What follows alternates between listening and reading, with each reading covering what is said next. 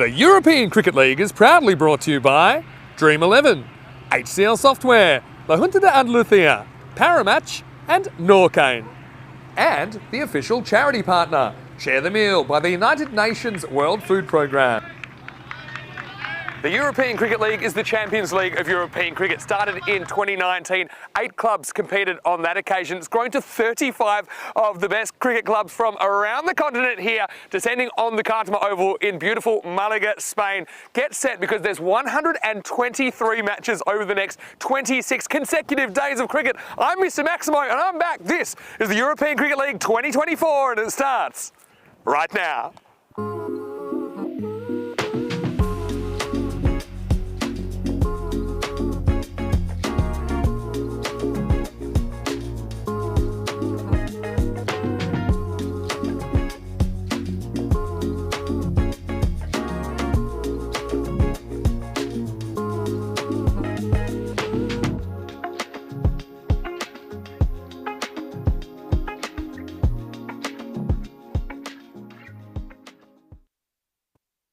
Buenos dias, good morning to you wherever you're watching from around the world and welcome to a huge day on the European cricket calendar. The ECL is back. This is the Champions League of European cricket. Champion clubs from all around the continent, all getting a cricket experience to remember here in Malaga, Spain. And at the end of this 4 weeks of action, there'll be only one European club champion. So how this works, there's 7 groups. Every group has 5 teams. They'll play over 3 days. Only the group winner will return for Championship Week in week 4, which starts on the 18th of March. That seems a long way away now, but right now we're not too far from the first game. Let's see what happens at the toss for Group A. Match 1, it's Gina Brescia, the Italian champions, taking on Skanderborg of Denmark. Ian Ramage has the big coin. He's got the 2 captains. Let's see what happens. Brescia, you're the home team, you will toss the coin. Skanderborg, you're the away team, you will call. There's the coin. European cricket. European cricket has been called. It's come to Andalusia, so you've won the toss. We will bowl first. Okay, toss won by Brescia. Who will bowl first? So it is Ruxa Ahmed of Gina Brescia that has won the toss and he's elected to bowl first, so he wants to chase. Let's see how that works out.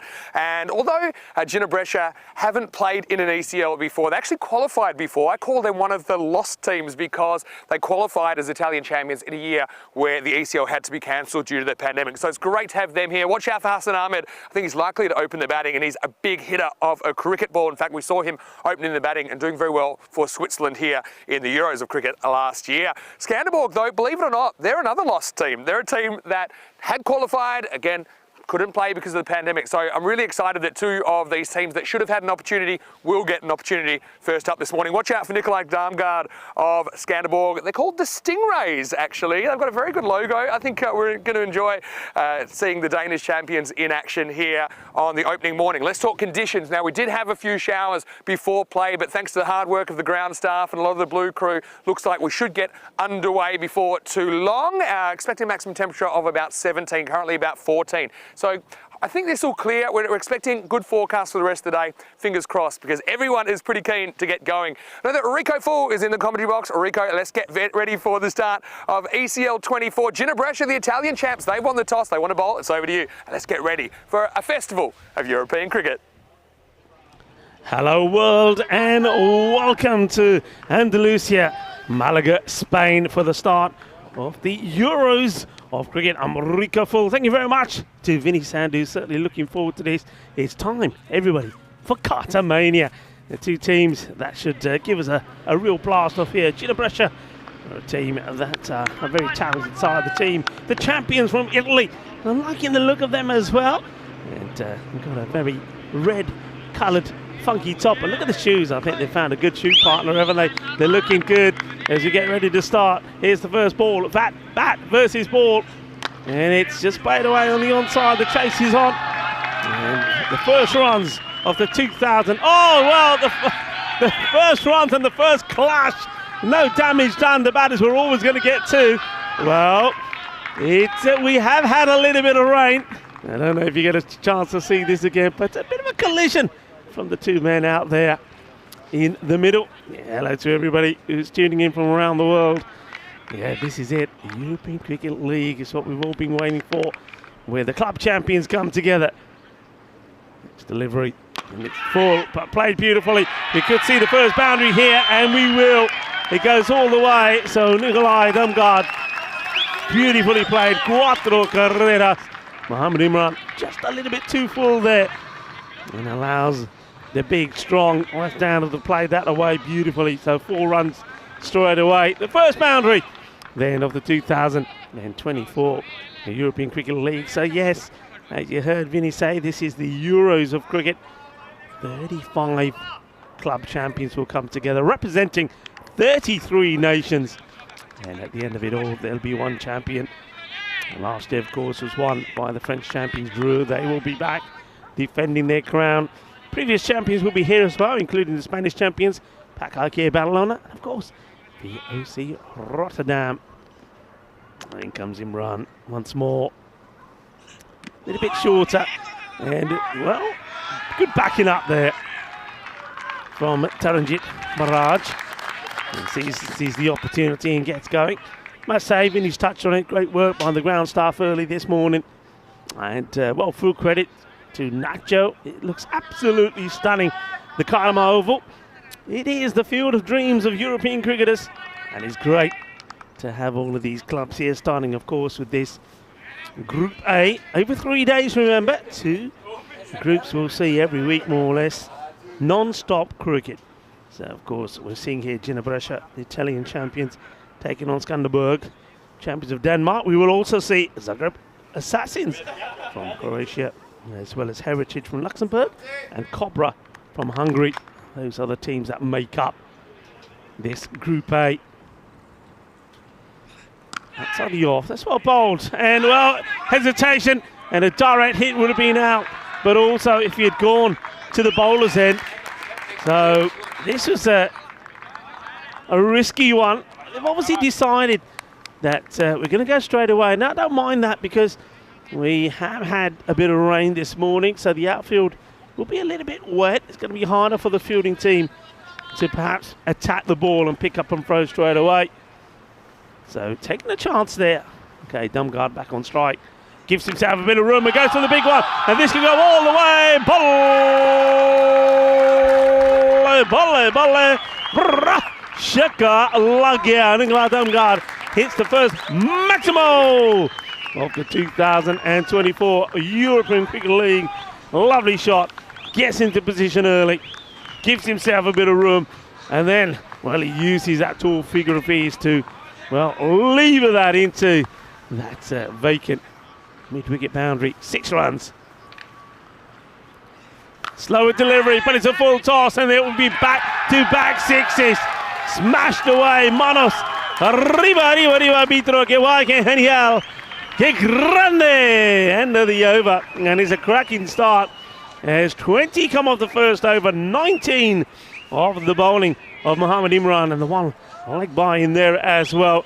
So it's a fantastic start for the Danes. And, remember, these two teams are the champions of where they are. Nikolai Damgard, obviously we've seen him play before for Farmers and scored a fantastic 81 against Beveridge. So we know he's more than capable. And also got other players like Sanjeev, who's also an international player. Gina Brescia, Ruta Ahmed, their captain, will be key. 53 wickets he's taken on the network. And Vinny's touched on somebody like Hassan Ahmed, who has played for Switzerland. He scored over 2,000 runs on the European Cricket Network. And then, well, also, you've got the likes of Bilal Khan as well. Now, this guy, well, if he gets his line right, he's quite amazing. I first saw him playing his cricket in Malta.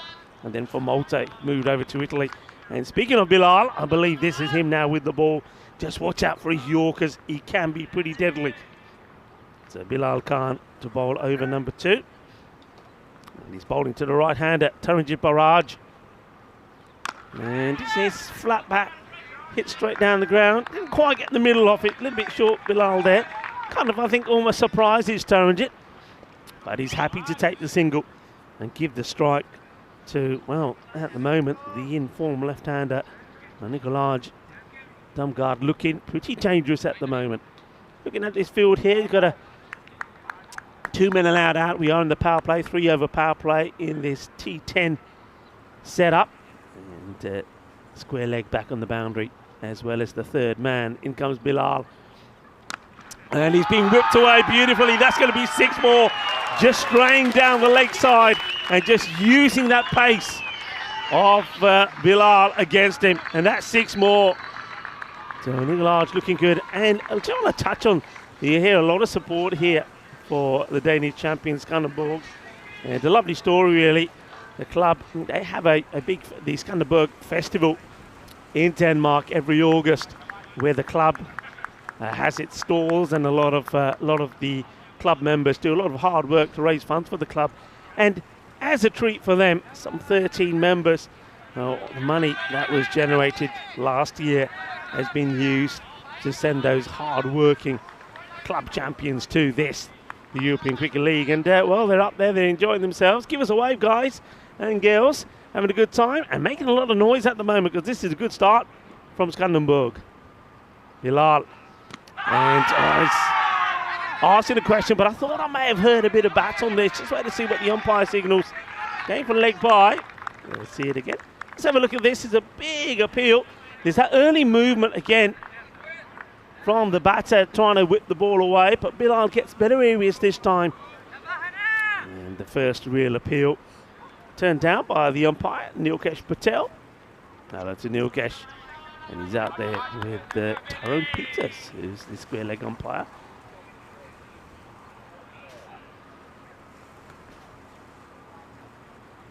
Now that's gone a long way. Que grande, eso es grandissimo. It's a monster of a shot. And that has gone a long way. Taranjit Barraj decides he wants to get in the action as well. And smashes his first boundary. And it's a 6, and it's a biggie. Using all of the pace of Bilal against him. And, gets that away nicely. I mean, if you don't know this ground, the Cartama Oval, one thing that over the years we've seen from it is that coming from the end, we're bowling from here. So we're starting from what I call lakeside. And the opposite side to it is from where we are at the moment, which is the hillside end. Lakeside end always gives you a little bit more bounce, I believe. It's something that the spinners do enjoy. So though Bilal and his opening bowler hasn't had too much joy here so far, I think maybe someone like Crooksar Ahmed might fancy himself a bowl on this one. Okay, changing the field. Square leg now will go back. They're sticking with third man back. Bilal will get this one in the right areas. And he does. Slightly slower delivery, well bowled. But once again, very good running. Been very impressed with the running of the two batters. They really are putting the pressure on the field. And that's something that they need to sort out pretty quickly here, Djinnabresha. It's a very good positive start. 14 off this over with a ball to go. The first over from Mohamed Imran. Went for 20 in total.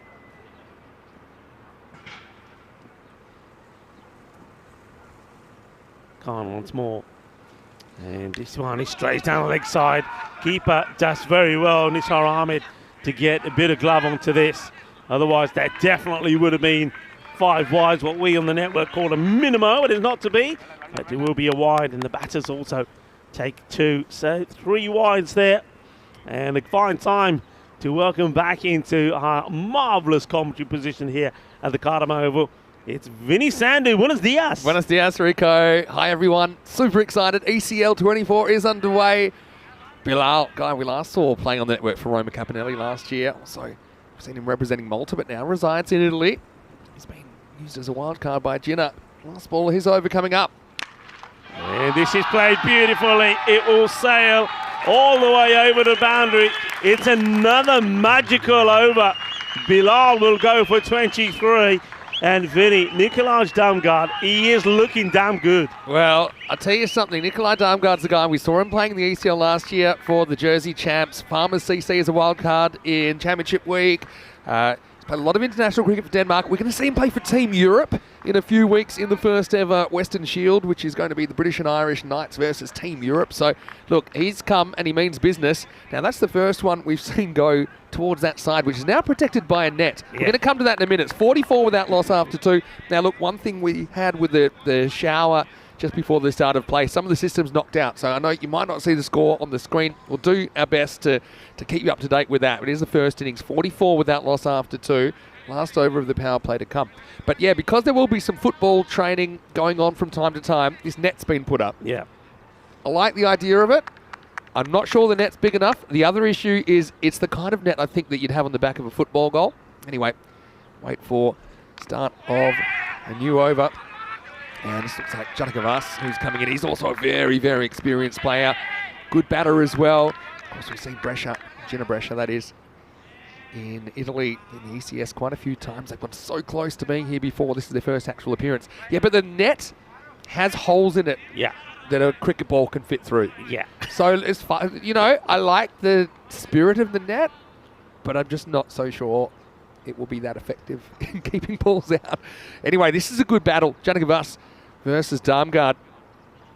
It's better area straight away, though, isn't it? That's the thing with Janakavas. He's a genuine swing bowler. Yeah. He really gets the ball to talk. I think with these conditions, a little bit of cloud cover around.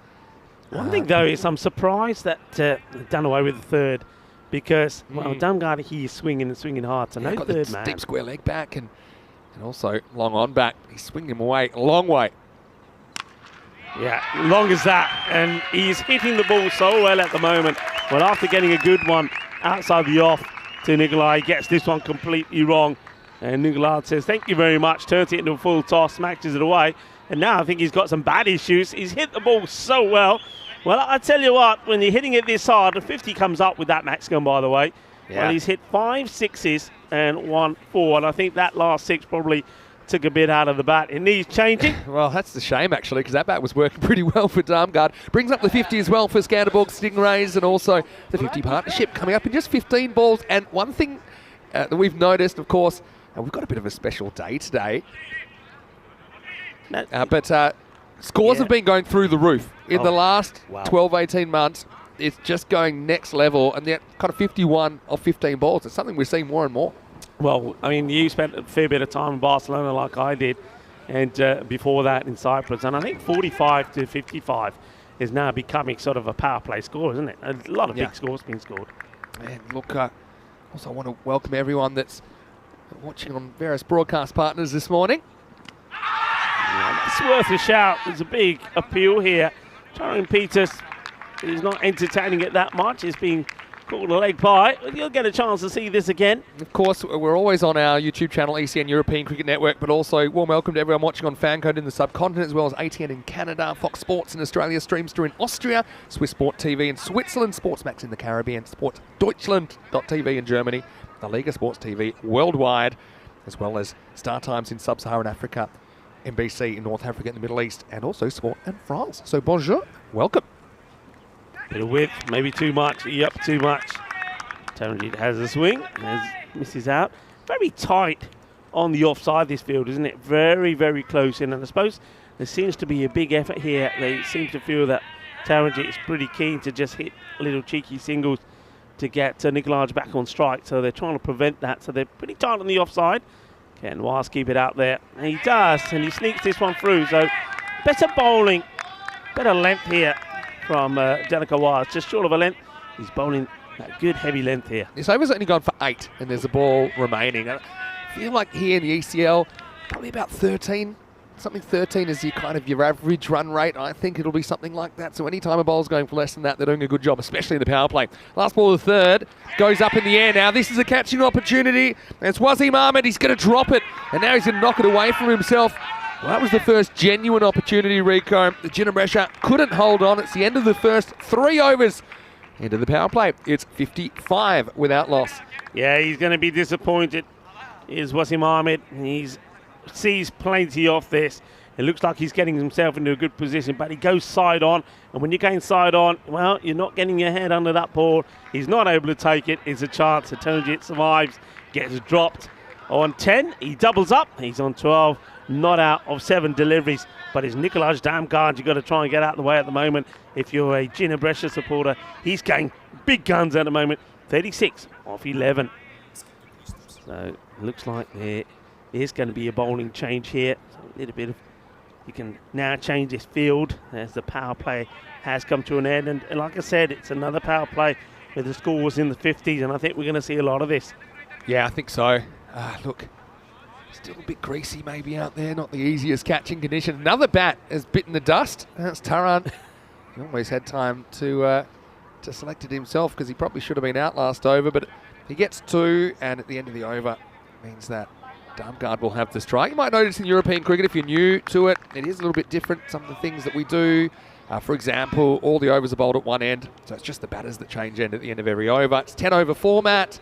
The boundaries here, partly out of necessity in Europe and European grounds, are a bit smaller than your regular cricket field, so it's 50-metre boundaries from the centre of the field. So if Darmgard was to hit one straight over the umpire's hat, it's about a 59-metre hit to the rope. And the other thing is, you might notice when we get the graphics up that there's a clock, and the bowling team and the batting team under strict instructions to keep the game moving. This will be a wide to start the over. Can't believe it here. One more time. Wasim Ahmed. Yeah, he's a bit disappointed, holds his head, but Wasim Ahmed, I suppose the captain says, well, you dropped a man, now let's see if you can get one out. So he gets given the ball, but he starts with a wide. Better areas though, you've got to be outside there. The only thing that worries me is that the protection out the offside, though they do now, as they can spread the field a little bit more, get 5 men out, they do have that 3rd man back now. It's a nice looking shot straight down the ground. Well, this is straight out of the textbook. They don't get any sweeter than this. So this is sweet out of the middle of that new bat. Sweeter than a bowler. Ratmalai, 6 runs. Well, he must have heard me. Nikolai Darmgard, I just said it's 59 to the rope. I have this one as about 62 as it bangs into the bottom of the fence. It's a classical swing of the bat. Here's the thing we've learned over the years, that it's not sloggers that prosper in this form of the game. Those that can really bat technically well and hit the ball correctly. Essentially, they're the ones that are more consistent no matter what the format. Down leg side. Don't think there's anything on this. Wait for the signal. Oh, it's a drop chance. Yeah. It's a little bit of glove on that. Well, I didn't pick it up live, but that's another missed opportunity. Nisar Ahmed down the leg side drops Darmgard. Yeah, I mean, that's a big moment. And not an easy one. You know that, Vinny, taking anything down the leg side. But I think Nisar Ahmed is the kind of keeper you'd expect him to take that. Darmgard dropped on 41. Moves to 42, 62 on the board. It wasn't easy, but one thing about the carry on this pitch, the keeper's a long way back, had a good look at that, got 2 hands to it. That's a moment we'll probably reflect on a few times. Both batters having a life now. Yeah, it's a big opportunity, yes. Wasim Ahmed now changes the field to the much shorter and right-handed Taranjit Barrage was dropped, remember, on 10, and he was dropped by the man doing the bowling, and now he wants to get a little bit funky here, and he tries to go, I think, for this scoop shot. He's eyeing up that vacant 3rd man area, but he gets this wrong. He doesn't really get under this. Hey Rico, I know that you're a fan of smashing records because we do it all the time. Yeah. Did you know that today we will reach a milestone, 5,000 matches on ECN? So this is match number 4998, and you look back and you can see there the result of the first match we ever did. It was VOC Rotterdam versus Dreux, and both those teams are in this tournament. So it's quite crazy that we'll reach that today. It's another edge, chasing the wide ball. I think this would have been a wide. And as soon as Taranjit gets an edge on this, nobody's going to stop this. It's too wide from Nisar, too wide, too high, goes all the way to the boundary. Cuatro más. Yeah, it's a bit of luck again. So 67 the score after 3.4. Again, apologies, we don't have the score on the screen at the moment. The brains trust, and there's quite a lot of good brains that are able to solve problems on the fly on our crew. They're working to get that back. But yeah, 67 the score. This opening partnership continues to climb. Fuller delivery, and it's well played. Should get the one. Don't look like they're thinking to get another, but this is where you've got to be bowling.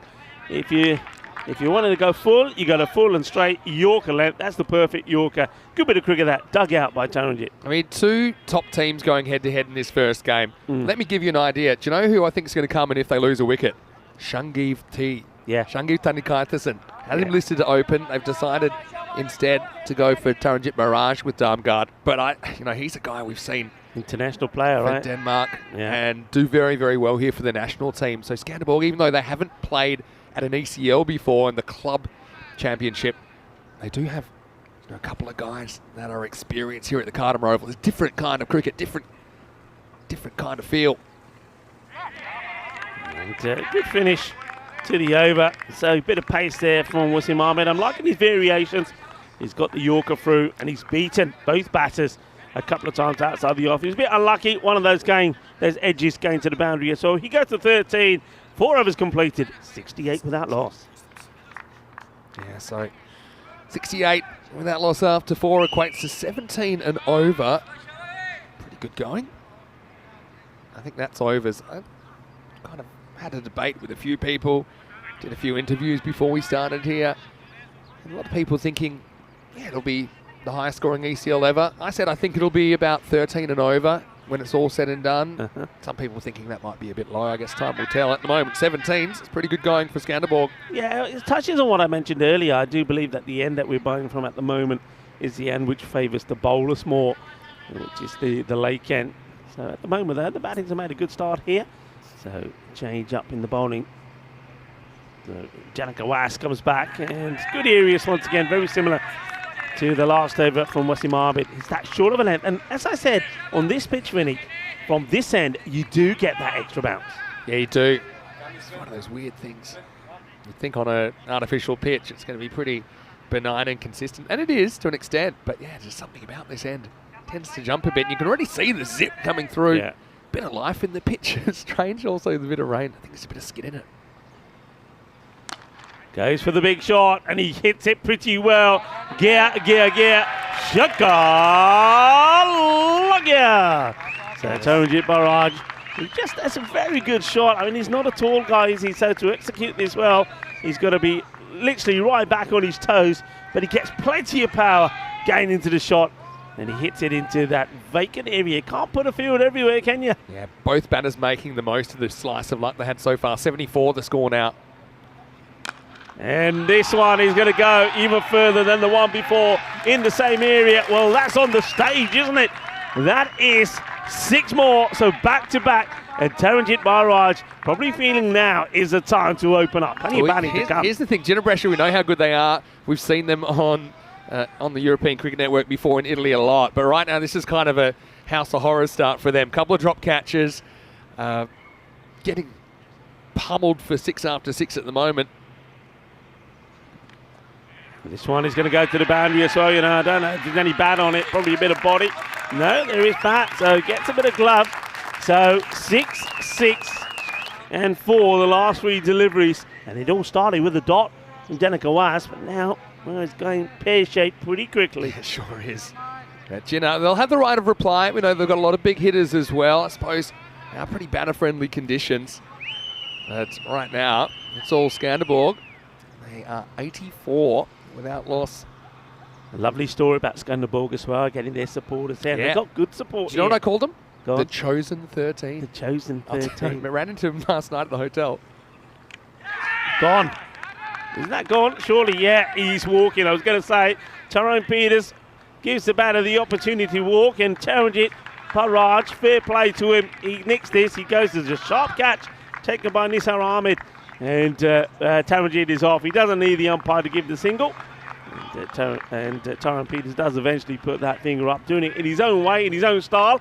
But it's a very good knock, and it's a great start, really. He's given his team a good start. Skanderborg 84 for 1 with the ball to go in this, the 5th over. Yeah, very good opening partnership. Very good start for the Stingrays, and Taranjit just taking things up a notch. This was a difficult ball to drive. It was on the up, thick edge through.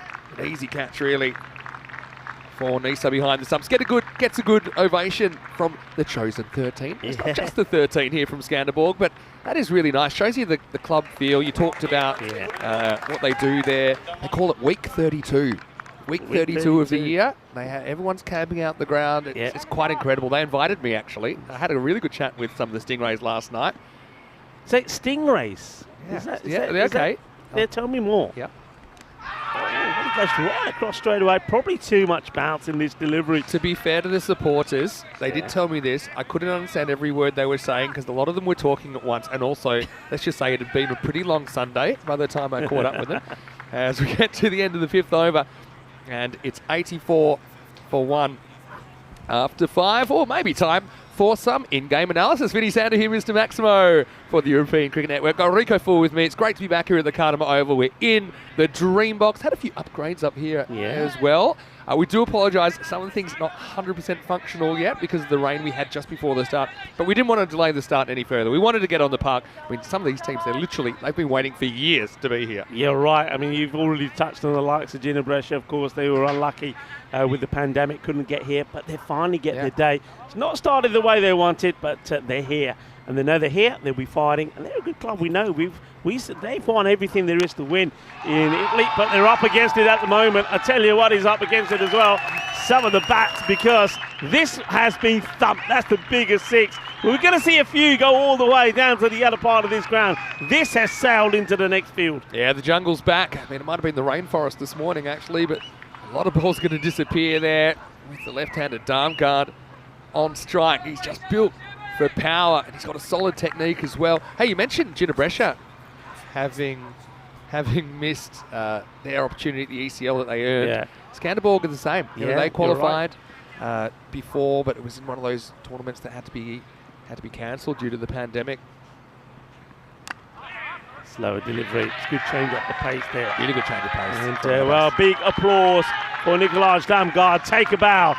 Raise the bat high in the air, because that is a 50 and is a well-worked and well-deserved 50 as well. It's been a fantastic knot. I mean, just look at that. 7 sixes and 1 for 50 of just 16 deliveries. And well, you can see why he's been selected for Team Europe with the form so far. 16 balls for the 50. Had a bit of luck when he got dropped down the leg side. Shangiv Tandikaithasan, though, he's only faced the one ball. This guy, he is class. Facing up now. So played this away, chases on from the fielders.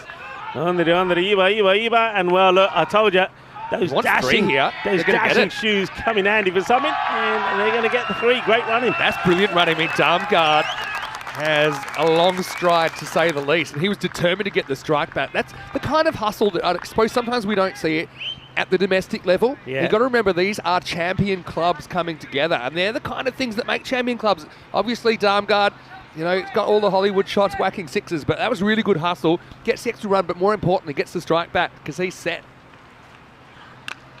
Fuller delivery. Should be just the one, and they might take the second on here as well. And they decide not to. It surprises me after running very well for a free. Maybe they've worn themselves out a little bit. Yeah, so the chosen 13, obviously putting some of the money aside to support the people that have supported the club, and I love that. So it came, the Stingrays thing, just going back to it comes from one of their Australian imports. I think it was like one of the juniors was called the Stingrays, and it just kind of stuck. And even their logo now, it's like a stingray. It's a really interesting one. That's 6 out there. Or did they? I don't think they did. I think the fine leg was running into the circle. Yeah. And I think that's just a little bit of the left-hand, right-hand combination, having to change the field over every time. Yeah, he's going back again now. Yeah, he didn't spot. He probably must have strike. miscounted, so he thought, well, hold on, I don't want to risk a no ball here. Of course, only 5 outfielders maximum are allowed. Short delivery, and misses out on this. He looks like, I think Sanjeev, he's like so excited to be there that at the moment he's got so much nervous energy. Just waiting to get hold of one, isn't he? Get hold of one, get himself set. Look, there's got to be some nervous energy around. This is probably one of the most anticipated matches of the year. Match 1 of a new European Cricket League. It only comes around once a year. It's like Christmas, but it lasts longer. And he whips this away, and he goes all the way as well. I like the way he plays his shot, and he admires his work as well. Plays the shot, and he says, come on, take a picture or 2 as well. I'm here. I've made it. I'm here to stay, and I've hit my first 6 as well. And that's a fine way to bring up the 100 as well. What a lovely shot this is. Yeah, and it's the end of the over, so it's 101 for 1 after 6. 6 over check-in time. And the way they're going about 17 and over. If they keep that rate up, then you're looking at 170s. That'll be a monster chase. And we have seen some big chases lately. In fact, we saw the biggest ever chase on this ground just 2 matches ago, I suppose, in Cartama Oval men's cricket, when the Netherlands 11 in the Euros of Cricket chase and 183 to secure a place in the final over the host Spain. It looks like the captain's saying, right, I have to take matters into my own hands, and the Rooks are armoured. He's going to bowl over number 8, over number 7, I should say. I think he has to really. I mean, Rookside, he's got to get 2 overs in. He's, as I mentioned before, taken 53 wickets on the European Cricket Network. He does find a way to get wickets, and he's not going to get one bowling that one. It's short, it's horrible, and it will go all the way. This guy, Nikolaj Damgard, has seen the ball so well. You can't be bowling that to him. He smashes another 6. Yeah, that's halfway up the trees, and it was just a push from Damgard. He's looking for higher honours here. Could he kind of double his score in the last 3 overs with hits like that? The answer is possibly. Rookie, tough first ball at the Cartama Oval for him. It almost feels like we're back in Barcelona, Vinny. Yeah, Barcelona bash, we call that. But this could be the Cartama smash. The rookie has the right of reply to Damgard. Go short, and he's going to get unlucky. 1 bounce, 4 runs, 4 carreras. Hay poquito de suerte ahí por Nicolás Damgard, pero vale. Hay suerte, hay 4 carreras más también. Yeah, it's interesting. He gets a bit stubborn and goes back to the short ball and probably draws a false shot out of Damgard. Remember, he did glove one down the leg side before, created the only opportunity that he's given so far, but also he didn't have the field back for that, had the fine leg up. Whether it will matter or not so sure. But let's see what his tactics are here. Rookie, again, leads the side proudly, has done for a number of years. Right now he's got his hands full with the big Dane. It's going to be a wide delivery. And he does move very early, doesn't he? Asking the question, Nisar, whether he just tried to outfox our umpires. And Tyrone Peters having none of it, says nah, wide ball. Missed that by a long way. Yeah, the great Dane, Damgard. He's like a dog with the bone at the moment. He knows how much it means to his teammates and to his club for them to get off to a running start. 112 for 1. It's a delivery. It's into the body of Damgard. It'll take the 1. Sanjeev T is ready to take the 2nd. Isn't He's it great told to stay see? there. Yeah, someone like Sanjeev T for his home club. We've seen him a fair bit with the Danish national team here. I just think it's such a great moment to celebrate. And look, Denmark, it's a tough comp. It's a very good infrastructure there in Denmark. They've got some turf pitches as well. They've got a lot of kind of Danish-born and bred players that get in the system. They're not that dissimilar to Netherlands in that way. Goes up in the air. Now this is a catching opportunity. And it's been put down. Oh, that's a bad drop. And he could be run out there. I think he might be gone here. He's out here. I think when I'm looking at this, I don't think he's short, and I think he knows it as well. Well, he gets dropped, he gets lucky, but I suppose fair play to the fielder. He may have dropped the catch, but he gets to throw him pretty sharply. And that is going to be the end of Sanjeev Thanakasarsan. He's going to be run out here.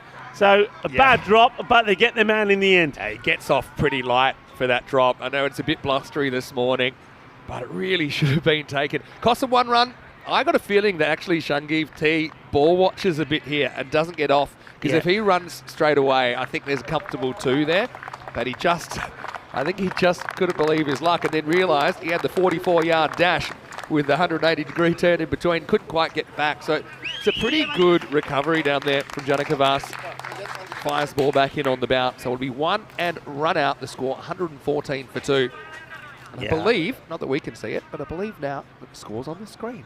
So that's a step in the right direction. Next step is probably for us to be able to see it. For all that planning, Vinny, all that planning. You can't plan for the weather. 5,000 matches, and we're talking like crazy amount of cricket. Oh, that's a powerful hit, and the fielder, we'll have to watch this again. I think he's okay here. It comes to him really quickly, Hamza Ishtak, and I think he manages to push the ball forward before his foot leaves the field of play. I think he's okay here. Yeah, I think he's fine, because it actually bounces off him, and lucky it does, because if it stayed in his hand, I think he's going over the rope. Yeah. But that's Hamza Ishtiaq down there. Looked like a clean stop to me. Right, here we go. Back to the action, and back to the 6. Wow. That is humongous. Humongous. That is a monster strike. That's one of the biggest 6s we've ever seen at this ground. I don't say that lightly, but it's wind assisted, and it wasn't even halfway to its destination when it left the trees. That is huge from Damgard Maximo to finish the over. 121 for 2, and that was massive. That was outrageous. He timed it to perfection, and you're right.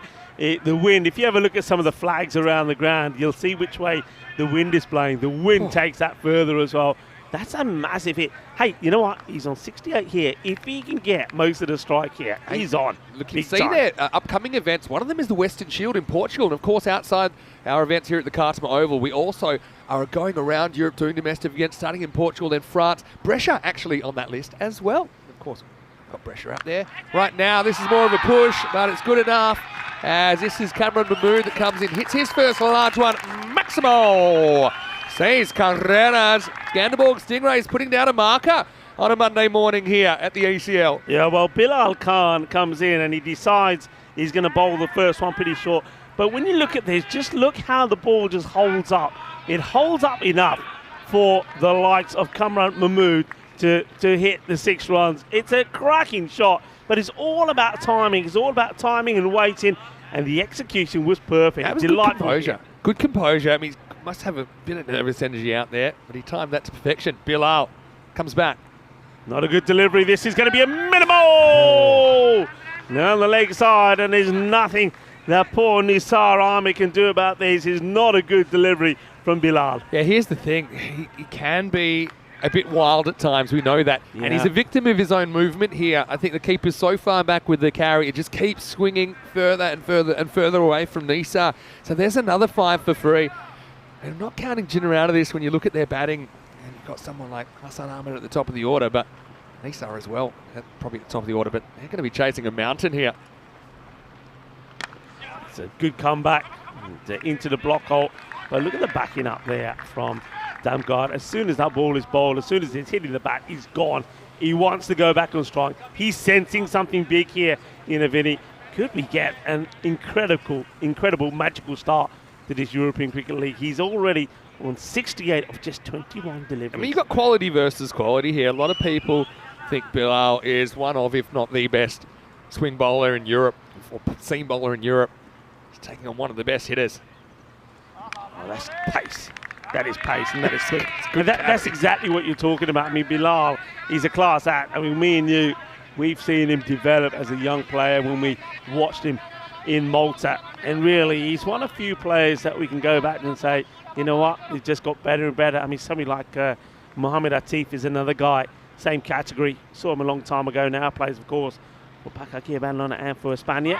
It's another good delivery. So after being smashed, and then after going wide and giving 5 away, he's come back with 2 deliveries. Still gone for 35 though, but he's got 2 balls here. Can he get the big wicket of Damgard? Yeah, it was still going up when it reached Nisar. Might have gone over the rope, you know. And 3 on the spin. Well, he's throwing himself at it now. Is Bilal. Well, Bilal Khan, he says, I'm giving everything I got into this one. 3 dots on the spin, and we're not used to seeing that in this contest. Yeah, it's a good little mini comeback. Hey, the sun's come out for the first time this morning, and I think Jinnah will hope it's a sign that things are turning around, because it's been a bit of a horror show, like I said, for them so far.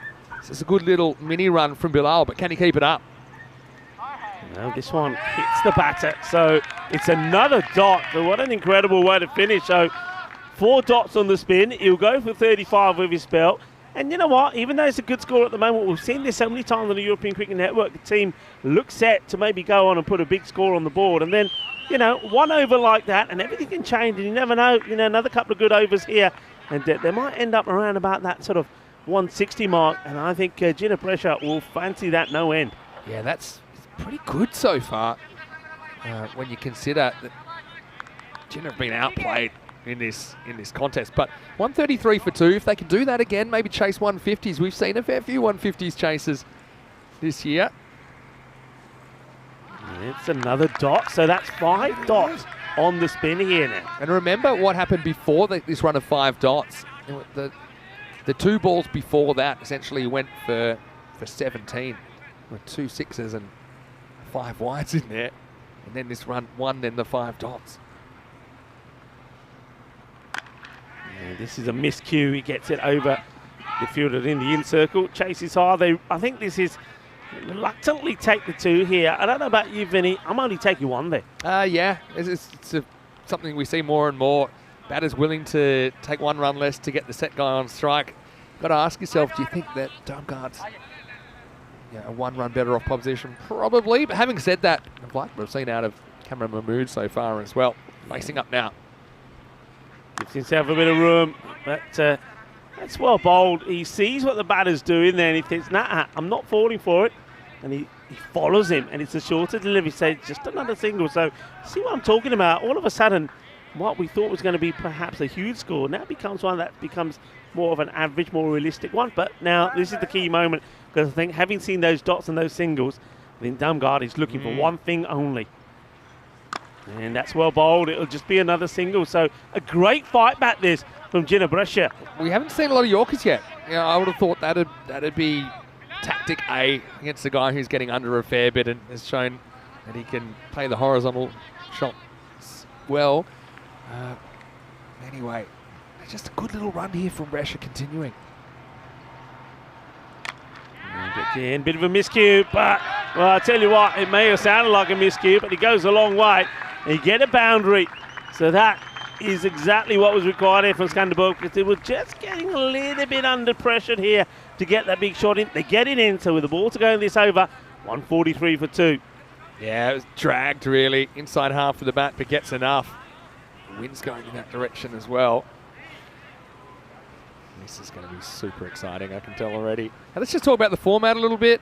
5 teams in each group. The groups are 3 days long, 2 essentially qualifying days and then a finals day.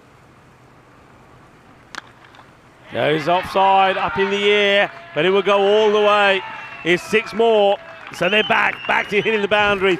And it's not Damgard this time, it is Cameron Mahmood who, well, says, yeah, I will come back on strike and I will hit 2 sixes. So 149 for 2 with an over to go, Vinny. That's a pretty remarkable shot. He goes the old fake footwork. He walks the old do-si-do, heel and toe, one side, the other side, but then stands still and just smashes it and gets 6. So Damgard, 69 now, faces up, over to go.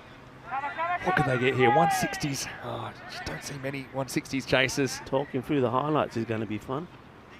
It's, yeah, let's see how we go with Damgard ready to start. Over number 10. Hit hard, and that's not going to be stopped, is it? No. 1 bounce, 4 runs, powerful shot. Brings up the 150.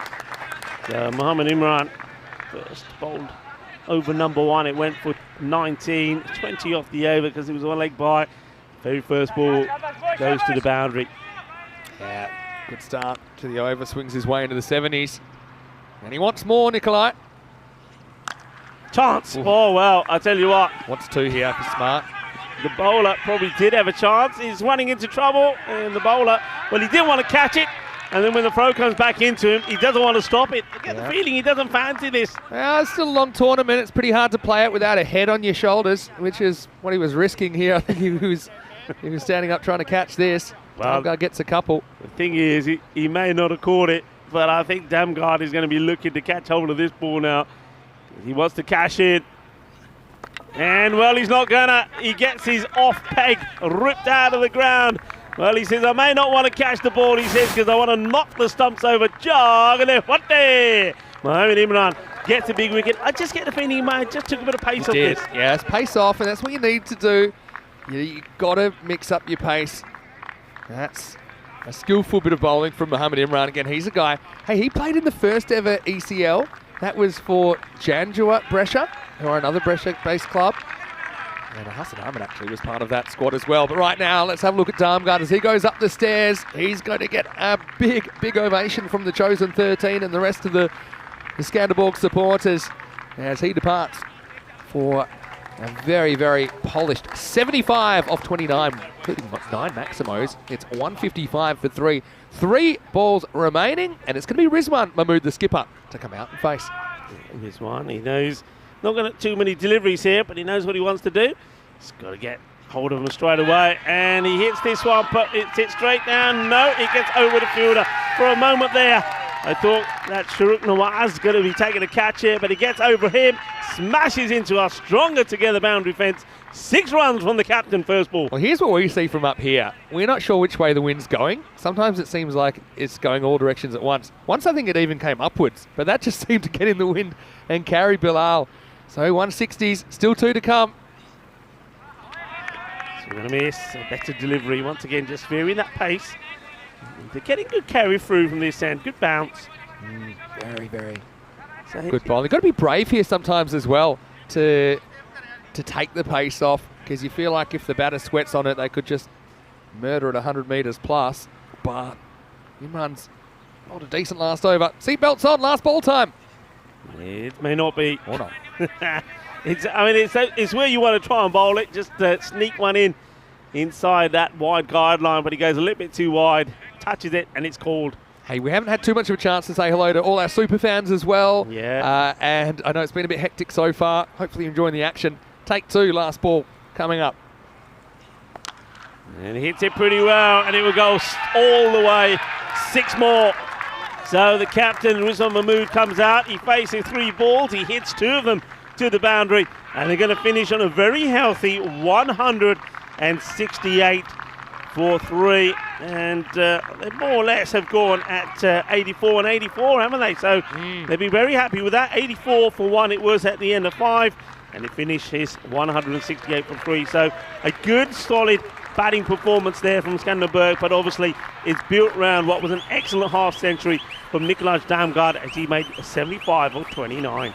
Yeah, look, it was set up by that fantastic opening partnership, wasn't it, between Damgaard and Barrage. And yeah, well, look, in the end, it's achievable, but it's going to be an uphill climb as we'll head into the second innings. Gives us a chance to have a look at some of the highlights of the first innings. And it's always exciting. It's a red letter day on the calendar when we get to ECL time, the original tournament, bigger and better than ever. And Jinnah Brescia, they asked Skanderborg to bat first, and Skanderborg said, yes, please. They started launching balls early. Damgaard was in fine form. Yeah, look, you know, when you're a player and you're playing at this level, one dream you have is to get to the big stage and perform well.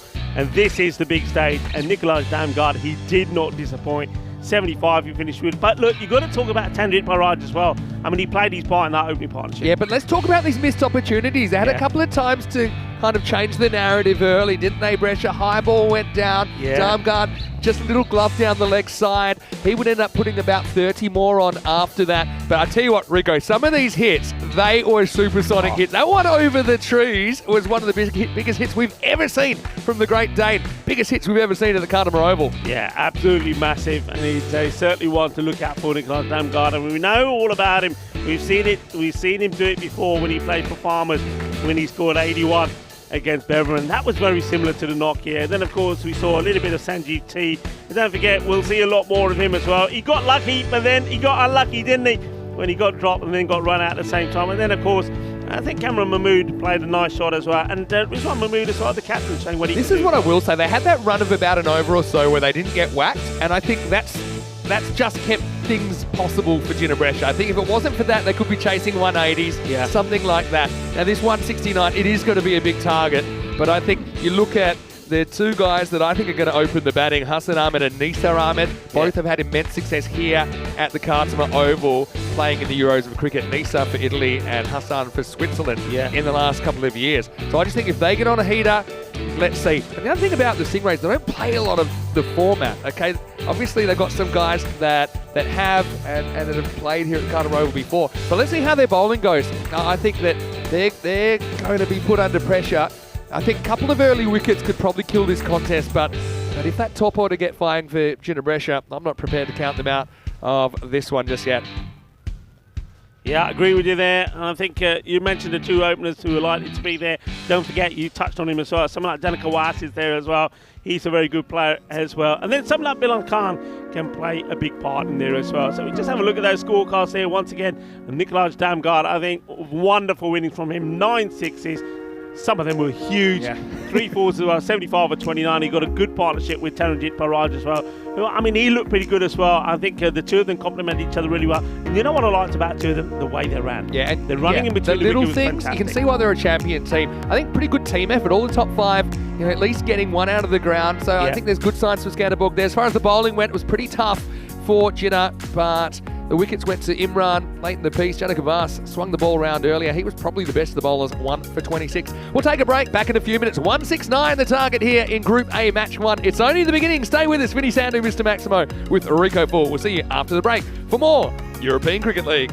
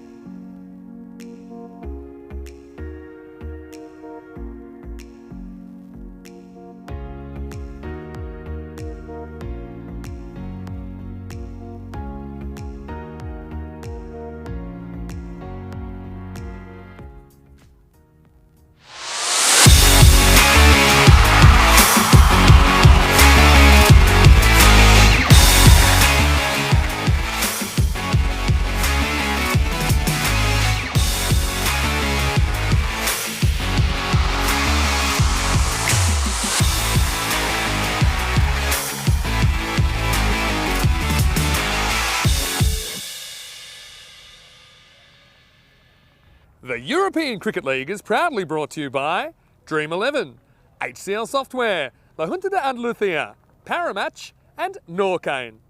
And the official charity partner, Share the Meal by the United Nations World Food Programme.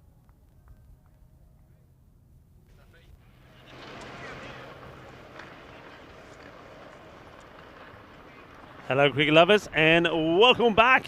As the umpires, Nilkesh Patel and Tyrone Peters lead the teams back out. And it's Skanderberg that are in a good position here after a solid batting performance.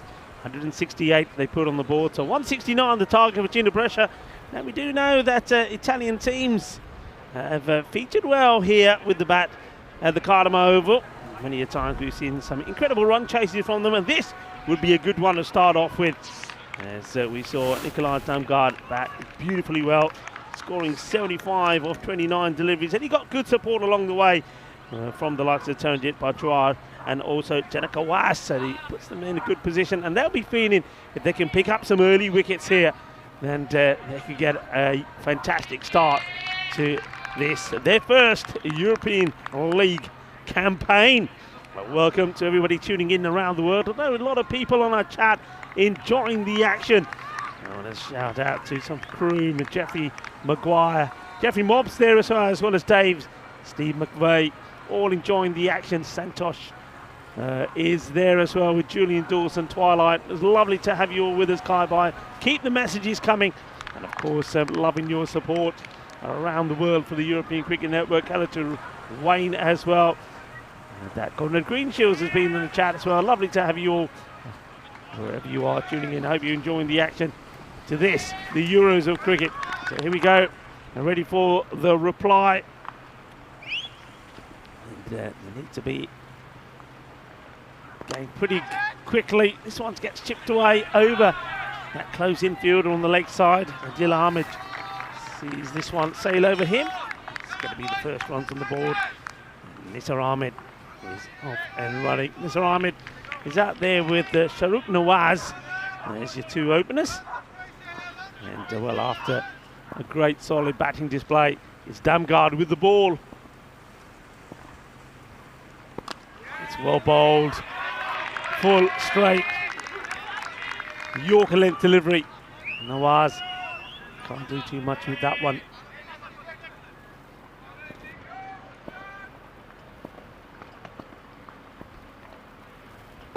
That's one. This again. Stopped. Damgard gets his foot on this. So a couple of dot balls, and dot balls hurt you, especially when you need to be going around about 17 and over.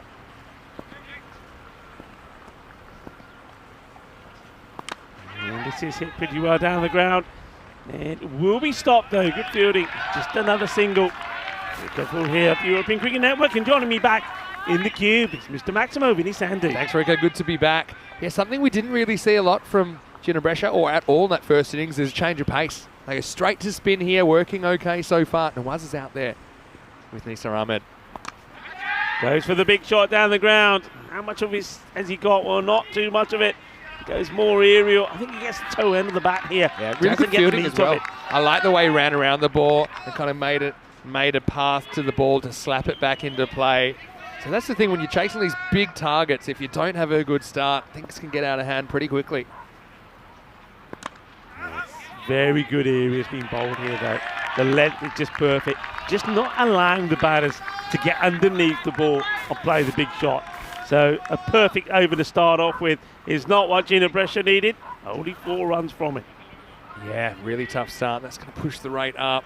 Probably up into the 18s or something like that already. So well done to Damgard. Shows he's got more than one string to his bow.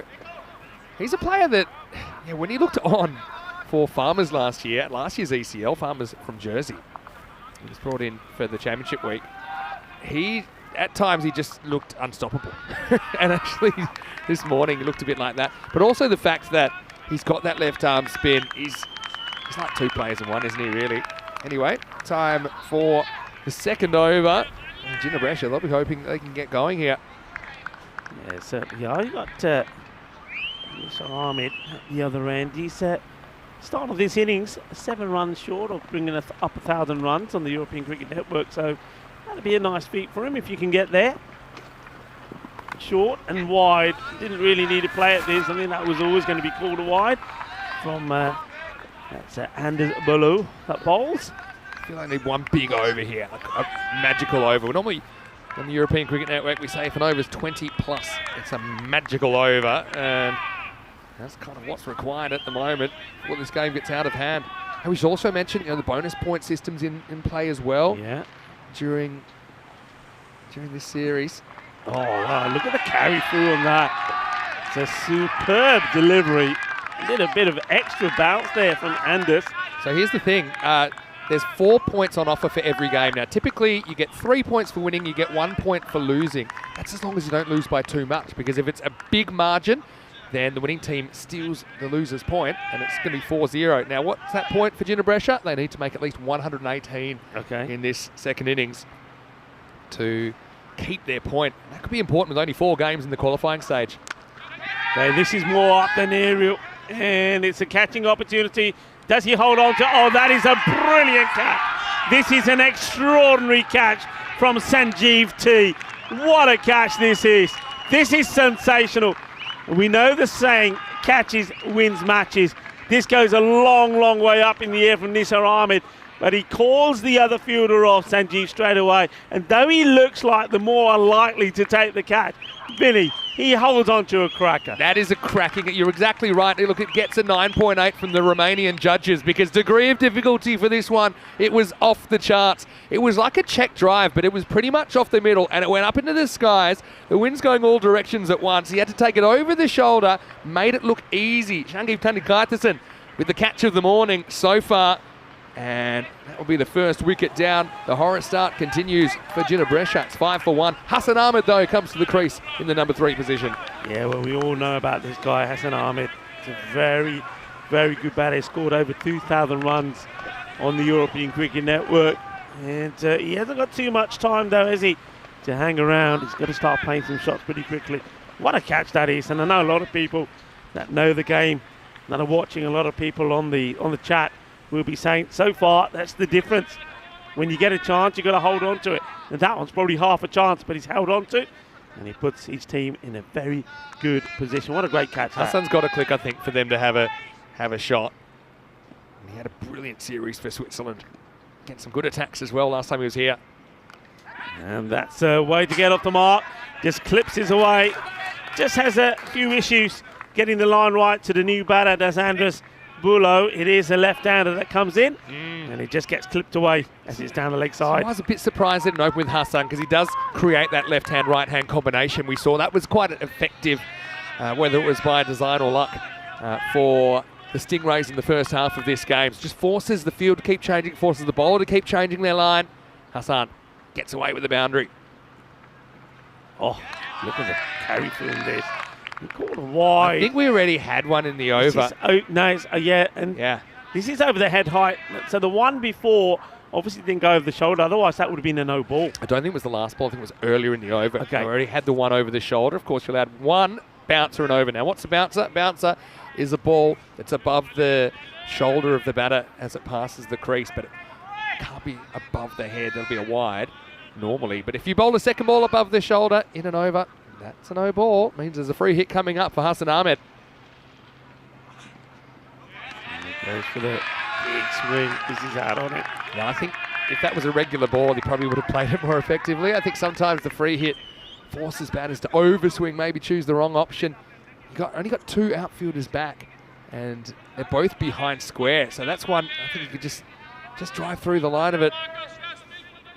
Scander ball. Let me tell you, from speaking to their supporters last night, they don't want to just make it the one trip here to Malaga. They want to come back. They're playing pretty well at the moment. Well, doesn't have too much of an idea where this is, so it's another pretty feisty short delivery. It strikes the batter. So the over only goes just for the 6, so 10 off 2 overs, and this time Skanderberg already had 44 on the board. Yeah, chalk and cheese starts. You see 5 teams here. We'll also have Heritage CC from Luxembourg, the Cobras from Hungary, and also the Zagreb Assassins from Croatia. Now, 5 teams there, 4 will survive to day 3 of the group, which is Wednesday. The 5th team drops out at the end of day 2. But the top 2 get a double chance on finals day. We know how important that can be. A lot of people had this as their top 2, but I think there's 3 other teams desperate to work their way in. That's played quite nicely. He's in the gap, and that'll be 4 runs. So it's a boundary for Nawaz, and he needed that. So finally, Nawaz finds the middle of his bat. It's a nice looking shot. Doesn't try and hit it too hard. It's all about the timing and the placement. The 4 runs, cuatro carreras. Yeah, nice shot. Just timed. Just badly need the maximo, don't they? We haven't had one in this innings so far. Strays down the leg side. So better length from the bowler, Aftab Ahmed. The line lets himself down. It goes down the leg side. So have to be bowled again. Tunjit's good keeper as well. He's got good fundamentals. Skanderborg, they've got 2 senior teams that play typically. Well-supported club. Probably 2 to 3 hours out of the capital, Copenhagen. He wants the wide here. Nawaz. Steps away a bit though, doesn't he? The thing is, wides are pretty strictly administered here on ECN. So when the ball passes the popping crease, the whole ball has to be inside that blue tram line. So if the ball's touching that line even a little bit, generally it'll be called a wide. Bowler gets the call on that one. Okay, up in the air. Has he got enough of this? The fielder, and it's another amazing effort. Really is. I thought we were going to see 2 spectacular catches. That's Cameron Mahmood. He gets hands to it. It looks like he does all the hard work. Yeah. This time it doesn't stick. Almost lightning striking twice. I mean, those 2 high balls that have gone up and those over-the-shoulder efforts, they're probably about a 1 in 10 shot. The fact that Shungi T's stuck, I think they've outperformed themselves in the field so far. Similar sort of shot. They got him a boundary last time. They look so easy on TV, don't they, those high catches? But if you saw the wind today swirling around, and also just the height that some of these balls are going. I mean, these are proper connections that batters are getting. You know, just a little slice of luck for Ginebrecha. Let's see if they can turn it into something more.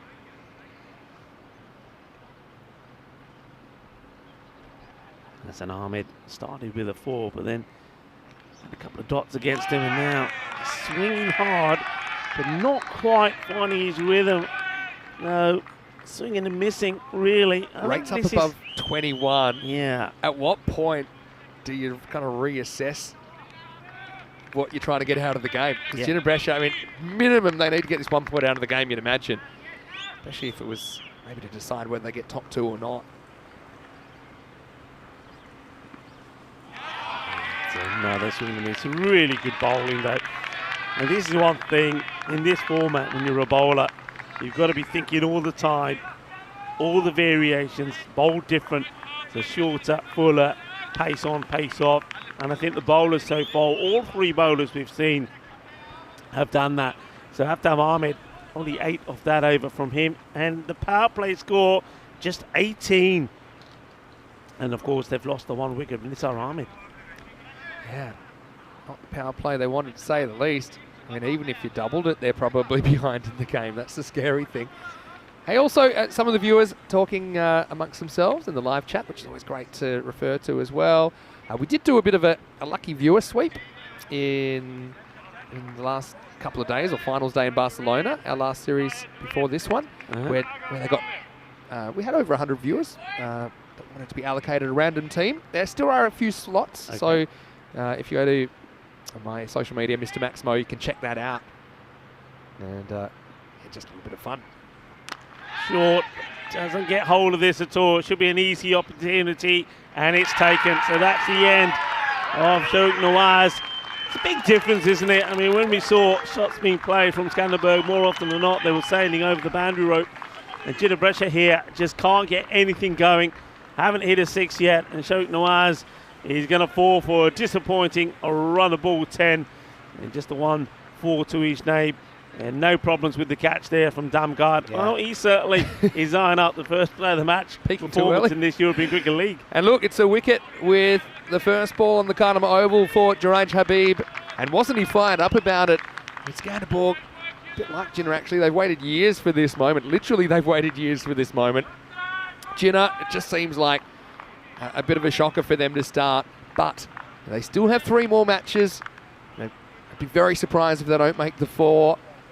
And we have seen sometimes teams like Hornchurch, for example, last year, who ended up making it all the way to the top 2, the English champs. They had a very slow start as well. So there is precedent to come back from a bit of a rough start. Jinnah will probably just need to draw a line under this one. First thing though, can they get at least a point out of this game? Well, maybe not. Could be 2-2 here, you know.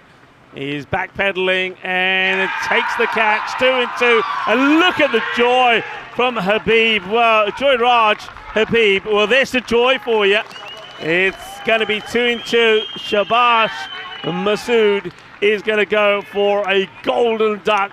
So he's going to be the first man to get a duck in this 2024 European Cricket League, and that of course means he's going to get one of these. Yeah. Well, if you haven't met Derek the Duck, you're probably about to. That's a good catch by Hyatt. It's actually a very important fielding position, that one, the third, whether it's in the circle or whether it's back on the rope. Very good catch in these conditions. Again, looked a lot easier than it was. And how about this, Habib? 2 balls, 2 wickets. He is on a hat trick. And last year, we actually had more than 50 hat tricks in the year. Yeah. Already quite a few this year. Who's going to get our first ECL hat trick? Remember back in 2022 when we were here at Cartama Oval for ECL cricket for the first time. It's a bit of a drought. But anyway, it's hat trick ball here for Habib. Oh, well. That's the clock there. New batter is Mohammad Rizwan for Jinnah Brescia. Didn't feel quite ready. Hat trick ball. Yeah, bit of pressure on him, and a bit of pressure on Rizwan, the batter, as well. Still got to go for it, doesn't he? A genuine lead. Well, what a good take from the keeper as far as Taranjit Barraj. He's solid. Well, not everyone. Most people know that was my position, wicket keeper, and I'm very passionate about wicket keeping, and I love it when I see a good one. Barraj is a good one. He's better than good.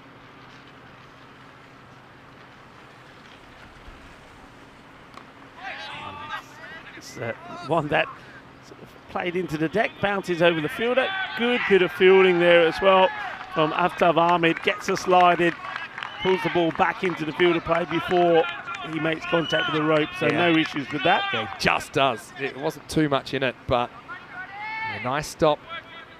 It was one that chopped into the pitch and went all the way over. That fielder, Omar Hyatt. Good chase, though. Just asking the question. This is the keeper, Taranjit. We see some very good keepers in ECL cricket as well. Jason Martin for Griffins. A couple of years ago, the Guernsey qualifiers. He was a gun. Talon's a gun as well.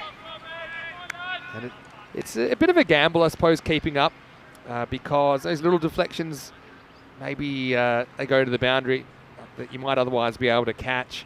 Occasionally there's balls that are very difficult to gather if it's sprayed down the leg side, but they can make the batter a bit claustrophobic, also keeps them in their crease a bit more.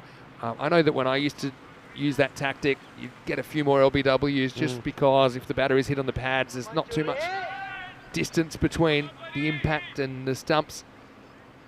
Anyway, very sharp work from Barraj. What an over. And this one could be the first 6 of the innings. It will be. So he gets plenty of power into it. So Mohammad Rizwan gets 6, but still it is a fantastic first over from Habib. He's picked up 2 wickets. And in the end, only goes for 8 runs. And the score at the end of 4, 20 for 3. 26 if you want to add those 6 on. But yeah, Habib 2 for 8. Brilliant over. And it looks like we're going to get Christian Peck now to bowl over number 5. Yeah, so the battle of the 2 lost teams, that's what I was calling this, because they unfortunately were lost to us when they qualified, but we lost those 2 years of ECL cricket because of the pandemic. Jinnah Brescia then had the opportunity the next year to qualify. They decided in Italy to have the 2020 champions, that was Jinnah Brescia, and the 2021 champions, Brescia CC, different club, to play a one-off game. They thought, well, let's give both of the last 2 years champions a chance. And Ginebresh, I'm telling you, they won almost every game in that whole season. I think you were doing that game, weren't you? I was indeed. The Super Cup final in Italy in 2021. And that's why we didn't see Ginebresh in 2022. But here they are, 2 years later. Peck to come on with his leggies. It starts with down the leg side. Gets a good bit of spin there, but just direction a bit wrong. He's So going to wide be ball to start. just the word on him is he's going to be a handful. Yeah. He's going to be something a bit different. Not great conditions probably for spin bowlers this morning. Just with the ball, perhaps it's still a bit greasy from the rain we had earlier. But, let's see where it goes. So that's a good hit. There's going to be 6 runs over the point area. So a little bit too short again here is Peck. And Mohamed Rizwan, he's one man from Ginebresh who does seem to have found his little bit of form and timing. That's a good hit, 6 more. Yeah, very good hit. But also, Peck doesn't get it right, does he? It's too short, it's too wide. I suppose there's a risk spin here, trying to draw the batter forward into an error. But you don't want to be too full. But I think he does get some good revs on it. Like I said, just needs to find his feet here. Not a lot of pressure on him at this stage because Ginebresh are a long way behind in the game. Maybe almost 4 a ball. Like I said, I think for Ginebresh now, I'm still trying to bat, almost like I'm trying to bat first and put that kind of 120 plus on the board that would at least guarantee them a point. I think 118 is the minimum they need to keep their point. The bonus point is something that was brought in for the ECCW, the Euros of Women's Cricket in December. And what it's done is just reduced the net run rate as a factor. Still is a factor if teams are tied on points, but giving a team a point for losing by a smaller margin, it's just created a new dimension to the competition. It's worked pretty well so far. In a sense, you're rewarding teams that were competitive more. Give them something tangible to take away out of that game. It's Peck with a comeback ball. Another wide, so just taking a bit of time to get into his rhythm. Better length, but just didn't quite have the line there. He's not wanting to get too close to the right-hander. Here's one. And this is also played away nicely. It's a good timer of the ball, isn't it? And he knows exactly what he's trying to do here. Gets himself in a good position, gets it over the fielder that's inside that 30-yard circle. So it's going to be 4 more. See over that they needed, get some bit of confidence going. It gets them, at least like you say, when it gets them closer to at least getting to and past that 118 mark to get something out of this contest. And this is a fielder out there. It should be caught, and he gets it all wrong. Gets his all wrong. And I think that might be Sanjeev, the man who's taken a fantastic, unbelievable catch. And one that is more straightforward. He gets it all wrong. That's the wind. It was just on him. I could tell straight away. Took 2 steps in, didn't need to. It was always blowing towards him. In fact, he almost wears it. It's not a bad result that he keeps his faculties. That'll be 4. But unlucky for Peck, who created that opportunity. I think he's got the fielder out there, so that's why he's kind of hitching his wagon to getting wide outside the off stump. It's not really attacking the stumps as we talked about earlier in the over. Anyway, let's see if this one can turn into something more. And this one is going to be 4 more. It's a good shot, nicely played, a bit of power behind this from Rizwan. So having been dropped, he gets another boundary here. Hey, how are you doing on juice? Because I'm running low. Yeah, well, we seems like everyone's fine except us. We don't have any power up here. So we're just calling as we see it. We've got one thing that works, and it runs on backup battery, and it's the headsets. So it's kind of a bit old school, isn't it? Here's the last ball of the 5th. That looked like the toppy. Wow. But it's going to end up on top of the roof, I think. Well, over the roof. Over. That's a good hit. Maximo to finish the 5th over, and it brings up the 50 for Ginebresh. The score is 53 for 3. Let's welcome you into the Dream Box. Vinny Sandu here, Mr. Maximo for ECN with Rico Full. If you're just joining us, welcome. This is the European Cricket League, the Champions League of European cricket, and it's bigger and better than ever. We started with 8 teams back in 2019. 35 teams will do battle from 33 nations over the next 4 weeks, Rico. What a journey, what a journey. And of course, every time we're here, it gets bigger, it gets better. And of course, we're going to be notching up 5,000 matches. That's right. That's crazy. And that match will be the Ginebresh versus Zagreb Assassins match. It's the middle match of the day. So each day we have 5 10-over matches. that's the way it works in days 1 and day 2 of the group. We have 4 finals matches on day 3. And, of course, only the group final winner gets to come back for week 4. Yeah, it's going to be everything to play for. And that's why I think, you know, when you play your first match, if you get a win and a good win, I mean, that sets you up pretty good. It's well, this is pretty good as well. Well, let's see how this net handles this one. Well, I don't know if it goes over it or straight through it. One or the other. So that's the other thing. 6 runs. We've got the net to protect any footballers that might be training over the other side of the net, but one of the issues with the net is a cricket ball can fit through it. So it's a bit like the old, we would call it the old fly wire submarine conundrum. Well, hay suerte. Hay suerte. Well, 6 and 4. I'll tell you what, we have this saying on the European Cricket Network, 6 and 4, hungry for more. And that's exactly what Hassan Ahmed and Jinnah Brescia are. They're hungry for more runs and quick runs. I mean, this match, they're needing to go at 22 and over, so magical every single over. You have a chance. Whether they can or not, we'll have to wait and see. Speaking of hungry for more, they were starving at the end of the power play. Might have had a pad blowout here. Just trying to work out what's happened. Or it might be, is it Taranjit who he might have hurt himself here, the keeper. He's all the way at the edge of the circle. I didn't spot what happened at the time, but that's a ball that he's, because it's an edge, he's probably maybe dived for it. He might have pulled something. Do we know what's happened here? Or if it's the keeper that's on the replay. Yeah. Yeah, it's either an equipment fail or it's a little minor injury that he's picked up. He's walking back to his position. He seems okay to continue. Yeah, had a bit of an issue there. He dived in and tried to stop. I wonder but if it wasn't. He never got near it, so it wasn't like he got a finger on it or anything like that. Now, hopefully he's all right because he's had a very strong start behind the stumps. Habib coming back into the attack. Started, of course, with a couple of wickets. Goes up for the stumps now. So Habib, 2 wickets. Took him in his first 2 balls. This is Hassan Ahmed trying to get something going. It's going to be another wide. That is such a difficult take. It's swung. It's gone late. I know he doesn't glove it cleanly, but he's at least able to stop that going for 4. And literally saved him 4 runs. Yeah. That's a risk, though, I suppose, isn't it?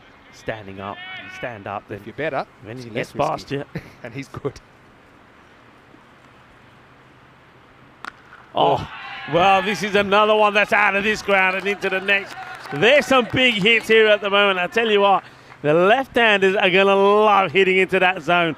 That is another massive one. That's brutal. That's huge. I'm going to say something in Spanish. You know, I've been working on it. But, ¿dónde están los perros? There used to be some dogs over that side, and I think they've been moved for their own safety. Yeah. And, they used to be barking all the time. I haven't heard a peep out of that side of the ground. I think they've learnt their lesson. Let's not stay that part of the ground. Let's get out of here. Safely locked up, I hope. What a shot. That has been drilled straight and hard. Well, you count how many seconds this takes to go from the bat to the boundary. It is absolutely mullered. So a little bit too short again here, Habib. And Habib, well, he's getting the treatment at the moment. I have this concept called point of no return, which is how high can that run rate required get before you go past a point it's not coming back. It used to be 18. I've got it up to about 22 now in ECN cricket, and it's at 22 right now. With someone like Hassan there, if he was about absolutely out of his skin, maybe they could still pull off the win. Wide ball called. This ends up being a good leave there by Hassan Ahmed. And Hassan Ahmed, he came out, he was swinging while not really making any contact with too much. And his strike rate wasn't looking so good.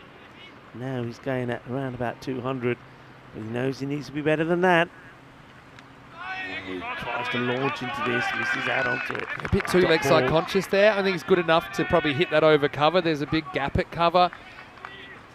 There is a time to premeditate. There's always a debate about when is the right moment. But I think Hassan probably needs to play the ball bowled at him rather than the ball that he wishes was bowled at him a couple of times. And that one's going to go pretty quickly off the bat. Not quite where he wanted it to go, but he still gets him 4 runs. ends up being a pretty useful over. And important and magical overs is what they need. That one, Vinny, goes for 26. Yeah, well, I mean, that's the thing.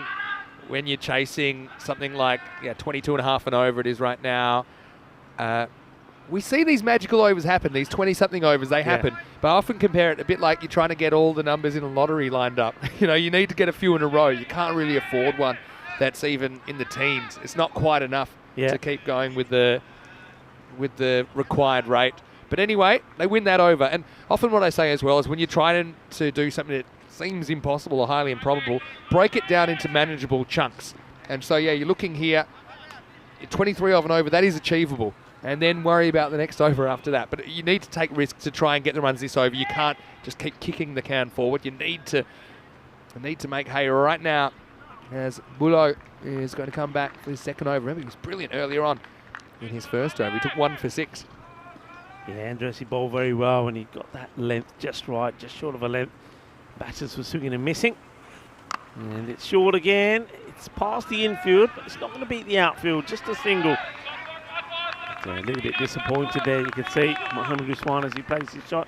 Sort of played it almost half-heartedly. It's almost like he thought, do I play at this or not? In the end, he does.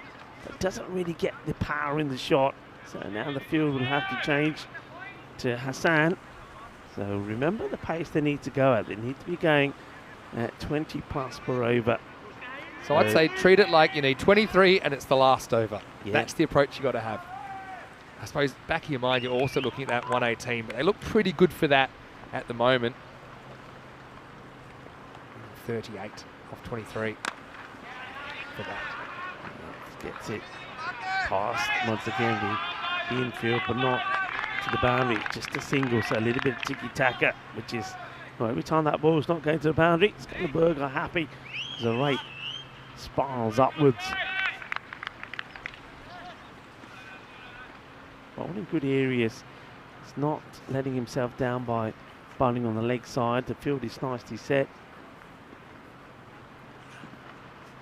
It's again well bowled and really good carry through there. He's strong, isn't he? Yeah. Anders.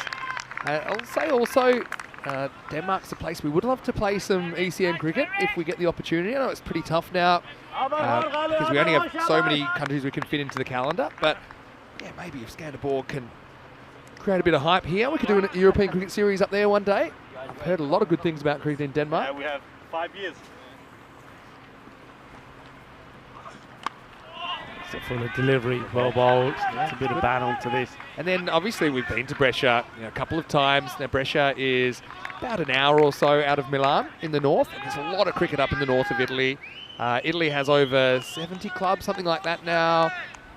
Last time I was in Brescia. We didn't get to go last year, but the year before it was hot. It was July. Yeah. And Lake Garda, it has to be one of the most beautiful places I've been. Swimming in there, it was perfect time of year. After a long hot day in the sun. Swings hard, but straight into the hands of the fielder. The third man is placed in the right position, and Habib takes the catch. And he's the young man that likes to celebrate. So that's the end of Hassan Ahmed. He'll go for 25 or 14. Yeah, I'm reassessing my goalpost now, just making sure I get the 1 point if I'm Jinnah. But how about Habib? He's having an absolute heater. And this is what the European Cricket League is all about. You think about how far this Skanderborg Stingray side have come to be here, and they're making the most of their time out in the middle. They're enjoying these moments. Hassan swings away. I think this is a very important position to have the third back. In most circumstances, I would, because it is a place you can catch good batters that play one false stroke. He's not in control of that edge. Almost misjudges that Habib. He runs in, but he takes almost the old Australian rule style. Takes an overhead mark, and Hassan has to go for 25 off 14, 82 for 4. So 19 balls remaining in this one, and they need 36 for a point. Yeah. That's what I'm looking at now. Janika Vass, though, he likes to smack the ball. Might have to. Comes out to bat at number 6.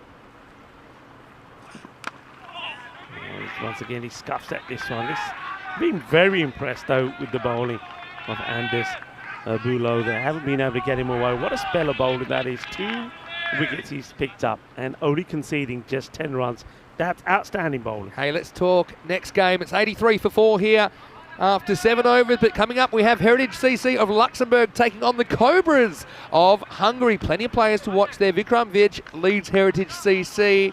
And a fair few names that we know on that list. How about Tony Whiteman? How old is he now? 55, I'm going to guess. But he's certainly a character. You'll see some of him maybe in the middle order. Tim Barker's a pretty important player in there. And look, for the Cobras, well, they've got some quality in there as well. They're led by Sheikh Razik, Mr. Slick, as we like to call him.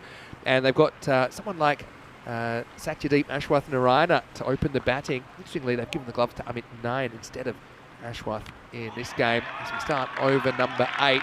So the news from the toss is Heritage CC won the toss. They're going to bowl first. So the Cobras to open up with the bat. And that match is going to start in around about 25 minutes time. So the action just keeps on coming. Right.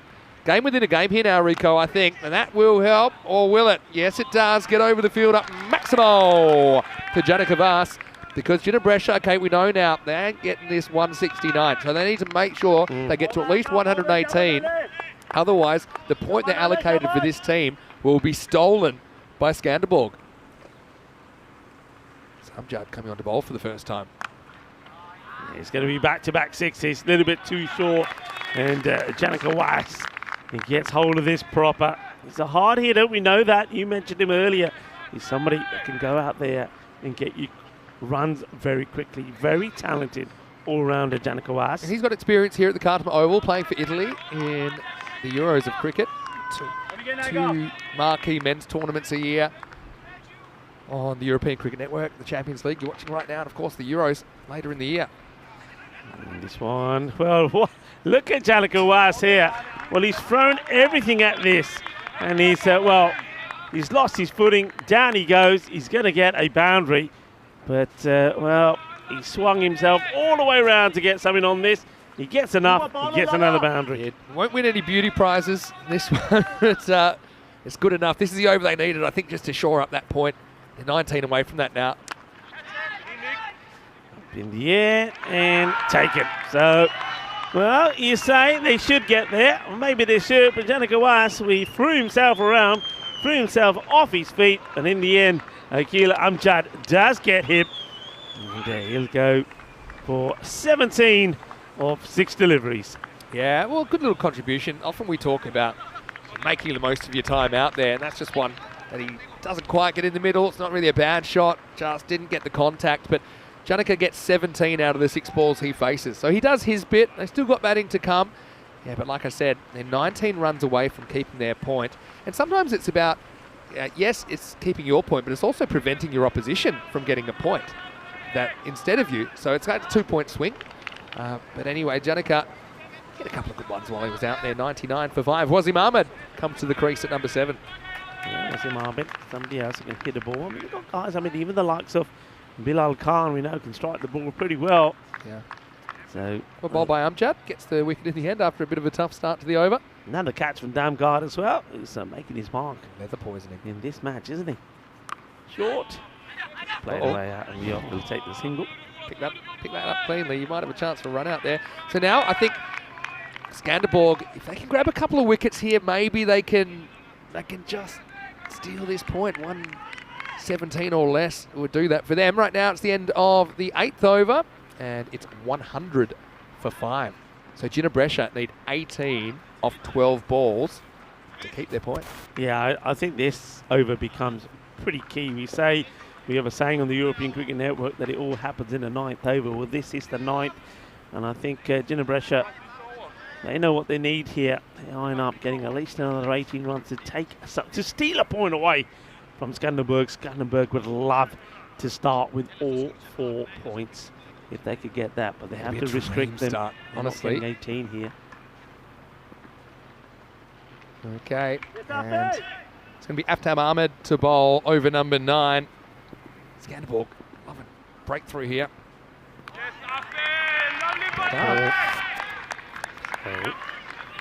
Wasim Ahmed is the batter. Good delivery. And so Skanderborg, we'll see them later in the day. They'll play the Cobras in match 4, Rico. Ginebrescia will see them in match 3 against the Zagreb Assassins. It'll be the Croatian champions' first game.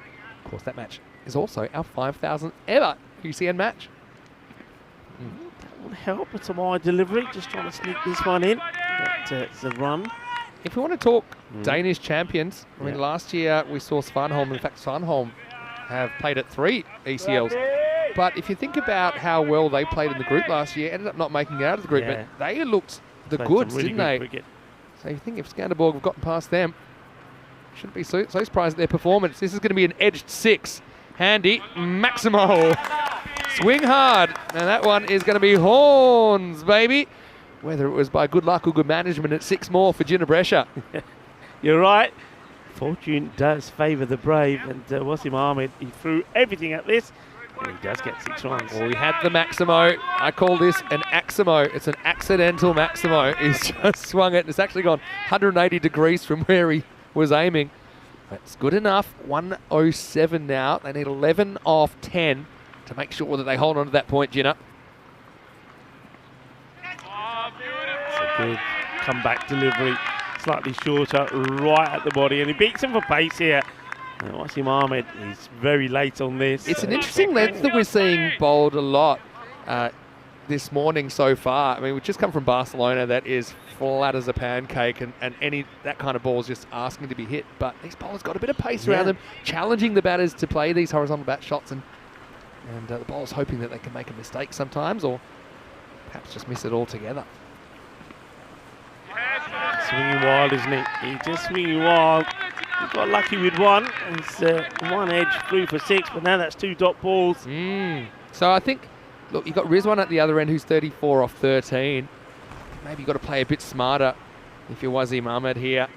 He's 7 off 5, and 6 of those were an accident. Good bowling, though. Okay, he gets hold of this pretty good, and that one, well, look at that swirl in the wind, but I it's take still it going to back. go for 6 runs, It's so in the DJ. big hit. Yeah, like I said, just keep swinging, Wasim. What do they say? A stop clock is right twice a day. He just plays the same shot again. This time the ball hits more or less the middle of the bat. And didn't that one fly? Like I say, I think the wind's going outwards. Like it's just the That wind one is going towards the swirled big boundary. time when it went up. 113 now. So they should get this point, surely. Last ball of the ninth. It's down the ground. They will take the single.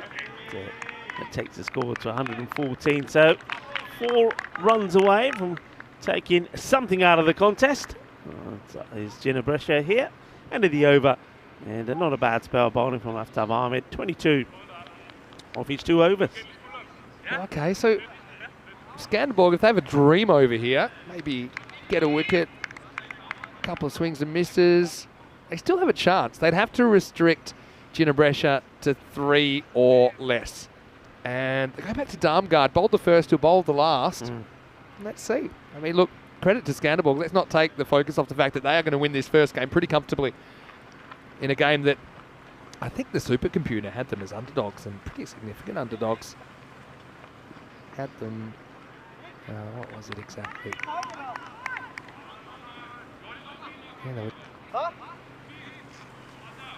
31% chance to win at the start of the game. I think now they're 99.9999. As Darmgard comes in, he gets the wicket first up. Well, there you go, window of opportunity. He goes the quicker one, slips in the Yorker. Ahmed swings all around it, timber disturbed. And that little window of opportunity just opens another crack, Rico, as Darmgard gets his first wicket of the series in Gina Brescia, 114 for 6. Yeah, what a lovely delivery that is. And you can see Darmgard was happy about it. No doubt about something else as well. He certainly is putting a player of the match performance in here. Cleans up. And Wasim Ahmed, full straight, Yorker length. Ahmed, we know he was swinging and missing a few. Swinging connected a couple. Did hit 2 big 6s. But he will depart, which means that someone like Mohamed Imran now comes in with 5 balls to go in this inning, still knowing that his team to take something away from this contest and looking to try and get 4 runs. I'm going to put myself in Imran's shoes coming out here. You don't have to be a hero. Get to the other end. Make it someone else's problem. So they've got the long on, long off back. They've got no on the leg side. Be waiting for that quicker ball. Because I think that I don't think he's going to toss this up. Protect your stumps. Get bat on it. Get to the other end. Okay, they need 4 off 5 to keep their point, Gina Brescia. Well, does get that single. It's a slightly looser delivery here. Damgard ends up being a bit of a gentle full toss. Overcooked it a little bit. Now Rizwan, he's got a bit of a Sophie's choice because he probably wants the boundary that gets them to the point, but he also doesn't want to get out. And how much does he trust him run at the other end? That helps. Wide down leg side. Good take as well by Taranjit. Keeps contest alive for now. Yeah, couple then, just a couple. So Rizwan, he's batted well, wasn't he? 34-13. Probably could have done with a bit more of the strike. And now that will make sure that they get something out of this contest. It's a beautifully timed shot. It's once again angled into his pads, but he gets into position pretty early. And a lovely follow through, 6 runs. Yeah, it shows he's an intelligent cricketer, Rizwan. He knows Damgard's not really trying to spin too many here. It's just more angle in, darting in. And also credit to Imran. He got the single that allowed Rizwan to take over and now takes them to safety as far as that point goes. Well, going to get taken off the strike here. What? Okay, now we have the point decided. Let's just take a breath. What an impressive first game from the Stingrays. They have set high standards. They've won almost every aspect of the game, and there's only a couple of mini periods where maybe they haven't been in control. And well, big 6 this time. It is for Mohamed Imran, who wanted to get back to the other end. He was keen to do so. He probably thought, right, all the pressure is off now. We've got the point. Time to play a couple of big shots, and he does pretty well. Big one, that. Boom. Shaka Lagia. Experienced campaigner. So just looking at these scores. Gee. Could be a high-scoring series after all. I know it's early. I think we've had over 15 and over in this first contest in, you might say, less than ideal batting conditions, if I'm completely honest. Slightly damp ball, having to hit that a bit further. Some of them have really flown, though. Couple to come in the opening match. And, well, this time it's Timber! Jog the putty! I don't think Damgard liked the fact that Imran smashed him for a big 6, and he comes back with that fuller delivery, and that is a boogie, oogie, woogie, grizzly 5 ball. Well bowled.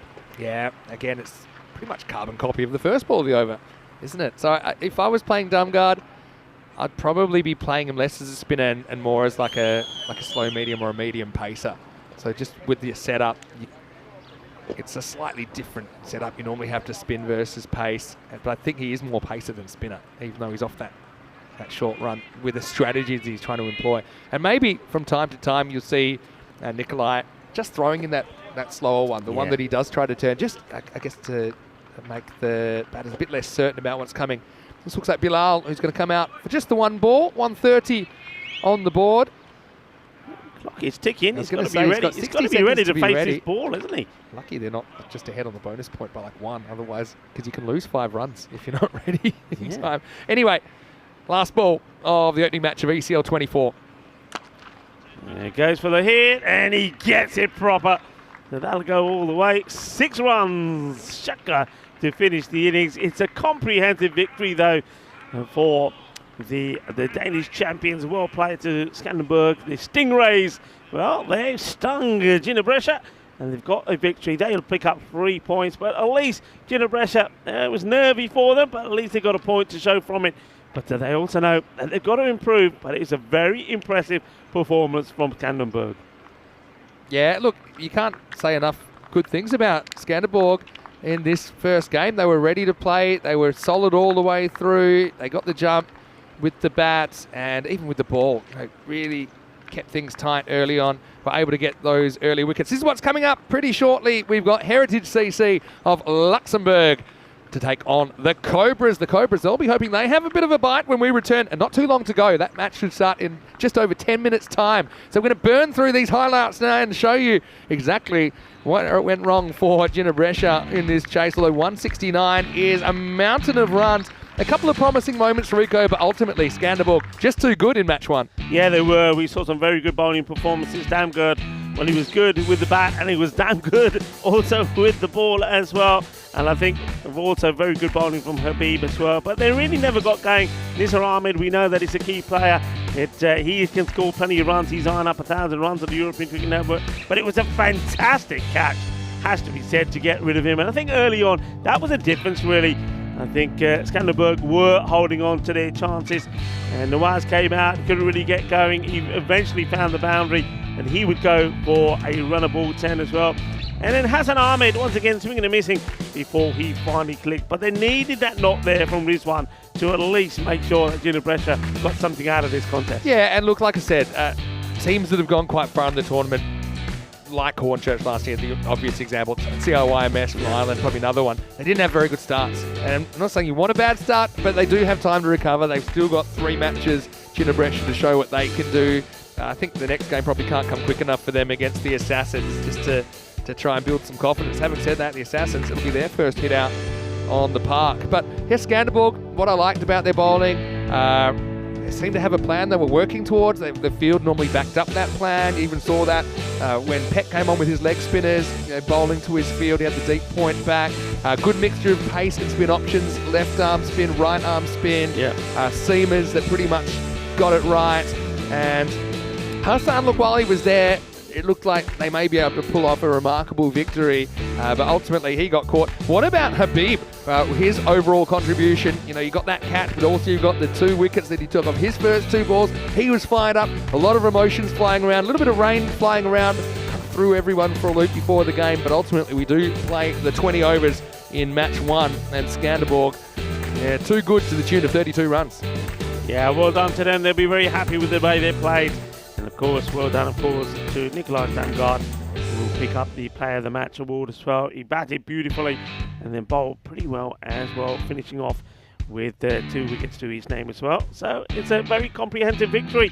And well, what a start to the European Cricket League. Of course, it's the Champions League of Cricket. Next up, of course, we have the likes of Heritage taking on Cobra CC. I think this is going to be a very interesting contest. Cobra, we've seen plenty of them in Hungary, and they've got good players on their side. I think we'll see Surly, he's going to be one to watch. Yeah, just plenty to watch there. And I think Heritage CC as well, got the likes of Vikram Vij in there. Tony Whiteman, I'm looking forward to seeing him as well. Yeah. But just going back to this one, in the end, they actually became pretty interesting whether Junior Brescia would get the point or not, because they needed to get to that 118. In the end, they did with the help of Rizwan, who finished 40 not out of 14 balls.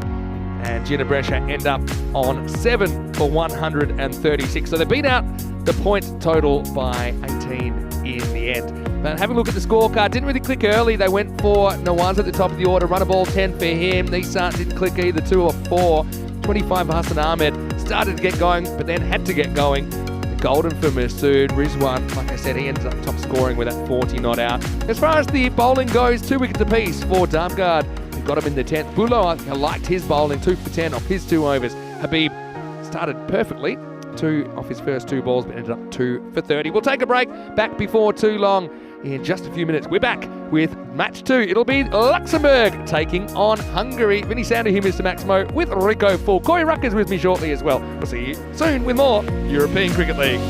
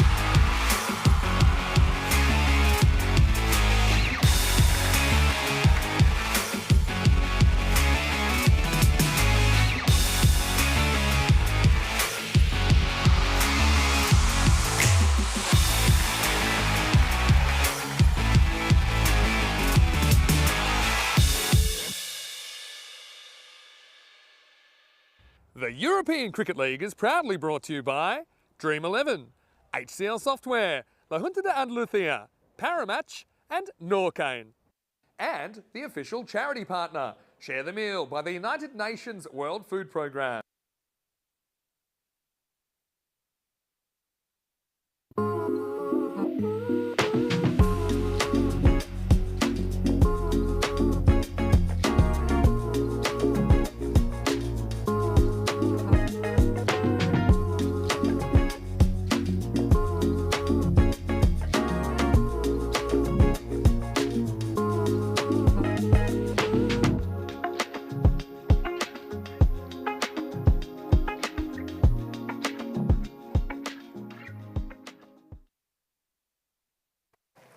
Hello and welcome back. Great to have your company, and it is opening day of the European Cricket League 2024. Coming up, more Group A action as we head into match number 2, and 2 teams once again that are new to the Cartama Oval. We have the Luxembourg champions Heritage CC taking on the Cobras of Hungary, 2 champion teams to go head to head. Let's see what happens at the coin toss. Ian Ramage has the 2 captains. Heritage, you're the home teams, you will toss the coin. Cobra, you're the away team, so you will call. There's the coin. Andalusia has been called. It's come down European cricket, so you've won the toss. We are going to ball first. Okay, toss won by Heritage. Who will bowl first? So the toss has been won. Vikram Vij, who we've seen leading his national team before. He leads Heritage CC in this one, and they qualified by winning the national championship over the Wolferdanga Optimists in Luxembourg. Some really good cricket there.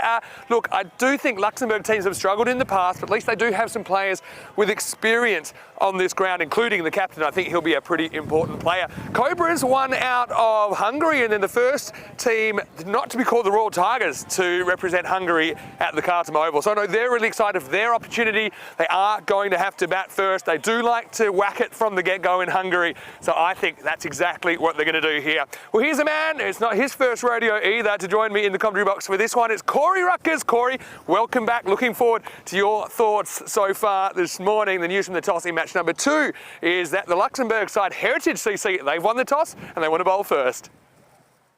Thank you very much, Vinny Sandhu. Welcome back, everyone around the world. We're in the early afternoon fixture. 2 new teams playing at the ECL for their debut. Heritage CC taking on Cobra CC, the teams from Luxembourg and Hungary respectively. And good luck to all those gentlemen on your screen there who are probably a little bit nervous walking out to the Field of Dreams, we like to call it, out here in the Andalusia region. Beautiful part of the world. We had some wet weather this morning, but thankfully it's all cleared and, well, the sun is shining now. A little bit windy over the top, but good conditions for cricket. Let's have a look at the 2 lineups. And, well, Heritage CC, you might see Tony Whiteman in that middle order. Remember him and Vikram Vey.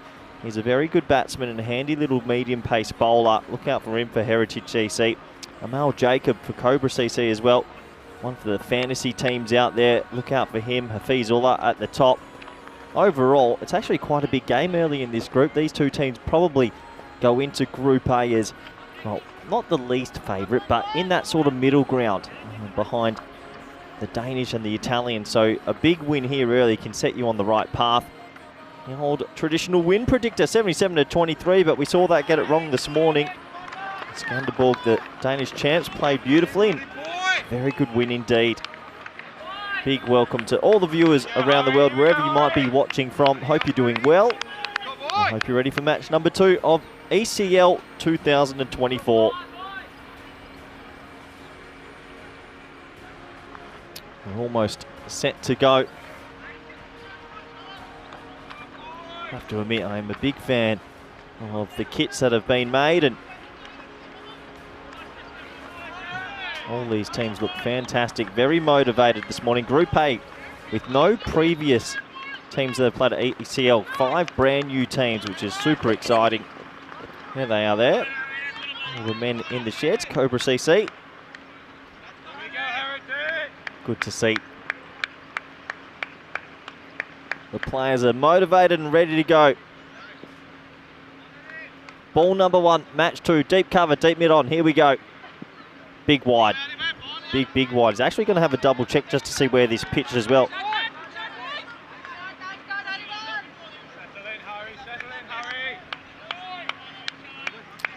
gets it all wrong, but just catching the edge of the wicket there, so will be a wide. Joe, the umpire, standing umpire there, and Asad Ali is the square leg umpire in this T10 match. Full delivery and head out to cover. Interesting to see a deep cover in place as well. A deep cover, deep mid on are the two boundary riders. I'm sure all these players out there have been waiting for their opportunity for quite some time. Obviously, all very confident players as well, winning their domestic leagues last year. Gets them the ticket to Cartama.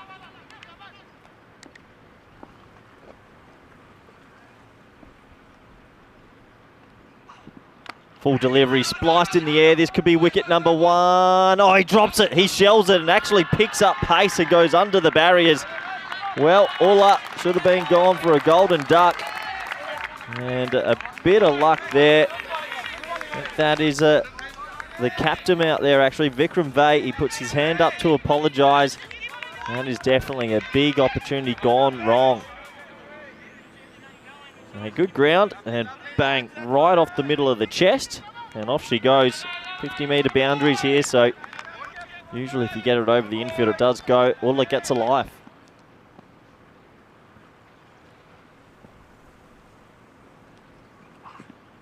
Now, big full toss, and we might have a little cheeky look at this with the height. We are a little bit stricter on the sort of full tosses around the waist. Gut feeling was telling me this was a little bit low, but it's not that far away. I mean, you look at the contact point there, it's coming from up to down. Looks like he will get away with that one.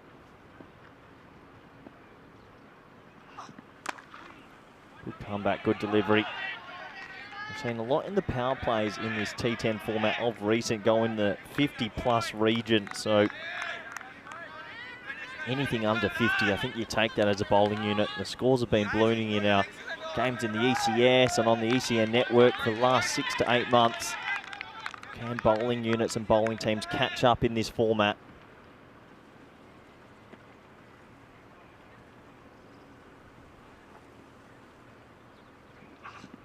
Low full toss, gets it through the leg side. Has to run a little bit around umpire Asad Ali, and good throw in, but they'll get back for an old school traditional 2.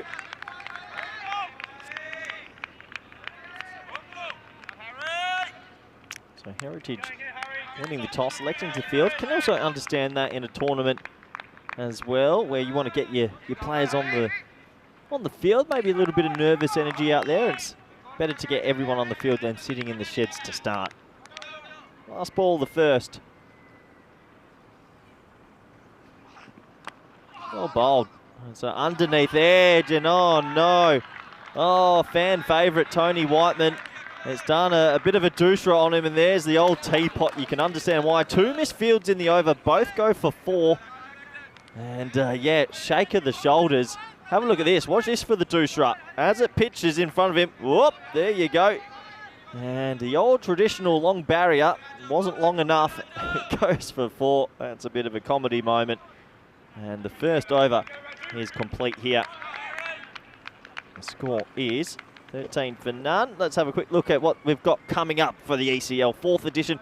Group A, obviously, these are the next 2 teams that we get to see. We're still waiting to see the Zagreb Assassins a little bit later this afternoon, but honestly, all these groups are going to be super exciting. Every team, or mostly every team on your screen there, has won their domestic league from last year, and they will be coming all very confident. Over number 2. Swatted, sort of swashbuckling style down the ground. Just for the single. Cool up. Right arm, sort of sling bowler. A bit more round arm than most. Yeah, big game in the context of this group right away. Obviously with the bonus points that have come into the ECN this year, and these 2 teams want to be pushing the likes of the Danish and Italian champions, that's for sure.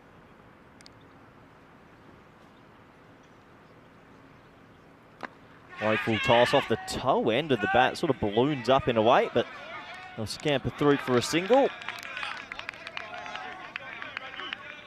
Plenty of noise out there as well, which is good to hear.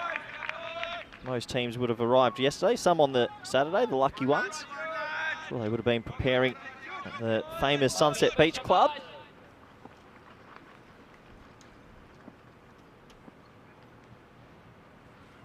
Low full toss, clipped away, nice shot.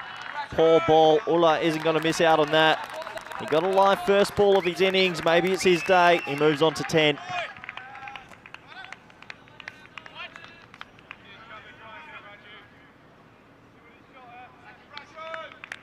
You can understand a lot of the bowlers, their thinking will be, let's get those Yorkers in if we can, but small margins, especially at club cricket level, if you do miss that Yorker, 3 runs for the batsman. Once again, nice looking stroke, comes down to the ground and pumps it out to deep mid on, but he'll have to settle for a single.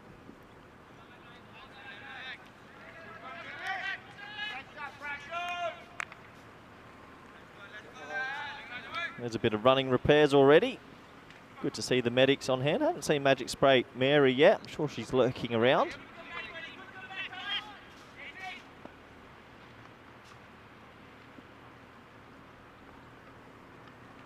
Another low full toss. This is high in the air. He hasn't got it. Another catching opportunity, and it's shelled. Make that 2. And look, it wasn't an easy one, but that will be 2 chances now at the start of this innings. Heritage CC, I should say. Need to clean it up a little bit. They did go miles in the air, and he did get there. Another low full toss. Made good ground, came screaming in forward. It is blustery conditions, but unfortunately burst through. Second drop of the innings. Look at these pitches, beautiful. Top work from our crew, Spring Productions. Back again, a little bit of a chip shot, lob shot, misfield through the legs, and I just think a little bit of nerves out there for Heritage in the field so far. 2 overs complete at the beautiful Cartama Oval. The score is 23 for none. Having a look at this table, and obviously we've had our first game this morning. Net run rate could come into it. It was a pretty healthy win by Skanderborg. They get 3 points, but as Rico Full and Vinny Sandu were telling you, Gina Brescia did get over the bonus point parameters to steal a point back. And will that become crucial later as this group progresses? We'll have to wait and see.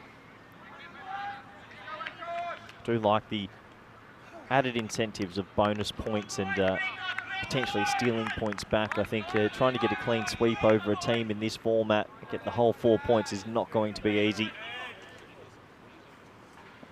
There's Cobra CC, all of them on their feet. They're pretty pumped up. Start of over number 3, and it was more a question mark of an appeal than a confident one from Nandja. He's going to bowl over number 3, just past the outside edge there. Still operating with a deep cover and a deep long. I'm not sure on the deep cover. Be tempted maybe for a bit of a fly third man. A lot of runs go down to that region. But what do I know? Because there's deep cover. He comes screening in and he drops it. Oh no! Oh boy, Heritage CC are just feeling the pressure of maybe playing in under cameras, or in front of cameras, I should say. That was a bit of a goober.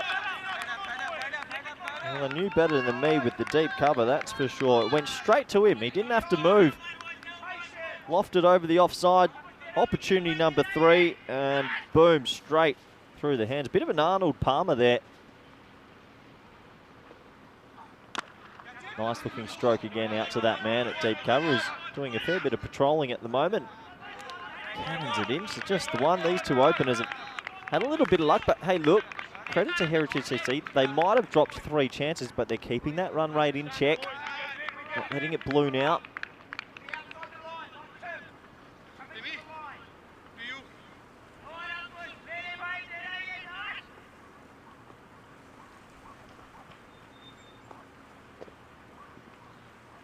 Well bowled, slow ball gets picked, another opportunity, and it's, oh, you wouldn't believe it.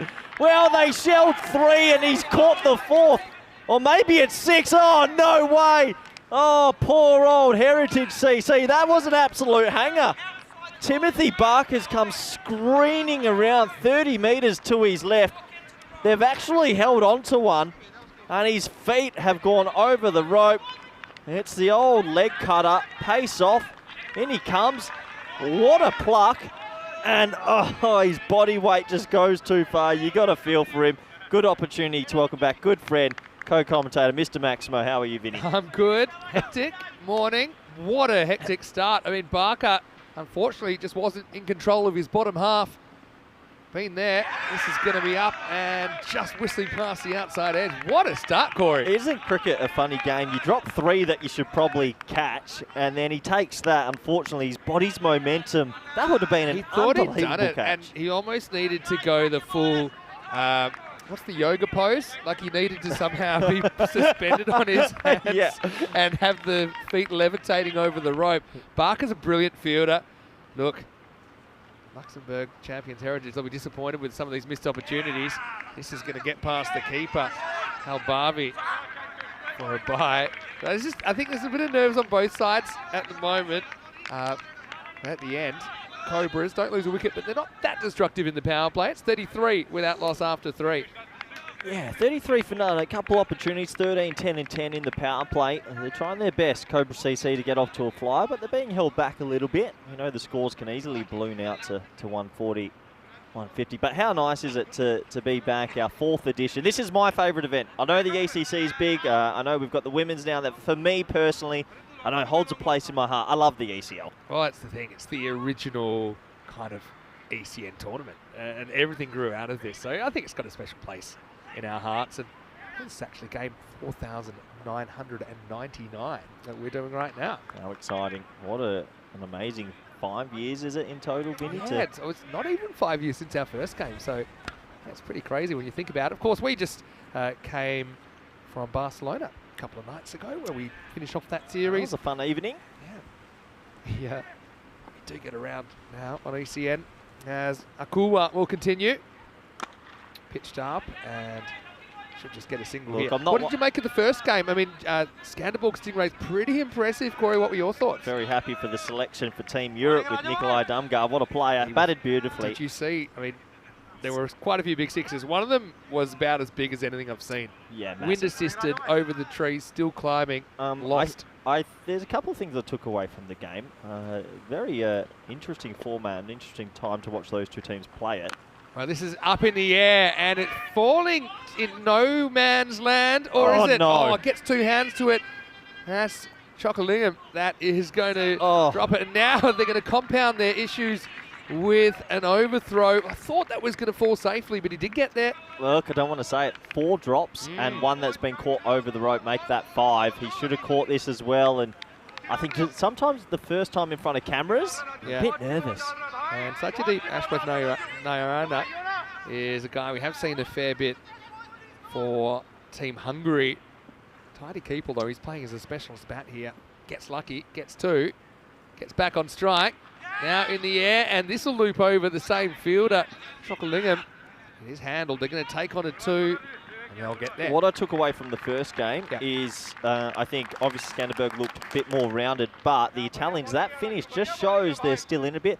I thought the seam bowlers from Skanderborg hit the right area on the pitch. If you hit halfway down this wicket from this end, you get a bit of zip. Yeah, it's true.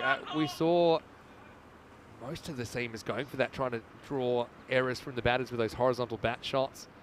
That one's going to sneak down the leg side for a wide. So I think that, they just bowled a little bit better. Obviously, Nikolai batted extremely well, but I think the Italians in the last 5 overs just showed, hold on, we can still hit a good score. We look at teams from last year that made, well, 2 of the top 3 teams last year didn't have a good start. And I'm talking about Hornchurch and CRYMS. So they've got time to recover, but not too much time.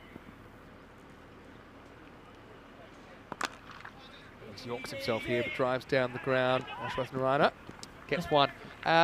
What else? I think that Ginebrescia really lacked a spinner, lacked any kind of variation in their attack. Okay, they had Bilal, the left armour, but he still seam up.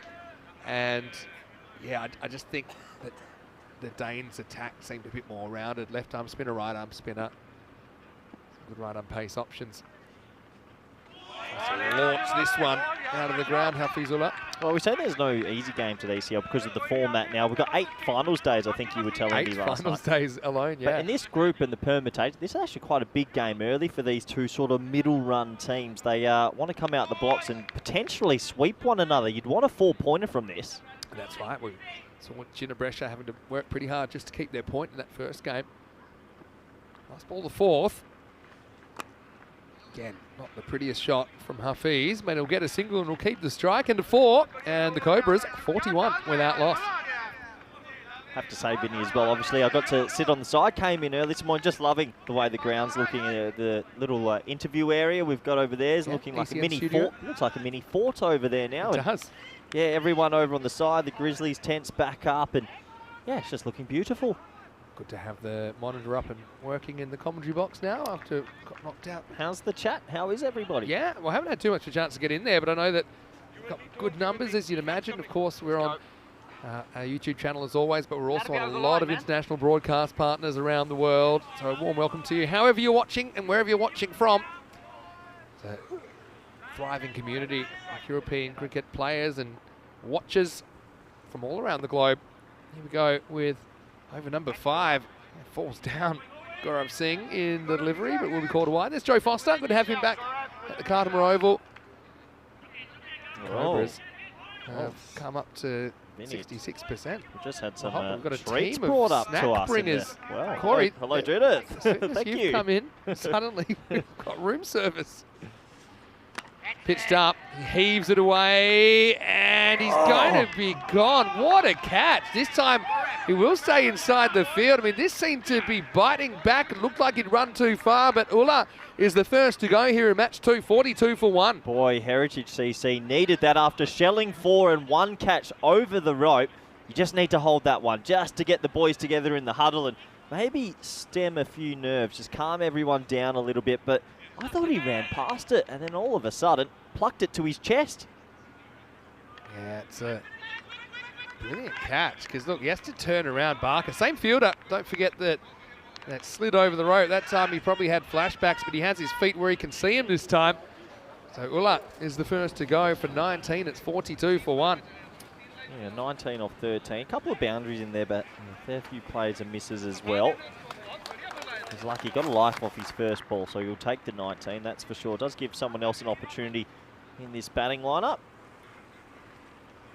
And so It's Rasik, yeah, Sheikh actually. Rasik, I think he's the natural choice. I was actually almost considering a yank of Ulla because Love a blank bat, yeah, don't you? Sheikh Rasik, he's got to get out there. I think the run rate is a bit underwhelming, and he gets his opportunity at 3. He's going to start with a fairly confident push for 1. Also, Sheikh Rasik was part of the Hungarian side that ended up coming second in their group in the Euros of cricket. Of course, Lance Deploy was an absolute star for Team Hungary. Fairly good pick up that. Yeah, but also Sheikh Rasik's a guy who's had to wait the amount of time to qualify for the national team, but he's in there now. He's always looking very, very well put together. Goes straight, goes into the gap, and well done by Tony Whiteman. He's over the yips. He's put himself in a hot spot there Yeah. as well, young Tony Whiteman. Done by the Doosra earlier, didn't you call it? Yeah, a couple of boys with some nervous energy, it felt like, in the first few overs. Just steadying a bit now. Good over this from Singh. Hard down the ground, just another one. So, despite the drop chances, Vinny, I think Heritage at the moment, they'll take this scorecard. I think they will. And I suppose with these teams, you just never really know what a good score is. First ECL for both of them. Just got to try and fight to something defendable. Goes for this, so high, really high. Going, and caught.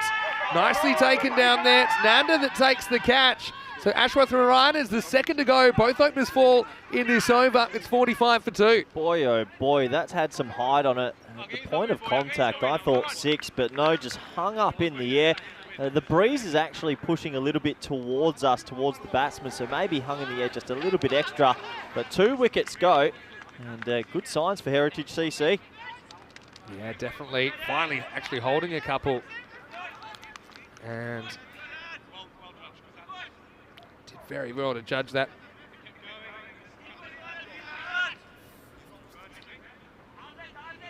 Yeah, it's a good catch, nice safe catch. And you just see how much it means to these players being out here. A few of them on ECL debut. And, well, look, I'm a brave man, but I'm not brave enough.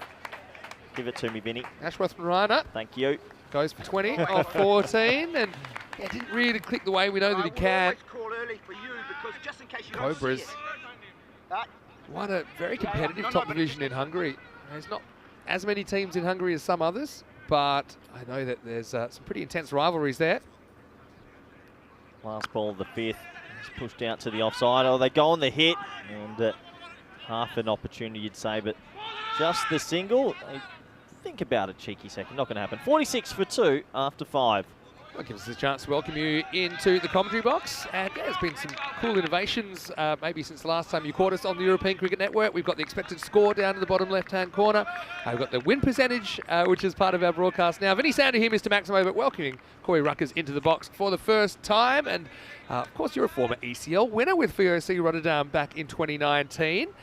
You've been dining out on that for quite a while. But VOC, your old club, will be here a little bit later on. How great is it now? When you won, it was 8 teams. There's 35 teams in this tournament this time around. Yeah, it's crazy to think about how far we've come. And you're just seeing the players on their first morning when they were walking out. They didn't care about the rain this morning. They thought, let me get on the field. They wanted to play. Yeah, and look, the first ever game, you actually played in it for VOC Rotterdam. And now this is match number 4,999. And I know what you're about to say. Pub quiz question. Who took the first ever catch at an ECL? Well, they're in the commentary box right now, and it wasn't me. But yes, Corey, you did take the first ever catch. You know, we're getting up to some crazy numbers now, not just matches, but in a number of areas. Here's Vikram Vichu's going to get drilled straight. A big effort. That's a huge effort from Tony Whiteman.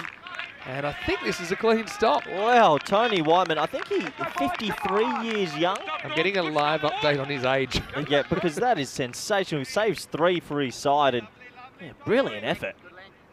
Yeah, Tony Whiteman. I'm going to say 53. He is now 54. And you must have had a birthday. He's 54 years of age. Look at that. That's a 10 out of 10. And yeah, he's fit as a fiddle. Tony's trademark is he likes to warm up by doing push-ups before he comes out to bat. That's right. Yeah. A bit of a cult figure. Occasionally mocked by other teams for doing so, if you know your ECL history. Anyway, this is smashed. Absolutely smashed. And Razik warms up Maximo. 6 runs to the Cobras. We haven't had too much time for net chat, but the net is up. We talked about some design flaws in the net, though. Talk us through it, Corey. Well, I think that's gone under the net, but no, I like the initiative. Obviously, we've got a bit of more football in the boat. There it is, Vinny, straight under it. To be fair, it is a big hit. If you clear the net, you've timed it pretty well. So far, so good. No one has been hurt. What a shot by Razik. Around the wicket now, Vikram. Oh, it's a little bit of touch there, dicing with danger, but he gets enough of it, just nudges it over Venkateswaran, and it's 4 more. Good to see some cricket education there. Lovely shot. If he's going to come around the wicket, you just use the angle sometimes. A lot of teams will have third man in the ring, and he does exactly that. Good batting. You know what it is that I love about the ECL? I know ECC's obviously the nations and that, but obviously you have some certain teams that stick out. I think every team comes here confident. Yeah. Every single team, so they're all champions. Yeah, that's a good point. Wide, but sneaks it in. I think he might be getting a stern warning about his follow-through here. Have a look at this, Vinny. Have a look. Yeah, look where he ends up. Look where he ends up. The umpire can't see. So if he's going across the umpire, he might be getting a couple of warnings here. Got to judge it at the crease. It's sometimes hard to judge. Vikram's quite a wily medium pacer. It's going to be... Oh. It's going to be inside just. Was that almost a Johnny Best? Wow, I mean, he's pretty animated there, Halbavi. Let's have a look at it on the replay. Would he have been out here? Where's that foot? I'll tell you what. He looks it to me, but what do I know? Well, you should know about wicketkeepers. They're always a little bit of a different breed, aren't they? Last ball of the 6th. Well, this one will be called a wide. He's fresh out of luck this time. Yeah, just going across the batsman, working a little bit. Razik played one really nice late cut. Just trying to force the pace a little bit more here. A few plays and misses. I think that's a fair enough call that time.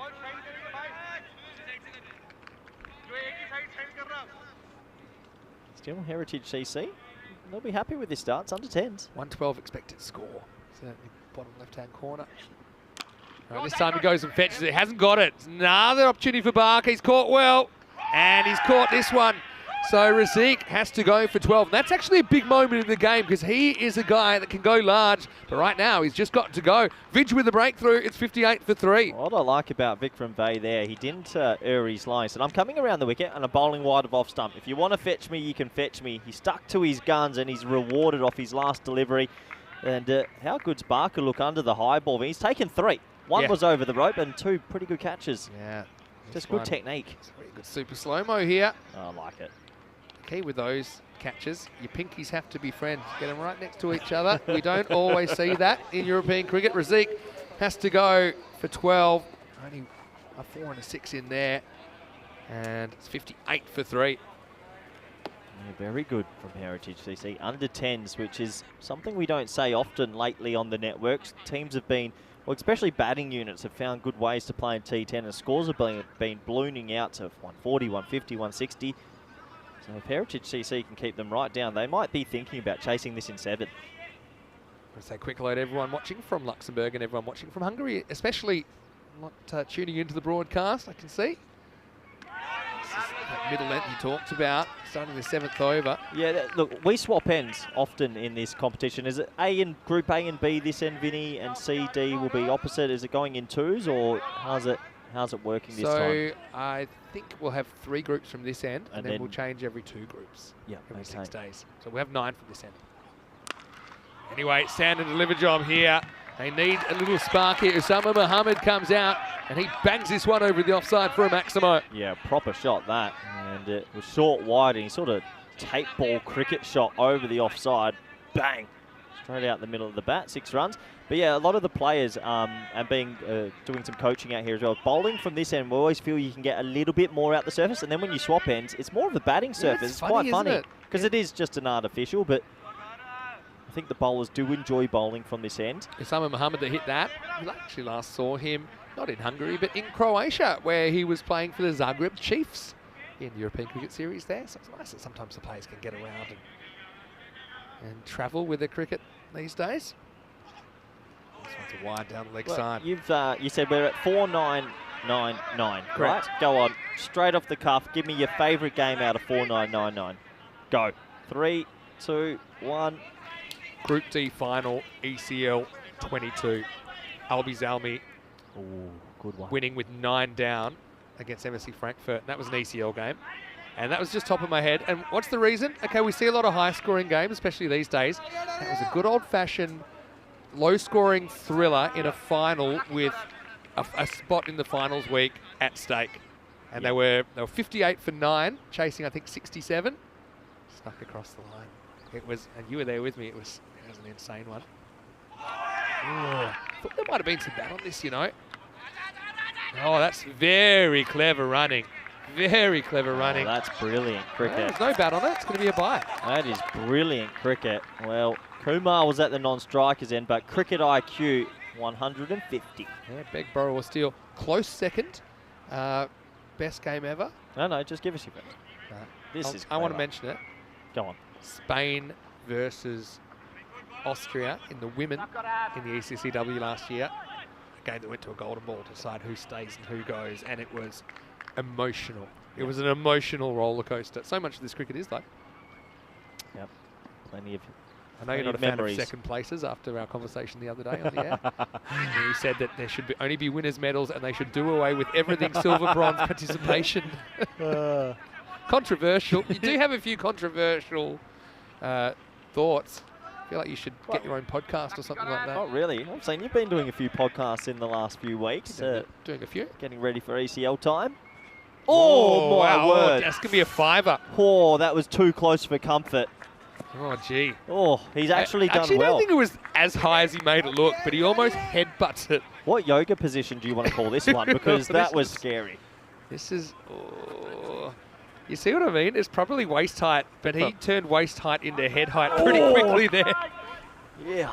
Well, helmets are mandatory these days, thankfully. Yeah, but you shouldn't be that keen to use them. Anyway, welcome to the crease. That was the first ball Sanjay Kumar sees in an ECL. Free hit, free miss. Yeah, he's just trying to overhit that, hasn't he?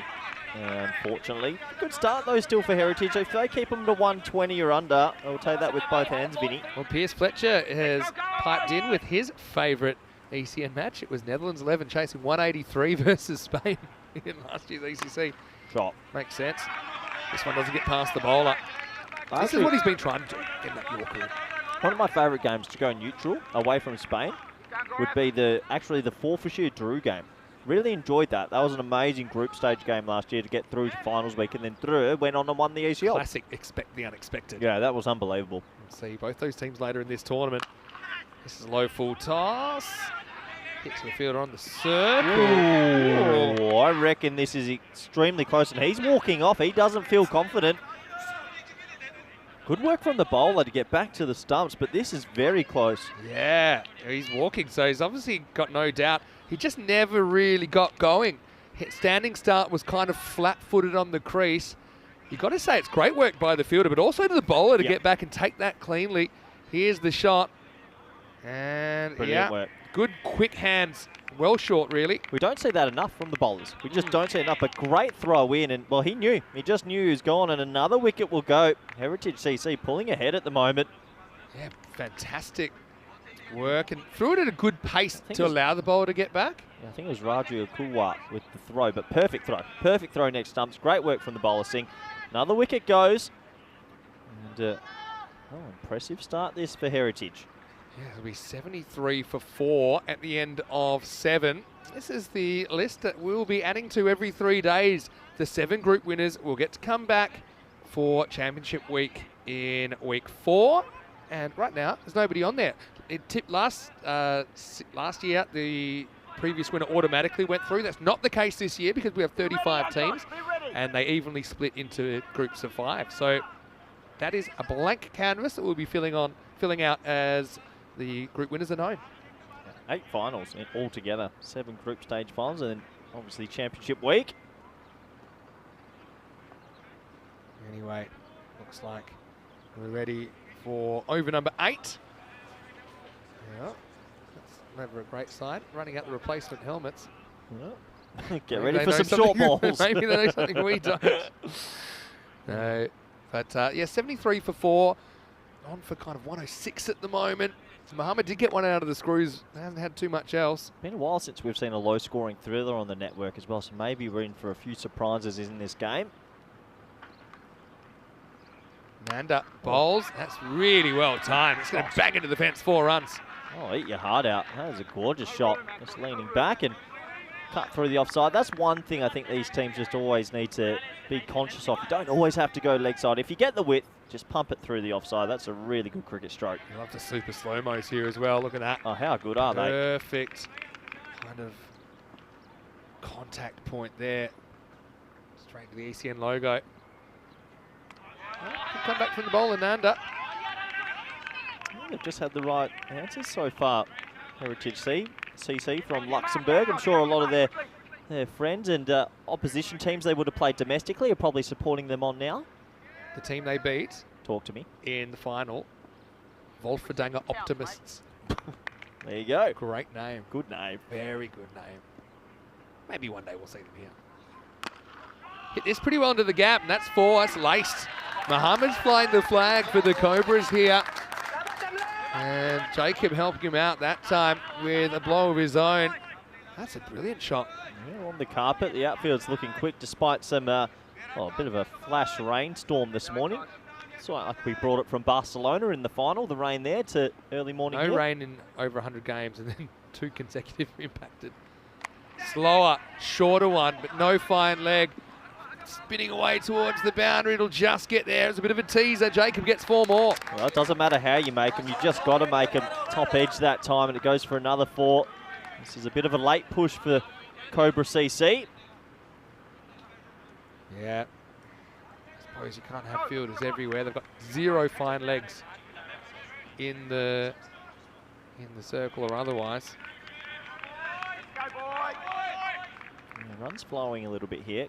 3 4s in a row. Times that one as well. That's pure from Jacob. He's come out and he's made an immediate impact. He's got 4 falls out of the 5 balls he's faced. VVS Laxman style. That was demolished through the offside. Bit of a back foot punch. Footwork. Actually, sorry, Who take needs that footwork? back. Damien Martin. That was Damien Martin-esque. Well, good players you're comparing them to. Cobras, I'm still coming to terms with them not wearing their traditional red. They've had a bit of a rebrand. They're taking this opportunity to go light blue. Right now, it'll be 4 and a dot to finish the over after 8. It's 89 for 4. Nanda finishes with 25 off his 2. Looks like Cricket District's jumped in the chat, saying ACL is back, and yeah, I think a lot of our viewers do love this competition. One of the favourites so far, Heritage CC from Luxembourg, holding down Cobra CC from Hungary. 89 for 4, run rates of 11. Back in the day, 11, 12 and over, you'd say you still got a good chance, but these days, teams are finding ways to get to 130 plus pretty consistently. 89 for 4, 2 to go, 115. Looks like a bit of spin. It might be our fan favourite, Tony Whiteman, at 54 years young. Oh, Tony getting a bowl, okay. Wow. Look, Tony is the classic case of age is just a number, isn't he? Yeah. He's such an enthusiastic member of the Luxembourg cricket community. They say it all happens in the 9th. Let's see what Tony's bringing to the table. 2 overs remaining. Well, it might start with a wicket first up. Going back is Venkateswaran, and he'll hold it on the juggle. So Tony Whiteman with the immediate impact. It was the old nudie nut, but it's good enough. He's enjoying himself out there. It's 89 for 5. I don't know if you've seen that, but Tony Whiteman's gone to the stumps and given the sumo wrestler celebration, the 1, 2, 3. And age is just a number. Oh, did you spot that, Vinny? That was good. And he's got a big smile on his face, and you can understand why. Yeah, well, Tony looks like the kind of guy that give you tax advice, but he's also pretty handy on the cricket field. And this is just a top edge off the slog sweep. Little bit of a upwards drop, but good composure from Venkateswaran. Watch and this. how about Tony? He's Ready? giving it Wait. the old, he's throwing the salt in the ring. He's going to get 1, 2, 3. Bit of the old, well, he's from New Zealand originally, maybe it's the old haka. It's actually my second favourite sport. All right, this is up, it's out of the ground as Tony comes back to earth with a thud. Maximo! 6 runs as Burhan comes out and nails one. Yeah, fair shot, first ball from Burhan. Tony Whiteman with the old rolling off spinner. It's put out of the park. Isn't cricket a great leveler? Take a wicket and the next ball, see you later. Reminds me of your bowling a little bit. Oh. Short and wide-ish. Missed out You by think that was Burhan. the haka and not the... Let's just say it's a kind of celebration that unites several cultures at once. This one actually drifts away a bit. Well, one of the greatest ECL moments was the shoe phone, shoe phone celebration. See, I think ECL, we should bring in any celebration you want. Oh, yeah, well, you can. That one just landed on the pitch. This one is another catching opportunity. It's taken. Well, 2 for Whiteman. And, well, Watch him. he's loving it. He's probably he only had 1 celebration keyed up, I think. He wasn't expecting 2 wickets. But Whiteman has 2, and it's 97 for 6. Well, just shows you age is just a number. This game belongs to everyone. He's picked up 2. Another catch to Barker, who looks like an elite fieldsman. Barker is a ball magnet as well, isn't he, in this innings, in the hot spot. And, yeah, again, they've got a few technical cricketers that are certainly up for it this Luxembourg. Whilst we're talking about celebrations, is the shoe phone celebration our number 1 we've ever had? Has to be. I can't think of another celebration. It's a pretty good one. Burhan goes for 6. It's 97 for Would 6. love to see something crazy again Well, after a wicket. That's the beauty of European cricket as well. It takes all kinds of characters. And the ECL is a kind of hotbed for potential new celebrations. You got plenty to celebrate. Mathur comes out at 8. Cobra's just kind of faltering towards the end of this innings. Oh, this one's not going anywhere either. Ooh, Sneaky get single. back. Good running. Good alert cricket. Probably Sneaky worth- single. Worth a flick back. I think he might have even been out if he'd hit. That would have been 7 out, but instead Jacob pinches the strike back. I'll give Cobra CC a bit of credit in the sense of their running. They have stolen or pinched a couple, and they could be vital later. I could see Terry with one of my favourite comments I've seen so far. Oh, well, It was almost 9-finger Whiteman there. But that's a brilliant stop on the boundary. I'll just take one. Yeah, Terry said, oh, where'd it go? I lost it already. He said, Tony, the accountant, Whiteman makes subtraction to the batting lineup.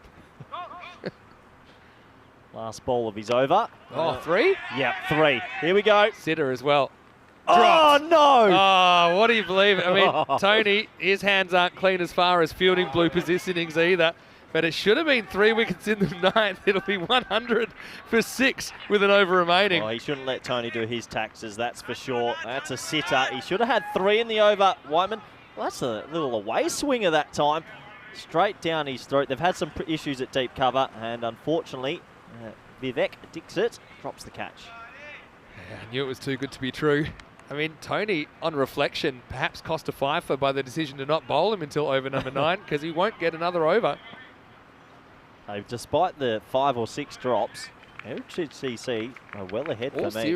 All seriousness though, pace off, just the variety doing the job. Anyway, this is going to be 4 runs to start the 10th. So Mathur gets his first boundary. Cobras having to beg, borrow and steal whatever they can on the board in this first innings of match 2. Yeah, it's one of those innings where it hasn't flown for them. They haven't been able to find too many big hits, sixes and sixes and sixes. They've just been the odd 4 here and there, but they're fighting hard. Maybe a magical over here, get to 120, take that momentum into the second innings. Chucklingham. Oh, pretty close, you know. Oh, yeah, that's out. Yep, he's gone. It's full. It's pretty straight. I know it's angling towards leg. I just didn't see it slipping past the leg stump, though. So full does the job, and that's 7 down. Mathur goes for 6. It's 104 for 7. Yeah, 104 for 7, and, well, LBW given. It was a big appeal. Umpire was pretty confident, and it did look dead, didn't it, live. I think the ball has to be clipping a bit of that stump, and another wicket will go. I know that the ECC, so the Euros of Cricket, the international tournament, was pretty high scoring, to say the least. I do think in ECL, because it's a club-based tournament, you don't necessarily have that depth in the batting order that you would at the international level. A lot of the guys at the international level, now the guys batting 8, they're probably batting 3 or 4 for their club, and they're pretty confident. I think that... So you're expecting par score to be back to a bit more of a normal... 125 to 130, I think. Maybe when we get to championship week, it might be a little bit higher. Yep, that's fair. But I think this kind of shows you there's a bit more of a balance, if you like, at the club level. That's fair enough. I agree with that. Vasudev comes out. 4 balls remaining. They're bowled. Yeah, well, probably smart cricket not to throw that. Only bad things could probably happen if he throws it. Yeah, but if you want good fantasy points, you throw that ball and if you you get want the chaos, run. I mean, we don't always see smart cricket, do we? Just quick run. Was this definitely a bump ball? That's out. Oh, he's That's out. That's out. Did anyone appeal? No one appealed. That's out. No one appealed. That is an unbelievable slow-mo. Unbelievable. No one appealed. Wow. No one. Yeah, nobody appealed. That's crazy. That's the old super slow-mo doing its work. It was a bit It was running away innocuous. from us, so we didn't pick it up live, but the replay certainly showed it was on the full. Well, you and I are behind the bat, so difficult to pick up. But isn't that a funny one? No one appealed. No one really took notice of it, and that just looked adjacent. Yeah. Watch have a look. this. See you later. Wraps about around it, and nobody No one appealed. thought it was out. So one of the things that makes cricket a bit unusual compared to other sports. Oh. Edge into the ground, hits the keeper, they get 1. Isn't it a funny one, the old bump ball, when the bat gets hit into the ground and there's a few things and... So despite dropping 5 or 6 catches and then taking one that they didn't want or weren't aware of, they're still ahead in this game. But only just. Look at the percentages. Interesting here. That I don't know. I think that in this Heritage CC lineup, Vikram Bay played national team and a few others. I think they've done really well. Barker's listed 6. Yeah, I think they're ahead maybe a bit more than 54%. Yeah. But anyway, time will tell. Last ball coming up. Doesn't get back to the bowler. He can run it in. And that's a pretty good last over from Chocolingam. And yeah, only 6 runs come off that over. Maybe refusing the wicket works out pretty well for them in the end, because it'll be 107 the target for Heritage CC, the Luxembourgers, after Cobra CC post 106 for 7 in the first half of match 2. Yeah, credit to Heritage CC. I think they started nervous in the field. The cameras are on. You're playing live around the world to millions. But in the end, the bowling effort overall was pretty complete. They didn't offer too many loose deliveries. Cobra CC never found too much momentum, Vinny. And we're in for an interesting second half. Yeah, we sure are. Well, it was lights, camera, action for two more teams here in Group A. What a thrilling moment for them walking onto the field for the first time at the Field of Dreams. Joe Foster out there with Asad Ali taking control of things, but they certainly weren't in control of their faculties in the field. A few catches going down early on, and Heritage CC, I suppose fortunately for them, didn't come back to bite them too much, but it was a kind of innings where the Cobras batters never really got going, even the ones that were there for a while. We never really saw a big run of boundaries or anything like that. In the end, it's a pretty underwhelming total. Yeah, it is underwhelming total. Despite the drops early, they held their own Heritage in the sense that they didn't drop their heads. They bowled it in right areas and kept asking questions. For Cobra CC, they'll have to go back to the drawing board with the bat later. This was a remarkable catch. Yeah. Unfortunately, Barker's legs touched the rope for 6. But as soon as they held the first one, right here, Barker, nice and safe, holding on to it. They got on a bit of a run, Heritage CC, and I just think they put in a very good performance with the ball. Yeah, I agree with you there. But I still think it's a competitive total. I think you've got a batting unit coming in.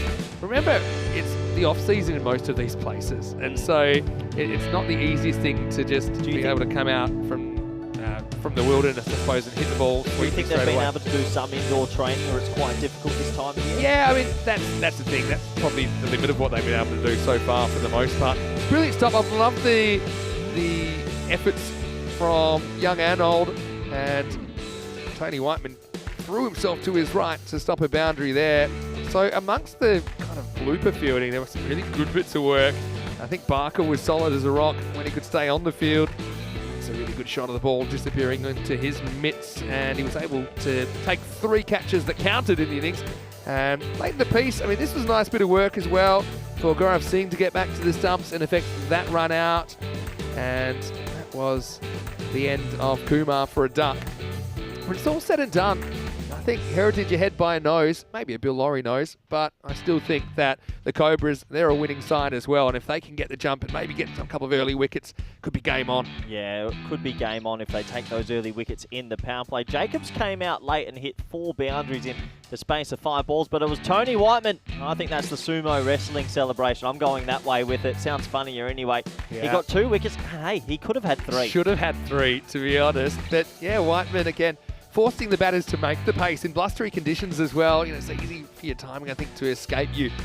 As the batters maybe trying to overswing towards the end. That one, I was happy with it. I couldn't see that missing leg stump completely. Hits him pretty full. Quite an umpire's call when it's all said and done. One that the batter probably should have hit, but didn't.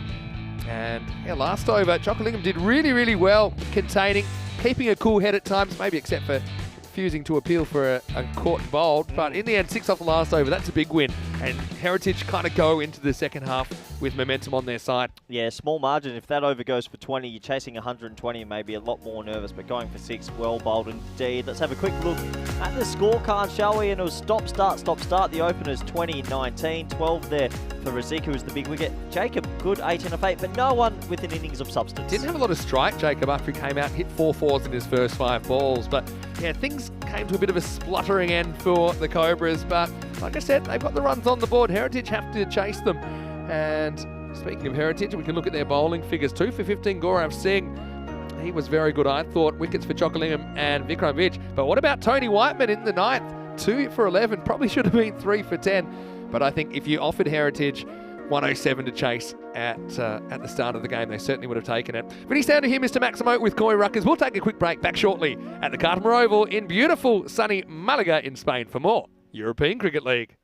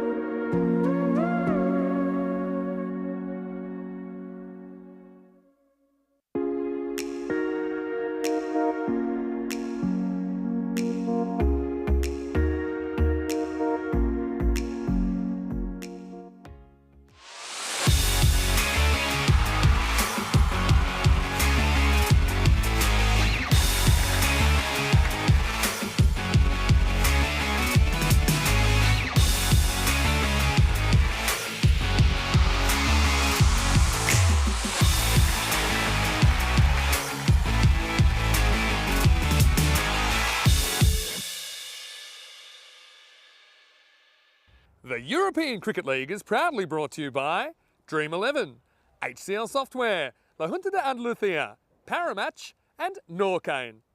And the official charity partner, Share the Meal by the United Nations World Food Programme.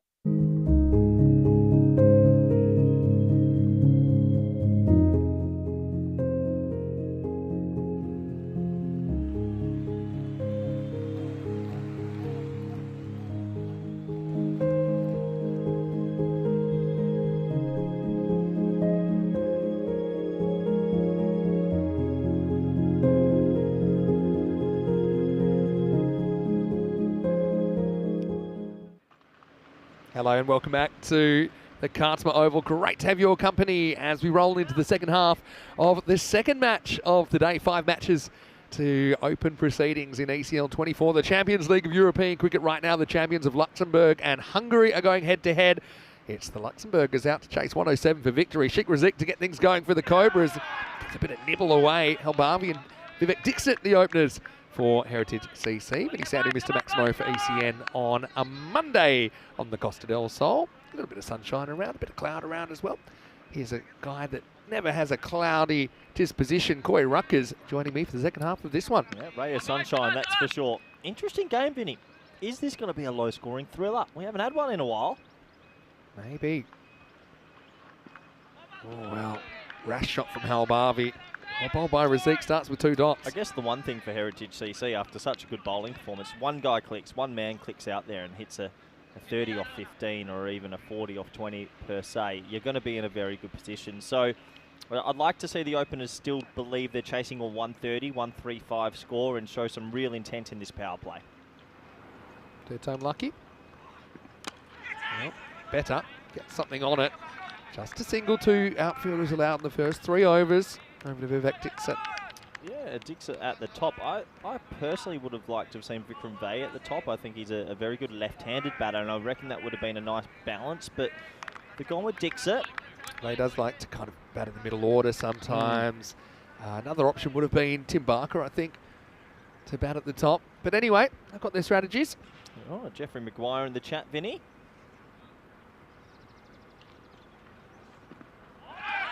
Down the leg side, we called it wide, doesn't get anything on the way through. Yeah, Jeff from Grizzly Bear Sports, and that's nice. We've got vouchers for every player of the match. So, Grizzly Bear Sports, big supporters of European cricket. We use the Grizzly Bear balls in our ECN matches, and Nikolai Damgard, as the player of the match, is the first to win a voucher. All vouchers to be spent at the ground.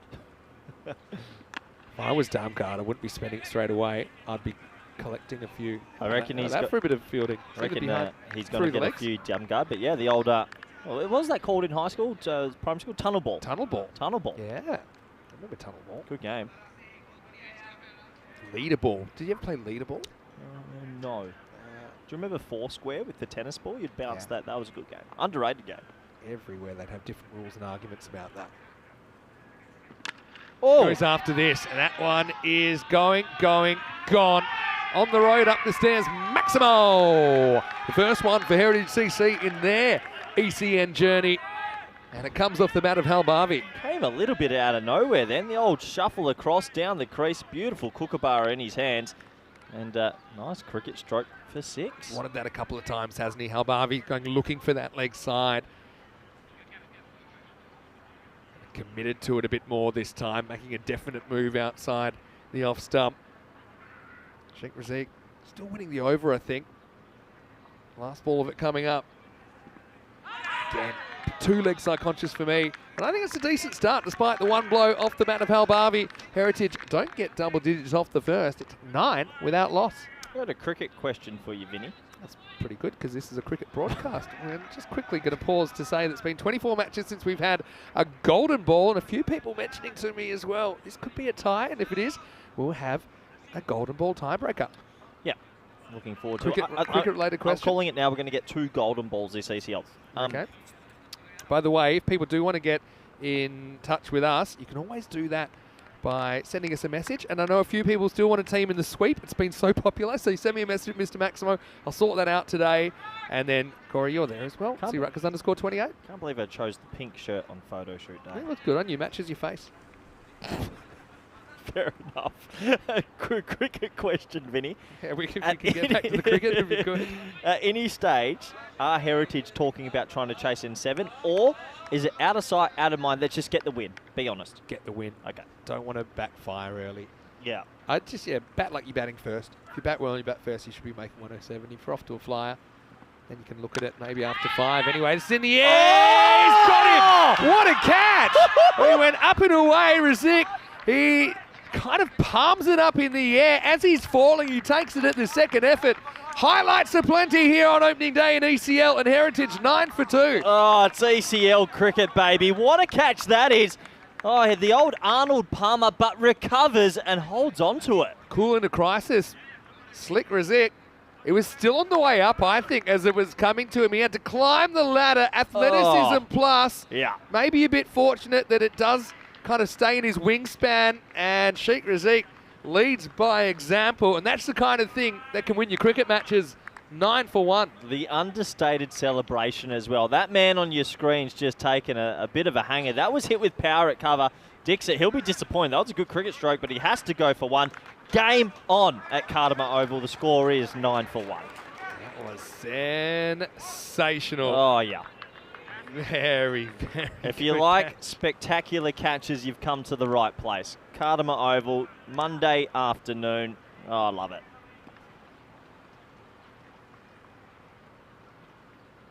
Anyway, new batter is Venkateswaran. And he gets the full toss. He laces it first up. And, well, how quickly things can change. Well, the ball retrievers are under strict instructions to be aware of their capabilities to try and catch these. But that's going to be 6 Maximo. Good start from the new batter. Not a bad way to open your account. 6 over cover. Nice shot. Just catches up with the low full toss. And Heritage CC just wants someone for a quick cameo here. Settle any nerves. Yeah, gets the momentum back straight away, doesn't it? Bit of a noise, I thought, the way through, but gets this one through the gate, Mathur. That was the old amount of swing there for Matur. That really went a long way. Look at that. Nice seam presentation. Comes back enough. I think maybe the bat hitting the back pad was a little noisy. Middle of the road length as well. Bit of juice in this pitch. We talked about it earlier. I've got a big feeling about this game. This could be a bit of a doozy, Vinny. I'll tell you something in a second. Sure. It's cricket related. All right, in the air, false shot. Hanging up in the air, turned around. Couldn't quite judge it in the end. That's Vasudev, who kind of yinged when he had to yang there. Tough one. He tried to track back as quickly as possible, whilst also looking over his shoulders. Not an easy one. You're known for your very good analysis in your cricket brain, but you're also known for having a terrible memory, a bit like a goldfish. Yeah, you could say that. Do you remember that you predicted the first ever golden ball in ECL? And of course, you'd remember the 2 teams involved. Just give me a moment, Vinny. No Googling. Hey. It was 2022. Don't tell me. Just let it sit with me. Sorry, you didn't predict the golden ball. You predicted a big upset. Yes, it was the Luxembourg team. Yep. Star CC. Star CC. Obviously, you knew that. As times gets past the bowler, they'll get a single. And it was Star CC taking on I'll save you. the Hungarian team. Close. Ooh. And by close, I mean they both start with H. It was Helsinki Titans Knew from it. Finland. Knew it. What a game. And that was for the Luxembourg side, Star CC, to stay alive in the competition. They hadn't won a game to that point. And it was our first ever ECL golden ball. That's the game where the ball donked off the player's head at cover. I remember that. Good knowledge. Isn't it great we've got ECN history now? When I think about it, with only 4.5 years, almost 5 years into existence, the way that we do things now. 18 for 1 here after 2. Good over from Arthur, only goes for 9. Well, 5,000 games coming up. Have you got party poppers or anything like that? It feels like a moment. We should. It does Don't feel know like if we're a allowed moment. under health and What safety. did you do for 4,000? We didn't notice it. We were too busy doing cricket. I think the 4,000 was about August or September last year. Just flew by, did it? There's the table. Skanderborg with 3 points for their win. You might wonder why Ginebrecht get a point for losing, but if you lose by, let's say, a reasonable amount, then you get a point. But if you lose by a lot, and what is a lot? That's if you lose. If you don't make more than 70% of the other team's score, if you have your score chased within 7 overs, then you lose your point. It goes to the opposition. Yeah, I like it. It's a new initiative, obviously started this year, and I think it adds just another layer to the coaching staff, the players, and just the format in general. Matt M's got a good question in the chat. Can the winner of the sweep get a jersey of their sweep team? That's a great idea. I can't promise it. I don't want it. Yeah, you got drawn team in Group G, didn't you? Excited? All right, cutter in the air. Can the fielder get there? Not quite, and that's cleared the rope. Maximo! Oh, that's kind of placement being everything there, because I think the fielder on that line takes that fairly comfortably, but instead it's 6 to Heritage. Yeah, nice pickup shot that, just to the right of the fielder. Tried his best to track around, but handy boundary. Hello to Jack Morrell. Nice to see you in the chat, watching from Hungary, I'm sure. Yeah, that's a great idea, Matt. I'll see what I can do. But first things first, the team's going to have to win it. And I've promised everyone that wants a team, I'll give them one by the end of the day. Again, just some of the shot selection so far from Halbavi, a bit one-dimensional. A little bit leg side-ish, yeah. But Halbavi's a good player. We've seen him a little bit for the Luxembourg national team as well. It's a very nice ground there in Wolferdanga in Luxembourg. Yeah, the Pierre Werner ground. I've been there, actually. It is a very nice ground. We could do an ECS there one day. Hope so. This one tough to pull. Music showing up with the ball on 2 of the 3 power play overs. Just a little bit of sprinkling of rain over the top now. They've gotten a bit cooler weather conditions here, so it might be difficult to field in if there's a little bit more. This game feels like it could be tense. Bad news for our electronics. We've just spent several hours drying out and getting them fixed. Short, and that one's going to fly. There'll be 4 runs just inside the rope. That almost went for 6. This ball's really flying. Halbavi goes offside, albeit slightly unintentionally. I'll give him more intention than unintentional. That's a good cricket shot, Vinny. Yeah. Well, I had to put it this way. If you got batting, it was always going to fly, wasn't it? Got just enough. Trying to work out how a commentary box that has a roof still has rain coming through the top of it. Yeah, swirly conditions today, but no, that was a nice shot. Look at the percentages here, 52-48. It's hovering around the 50-50 a lot.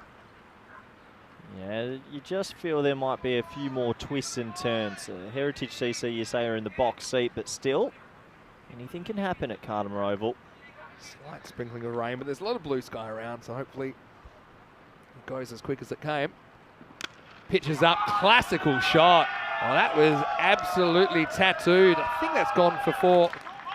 And Halbavi, this is what I mean. He's a guy who's got all the shots, so he doesn't really have to premeditate. He just leans on that, and this one bounces just inside the rope. 4 runs to Halbavi, and that will finish the over. The score, 33 for 1 after 3. Good signs for Heritage CC if Halbavi keeps accessing the offside like that, and a nice cut stroke and cover drive to end the power play. And still ahead, 9 wickets in hand, not having to go at too much rain. Here comes the rain. Out of nowhere. How's this happening bad again? News. There, and well, interesting because we've played 3 overs. This constitutes a game. So can you imagine if it rains now? Do we have the DLS situation? Oh, that's unbelievable. And it's an unexpected shower, I've got to say. Yeah, and once again, we have a bad record of laptops. Things coming straight into the commentary box. So. Yeah, fingers crossed it doesn't stick around too long. Well, Vinny Sander here, Mr. Maximo, with Corey Ruckers. We have a slight potential break in the game. I think they're going to stay out there. They're hoping it's going to come as quick as it, or go as quick as it comes. So, yeah, fingers crossed that we don't have any interruptions. I think already it's starting to subside. But yeah, you're right. 3 overs does constitute a game in European cricket. Let's head back out to the centre though, because next over, ready to go. Oh, good work from the officials just to get on with it here. And probably see there's a lot of blue sky around. Starts with a dot. Do we need to put something over the screen, Vinny? Out of our hands. Burhan, the bowler here in over number 4. So Burhan, big over this. Oh, that's a wide. That's definitely wide. Got that one all wrong. Wide for height. It's over the head. We have seen bowlers wanting to bang it in. Yeah, I don't mind the option. Just an execution issue there. does look like that quick little shower has subsided already, Yeah. which is good news. Well done by the officials. Okay, this is mistimed. It's hanging in the air. Fielder holds it, gone. And Venkateswaran the next to go. This game takes another turn, 34 for 2. Yeah, well, it's another shortish delivery. I think he gets this one right, though. Not above the shoulder. And it's sort of a in-between looking stroke. Wanted to pull it. Got caught in a bit of no man's land, really. And the second wicket will go down. Bizarre weather. Yeah, it has been an interesting weather A lot day. of blue sky. It's quite a heavy shower considering how much blue sky there is. But this is just a case. Wasn't really in position to play that pull shot. Was pretty square on. And surprised by the bounce. As the giant ball in the background sways in agreement. Venkateswaran goes. Vasudev holds on to the catch. It's 34 for 2. And the Cobra CC haven't given up the ghost just yet. They're fighting hard, that's for sure. To hit one out of the middle. Venkateswaran. And this will bring Vikram Vij to the crease. Good player.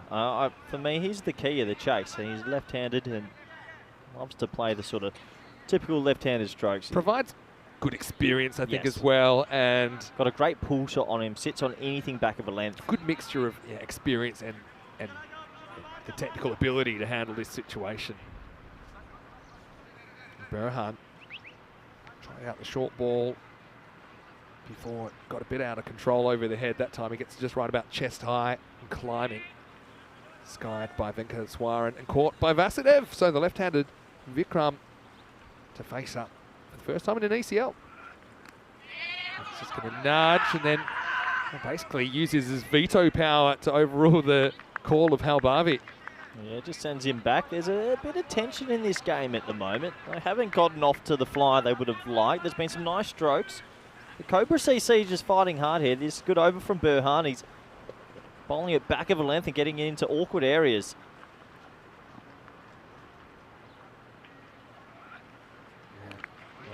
Nothing too awkward. Everyone except the keeper there. There's Asad Ali, known affectionately as Armani, who umpires in Italy.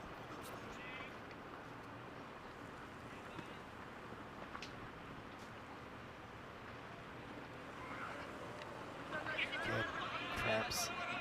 Vikram for room. It's a funny one, isn't it? When you're chasing 107, sometimes players play within themselves and give themselves a couple of balls, but if you get out after giving yourself a couple of balls, you run into a few issues for the lower order. I think it depends on what kind of player you are, and you just got to know yourself. And Vikram's a guy who I've seen probably Vikram likes- come out and hit his first few six as Yeah. well. It's funny, it's small margins this format. just 2 runs off this over. Good old-fashioned arm wrestle here in match 2. Oh, there we go. This is short, and it's uppercut away. Maximo! Well, Tony likes it, and why not? I suppose this one also was touch and go, I thought, for height, because he's kind of jumping and hitting it from about shoulder height. But I think Halbavi's happy to take 6. Yeah, he'll take the 6. He's just getting it a little bit short, little wide, definitely close. Maybe could have been called. Marginal. In the end, 6 runs is still pretty good. Sure is. Last ball of the 4th. Pitched up. Burhan gets a swing and a miss. Still a good over. Despite going for the Maximo, he concedes only 8. And it's 42 for 2 after 4. Yeah, 42 for 2. Cobra CC, I think it's a good start for them. They've held the power play in check. That over wasn't so bad. So I'll be on for a very close game here. On the rate, they've got 8 wickets in hand, but you just feel a couple more twists in this tail to come. Yeah, there's the red line, which is the ultimate run rate of Cobras in the first innings. If you stay above that, you win the game. Looks like we might be getting a bit of spin, potentially. Keeper's called for his helmet. And Jacob's got the ball in hand, so how will the spinner go on this surface? Will he be able to get anything out from the far end? Left arm off spinner, Jacob. So, interesting matchup bringing him on with Vikram on strike, left-handed batter. Oh, I've got a George Hankins in the chat from Hornchurch, the English club that will be in Group B. And he's just said pretty simply a comment that I'm pretty keen to read out. As Jacob comes on, starts by tossing one up. just doesn't meet the field. George says, can't wait for Corey to commentate on the Hornchurch games. Well, you did start a feud a few days ago. Gee, it was only one comment. Not big spines out at Hornchurch. This was pulled away, but should find the field. No, look, I can't. Not everyone can be on the Hornchurch train. I'm on the Wimbledon train. I will tell you this. Corey requested Friday off, and he's got Friday off, and I think that's because he's frightened. I'm not walking through Cockney Corner. I've got to find a different way to get to the commentary box. You know, it's a good day to have off Friday. Of course, Hornchurch will be in Group B, which is going to be here you go. breathtaking. Hornchurch have a better social media game than what they have on the field. Ooh. Look out, Hornchurch. See you this week. Looking forward to seeing them all. He's lying. In the air, doesn't get it. Catchable. Gone. Held on to it. Well, Halbarvi goes for 28. He has the majority of the run so far, so the change of pace works. Jacob's having a good game. He breaks through and it's 43 for 3. Well, we said we haven't had a low-scoring thriller in a while, and this has all the ingredients and starting to bubble a little bit. Every time that he went to the leg side, didn't really connect perfectly. Looked good through the offside, though. It's a big wicket. It's a very good catch, Vinny. Yeah, it is, because he actually has to hit the ball at pace in blustery conditions. You can see that, well, caught it in one, went with 2. That bandage on the hand as well. But despite that, he's able to pouch Halbarvi. Nice catch by Osama Mohammed. As Halbarvi contributes 28, it's 43 for 3. Yeah, 28 off 14, though, in a small chase is a pretty good little innings. And someone else to step up. Timothy Barker now comes out. He was pretty good in the field. Another left-handed batter, can definitely hit the long ball. Game on. Gotta love the kits as well. We've had a few comments already. 35 unique and special kits created. Yeah, you take that home and you frame it after the event for sure. Did you frame your shirt from ECL 19? Yeah, it's back home, and it's got, I think, got one of the stumps in the middle. Right. Let me see what's. Oh, you know, let's see. Has he taken too long to get out there? I'll wait for it. Whoa, hold on. Well, maybe it's not, but the reason I say this is because the batters are under strict instructions. They have to be ready to face within 60 seconds. So the fact that they just pulled things up there, unless it's a technical delay, and sometimes there are systems that go down and it forces the delay. But yeah, you see the clock on your screen. I'm not too sure, Vinny. My guess is if...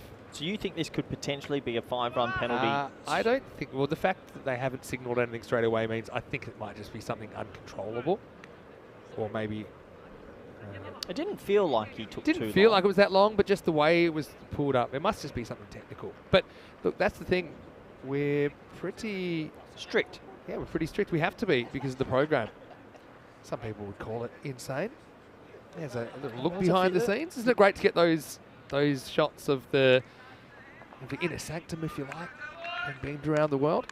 Well, it still looks like we're waiting to find out what's going on here. Could be a pivotal moment. You add 5 runs onto the chase, and I think it's just a technical issue. They had a power issue at the ground, which just knocked things out for a second. But now everything's been switched back on, so we can continue.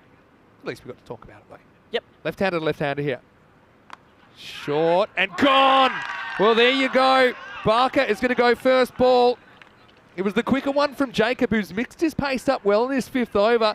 And now he's got a couple. It's 43 for 4. Oh boy, the wheels are turning. 2 in 2. Heritage CC, they look like they were in control an over ago, but a couple of back-to-back wickets. We got a game on our hands. It was a Darmgardish quicker ball, to be honest. It's just the irregulation, seam up, arm ball. Should have came in a tad. Good catch.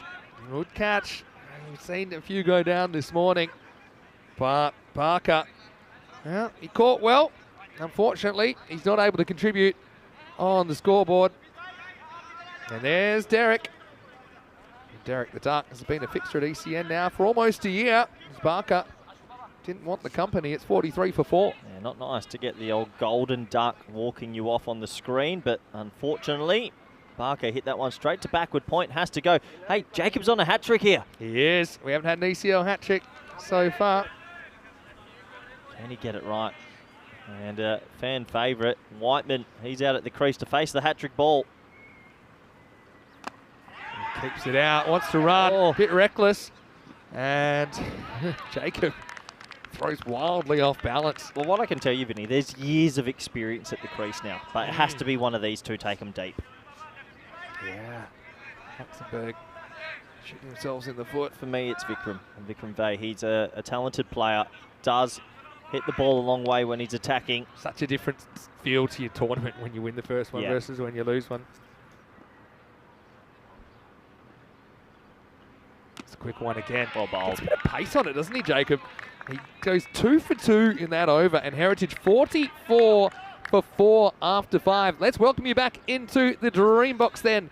Here at the Cartama Oval, Vinny Sander here, Mr. Maximo with Corey Rutgers. Great to have your company wherever you're watching from around the world. You know what I love about this tournament as well, because we've got all these international broadcast partners, and sometimes people see snippets of what we do at ECN, and there's a lot of things, the good, the bad, the ugly, the hilarious, the unexpected. But when you actually sit and watch a game, you get to see these stories play out, and it's the kind of cricket experience that you just won't find anywhere else. No, it's different, isn't it? Bringing all these club teams from all over Europe. I mean, it's phenomenal to be on game 4,999, 5,000. You're doing the next one, Riga.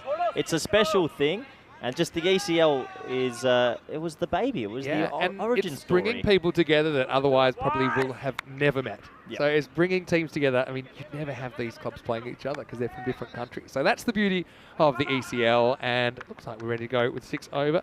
And I've got to say big thank you as well to La Junta de Andalucía, the council here, for their support of the European Cricket League. This is a tough stop.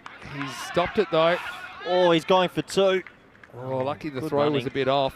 That's the thing. I mean, Whiteman has the energy and the athleticism of someone You know half what his he's got? age. He's got grit. He's a gritty cricketer, Whiteman. He finds a way. That sort of running hard, I'd pushing say twos. he's got a mixture of grit, but also a bit of flashiness. Mm. A smattering of flashiness on the top. That took off. Now, I've talked about this end being the bouncy end. Sanjay Kumar gets that one to That fly. zipped through. That really zipped through with pace. There's the Assassins in the background from Croatia, ready for their first game. Don't worry, don't be worried. They've confiscated their weapons at the door. All right, it's going to fly, and it's going to be 4. Just pitching inside, so Whiteman flashes and flashes hard, and brings up the 50 for Heritage. Yeah, 4 to the total. 50 comes up. He's a gritty cricketer for me. He always finds a way. One of these two need to be there in that last over. They're not out of this yet. I think I've got a bit of a tingle in this game. I think this could go very close. you might be right. Well, there's another hard flash. This is going even further. Maximo! Whiteman goes 4 and 6 pickup sticks, and yeah, can they just find a way to get back ahead in the contest? Heritage fading, but flying now in the 6th over. He's a niggly cricketer. He finds a way. He flashes hard. He gets 6. So 4 and a 6 just, well, calm some nerves in that 10th there for Heritage CC. Game on. Stunted tour ball required. Oh, this time slower ball. Didn't have as much pace to work with. Well bowled. The change of pace has been really important so far. Don't agree with the 81% to 19%. I think it's a lot closer than that. We live in the age where AI is not too far Taking from- over. Yeah. Hey, Probably commentary soon. We probably won't have to come again. The ball. Fuller. Kept him guessing, didn't he, Kumar? 12 off that over, and the score 56 for 4 after 6. You're going through that phase where you're thinking, your brain's buffering. Give me something, Corey. Oh, I'm thinking this has got a golden ball feel. I really think this is going to a last with maybe 15 needed, something like that. Got some good batting to come here. Anu Borisu's a guy who can come out in that position, and he sticks out to me down the list. Yeah, it's game on. Crucial moments. Hey, Jacobs had a great game. He came in with a cameo with the bat, hit 4 boundaries. He's taken 2 wickets first, and they're going to go to him now. Can he take another wicket and propel Cobra CC to a win here? Hello to David Robson, watching from Estonia, I think. Shot. This is a good shot. Yeah, it was a slower one. He's continuing to mix up his pace, but I think he just gets the line wrong there, Jacob. And 4's a good start to the over from Vikram Vij. Yeah, clever batting. Came across, got the sweep shot away. Vikram Vij he'll like this matchup. Left arm off spinner. Yes, he's a bit quick. He's got the arm ball. There's Tony Whiteman doing push-ups at the non-striker's end. He snuck those in, didn't he? Yeah. Means business. Tony. That is his trademark. Quick one. Oh, he's gone the other way. Oh, he's tossed up again. That's going to be 4 more. Takes a bit of a risk getting across his stumps. I reckon this is dead LBW if he misses, but he doesn't miss, and he gets 4 I more. think Jacob's not read the room there. He's bowling to a left-hander, and he's gone flight. And also just the line. I think you'd rather get him reaching outside off. Yeah. It's very hard to protect that side of the field as they find out the hard way. Vinny Sandhu. I'm telling you, we're getting 2 golden balls this tournament. I'm feeling it. This is going to be really close. Jacob. Just the line slightly. Good Each with adjustment. experience, just happy to take the one. Good adjustment from Vikram Bay there. He didn't get the ball he wanted, just nudged it for 1. They've got the momentum now on their side, Heritage, but Yeah. a wicket could change the momentum right back. Yeah, 2 set batters now. 2 players. They've got themselves in at least. Another flighted delivery, and he's got him. Well, Jacob gambles with another flighted delivery. Whiteman plays across it, and maybe Cobra CC just pulling ahead a little bit. Yeah, I think so. Look, it's a good Yorker. It's good length. Jacob's got 3. He's been brilliant, and Heritage do kind of give that momentum back with the wicket. But Whiteman contributes. He does get 13, 65 for 5. Yeah, he does. He'll be disappointed to get out now, though.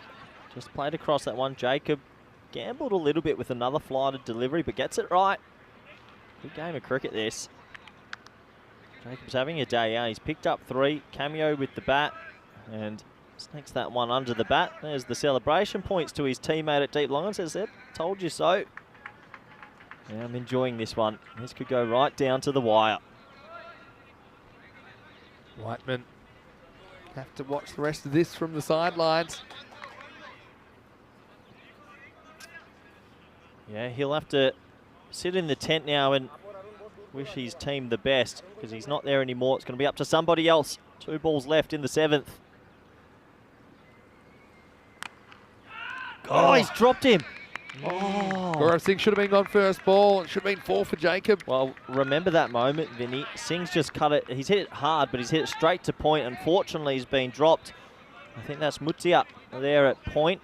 And it's a bit of a hard one, but he got his hands to it, and it goes down. Next ball. Well, it's a play and miss. It's hit the keeper on the sort of knee, but it'll be a dot ball to end. What a spell of bowling from Jacob. 3 for 11 off his 2 overs. And the score at the end of 7 is 65 for 5. Yeah, fantastic individual game from Jacob. Will it be enough to get his team over the line? We will see. Well, there's some of the players watching this one. Scanderborg had a good win this morning. Yeah, the chosen 13 amongst the... The Chosen 13. Chosen Sounds like a 13. biblical story. Sounds like one of these sci-fi series. 4400, remember that show? Yeah, I do actually. Good show. Anyway, 42 off 18 required. Looks like Kumar's got the ball in his hand. Vikram Bate, he is the key in this chase. Can he light it up and take this right down to the wire? Yeah, well, every over's huge from here. 14 and over required. Interesting. In Barcelona, if you needed 42 off 18, it'd probably be 90-10 the other way. They're 10%. I still think that's not giving him enough cred. The man facing this ball, Vinny, is the key to the chase. He's got plenty of experience. He can play 360. It's up to him. All right. Rock and roll. Because they've bowled their overs so quickly as well, look at that, 15 minutes in the clock. So that's quite clever. You've got time to adjust your field, and that's what they're doing now. Just making sure they get every angle correct. Got to respect it. Over number 8. Goes hard Shot. at this one and gets the gap. He gets 4. Good start to the over for the Luxembourg team. He's a good player, Vikram Vait. A little bit of width, just lofts that one over point. There's always a pocket over point. Some teams will bring third up and have a man back there, but club level you don't see it so often. Good batting. If he can take this over for 15, you've got the 4 off the first ball. Get 11 off the next 5. At least 15 off this I one. think as long as he's there, I think they're in the game. And change to the field now, so third has come out. Backward point has gone onto the rope.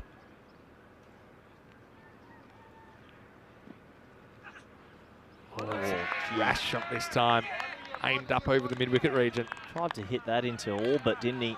Lost his shape a little bit there with the head position, but come back from Kubar. Kumar's just a little bit quicker than you think. Yep. You know, he's puts the effort in, doesn't he?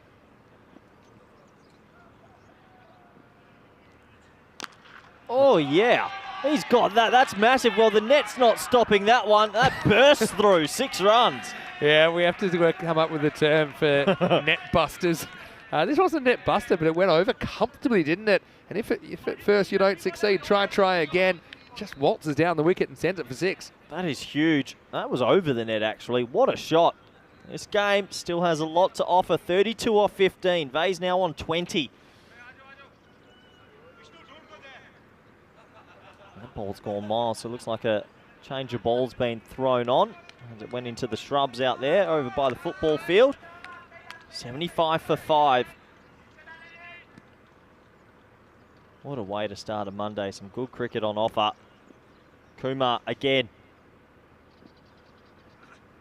Oh, well, 50%. Does that mean the next one's going to go even further? My back hurts watching him swing that hard. That is a proper wallop at the ball.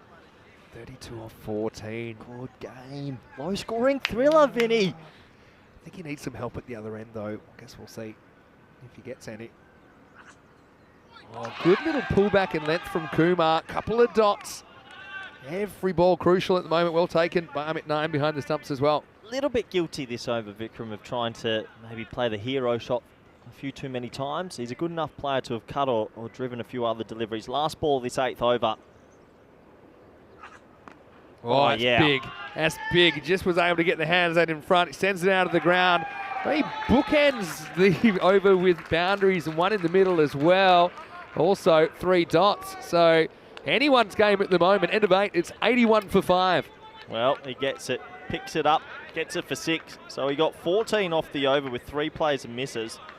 This is going down to a last over thriller. Don't see them making the remaining 26 runs in the next 6 balls.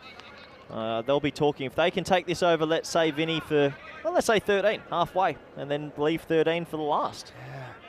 We're in a game. Are you tingling? I'm tingling. So we talk about the tingle. I'm not happy about the tingle, but I've got the tingle. When we think there could be a golden ball around the corner. This is golden ball territory. I would love a golden ball on day 1 of the ECL. I don't want to wait. I want it now.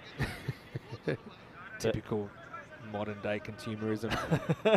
Burhan, he bowls it short into the pitch. He's going to come on. What can Singh do? All right, whatever you get in this over, you don't need in the last. Here's Burhan.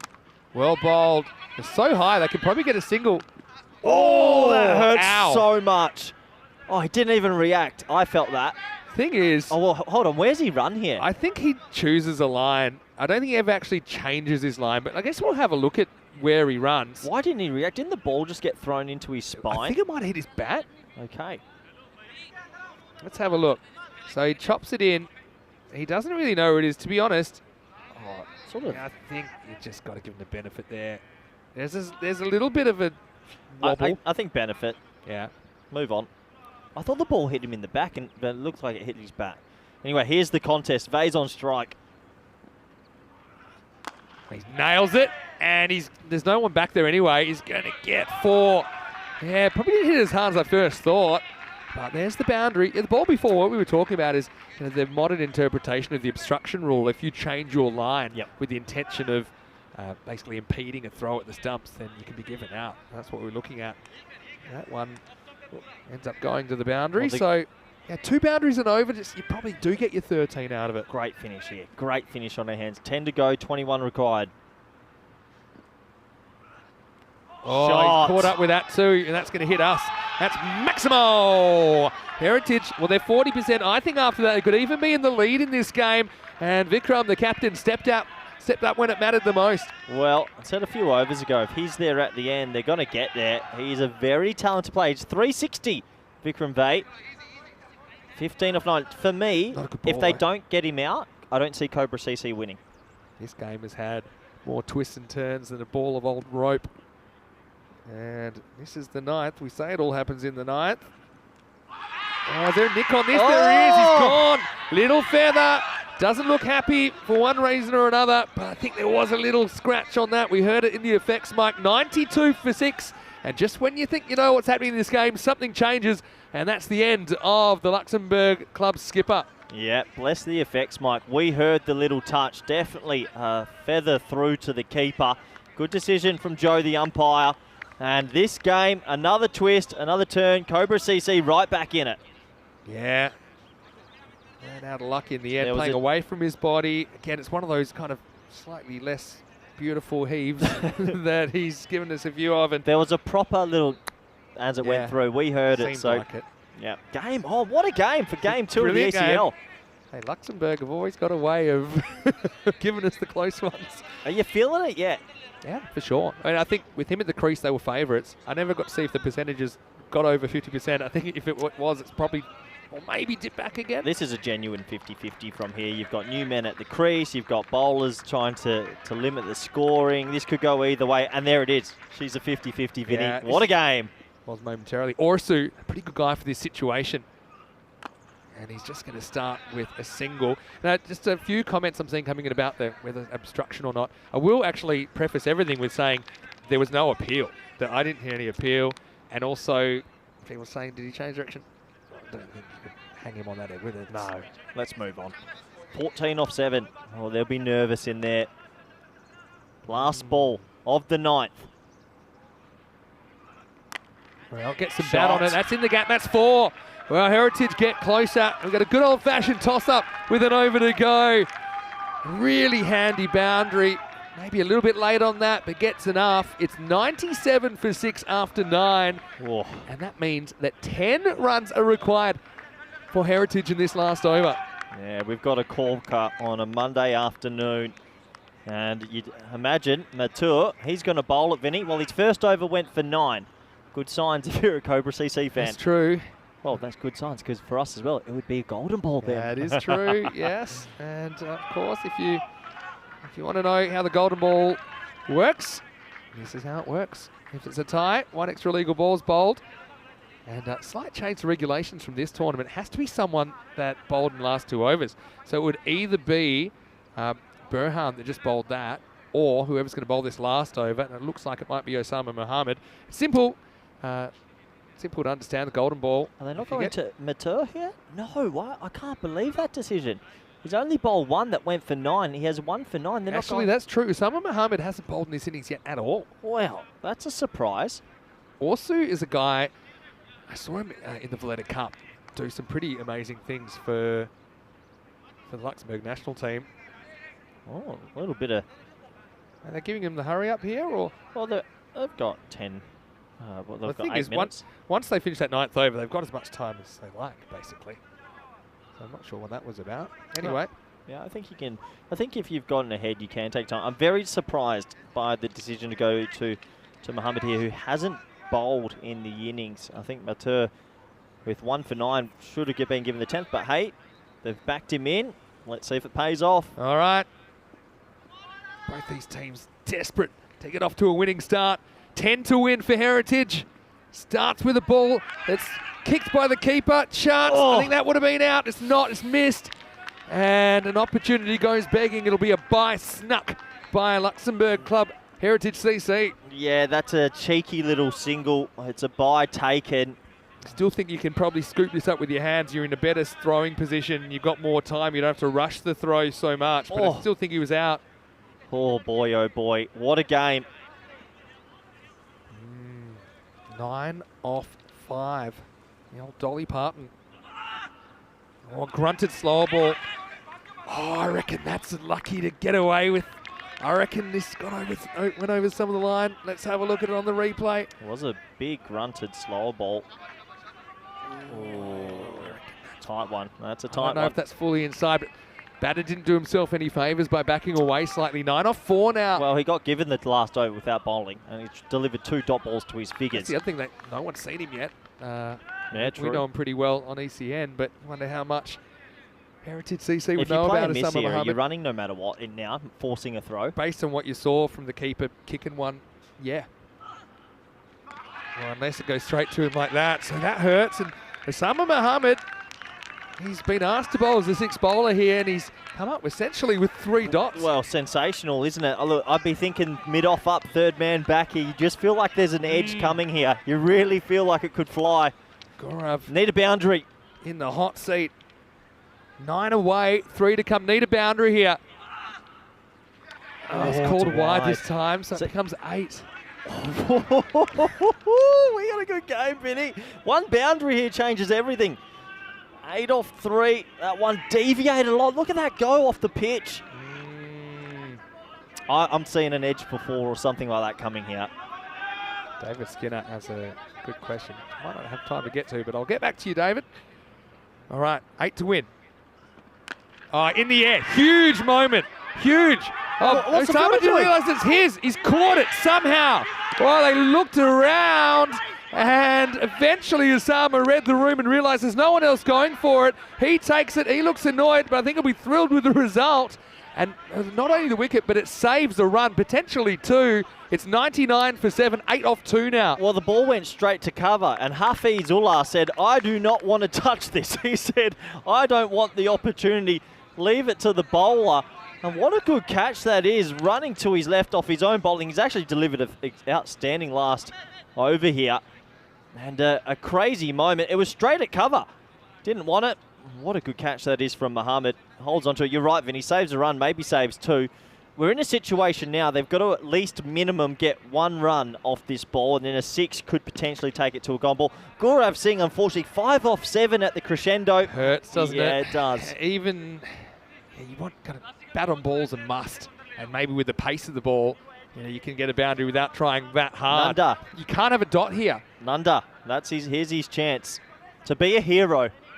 Dot here pretty much kills it. It does. Got to get at least 1. Would love a boundary. 2 to come.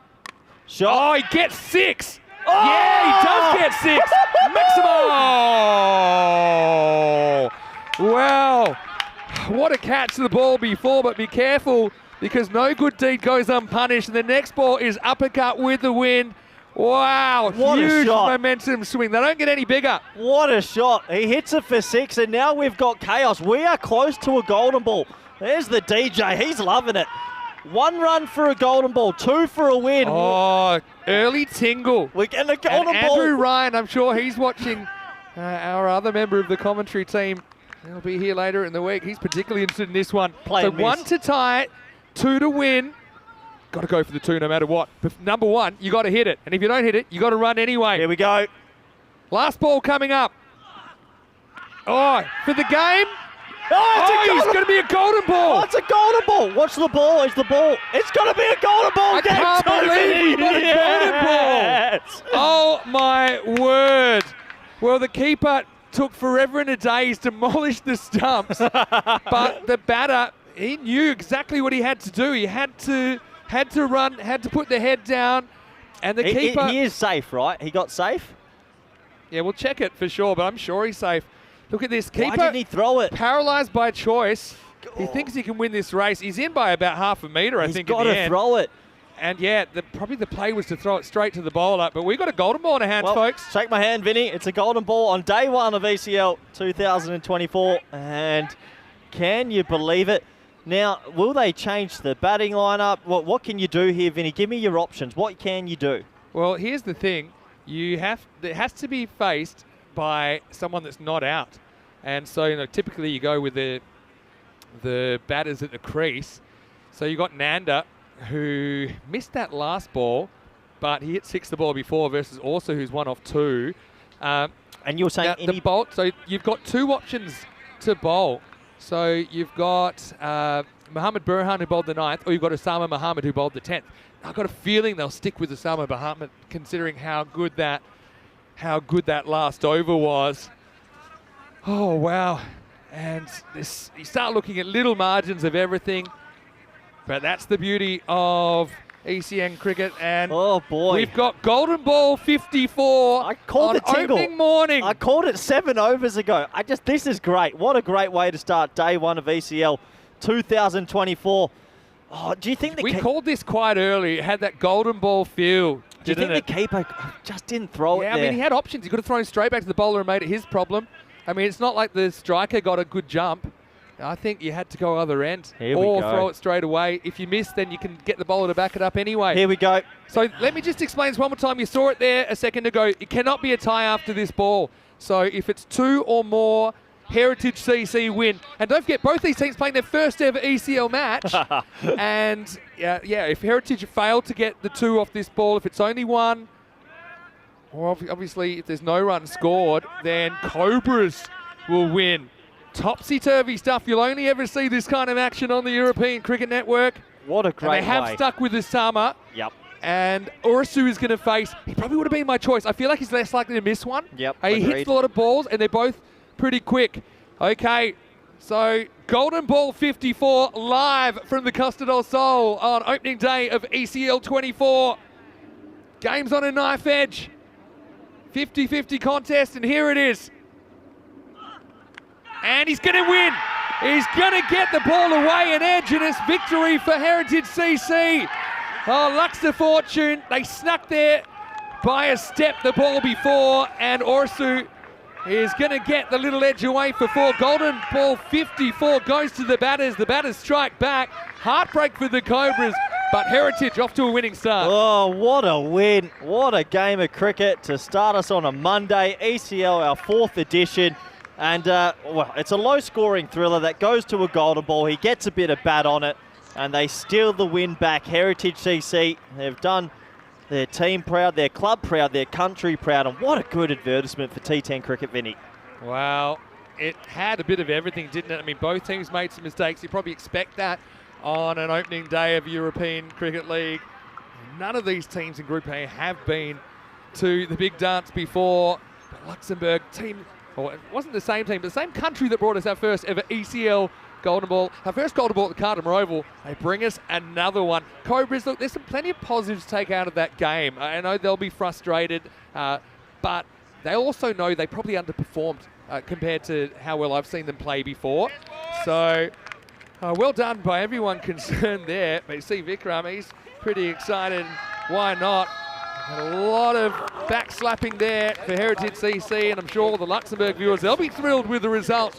They get there with 4 off the Golden Ball. It's a big win for Heritage to start their competition. This is what we've got coming up next. Game number 5,000 on the network. Zagreb Assassins versus Gina Brescia. Rico Full and Vinny Sandhu will be here to bring you out. But what a bit of a win. longer gap as well, so that game starts in about 45 minutes. Hey, maybe we could celebrate with back-to-back Golden Balls for the first ever time on the network. But yeah, it's 2:30 p.m. GMT, which is 3:30 in Central Europe, and 8 p.m. in India. Wow. That's my first Golden Ball in a year. Yeah, you hadn't had one. Thank you. Almost hadn't had time for it to sink in. I'll tell you, I'm glad the screen was working. Let's go and have a look at the highlights of this one. Topsy-turvy stuff. We knew the start was all important. And look, Sheikh Razik, let's not forget this. That's got to be one of the best catches we'll see here at the Cartama Oval during this ECL. Yeah, it was an amazing catch, and you needed that. That's the captain leading from the front early in this run chase in the field. And, well, there were some nice shots in between from Halbavi. He looked really good when he was accessing the offside. There's Tony Whiteman. He was pumped up in the dugout. But overall, Cobra CC, they were picking up wickets at the right time, especially early on. No one really got settled.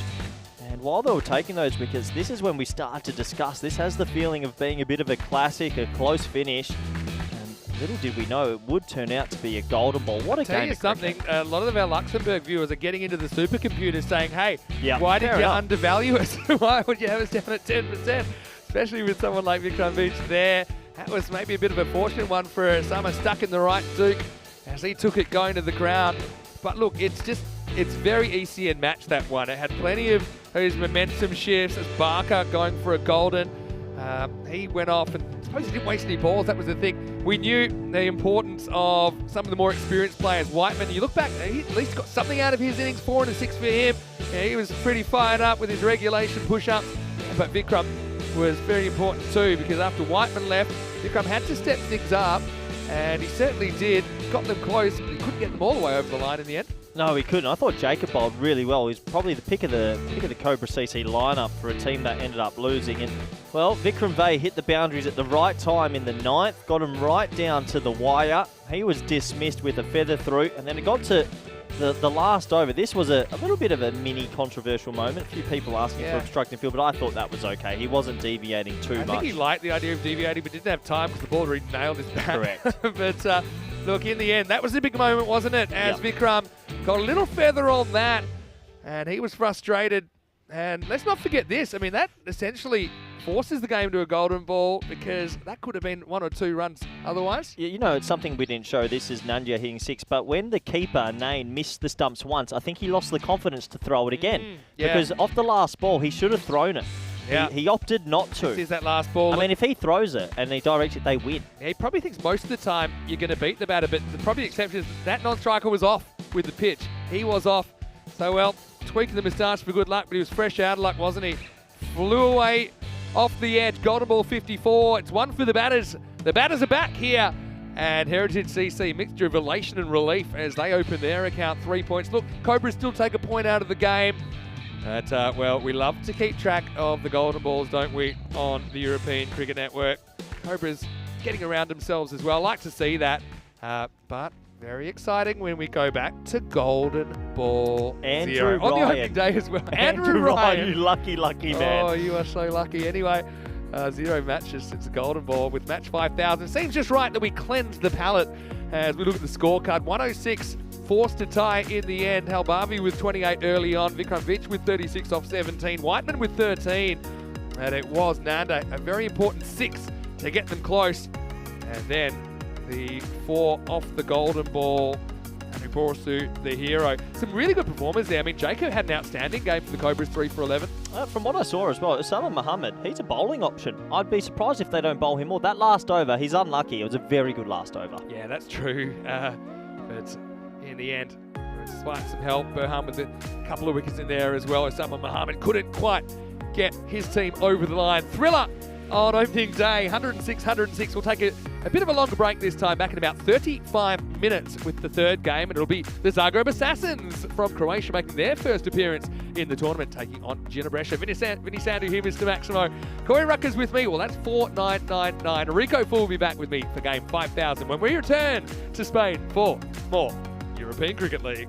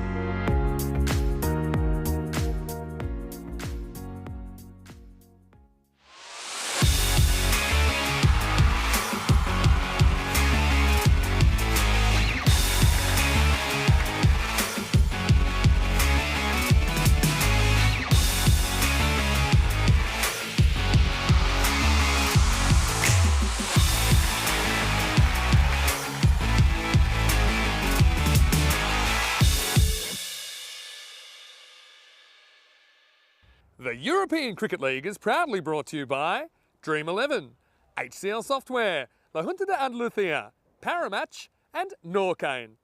And the official charity partner, Share the Meal by the United Nations World Food Programme.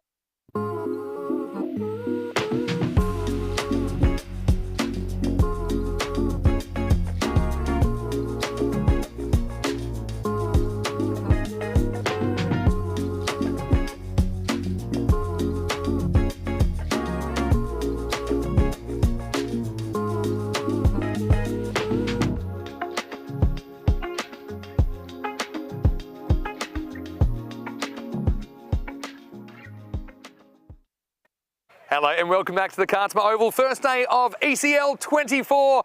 And haven't we had some action so far, including a golden ball tiebreaker in the last game that we saw. And we've got a big game coming up. We've got Zagreb Assassins from Croatia playing their first ever ECL, and they're taking on Brescia, the Italian champions, who we did see earlier today drop their first game to Skanderborg of Denmark. Well, this is also a big game on ECM because it is our 5,000th game broadcast, and that's crazy. That's within 5 years of existing. So it's going to be a big one, I'm sure. Looking forward to seeing the Assassins for the first time. They'll be hoping to shoot down the Italians. Let's see what happens at the coin toss in Ramage as the two captains. Okay, on you go. This is from Assassins. Thank you very much. Thank you. Assassins, you're the home team, so you will toss the coin, yeah? Okay, Gina, you're the away team, so you will call. There's the coin. European cricket. European has been called, it's come down pari match, so you've won the toss. You want to bat first? Okay, toss won by Assassins, who will bat first. So the toss has been won by the Zagreb Assassins. They've elected to have a hit. Good, confident move. Get out there with the bat, see what you can do. But I do think they're kind of punching above their weight in this match against Brescia, who are certainly going to be pretty determined to get a win on the board. For the Assassins, though, they've got some pretty good players in there. Good to see Jared Newton in their lineup, and he's recently relocated to Croatia, so he's a very, very handy pickup for the Assassins. Watch out for Jawahar Danakula as well. I think he is a pretty key player for Zagreb. For Brescia, like I said, didn't really go to plan earlier on in the day. I think their bowling had a bit of a sameness to it, but I think their bowlers will be better for the run. I can really see someone like a Bilal Khan enjoying these conditions and making life pretty tough for the Zagreb Assassins openers. Well, here's a man, he's done about half of these 5,000 games, and he's done, I think, over 2,000 with me. Rico Full, let's get ready for this milestone game. Hey, could it be back-to-back golden balls for the first time ever? We'll find out. News from the toss in Group A Match 3 is that the Zagreb Assassins have won the toss and want to have a hit. Rico, it's over to you. Thank you very much to Vinny Sandu. And yes, everybody, happy 5,000th. Yeah, it's quite unbelievable. It's amazing what we've seen. And I know there's been a lot of you that have been there right from the start, so congratulations to you all as well. And well, what a way to start. We're starting number 5,000, and we're starting with the counter on 0. Well, I mean, of course, 0 on the golden ball front. What a cracking match that was. Cobra CC taking on Heritage. Heritage, well, getting the runs they needed to win the golden ball. Yeah, as Vinny said, Brescia probably heavy favourites to go on and win this one against the Zagreb Assassins. But look, you know what? I've been to Croatia. I know some of these guys, and maybe on paper they don't look like the favourites here, but anything is possible. We've seen that the last 2 matches when it's very much the underdogs on paper, according to the win predictor that has gone through and won the matches. So maybe we're going to see a little bit of a surprise here. But I do feel that Brescia, they're going to be up for this one, aren't they? They've gone down in the first match as Skanderborg, 168 to 136, losing that one by 32 runs. And I think they're looking to come back strong here. They have to. The championship lives depend on it. You can't really start with 2 defeats on the spin. Yeah, that's somebody who's doing these exercises, getting ready to get started. That was Humza Ishak. And a little bit of rain still around. It's quite weird looking out into the sunshine. You can see it there on your screens. But there is a bit of rain around as well, a bit of drizzle. Maybe you might even see a rainbow for the start of match number 5,000. Give me some statistics here. Thank you for Daniel Weston, who must be feeling a very proud man. Number of runs scored so far, 917,877 we've seen. We've seen almost 50,000 wickets, 47,989. It's been amazing stats, and now we're going to start with a royal duck. Well, how about this? Gerard Newton, the man that we all know is one to look out for. Vinnie Sanders mentioned him. We know all about him. But it's going to be a terrible start for him. So match number 5,000 starts with a royal duck. That's right. And this is it here. It's a good delivery. It sort of creeps up on Gerard. He's not able to account for the little bit of the extra bounce. And it's played into the hands of the fielder. Well, an amazing start to match number 5,000. Well, I was reading the stats of wickets and I said it's 47,989. We'll make it 90 now. There's a royal duck. Not something anybody wants to see. But the thing is, two things here. He's got it out of the way. And secondly, he hasn't really chewed up any deliveries. So a cracking start. You see a wicket straight away. And welcome to everybody around the world, wherever you're tuning in from. You are watching the European Cricket Network. It is the Euros of Cricket, European Cricket League that you're watching here. It's a champion, what we call the Champions League of Cricket, and what an amazing start that is. A wicket straight away. This is in the block hole as well. And now, oh, it could have been disaster. It could have been two batters that had gone. Well, this one would have been a diamond duck. And, well, Sathi Devi running to the danger end. And it could have been a real disaster if the fielder had picked that up cleanly. So a real let-off there. The first runs come on the board, 1 for 1. So Sathi Devi now taking guard. I mean, looking at this assassin side, and we know there's players such as Jawad Nikula there, their captain, 500 runs and 31 wickets he's taken. And that's a great delivery. This one moves away beautifully. So great start this from Mohammad Imran. Those sort of conditions today, I think, where bowlers are going to get the ball to move around. It's going to seam around a little bit, these conditions. A lot of cloud around. Speaking of clouds, some more heavy dark clouds coming our way. Fingers crossed they let's keep away. Another good delivery, and running nowhere is a striker. They just need to spend a little bit of time just to relax here. Newton, he was caught by Was. And well, goes for a royal. That's a horrible way to start your campaign. Euros of Cricket, both batters once again. There's Haris Prasad and Chahwar just having a little chat with each other. And it's been whipped away, and we could see a boundary here. The fielder's after it, but he's not going to get there. So Cuatro Carreras. Yeah, maybe a little chat they had just to help them to settle the nerves a bit. Well, the bowler helps as well by spraying this one a little bit down the leg side. So the first boundary. So Cuatro Carreras. It's nicely played by Sathi Devi. So Mohammad Imran once again needs to focus getting back outside the off. He's got a good field set here. Plenty of fielders in catching positions. And there's that field tight.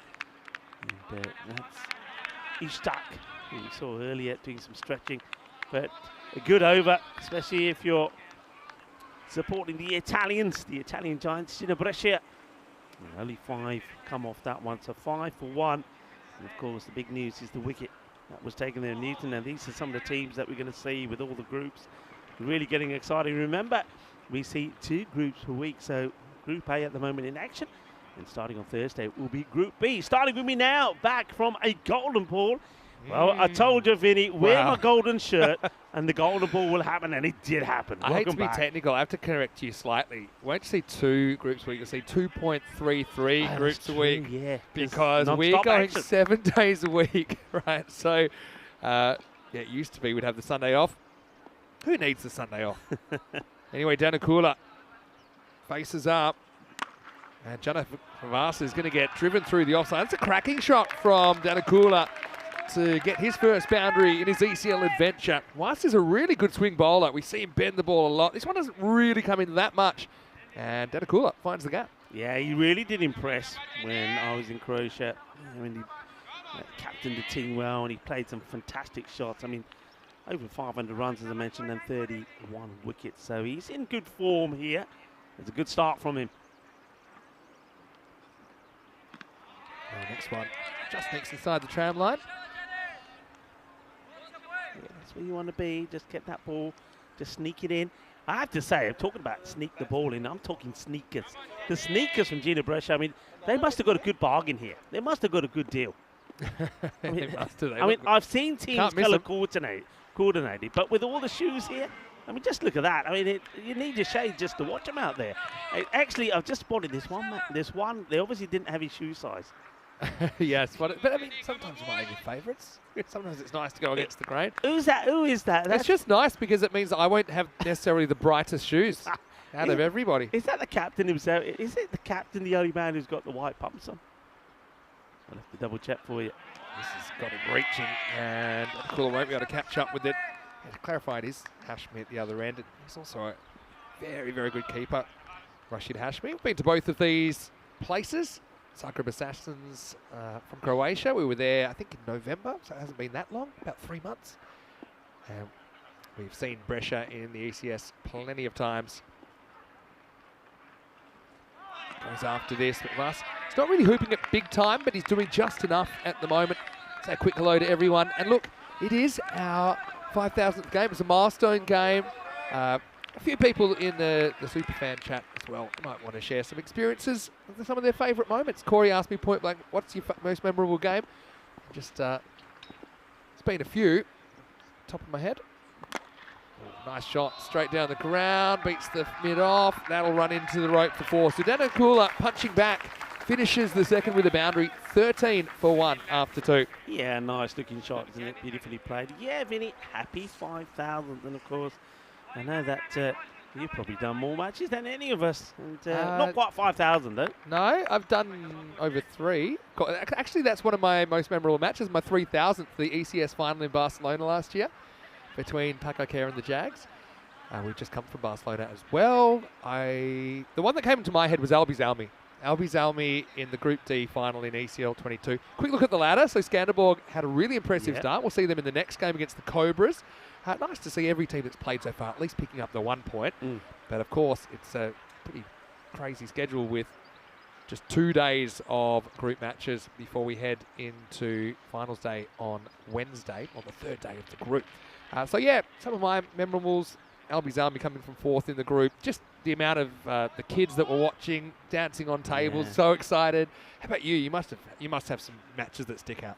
I mean, there always will be. I mean, the very first match that we had in the ECC, that was something special, especially living here in Spain as well, and just couldn't believe that we're seeing sort of international cricket starting here in Spain. That was quite amazing. I mean, just recently, of course, last year we had the European Cricket Championship, the women's edition as well, which is growing bigger and stronger all the time as well. So it's like magical moments. But I think I think for me, I mean, there's so many individual moments for teams, etc., that we've seen. But you know, if I go back to some of the stats that we were talking about, I mean, you know, for me the big thing is, I mean, it's all about European cricket, isn't it? But for me, the big thing is the number of teams and players that we've got back into the game. I mean, when you have a look at some of those figures, it's quite amazing. It's outstanding, and that's what I think when you think about the vision that Daniel Weston had at the time. It was to grow the sport in Europe. Boy, have we done it. Yeah, definitely. It's changed the face of it, but not just across Europe. I suppose the thing that has, surprised me in a way is how much traction we've had outside of Europe as well with this different kind of a format. It's a kind of game which can be consumed really easily by people that might not have a traditional cricket background. It's 45 minutes aside. It's just something that has been a game changer. As this is up in the air, fielder goes back, can't quite get a play on it, and he won't be able to stop it either. That's Sharuk Nawaz who went back and almost turned that into a catch, but instead, after a slight delay, Danakula gets his 3rd boundary. Yeah, this is a real teaser because it's more of he's gone more for timing than power, hasn't he, Danakula? And the fielder there, he thought, got it. Then he said, Mirani. He goes over him. And then in the end, Sharuk Nawaz, he couldn't stop it either. So 4 runs. A bit shorter. And misses out. Yeah, I mean, one of the things we were talking about, I mean, I mentioned, you know, about how we've moved. I mean, we've seen 596 teams play in the European Cricket Network, and that means that we've seen almost 8,000 players involved. I mean, that is the figures that, you know, I want to talk about. That's the thing that is important, the number of people we've got in the game. Because I know for a fact, Vinny, that in a lot of countries, you know, where cricket, it wasn't, you know, it's not the main sport. We know that in Europe, a lot of places where teams were maybe folding or not playing, Yeah. well, they've come back to life. And I think the European Cricket Network, along with the federations, showing good support, and the federations and the European Cricket Network working well together. We revive cricket, and cricket now is growing. And now you know as well as I do, everyone around the world knows about European Cricket Network. And it's been an adventure. You know, I think maybe one of the things for me, which is the most remarkable, is how basically out of thin air, we've built this machine of cricket, taking cricket to all these different places, involving all these players, thousands and thousands and thousands of players involved, hundreds of teams.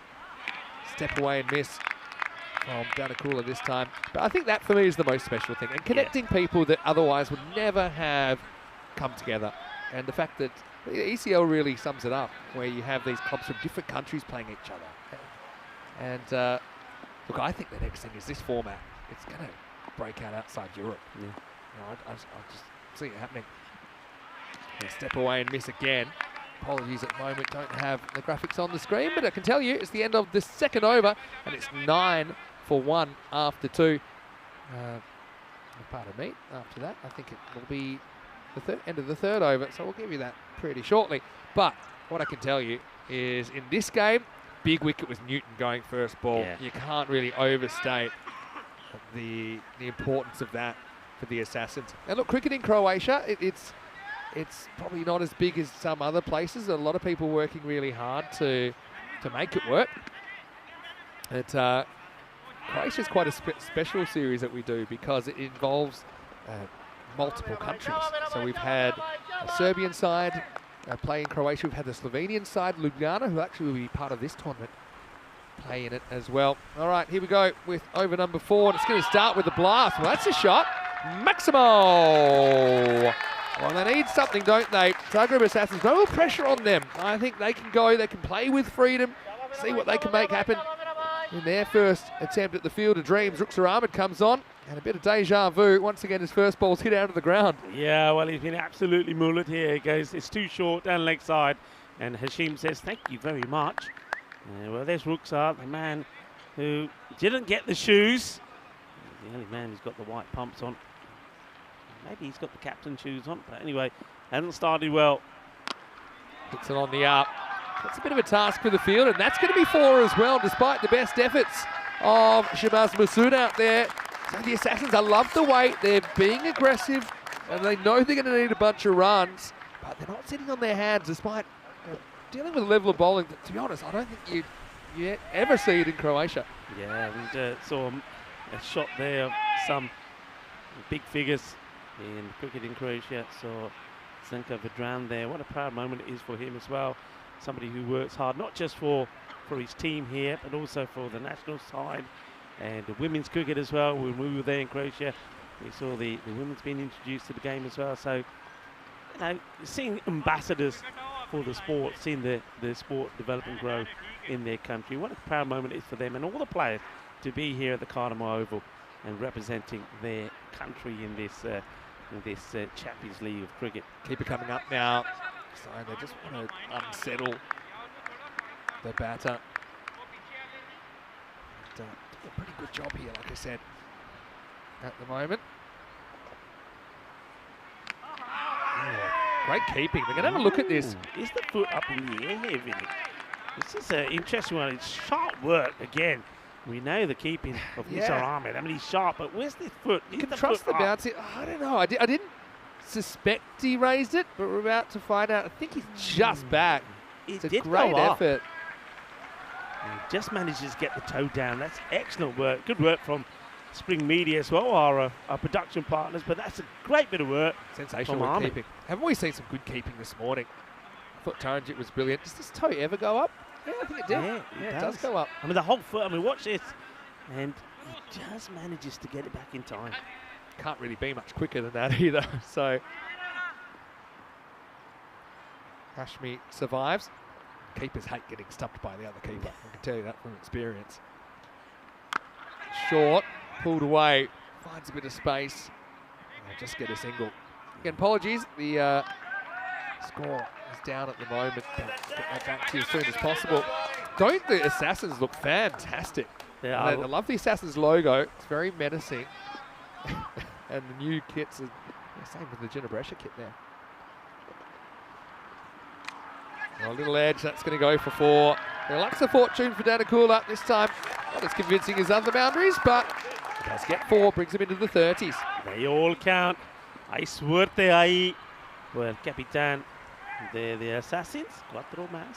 Yeah, you just think of a name like the Assassins. You know, their kit would be a little bit more, I don't know, a bit of goth about it or something, you know. Maybe black and some skeletons or something on it. But, well, it's a little bit of the old Spider-Man, I think, about this, isn't it? The blue and those sort of red. Yeah, actually, that's a good shout. It's a bit of the old Spider-Man. That's coming together, hopefully. I think ball issues here. Yeah, could be. Hit the fence. But it won't be a brand new ball, of course, be a replacement ball. So Captain Ahmed didn't have it his own way with the ball in the last match either. 4 for 15 with the ball to go. Yeah, the old Spider-Man jerseys, I think. The Assassins, well, he's got lucky once and now he's got lucky twice as well. I see. Well, I suppose he's saying, "Jadam aapne bat ball karda na, paise to dene hai, but sara pura bat use karna.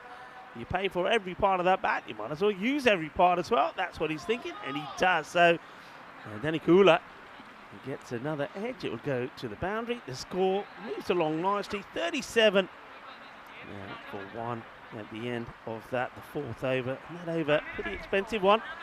It goes for 19 in the end, and that certainly gets the Assassins moving. And you can see there has a bit of an impact on the old worm on the graphic there. The old worm turn up. A lot of people tuning in around the world. I mean, especially on our chat, so many people that are being interactive at the moment.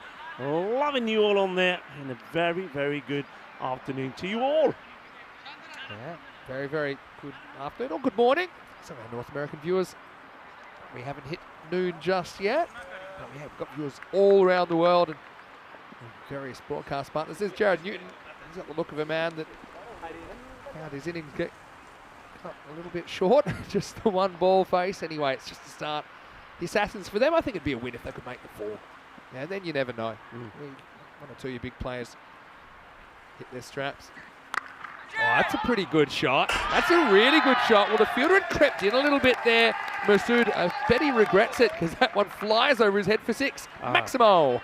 Rashid, he's timed some beauties, isn't he? And look at this one. And this is all about, look at the body. Perfectly still. He rocks back 2 feet off the air as he, well, I suppose. So it's like his body was moving, but his head wasn't. Yeah. That's what made that shot. Because he was actually jumping. Back to live action. Pitched up now to the skies. Miles in the air. Real steepler. Catching opportunity for Hassan. And he's going to take it. Well, he's very, very good in that position. And Hashmi goes 6 and out in the 5th over. It's 43 for 2. What a good catch this is, Vinny. I mean, viewers back at home, if you're watching this, this is a very difficult catch because the conditions here around the Cartama Oval is very windy. You can see that from some of the flags and also the jerseys and the players. This ball is moving around big time in the air. Have a look at the fielder as he's getting underneath this, Hassan Ahmed. He's moving, but similarly to the batter, the head stays perfectly still. And Corey will tell you, when you're taking a catch and you're not being able to get a good, stable base, it's very difficult. That is a great catch in these conditions. Yeah, fighting effort from Hashmi on his entry to the Cartama Oval. He goes for 26, 43 for 2. Interesting for me, they haven't bowled Bilal Khan yet. Maybe a bit worried he wouldn't be able to swing the new ball, or maybe he'd swing the ball too much. Look, but he's still an option they've got up their sleeve. The thing is, we haven't really seen any spin at all from Jinnah so far this morning. Sathi Devi, the new batter, comes out at number 4. He gets his first run on the Cartama Oval. Gets a shorter delivery into the body, which he just tucks out into the onside there. He'll take a single. So hoping to get a good partnership together with his captain, Denikula here. So, Ahmed, good start from him so far. And, loving the work that's been done on designing all these kits, all very different. Loving the colours on them, looking absolutely brilliant, adding to the party. Well, he wants to get funky here, and well, Wow. it's a backward flick that goes wrong. But I mean, this is a dangerous shot to play. It's a good delivery. It's full and straight, and he's lucky he gets something on this. No fine leg, so that's why he thinks, all right, let me try and do this. And to be honest, more times than not, that probably does deflect away. And a bit of friendly fire there. Look at the flick here. Yeah, you've got to go sometimes full Harlem Globetrotters. You've got a global audience, probably about between 35 and 50 million people a day watching this cricket. So why not try it? This time, Ozim goes upstairs and gets another dot. This is a spicy one, isn't it? And a little bit of masala there in the middle as well.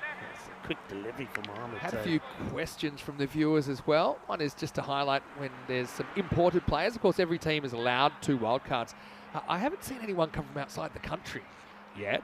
For example, Bilal playing for Jinnah. Typically, he's been playing for Roma Capinelli in Rome, so he's kind of wildcard player.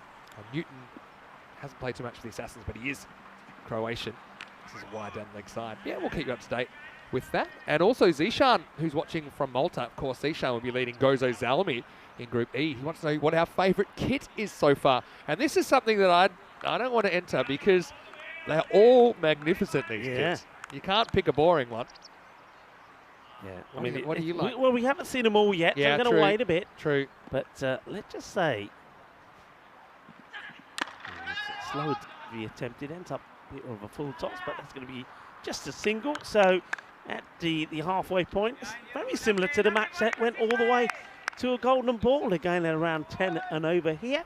And look, I always tell you, wear gold, you get a golden ball. And look, the old golden shirt. Yeah, and I guess I've kind of got gold here as well. So we've had some pretty big streaks without golden balls. The longest ever was 405. Yeah. But we've just had a bit of a run of kind of double-digit games. Typically, it's about 1 game in 100. Yeah. If you look at our first 5,000 matches. Well, think about it. We have 5,000 matches. That's golden ball number 54. So it's slightly more often than that. But yeah, like I said, match number 5,000. You're watching it right here. Now, don't be fooled by the 2019 to 2024. It's not RIP ECN. If anything, we're going at a furious rate, a rate which is unprecedented. And actually, I don't say this to up myself, but we're now the 2 most experienced cricket commentators in the world as far as games commentated now. Pretty remarkable. It's quite remarkable, isn't it? Anyway, it's going to be up and towards the fielder. It's gone. So Danikula is going to go. It's a wicket for Ishtiakov, his first ball. And Assassins have the worst possible start to the second half of their innings. A bit like the first half of the innings. It's Masood that takes the catch out there, 46 for 3. Yeah, good catch from Masood. And, well, he makes it look easy, doesn't he? There he is. He's still rubbing his hands. He said, that's the art. He said, keep your hands nice and warm. The catch for Holland throws everything at it, but doesn't get the contact that he wants. And it's a really good catch taken. Once again, you're on the move. It makes it difficult. So that's a big wicket to get because I think both batters that were looking pretty good. And now I sent back to Denikula. The captain will go. He'll be disappointed that he wasn't able to add more onto the 18 that he gets. So you see 2 batters there. And Denikula and Hashim all make starts, but then get out at the wrong time. So big wicket. The score 46 for 3. A wicket right at the start of the 6th over there. Wickets off the first ball, the first and the 6th. Danikula swings a few haymakers and gets a couple away. A short one, and I don't think he had this totally in control, I have to say, but it's going to be a boundary. So Yogesh Malaga comes out and he hits the 6 of his first ball. We talk about the fielder dreams. What about a dream start? Hitting a first ball for 6. Bit top edgy, but good enough. Balagi, his traditional number 4 jersey, gets 6. Yeah, David Skinner in the chat, and he's got a good point as well. Hashmi, who will do the keeping for the Assassins, he is a guy who plays for Zagreb Sokol normally, so he's another guy that they've used as a wild card. Well, everyone's going down. Ball goes up, bowler goes down. He's bowled this and does a forward roll as well. He's stuck. He's a talented man, isn't he? Have a look at this. And bowl. And it's sort of a forward roll, ends up on his feet. Well, I mean, you're against the Assassins, so if you go back to your military training, you know, sometimes you got to stay low. Maybe that's what he's thinking there. Not too much about this one, but he'll get one. Certainly one in the old into the body attack, doesn't he? Yeah. Back to 1932-33 about this line of attack at the moment. But yeah, it's quite funny in a way. Hashmi playing for arch rivals, the Assassins. There's a good-natured but pretty intense rivalry between the two Zagreb sides. The Zagreb Sokol, who have played at the last two ECLs representing Croatia. Probably two here if you run straight away. That's excellent running. Really, really good running. And I suppose if the boundaries aren't coming with the frequency you want, that's another way you can just pitch an extra few. Yeah, you've got to run hard. You've got to put the pressure on. Saba Wundavitsi is in the chat. Saba, hopefully you're well. Looking forward to seeing you with Prague CC later in the week. That's the crazy thing. We have the final, and then you feel like, oh, everyone should take the day off, take the weekend off, and come back Monday. No. Next morning, we're starting again. And we used to have the Sunday off. Not anymore. And the other thing is, well, a bit too early to go into it now, but later in the year, we have the pretty intense new ECC schedule as well, which includes 2 tiers of competition this year, and again, 7 days a week of competition. And finals every 3 days. Strap yourselves in. Yorker doesn't beat the fielder. That will be the end of the over. So the Assassins fighting hard. Not been given much for free. It's 56 for 3 after 6. 56 for 3 after 6. Well bowled, and you never get tired of seeing the Cartama Oval in all its splendid glory. Of course, you've got the Sierra de Cartama, the mountains there in the background. And on a day like today, well, we've had a bit of mixed weather, windy, we've had some rain, but still looks glorious, looks magnificent. So big shout out to all the ground staff making it look so great. And I know a lot of work was done behind the scenes by Jay Wild and his crew of merry men as well. And a big shout out to everyone to make it look absolutely splendid. And Nacho as well, the groundsman, looks a picture. All right, here's the man you were asking for. He's going to be a handful, Bilal. Slightly older ball. Oh, still swings it. Actually pretty well played by Balagi to dig it out and get one. Yeah, Bilal, still remember the first time we saw Bilal come. Yeah. Long hair. Still got that spirit. Charging in. And he took some sensational catches on the boundary, so he's a good cricketer. The thing is, he loves the game. Yeah, he's a lovely Can guy. really tell. Played a lot for the Maltese national team now, residing in Italy. Bilal. Slides into the pad. Oh, better watch out where that's going. Yeah, Safadevi can't catch up with it. Thing is, with Bilal, sometimes he doesn't really know where he's putting them. He doesn't know if he's going to swing or not, but that's also difficult to play, because if he doesn't know, then you don't know. Yeah. But I think my strategy would be, I wouldn't want to be getting in the road of balls going down the leg side like that one. I think I'd be kind of stepping across a little bit, hoping I could maybe use the pace, sometimes flick to fine leg. But you don't want those clunking into your pads.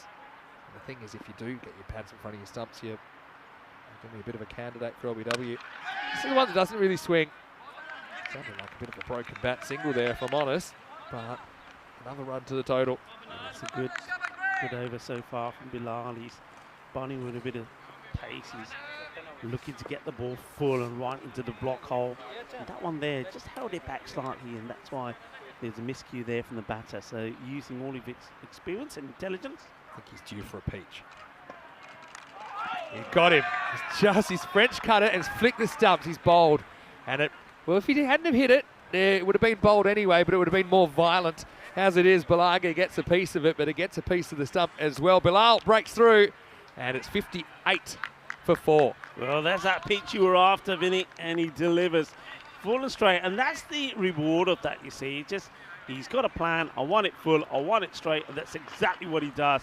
And Yogis Balagi, I think this one he's beaten by the pace of it. Comes to him quicker, and then yeah, he gets a bit of bat onto it, and he plays it onto his own stumps. For Bilal, that's quite a delicate bold dismissal. Just disturbs the bail, see? Yep. Hit the bottom of the leg stump. Malaga goes for 8, does strike a Maximo. He's the fourth to go, 58 for 4. Arun Sapien, the new man that comes out. And need to try and find some. I'll tell you what, new batter, somewhere. Bilal is tough to handle.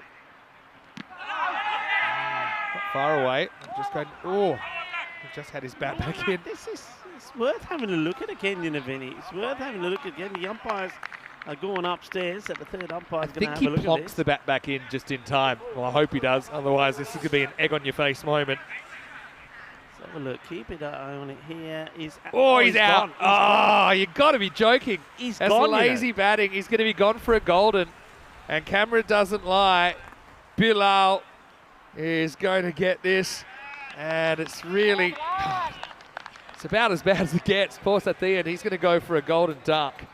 And, well, team hat trick incoming perhaps.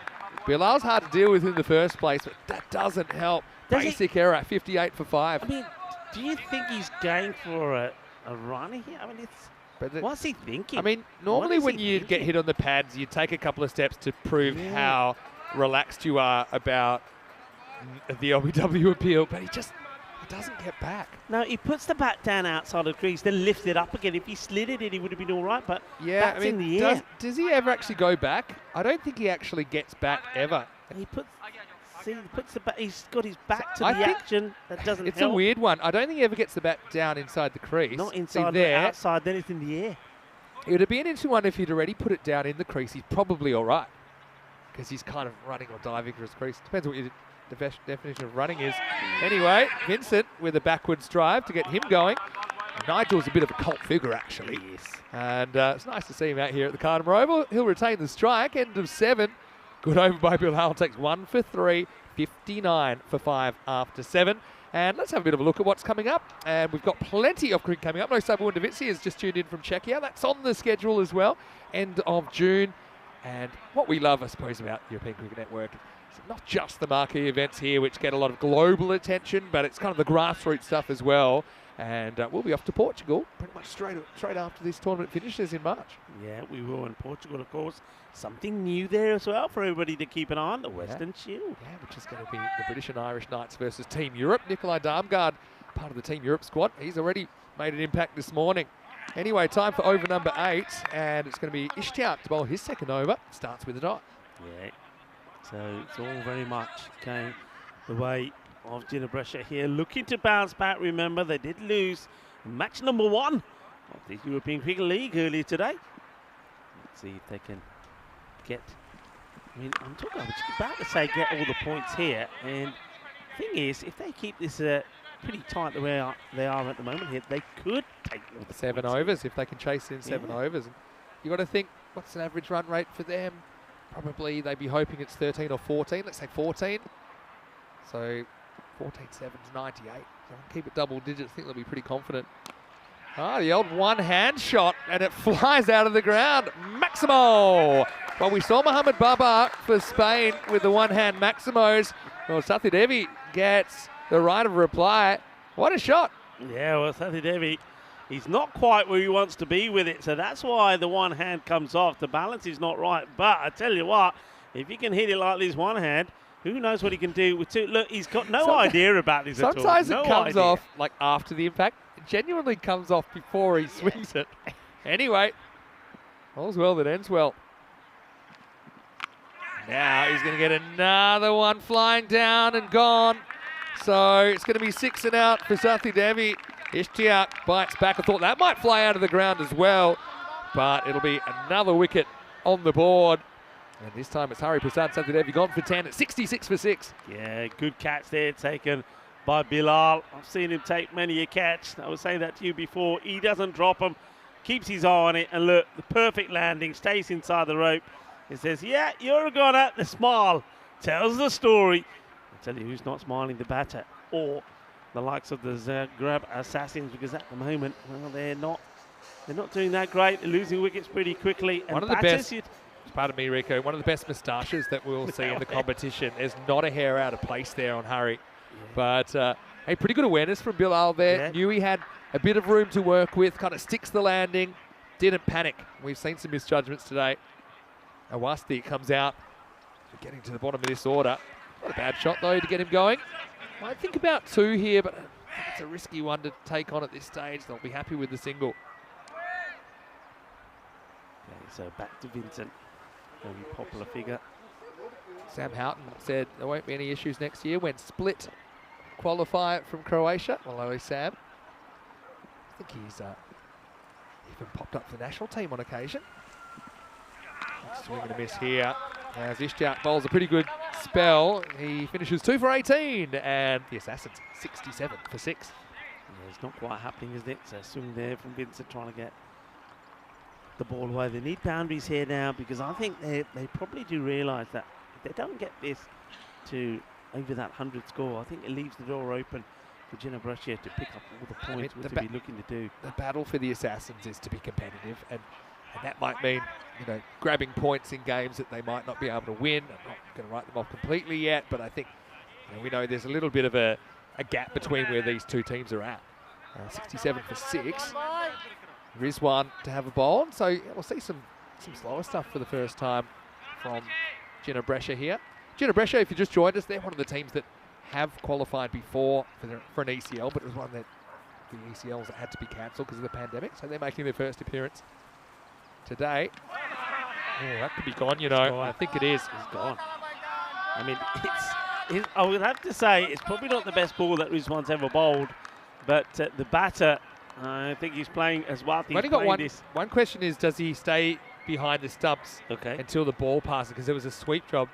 Oh, very close one. Let's slow this right down. So Vinny's talking about where the ball is taken by the keeper. Does he go in front? Does the gloves go in front? I actually think it's a no ball, if I'm honest. So this is what they're looking at. Where I are the gloves? I actually genuinely think there. See, he's got to be completely behind the stumps. There we go. Let's see. Just about here now. Are those gloves? For me, that's a pretty good side-on shot. I actually think it is a no ball. Yeah. I mean, he does go back again to take the ball, but he's already... Yeah, so you cannot break the plane of the back of the stumps. So, yeah, I actually think Awasti is a bit unlucky. Probably shouldn't have missed it in the first place. Anyway, it's good to see him smiling as he departs, and that's really what this ECL is all about as well. You're right. That's what I think. So he's not able to pull off some of the heroics we've seen him do in Croatia. The reason my spider senses were up there, it's because I call it like a sweep take that Nisa pulls off there. And so he's pretty much going sideways at the stumps, which meant that he was probably pretty close. In my opinion, I actually don't think that's out. I think similar to that's the keeper's equivalent of like bowling a no ball on your front foot when you're just over. You might go, well, that's a bit harsh, does it matter? But I mean, the batter's just out by millimetres. Give them out, so it's kind of fair. And sometimes we say with the cameras in the ECS, for example, at the domestic level, not as many cameras, so we're not really sure, it's not really side on. That was pretty side on. I think, yeah, it's a sort of good look of that. And this time, again, you see the sweep take. And so, yeah, he's brilliant behind the stumps, Nisa Ahmed. There's 2 types of stumping. The type where you need to, see that one he seemed to stay behind okay. But the 2 types of stumping, the type you have to rush and the type you don't. So that instinct's pretty important as a keeper to just have that internal clock. And if you don't have to rush, then you're concentrating more on the technique of catching the ball correctly. But when you need to rush, it's been called a no ball this time. I'll tell you who's not thrilled about that would be Awasti, who's, because I don't think that was that bad. So one more. Well, this time it gets called, so Joe Foster there, the umpire, just letting Awasti's lawyers are quickly compiling the documentation. That sounds, but one looks all right. I think it might have been called on the field that time. Okay. Yeah. So free hit. All right.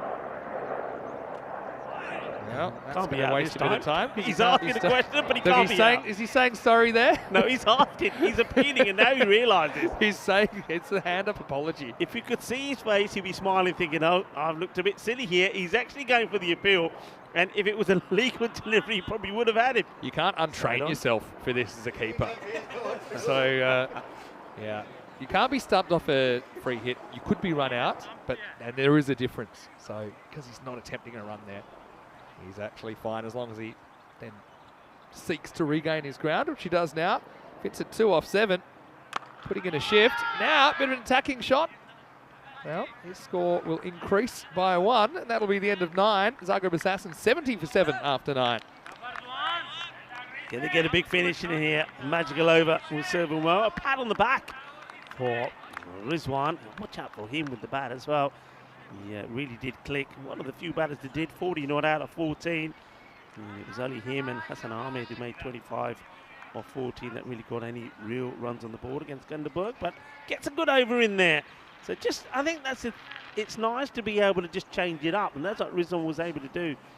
Just something different that works. Takes the pace off a little bit. Well, Bilal's going to come back. It's the big Bilal versus Nigel Vincent battle. Alan Magdalenic is in at number 9. He's on strikers end. He's a really interesting guy as well. Very interesting. Hasn't played a lot of cricket and baseball background, but yeah, naturally talented kind of guy. 6 balls to go. And that is going to tilt the off stump back another little inside edge, I think. So Nigel is going to have to walk 70 for 8. That means that the 10 and potentially the 11 are going to have to come out and face the music from Bilal, who they've held back, and I suppose they've still managed to get a fair bit out of Bilal. Swinging this ball despite it not being brand new, but you can he's just a little bit too good for some of these Assassins batters. He's going to be eyeing these next batters up. He surely is. Here's Bilal Khan. It's Naseem Khan that comes out now. So the battle of the two Khans as we see Nigel Vincent. I tell you what, Naseem Khan's coming out at 10. He better be ready. And I don't know how much protection his shoes have got, but I have a feeling that this ball's going to be around there. Oh, well played though. And good shot for none. You've got these missiles coming in. In a way, cricket's about challenging yourself. And so, you know, these guys are going to face some bowling that they just would never have to face normally. So even if they can hold their hand up, maybe grab a couple of extra runs, they'll get some satisfaction out of that. Bilal's not in the mood for sentiment, though. I think he wants to send the stumps flying. He's going for Yorker length delivery here. He's seen the batter's stance. There you go. That's nice. They might look for 2 here if they're really quick. And I think they're going to get there. That's very good basics from the lower order of the Assassins to grab 2. Yeah, good running. Magdalenic gets to the other end. Yeah, now, Andy Magdalenic is somebody, one of many players that play in Croatia and have started and learned to play the game after playing a lot of baseball. So he's got an interesting style and technique. I do want to see Alan have a crack at Bilal. Whether he will or not, we'll have to find out. Well, that's good Yorker. I'd love to see him try and take that on, but field's hovering. They don't allow the single. Great spell of bowling. Just the 5 runs from it as well. I'm hoping for a single, because I'd like to see Alan. You want to see? I don't know, mate, could sock a dinger. You never know. Does have that baseball background. It's great though in Croatia. There's a few multi-sport. I know what you want. You wanted to hit a 6 and throw the bat. Is that I'm what you worried call for it? Throw middle the bat? stump here. Oi! Well, I'm glad he stepped inside that, because if he backed away, it might have been lights out for Naseem. Well, he bangs this one in. I think he thinks, all right, you think it's going to be Oh, pitched that up? took... I'll tell you what, if he'd backed away there... Oh, could have had our first concussion test of ECL 24.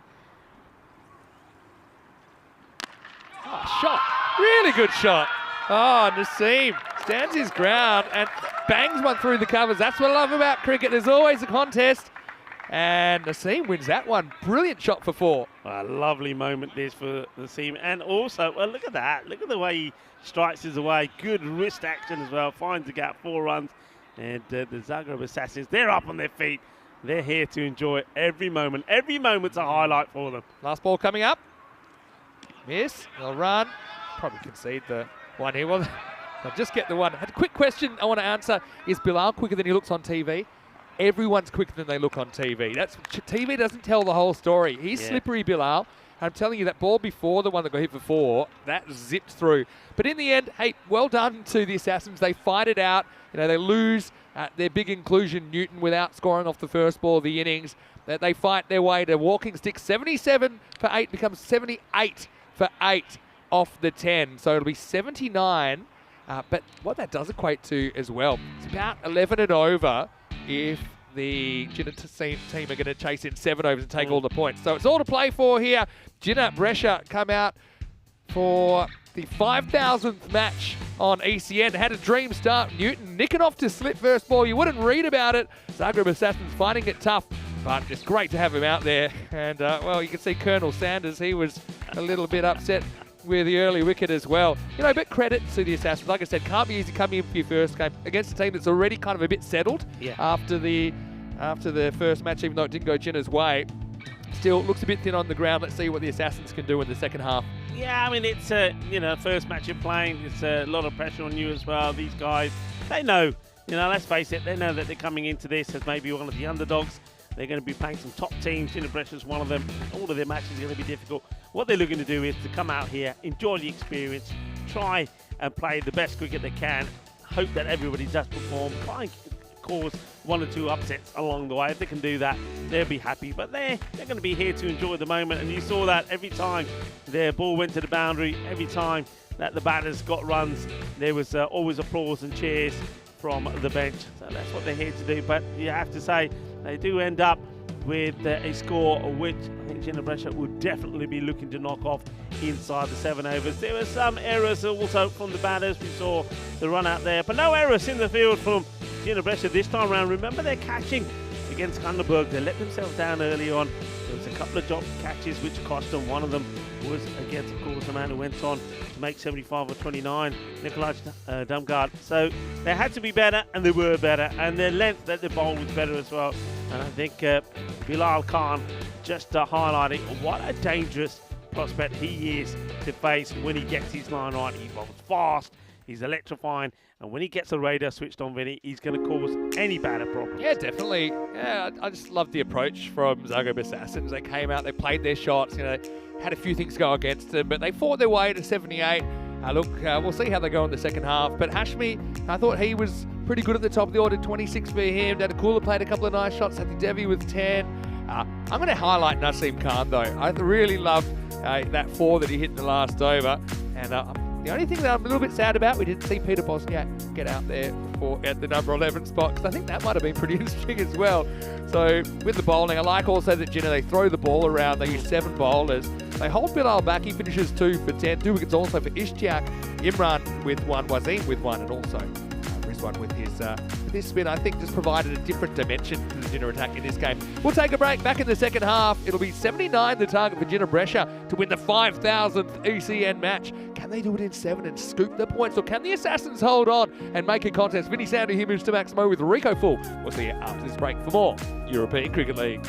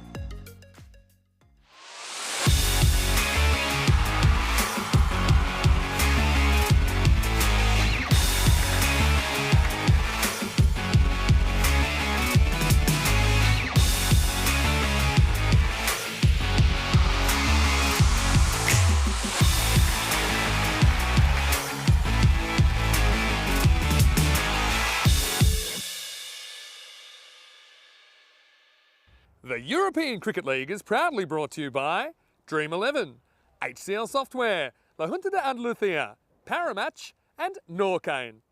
And the official charity partner, Share the Meal by the United Nations World Food Programme. Hello viewers and welcome back to the European Cricket League. We are in Spain, in the beautiful province of Andalusia, and we are in the region of Malaga. This is the Cartama Oval. Let's remind you of the bonus point equation. So remember that there are 4 points available from every match. Now, the winning side normally will get 3. The losing side could pick up 1 point as well. But this one is one where there's an opportunity for the likes of Gina Brescia to steal that point away from Zagreb Assassins. To do that, they need to get to this target before the start of that all-important 8th over. So got to try and do it in 7 overs. And that's what Joe Newton is going to try and prevent. Looks like he's got the ball to bowl the first. So it's going to be a big, tall ask here. It's been a difficult introduction to the Euros of Cricket, the European Cricket Championship here for Zagreb Assassins. Remember, this is where the club champions of Europe combine together. So we have 35 champions who will be taking part in the European Cricket League, representing 33 nations. That's why this is the Champions League of Cricket. Yeah, sun is shining finally here in Malaga and Andalusia at the Cartama Oval, the field of cricketers' dreams. That's what it is. So ready to start. It will be Nisar Ahmed. And he's going to sneak off behind. Well, we're going to see 2 Royal Ducks on the spin. And well, Gerard Newton, who was out for a Royal Duck himself, now he means business as he gets Nisar Ahmed out very first ball. So what a match this is. It's not often that you see that. I know that myself and Georgie Parker had the pleasure of seeing this in one of the contests in Barcelona in the European Cricket Series. Well, now we've seen it here. So it's going to be a Royal Duck. Royal Duck. And the very first ball of the innings. So just teases him outside the off. He gets a bit of glove on this. No mistakes from Rashid Hashim. He's delighted. No, Newton is delighted. And now he's not just going to have a 0 to his name. He's going to say, right, I might have been out for one of those Royal Ducks. Now it's time for me to deliver the same. And Nisar Ahmed, he's going to be the unfortunate one. So eyeing up 1,000 runs on the European Cricket Network. He only needs, I think he needs about 6 runs to do that. And he's not going to get them here, not today anyway. So if you've got a low score that you're defending, what do you need? You need wickets, and you need them quickly. And that's exactly what they've done. And a good time to welcome back into the action Vinny Sandhu. Vinny, 1 wicket down, same as the first. A little bit of poetic justice there for Newton. Not often you see somebody go for Royal Duck and then cause one. Anyway, Hassan Ahmed comes out at 3. Straightens a little bit. Oh, sends him back. Oh, wild throw. Good team fielding there from the Assassins. Like I said, sometimes you just got to compete against yourself. Look, 78's not a lot of runs on the board, but they're going to fight here. And also, they set their tone for their whole group in this game. So it's their first chance to get out there as a team at the Cartama Oval. Oh, you know what? That would have been out if it hit, because it's the first bat plug of the competition. It's the famous Cartama Oval bat plug.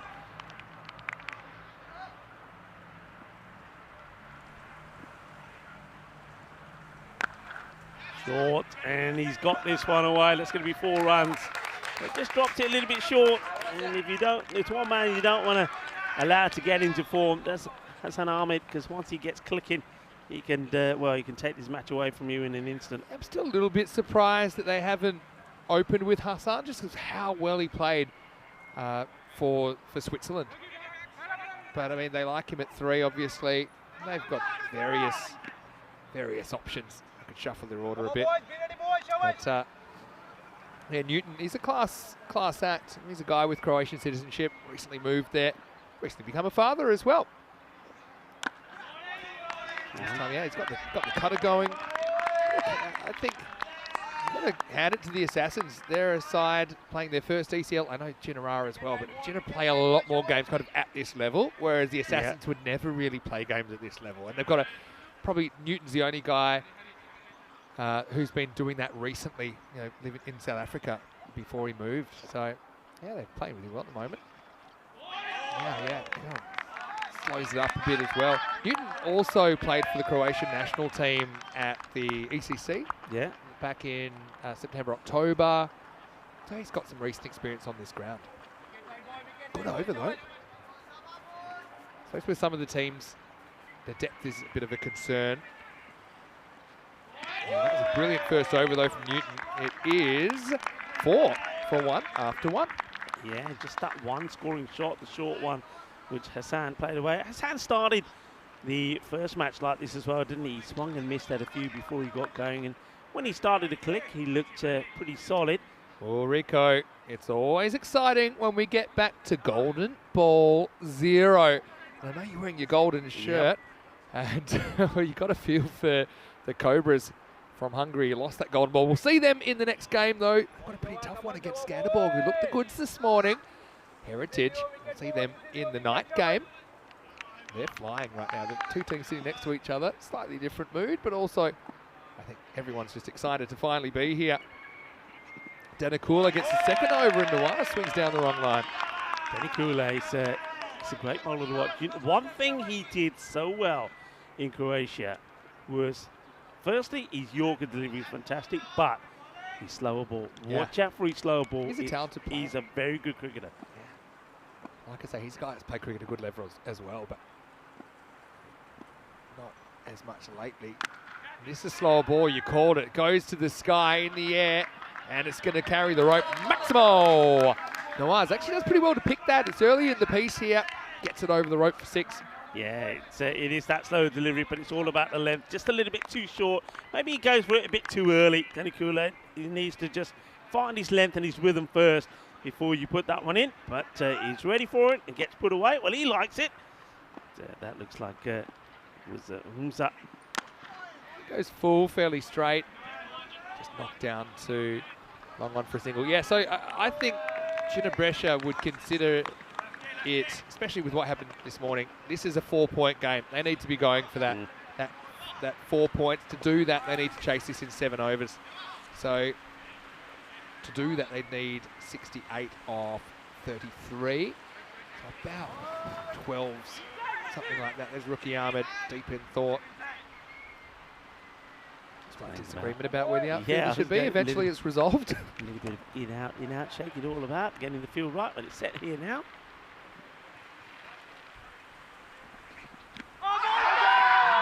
Hassan goes down the wrong line here again. Had another run out like that in the first innings. Hey, Ian is in the comment section right now. He's from TPL Cricket Show, the podcast, and I did record a bit of a piece with him, and so maybe you'd like to put the link in the chat. Just previewing kind of all the groups and just having a bit of a chat about what the ECL is all about. So if you're watching the broadcast, you can search for that where you find all your good podcasts. TPL Cricket Show. Ahmed, slow to get going. Yeah, well bowled. I mean, good here, Assassins. Yeah, but this will be a real result for the Assassins if they can pick up a win here. If they can restrict. They can pick up a win. That's not just a result. That is you know, that's a moment and a half. I think, look, realistically, if the Assassins walk away with a point out of this game, they'll feel they've taken a point off a team that really away from where they are. Hacks across the line here. Danakula's good over. 8 off that one, so it's 12 for 1 after 2. I mean, this one is that slow delivery, and I think he must have got bat on this, which helps him. Otherwise, he's in trouble. All right, just heading down, I think. I see 2 stumps, but still, yeah, I mean, that makes it pretty tough. At the moment, you can see how the point system works. You get 3 for a win, 1 for a loss. But if you win by a big margin, now what's a big margin? A big margin is if you can chase down your opposition's score in 7 overs or less, or if you can restrict them to 70% or less of your score, then you steal the other team's point. And so Brescia can actually go all the way to the top of the ladder this game if they can take all 4. That's despite losing earlier on. Newton's going to come back, and I like this. I think you stick with the bowlers that are Yeah. working. Goes for this and finds the gap. That'll be 4. So it's not quite out of the middle from Hassan, but it's good enough. 4 to start the third. Yeah, I think Hassan liked the length that Newton bowled. I mean, he only went for the 4 runs in his first over, and that was a boundary. So sometimes he can just be a little bit short, and I think Hassan's already decided if he's short, he's going for it. So it wouldn't hurt to just put a short mid-wicket in, to this length. So you can see, though he's hitting them pretty flat. Yeah. So if that's the area he wants to go at, they've got the mid-wicket back and a wide long on. Just move them around, want to get a mid-wicket in the circle as well. I think that a lot of people like this point system as well because it gives a tangible incentive to a side that might not quite be able to win a game, but they can actually take something away, and it just creates a secondary point of interest. So look, I mean, they still might be hoping they can pull off an unlikely defensive 78. But I also think, these first 7 overs super important. You've got to make sure that Newton and Danicool bowl 2. This one beats him as well. So Nawaz just hasn't hit his traps yet. We should say for most of these players, if not all, in this group at least, that they're coming out of the off season, so they might have been doing a bit of indoor training and things like that. But you can see, especially with the Italian bats, I've seen them before, just not quite themselves. Again, another mistimed shot. They're going to take on a tight single, but they get away with it. Yeah, that was tight. It didn't go very far. You saw that. Had to run hard and slide the bat in, and that's what Shahrukh Nawaz does. Gets himself on strike. So, yeah, once again, a little bit of swinging and missing from Hassan Ahmed. Not quite finding his rhythm. Turned out to be quite a nice afternoon, as we thought it would be. Currently 16 degrees. A little bit of wind around. Newton just adjusting his field slightly. He wants that mid-wicket. A bit straighter, trying to plug that gap where Hassan got the boundary earlier in the over. And it works out because it goes straight to that man who does the fielding. So, Newton's done his job here. I suppose the biggest question is, identical, I think it's smart. You're not saving him for later. I think you use him now. He's having good success against these guys. But then you can have 3 overs where you can have to bowl someone else and just see if they can kind of keep the run going for Zagreb Assassins. Nawaz, he's in a bit of a corner at the moment. Swings away. It's a better shot. I think this one is where it needed to go. Over, mid-off. Maximo says Carreras to finish the power play. 25 for 1. Yeah, it's a good shot. It's in the slot this time. It's a little bit fuller. So he's able to get full bat onto this. You'll have a look at the 2 power plays in comparison.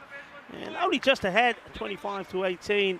So relatively low scoring, really. Yeah, just holds his shape a bit better there. I think he sometimes lost that left shoulder and tried to go a bit too leg side. Just the 2 double figure overs in that first innings. One was a decent one, 19. Okay, they are going to change the bowler. So it's going to be Hari Prasad Sathidevi to bowl over number 4. Again, he's a guy we've seen perform well at domestic level. One thing I love about European cricket in general, is the rivalries. Right? So Zagreb Sokol, Zagreb Assassins have big rivalries. The Brescia teams have big rivalries. All right, in the air. Well, someone should catch this. Can he reach it? No, he can't. Run out chance. Oh, that's a double chance. And well, I mean, Ahmed pretty much gave up the goat, didn't he? Went up to the sky, and it's Newton, of all people. Couldn't get there. That's fair enough, but then had an underarm to get Hassan, who gets lucky twice on 1 ball. Yeah, I mean, Hassan Ahmed, one thing you're told is you still run because you never know what's going to happen, but I can't believe that. I think Newton must have thought that the bowler wants it, and the bowler didn't want it. He thought Newton wanted it. Hassan thought he was surely going to be out. He wasn't even bothering running, so he could have been out twice. He wasn't. He survives. Oh, this is pulled away, up, and out of here. Maximo! It hurts him more ways than one because it would have been a new batter facing up if the catch had been taken, at least. And the next one, Nawaz just sweats on it and swats it leg side for 6. Yeah, well, what must be going through the head of Hari Prasad Sathidevi? Probably thought he's going to get a wicket. He doesn't get a wicket, and then, well, the batters cross over, and it's smashed for a big 6. Just up a bit more. It seems to be working most of the time to Nawaz. One thing that I'm just loving, though, is the confidence that this type of cricket has given the player group in Europe. So if you think about cricket, and particularly batting in longer forms of the game, there's a bit of an intimidation factor. The bowler's intimidating. You're sitting there, you're trying to survive, Can you compete? Here, you got to play your shots. You got to attack. Yeah. And you know the fact that all these teams, they're champion teams in their own country. You can see even with this ball though, it won't be so much luck for the Assassins, who are shot down onto the hill. Maximo! Hassan got lucky last ball, but nothing lucky about this. He puts it in the jungle. Yeah, that's gone a long way, isn't it? That's in the other part of the ground. It's gone a long way up. And one thing today, though, Vinny, is that we've seen this already, especially when we saw the batting of Damgard earlier. Left-handers are going to enjoy the weather today. The wind is blowing in the right direction for them. Yeah, 40 off 20 for the bonus point now. And that one could go as well. Up and out of here, Maximo! Back to back. It was hard for me to analyse this because Sathi Devi has gone magical now. And I know he created that chance that maybe you could say another day that's taken, but I just wouldn't have got away from Danakula. I think I would have tried to push that required rate up for the bonus point. And now Hassan gets a couple out of the middle. And to be honest, they're on the box seat for all 4 points here. Yeah, big time. And the man who should really be there is adding pain to them, and this is going to hurt as well. This is another one that goes all the way. Bully. And it's an over that goes for 26. And, well, he needed a wake-up call, Hassan Ahmed. He's woken up now. Yeah, that hurts big time. 26 off that over goes magical. And Gina Brescia picking up the 50 off that ball as well. It's 51 for 1 after 4, and there we go. Up and away. Ooh. That's why I just wouldn't have changed it just yet. Because like I say, you've got to set the goalposts realistically, and I think the Assassins, they were in with a very good chance at that 1 point now. To be honest, I think it's going to be really tough. 28 required off the next 3 overs if Gina are going to chase it in 7 and take all the points in this contest. Might change in the bowling. It will be Arun Sathian. So just deciding it. Might as well get everybody to turn their arm over. Another big match coming, but at the moment there's big shots that are coming against them. That's going to be 6 more. Well, Sathian was run out, remember, when he just couldn't put his bat back in his crease, and so it doesn't get much better for him as his first ball's tattooed out of the ground. And now you can just kind of feel there's just a different feel to this game now. And that's why I don't want to harp on it, but I think Danakula not being bowled out straight away has given Brescia a bit of a look in. Oh, this is hit sweetly, really large. That one has got over the net. Maximo says carreras más. It's in the slot, and he says, I'm having it, and he hit it well. He hit it big. He hits it for 6. Ale, he says. Boom. Shakalagya. What a lovely shot that is. And there it goes. 6 runs. And they're liking it. And there's just Binder Singh. He's liking it as well. He's doing a little bit of bullies himself there. Just Binder. How quick the game can change. Competitive for 3 overs, I suppose. 3 and a bit. And now, Sajin are going to romp to this point as well. 16 off 16 required for that extra point. Oh, that's huge. That is massive. Heads up in the hand zone. Maximo. Well, Sathian actually bowls this from the back line. So maybe it's a deliberate variation. Just look at the front foot here if we can see it. He bowls it from pretty much the stumps. And probably didn't need the extra time. Nawazi goes 4 on the spin. Yeah, well, he gets the swivel on this. Proper. Does the MJ style. A little bit of the... as that one goes, well, it was almost a little bit of, they're in the fan zone as well. That's the first one that has troubled the fan zone. Incoming! That one disturbed a few people. Okay, so raining 6s at the moment. Well, might not get to the end of 5 the way things are going. Sathian, let's see if he can, a little personal victory here. Not really, it's going to be another one. Maximo! 1, 2, 3, 4. Maximos and Nawaz flying off a cheeky little 50 here. He's 45. Hitting it well, but though you have to say, look where this ball is. Look how short it is. And, well, he just doesn't have the pace, Arun Sathian, to be troubling batters bowling that short. So 6 more, and he's looking to do this in style. He needs a 6 if he wants his 50. Otherwise, he's stuck on 49 forever. And he'll be caught. That's a great catch. Fantastic catch. Magdalenic knocks it up. And he's looking straight into the sun as well. So that's what I love about cricket. Even with a bit of a hopeless cause as far as the game goes, Zagreb Assassins pull off a wicket. And it's Alan Magdalenic, former baseball star, that knocks this up. And he takes it. No gloves, no worries for Alan. Well, he just shows Alan there. Well, he might play baseball. It doesn't mean that can only catch with gloves on. That one being hit pretty hard. And, well, he first of all softens it up, and then he finds it and takes a catch, a little bit like we saw Rasik do for Cobras a little bit earlier. That's a really good catch, and well done. And a good knock, though, you've got to say it, from Nawaz, 45 or 14. He doesn't get to that half century. And he actually was slow at the beginning, Nawaz, but it shows you why they like him up there. You know, he does have that brute power. And Masood will come in here. Just 4 runs required from victory. Sathian, that's his first ECL wicket. Something to cheer about.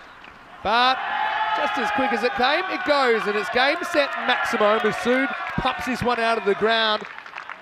Sathian's over has 5 sixes and a wicket in it. Goes supersonic, and that's all she wrote in match number 3. Jinnah too good in the end. They'll end up winning with 30 balls to spare.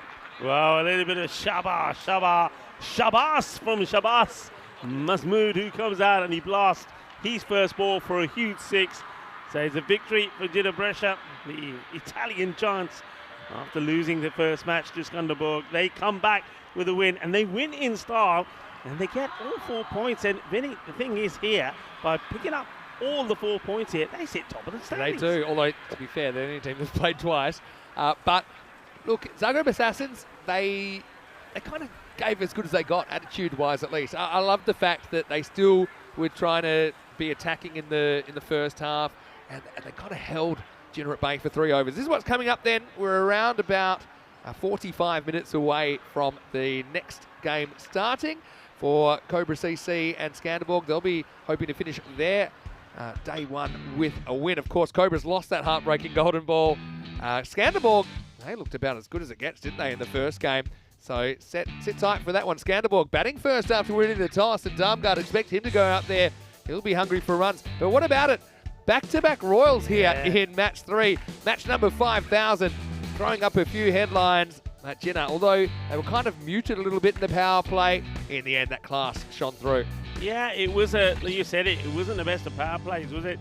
Just the 25 came from it, and well, remember, ball number 18 did get hit for a 6 to bring that 25 up, but after that, they really did get motoring. There were some nice shots, but once again, has to be said that Hassan Ahmed, he didn't look right from the start. There was that opportunity to remove him, and you just never know, you know, little things like that make a difference, because once he got that chance, afterwards, he did that. Thing is, I can also understand Assassins want to throw the ball around a little bit, but Danikul is the captain. I think he just had to realise, what are you saving yourself for? Because this game, if it gets away from you, it could be over with time to spare. In the end, 5 overs to spare. So I just thought that 4th over, maybe you could have just then built a bit of pressure if you were able to get that required rate for bonus point up. How about Magdalenic? I love that catch. Nice moment for him. Looking cool in the shades as well. But unfortunately, this game wasn't too much longer for this world as that one disappeared. And, well, finally, Jinnah have something to smile about. They have their first ever win at the Cartama Oval, and they do it in style and with plenty of time in hand, chasing down the target off the last ball of the 5th over. Nawaz, we lit it up, didn't he, with 4 consecutive Maximos. In fact, we had a run there of 7 sixes in a row. In fact, the game finished with 8 sixes and a wicket in the last 9 balls. Very ECN. Hassan got to 30. Again, he was a little bit quiet early. Look, I'm going to give a positive. Assassins, no extras. Clean innings. Although the innings, to be fair, only went half of regulation. But look, I'm really happy that the Assassins are getting their opportunity here. They still have 3 more games to make their mark and possibly push for further honours on Wednesday. Yeah, look, they've been out there. They've got a feel for it. They've got another match coming up later. They'll play the night match when they take on Heritage, a team that won the Golden Ball. So they've been out there. We saw some good signs, I think, in the field. Some good catches, really good catch there from Ellen. But they know that with the bat, everybody really has to click to try and get. And look, big they runs. held Jenna to a 25-run power play there, Yeah. to be fair. Anyway, we will take a break. We'll be back. Or could we have double golden ball fever on opening day? I'm not prepared to rule anything out. Vinny Sandu here, Mr. Maximo for ECN. Rico Fall with me, and Corey Ruckers will stand in for me in the next game. You're watching the European Cricket Network, and this is the Champions League of European Cricket, the European Cricket League.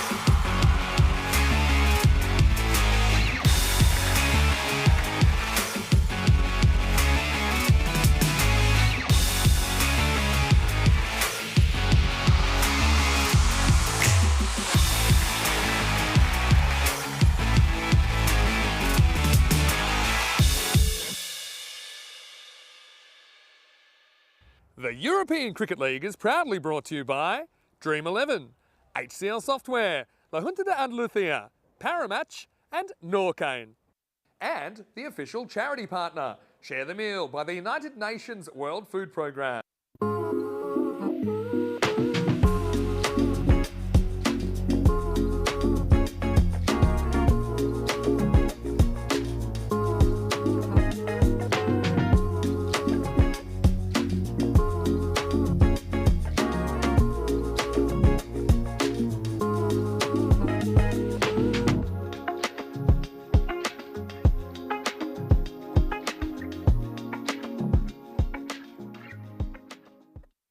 Hello and welcome back. Just 2 more matches left in opening day of this European Cricket League, the Champions League of European Cricket. Right now this is Group A. We have 5 teams here. We'll have 7 such groups. Only the group winners will get to come back to contest for the trophy in Championship Week, Week 4, starting the 18th of March. So coming up, we have match number 4 and it'll be Skanderborg.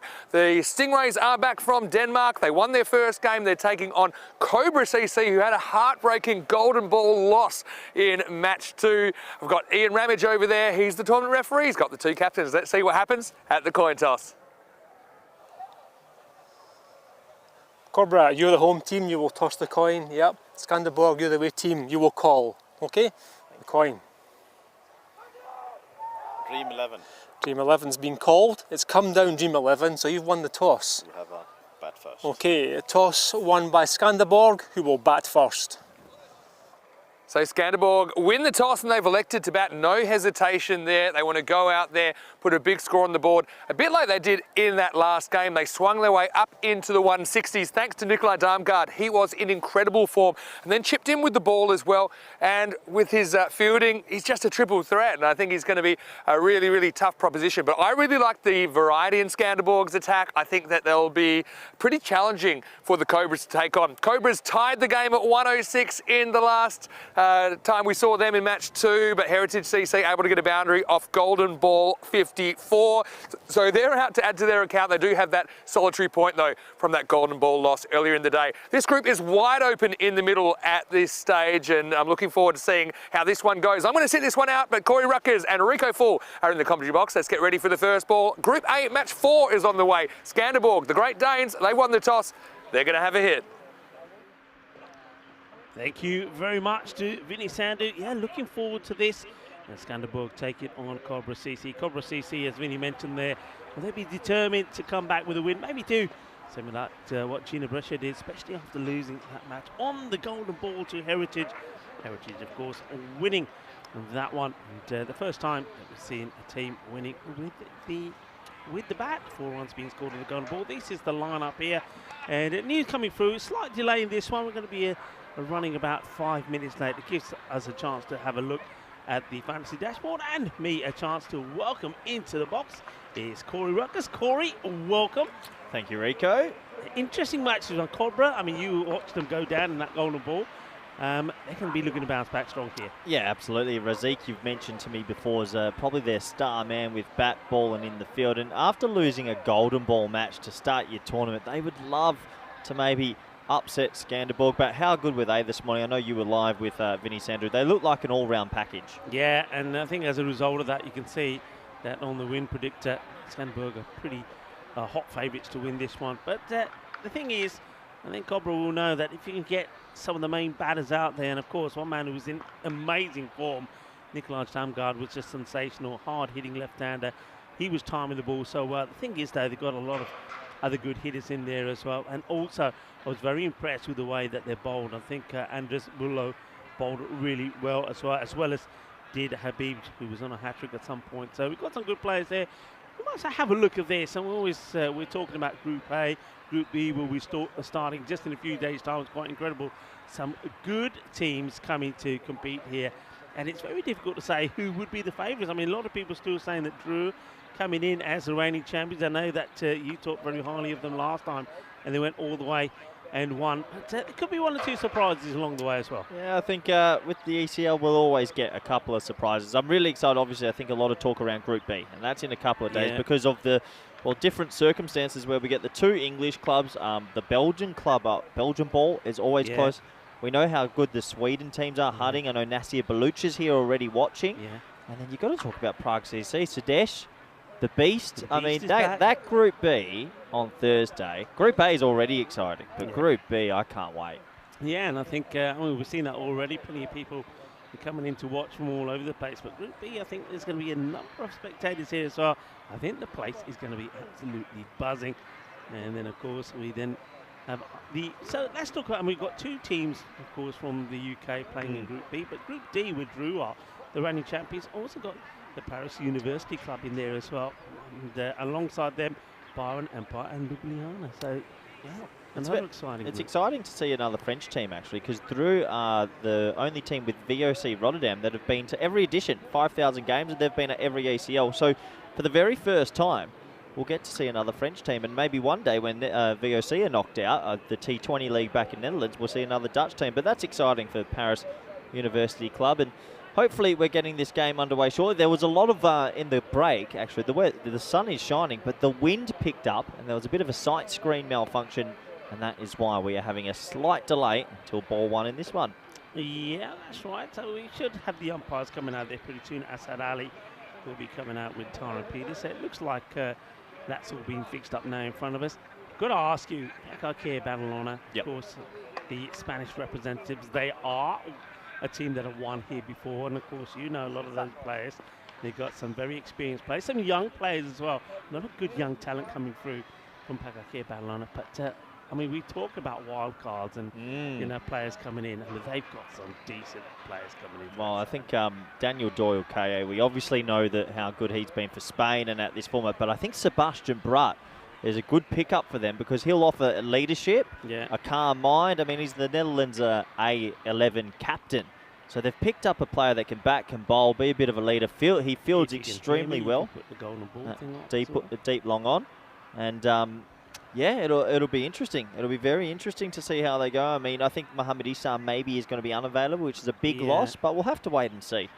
Yeah, I mean, looking forward to seeing them as well. And, of course, a team that you know very well, VSC Rotterdam, also, they were the first-time winners here. And I know that we've just talked about the 5,000th match. Yep. And, of course, you want to talk about the very first match, because you're I was there. You were there, and you've also taken the very first catch. Yeah, it was a funny little moment. I mean, to think about 5,000 games in 5 years is just crazy. It's a great testament to everyone that's been involved in the company. And now the format was very different from when I played. It was only 8 teams. Now we've got, well, tell me how many we got this time, so I'm losing count. And we've got a lot.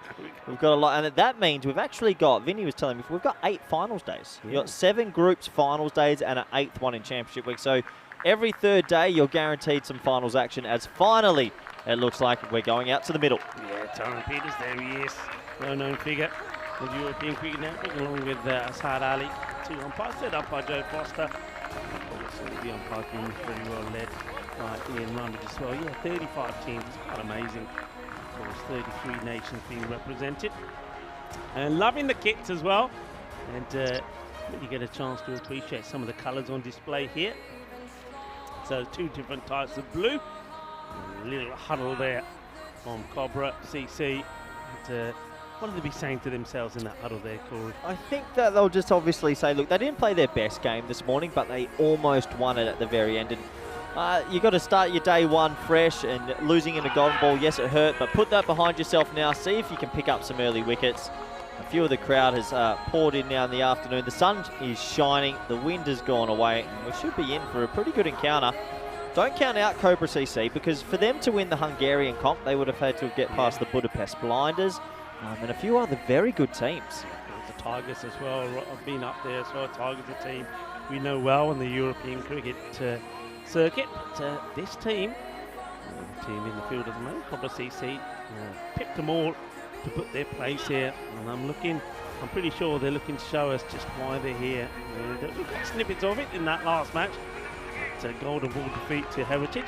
By the way, congratulations, because you were getting a little bit worried with the golden balls popping up here, there and everywhere. You had a bit of a run with that one, didn't you? I hadn't had one for a year on the air. 1 whole year for myself. But before my first game, I said we're going to get 2 this ACL, so maybe we'll get another one. Imagine if we got 2 in a day. Well, you never know. You never know where the things can happen. All right, we are ready to go, and welcome back to everybody. A lot of people on the chat as well. Very excited for this one. I just get the feeling we could have a bit of a high-scoring battle here. And it will be, of course, no surprise, the hard-hitting Nikolaj Damgaard is going to be facing the first ball.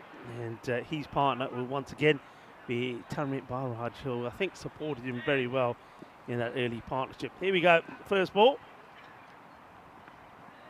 And it's been struck beautifully, and he doesn't even try and put any effort into this glory. It just almost seems like a gentle push down the ground.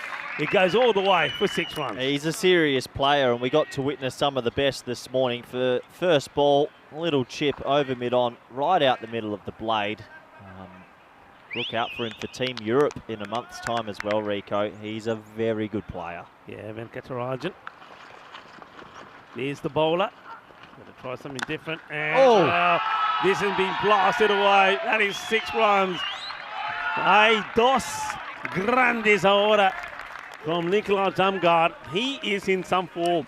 You know, I get a little bit of Harrison Ward vibes from him. Tall, strong left-hander, loves getting on the front foot and can clear the rope easily. I know it's a full toss, but what a shot. He's 12 off too. You said it might be high scoring. If he bats for 6-7 overs, you're guaranteed high scoring. Yeah, I mean, under pressure straight away.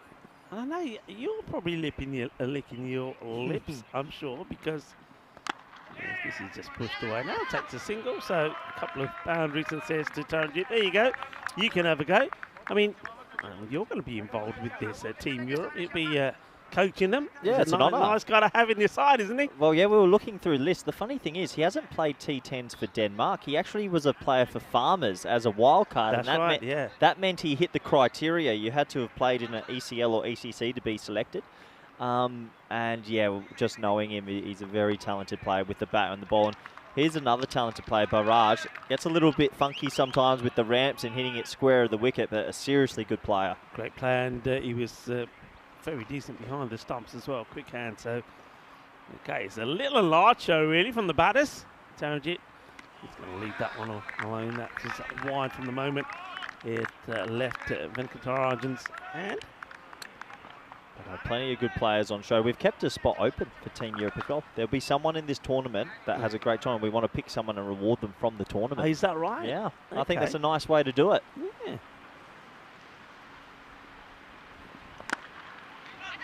He thinks about the single, and I think rightly so says no. Damgaard was waiting for the call. Of course, the action's happening behind him, so it's a good call that from Taranjit. Yeah, good call. Barraj, couple of nice shots in his earlier game today. He's a good sort of Robin to Batman with Nikolai at the other end. It's up-ish. There's the fielder sweeping. And no. He's got away from him. Oh, well, there's some grounds we say there's a bit of a Tortuga bounce, but this Cartama oval is pristine and looking gorgeous.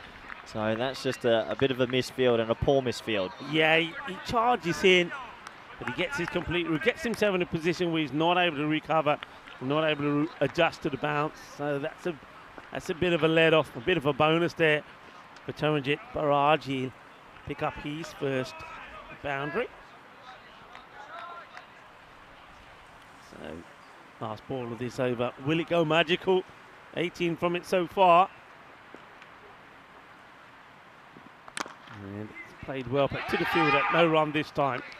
So once again, good call, shout of no. 18 will come off the first. And, it's a solid start from Damgaard and Taranjit. Got plenty of supporters here from Skanderborg as well. So you have a look at the ground. Looking absolutely amazing. Yeah, the ground's beautiful. It's just beautiful. It's ready for another year of action. 7 days a week now, Rico. Yeah. So there's no respite. So that field had to be juiced up with the water. It got it this morning and it's ready. What's keeping you juiced up then? I mean, 7 days going? Come on. There's no, I don't see any hype this time. You can't be Actually, hyped up. where is our hype, where's friends? hype? Don't worry, I'll send a couple of emails tonight. Get it sorted. For me, this is my favourite event. I said to Vinny Yeah, I heard earlier, you saying, I yeah. really love this event. It's just that it's what we started with. And I think because all these teams come after winning their domestic leagues, they believe they can win it, and I truly love that. Yeah, I love this as well. A lot of spectators in it, enjoying the Victoria Cervezas, courtesy of our beer partner. And some of the teams sitting and watching as well. Okay, second over. Matura is going to bowl it, and it's a gentle full toss. You can't be bowling there to a guy of this size and stature. Now, well, we might even have a look at side on here. Well, that must have been close. See. On another, I guess the one thing, so he's 6'6". Yeah, that goes against him on this one. And he is, I suppose, going down. But that was a real loosener. And, well, Atush Matur has got to do better than that. Yeah, completely lost it there. That was a freebie. And Damgard's looking good. He gets beaten here. So a little bit of movement away, maybe, from Matur, the way that one goes through. Good comeback. Oh, this is our first game together in a long while as well. It's been some time, yeah, because we never touched base in Barcelona. Yeah, good to be back with you. Nice delivery, isn't it? Just swinging away. Good comeback after the full toss. Get a chance to do this again. Just that slight bit of movement to get a nice arc on this, but looks like the wind is knocking the bells over as there's a field change as well. It's funny, isn't it? Just every now and then, every 20 minutes or so, it really swirls around and then it goes calm again. Yeah. Mind you, as the bowler loses his run up here, did you find that in Barcelona? It was windy in Barcelona. Oh, did you see how red my face was? I almost lost all my lips. It wasn't easy. The wind and the sun there in the afternoon, it gets you. Okay, Matur. This is going to go a long way up in the airfield. These are not easy with this wind, and he can't get there. There's a lot of ground to cover here, Corey. But if you're going to win matches against big teams, you're going to have to take these sort of chances. Oh, it hurts. It really hurts. It's Raseek, the captain. He made great ground, and we were speaking off air about how hard it will be to catch a high ball with the wind swirling around. He got there though. It'll have to go down as a chance, and it's a big moment because it's Nikolai Damgard who's been looking good all day. Yeah, it's not going to be easy. The wind is swirling around everywhere. Here it comes. The bails are being blown off again. It just happens from time to time. Every 20 minutes or so, the ground's very swirly today, but at least the sun's out. Yeah, they got time to put the heavy bails on, I think, but yeah, a big opportunity to remove Damgard. They don't take it. So he adds another couple. So just remember that 19 he was dropped on, not an easy one. Oh, look at the big ball there. Might blow up soon. Oh, the bails have gone again. So I do wonder, in the umpire's kit, do they have the old heavy bails? Do you come with an extra set? They should do. It's always those heavy bails. But have a look at that. I think at the moment the umpires, I think Ian Rummage is probably going to send a message out at the moment and say, all right, play without. And that's maybe what they're going to decide here. So both lots of bails probably will have to be taken off. And if I'm right in thinking, that means that they need to remain off now for the duration of this match. Unsure, actually, on what the ruling is. But what I do know is if the ball now rolls onto the stumps at snail's pace, it will be given out. Yes. Yeah. So that is what you have to do sometimes. No bails here at Cartama. No bails. Matur gets an edge. Oh, he's unlucky, isn't he? Look, he holds his head. It's another opportunity to maybe move Damgard, but this time fortune is on his side. Ay, suerte. But no suerte for Cobras at the moment. That's 4 more. Yeah, sometimes you're just running hot, and it feels like he is at the moment. A little bit of a false stroke the last 2 deliveries. A little bit of shape there for the left armour, but 4 more for the Danish champions. Matur, he feels a little bit unlucky. He's come back well, but he's not let anything go his way. And that's going to go for 6 runs. And that's his favourite shot. You see, he's very quick to move, isn't he, Corey? He has that little quick hop across where he gets himself outside the line, outside off stump, and then he plays that shot. It's his go-to shot, and he really misses it. And what we would say probably about this breeze, if anything, it's going that way. Yeah. It's coming to us in the commentary box. Hitting straight might be a bit more difficult, so it's a smart shot. If you get any bat on it, get it in the air, it's going to fly. Yeah, and I said this earlier when Vinny was on. I think if you're a left-hander, you're going to love it out here today because the wind is suiting you properly. Well, imagine if they were batting from the other end, Rico. You would be in danger up here, that's for sure. I think they've lost that Grizzly ball. Yeah, that's not the first one that's been lost out there, and I think Damgard himself has put about 3 that's gone to the other side of the other ground, we say. He has to be one of the tallest opening batsmen I've seen. 6'6". And he gives it a whack. As looks like the umpire's having a bit of fun, making sure they get another ball ready. Well, Tyrone's put on a bit of weight lately, hasn't he? That's what happens when you get married. Well, Marriage life is suiting him well. I'll stay single for a while longer then. Tyrone's probably saying it's keeping me warm, Rico. Here we go. He's gone for 18 with the ball to go. And make it 6 more, and that is going to go a long, long way. Well, watch out for those guys training. And he's caught somebody, has it? He caught somebody. Oh, well. I thought this one was going to cause some damage. Well, he's done some damage on the field of play and off the field of play. I don't know who that is warming up back there, but I reckon somebody's worn this. I think someone has worn it, and I was saying you got to maybe get with the breeze. He's gone into the wind and sent it miles. Let's have a closer look. No, lucky. Tell you what, though, got to be careful where you're warming up. Let's have a look at the standings here. No, Brescia, even though they played the game more, because they did take all the points in the last match, they are sitting top of the table so far. But Skanderberg will be looking to go back to the top here with a victory over Cobra CC, who lost out on the golden ball, but did pick up a point for their efforts. Yeah, I wonder how much that golden ball loss will come back to haunt them. 42 for none. Looks like Rasik now, the skipper, has seen enough, said I'll take the ball in hand, and they need a good over here, Cobra CC. Yeah, he did in the last match, if memory serves me right. I think he bowled himself out pretty early, didn't he? He bowled the first and the third, and I wonder if he decided that he needs to make a change here, so he's bowling a little bit later on to tidy things up. So here he comes on, Rasik bowling to Taranjit, who's just got the 4 to his name, so run a ball 4 now for him. Yeah, he hasn't got ticking along just yet. But yeah, they need to get Dumgard out very soon, don't they? It just feels like he's one of those players, if he bats 5-6 overs, he takes the game away from you. Good, powerful, hard hitter. And good to watch, entertaining to watch as well. Okay, he goes for this into that vacant mid-wicket area, and he'll get there. It's going to be 4 more. And you can see the difference, though, hitting into the wind as opposed to hitting the opposite side of the ground. Yeah, nice shot. Nice shot. That might get him moving along. He's a lot shorter than Nikolai, but gets the pull shot away. His first boundary. This is a really impressive day as a whole for Skanderborg so far. And speaking to some of their supporters, they want to go one further than Svanholm did. Does he sneak this one in? Yes, says the umpire. So chasing this one. Gets a dot ball in. There haven't been too many dot balls in this innings, let alone in the day. It's been pretty high scoring and entertaining. So Rasik getting it right, sneaking one in.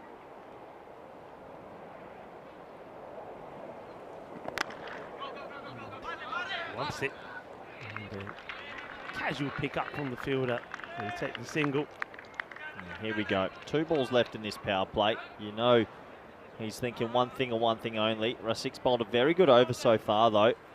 Interesting that I thought he would move a fielder across onto the leg side.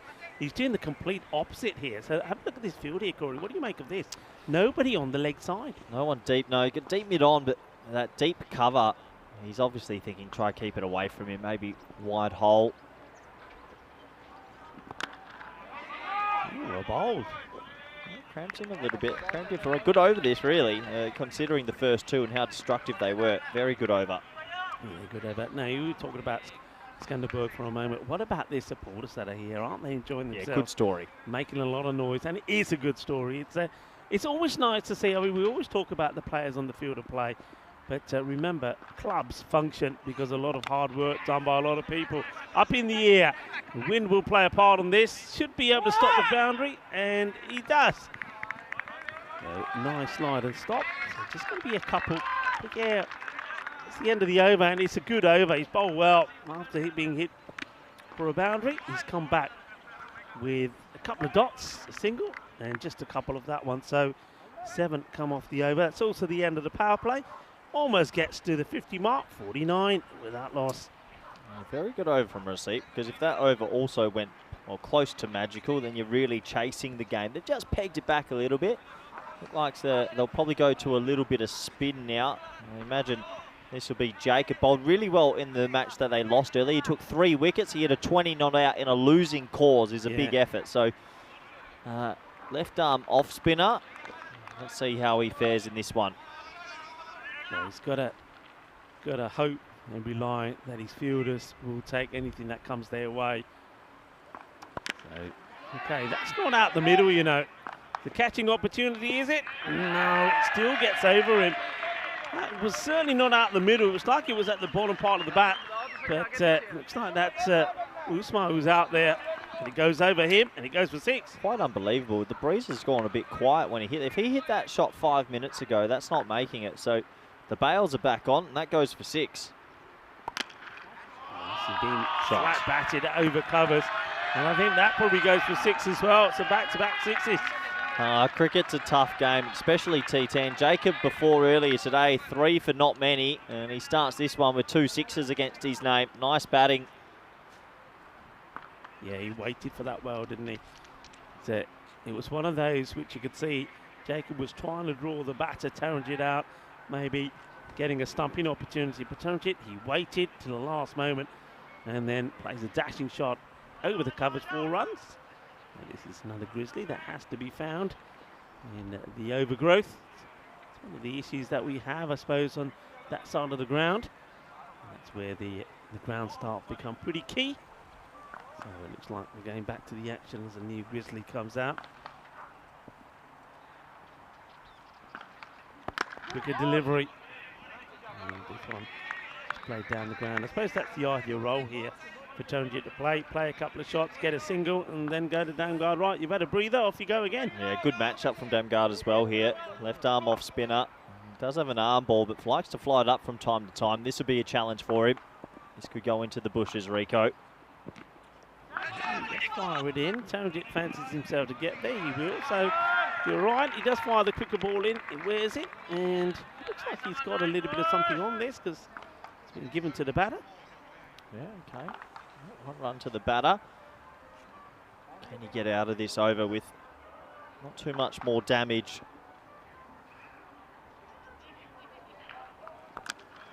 It's well bowled. Gets a bit of drift on this as well. Just holds it back slightly. And variations, I think for a bowler in this shorter format, variations are everything. Yeah, you've got to go up there with 6 different deliveries and hone your skills on a lot of different types of balls, and otherwise, if you keep bowling the same stuff, it's going to go to the bleachers.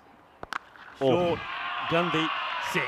And it's easy as that. And this one hits the base of the trees, the conifers at the top of that hill. Yeah, that's a big hit.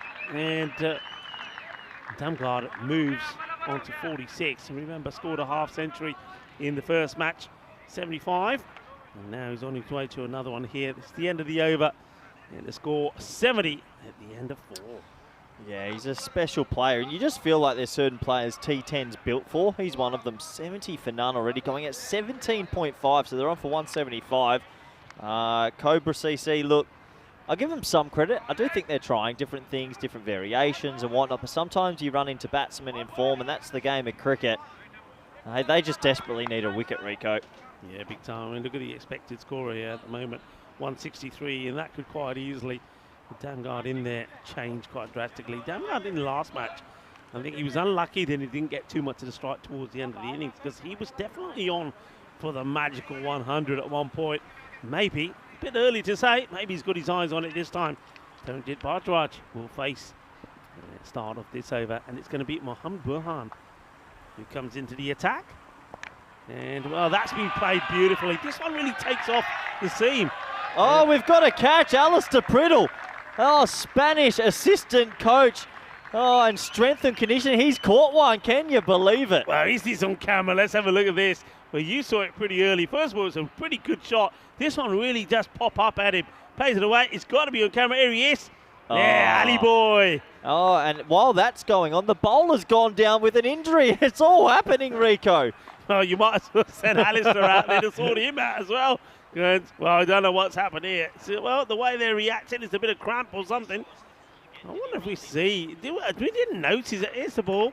And something's gone then.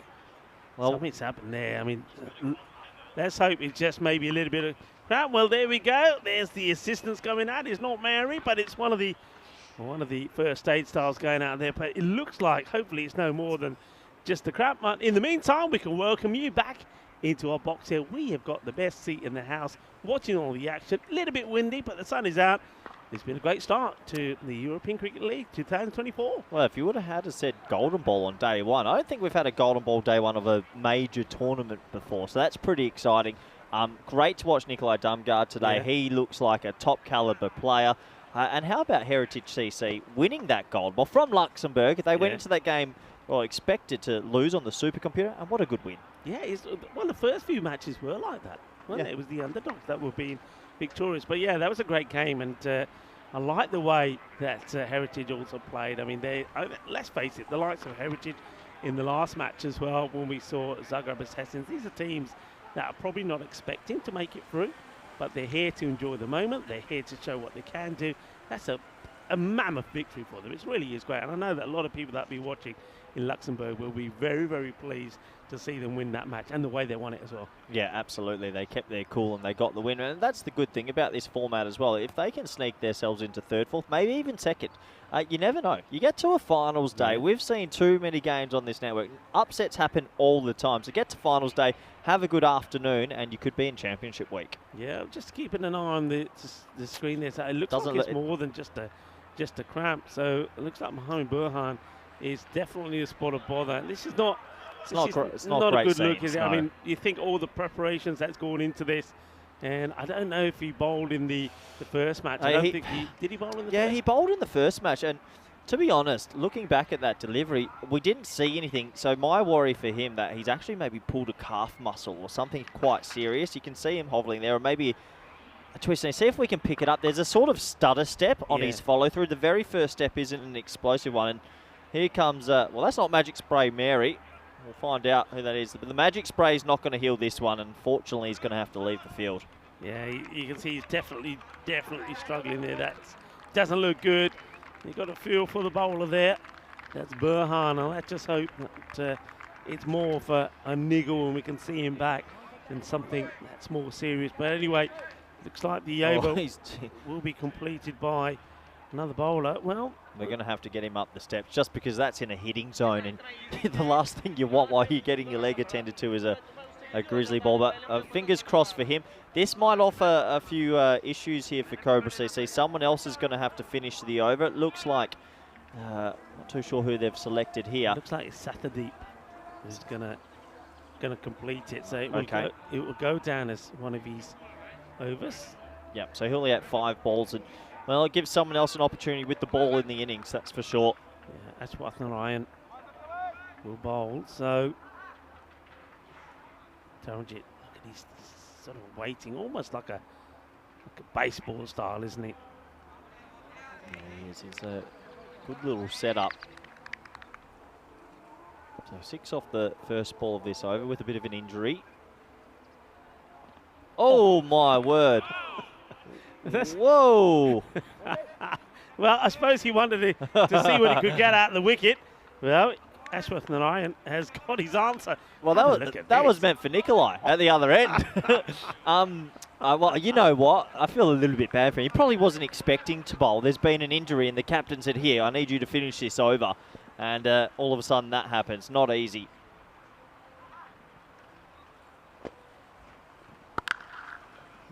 That's drilled out on the offside, and it's been well timed. Probably one that he could have left alone if he wanted it, but chose to go for the shot, and he nails it. Nice shot, 4 runs. Yeah, Taranjit took a couple of balls to get in, but he's in now, isn't he, Rico? And you feel like, no disrespect to the bowler here, looks like a more part-time bowler coming in to finish an over. So he's under the pressure and under the pump. He's going to get a wide here. Better length, though. He is getting a bit of movement. But yeah, I just feel, though, that, I think you're right. I think he's been asked to complete the over. If there was 3 balls to go, I'd take a gamble. But with 5 balls to go, you just maybe go give with it to another spearhead. Yeah, another spearhead bowler. Well, Burhan is still receiving attention there at the base of those steps.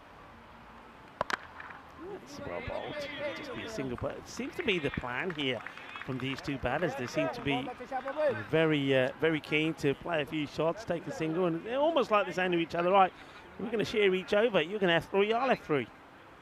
Yeah, they've got a good sort of system going, these two. Good at running between the wickets and finding the boundary at the right time. 46 and 34 respectively. Couple balls left before the close of the 5th. Big score on the cards here.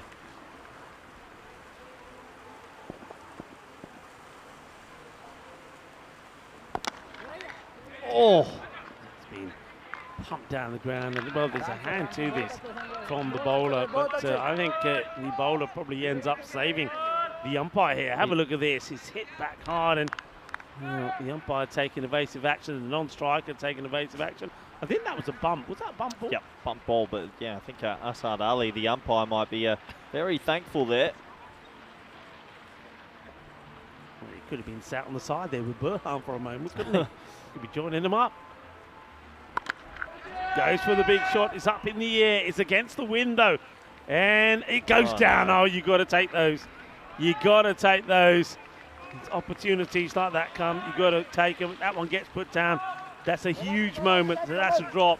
Tamanjit gets a life. Both openers with the life now. And yeah, Cobra CC just little mistakes creeping in. They needed a wicket just to get the boys together in the huddle and have a chat. But unfortunately, he shells it, going to ground when he didn't have to, as the bails blow off again. So last ball of this 5th.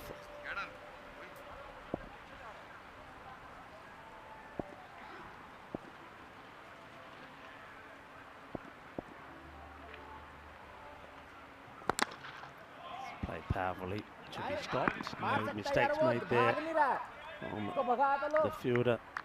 That's Uswa, who's back there. So that is the end of the over at the halfway mark, and they're very much on par for getting the similar score that they did when they got that victory early in the day against Brescia. So good score, 86 on the board, but looking at a good, powerful unit. They just look like a very well-rounded team. I think before we saw with the ball for Skanderborg, where the right arm leg spinner, left arm off spinner, some seam as well, and well drilled. I spoke to the supporters in the break, and a few of them, they said we want to go further than Svanholm did, and Svanholm came for a few years as the Danish rep, so you can bit of rivalry back home coming to here. But if they go on like this and put on a 180 here, what a good first day, because you'd think they would defend a score like that. Yeah, it'd be a great start from them, and they're looking good. I mean, we're talking here, of course, about the batting, but I like their bowling as well. They've got some good variations, and they've got some genuine pace bowlers as well. So, yeah, they look like the all-round team as well. And also, more importantly, what they did, what Gina Brescia didn't do in that first match, they held the catches as well. So, they're looking the part, looking the all-round team. This one just doesn't carry it to the bowler. So Kuma bowls his first, and well, I suppose he'll be happy because he doesn't go to the boundary. This is Sanjay Kuma now with the ball. Yeah, it's a sort of a scuffed shot, but it just didn't carry. There's a few shouts to catch it, but I don't think that's a chance. They desperately just need one wicket just to get into this game. Sanjay just making some field changes here now to the right hand. They puts the man back on behind square, mid-wicket back, long on his back. So just a sweeper out in the offside. Long off. Speaking of long off, it's up in the air.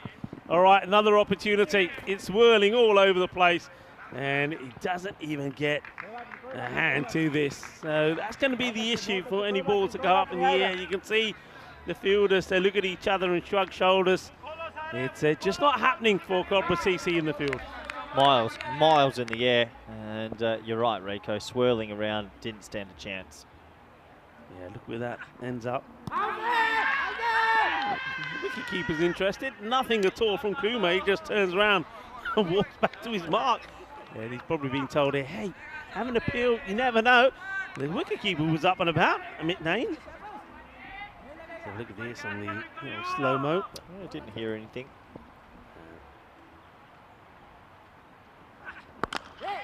That's well hit, and that's going to test the field. It goes to the boundary really quick. What a delightful shot that is from Taranjeet. Well, when those shots are played well, they're the best shots to look at again. Look at the footwork there. Beautiful hit. Yeah, gorgeous batting. Really gorgeous batting. Looks a good player. They're a very dynamic opening duo. There we goes for the big one, and it goes all the way. Gia, Shaka, Lagia, and Taranjit. Well, what a knot this is from him. Now he's looking to get to the half century before Damgard. Yeah, it's been a race, hasn't it? He's taken a couple extra deliveries, but almost another 100-run stand here. And it's a half volley. What a shot.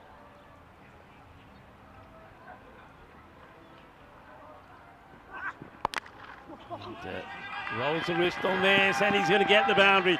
4 runs, well batted indeed to Taranjit Maharaj. Brings up his 50, 51 on the board of just 20 deliveries. Shaba. Board by the batting. Up and Taranjit Negiti. Boy, party time for the Danish. They've come out here, and what a day one they're having, really. They were very impressive against the Italians. Brescia before, and right now in complete control with 4 overs to go, Rico. This is party time. 10 wickets in hand. Well, strap yourself in, because they're going to go at absolutely everything. Yeah, and what's the answer here? How did they get this breakthrough? And they've tried a little bit of spin. They've tried pace. Looks like they're going to go for pace off again here. The thing is, what they haven't done, they haven't taken the chances that they've had. Both batters have given a chance. You saw Damgard was dropped to 19, Taranjit on 34. And they are making them pay here at the moment. The ballers, I think Damgard tries to hit this pretty hard. He's just gone a little bit off the ball the last few deliveries, hasn't he? Just a little bit, but I think he might be back on in a second. Yes, he will, Rico. That is monstrous. Goodbye ball, and it's back-to-back 50s for Nicola Damgard. Yeah, congratulations, as Damgard brings up another 50 and he loses another ball, because that one, I think, is still travelling, Corey. That one might be on his way to Marbella. He's a giant of a man. I think he's the tallest opening batsman I've ever seen. He's that big, and when he hits it, it stays hit.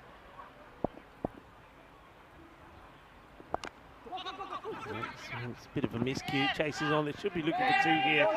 And I think they'll get there pretty easy, because, well, if you're tall, it means you get and cover the ground pretty quickly as well. Damgard does. So a couple of runs here. So Jacob has been brought back on, but at the moment it's not going to plan. Oh, now you don't want to try and stop a ball like that. He's clocked this, you know. He's very lucky, because he may have just hit the sole part of the boot. Otherwise, that would have been a busted foot.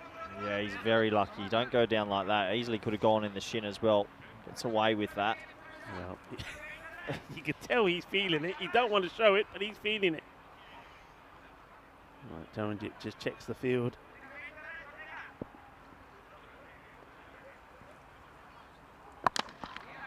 Well bowled, good bit of flight.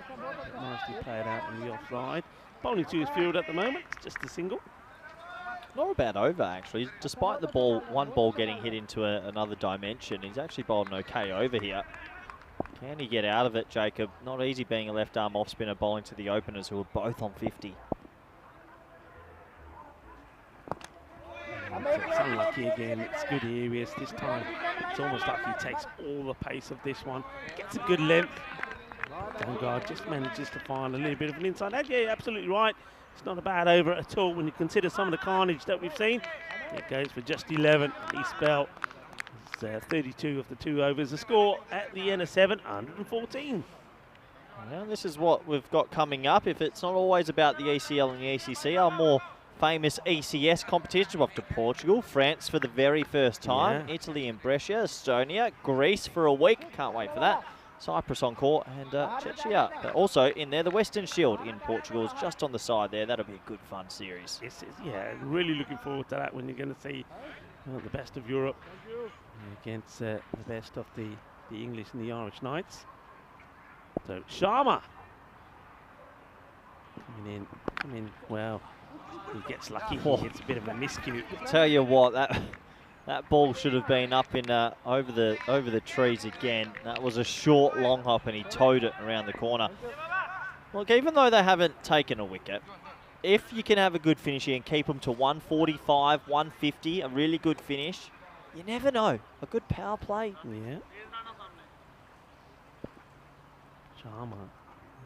Now he's coming over the wicket to Taranjit, who hits this firmly down the ground. Let's get stopped. I think you'll find it interesting. So you've got Sharma here bowling again.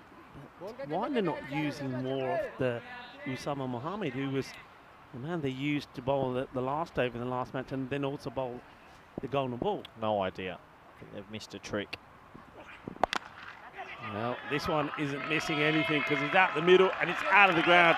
6 more, so Zamgard is back to hitting the ball over the fence. Yeah, nice striking, isn't it? Half volley, right in the V. Thanks for coming. Long levers as well, so he can reach a lot of deliveries that other players wouldn't drag to the leg side. He can. 66 off 23. I don't want to jinx it, but there is I'll give it a 5% chance he gets there to the magical mark.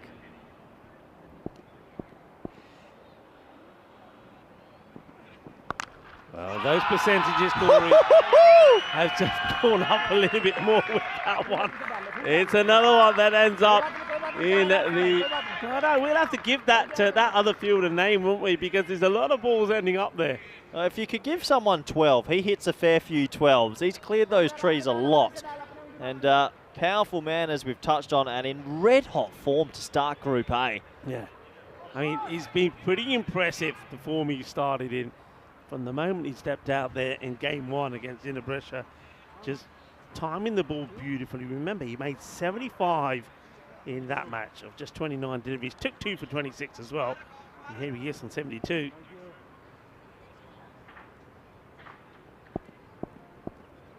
Sharma once again round the wicket. And the better delivery, it doesn't allow him to play on the onside. I think that looks to be the key here for Damgard, because I mean, I'm watching him now in the second innings, second time he's gone past 50.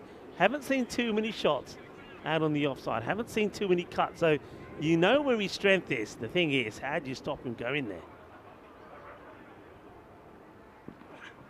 Too full, it ends up being a full toss and gets punished. So Taranjit smashes this one away as well. And let's just keep an eye. Well, the umpires are pretty keen to call it over. It would have been there or thereabout. But 6 more. Well, I thought that looked quite high, don't you? It's high, but I suppose where he is here. Yeah. Is it on its way down? Hard to tell, really. It's always hard to tell when they charge a couple of meters as well. But 6 runs nonetheless. Yeah, very difficult when someone comes skipping down the crease like that.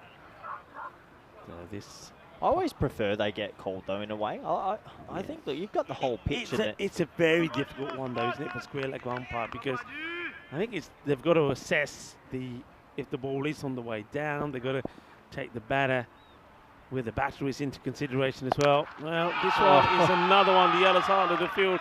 We might have called that the graveyard. It's the Grizzly graveyard. This one is smashed over there as well. He's on for this, you know, Corey.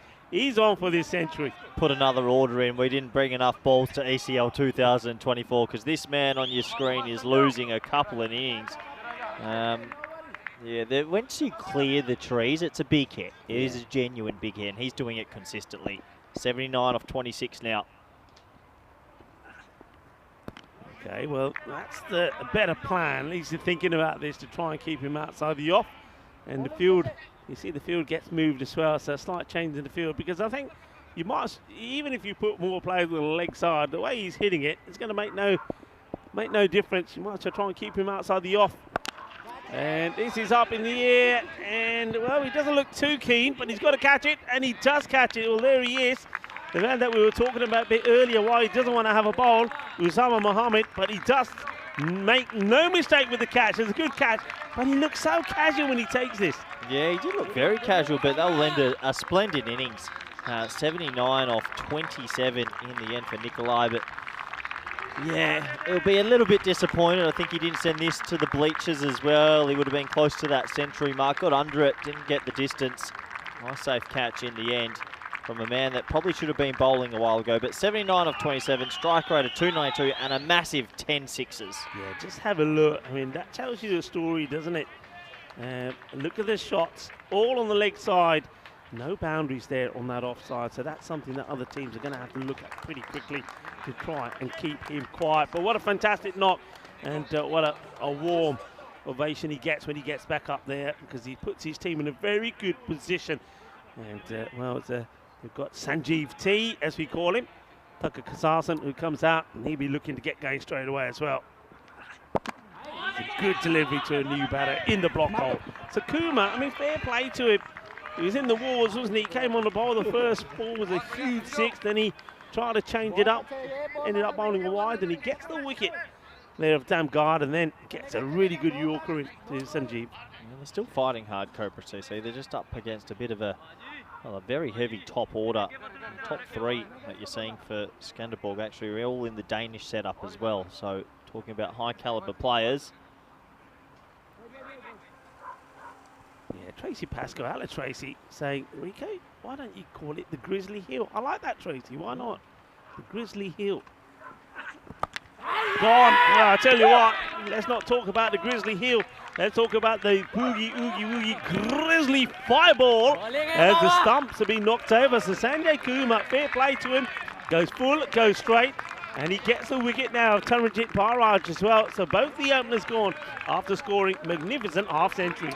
Yeah, well bowled, really well bowled. Comes skipping down the wicket, beats the bat and disturbs the middle stump. So back-to-back wickets, giving Cobra CC a little bit of life in this game. Just got it to straighten off the pitch a touch, and a touch sometimes is enough. Yeah, and the other thing here is, this over the way it's going, I mean, if he finishes it well, and you were talking about a score around about 145 or so. All right, it's not going to be that, be a few more than that, but keeping it below 160 would end up being a real result. Yeah, if anything under 160 is a win, and then you got to hope you have a bit of a barnstormer with the bat, but it can happen, definitely can happen at this level. There's a lot of good players that can get on heaters and score at 2.5 a ball. So Mahmood now will come out at number 4 with 8 balls left in the innings. Plays it out, the offside will take a single. Yeah, is the call. So Sanjeev will go back on strike to face the last. And start to notice now, as you have a look in the field of play, long shadows as the sun starts to come down. Of course, that means that the last match will, of course, be played under those floodlights. So looking forward to seeing that time of day. That's a Gundy ball. This one probably may be called a no. This could be a 7-up.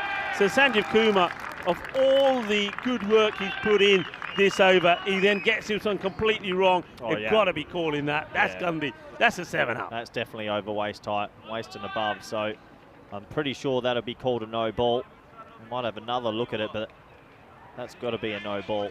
It's got to be called a no. No way. No way. No way. No way. No way. Yeah, there it is. He's just teasing him.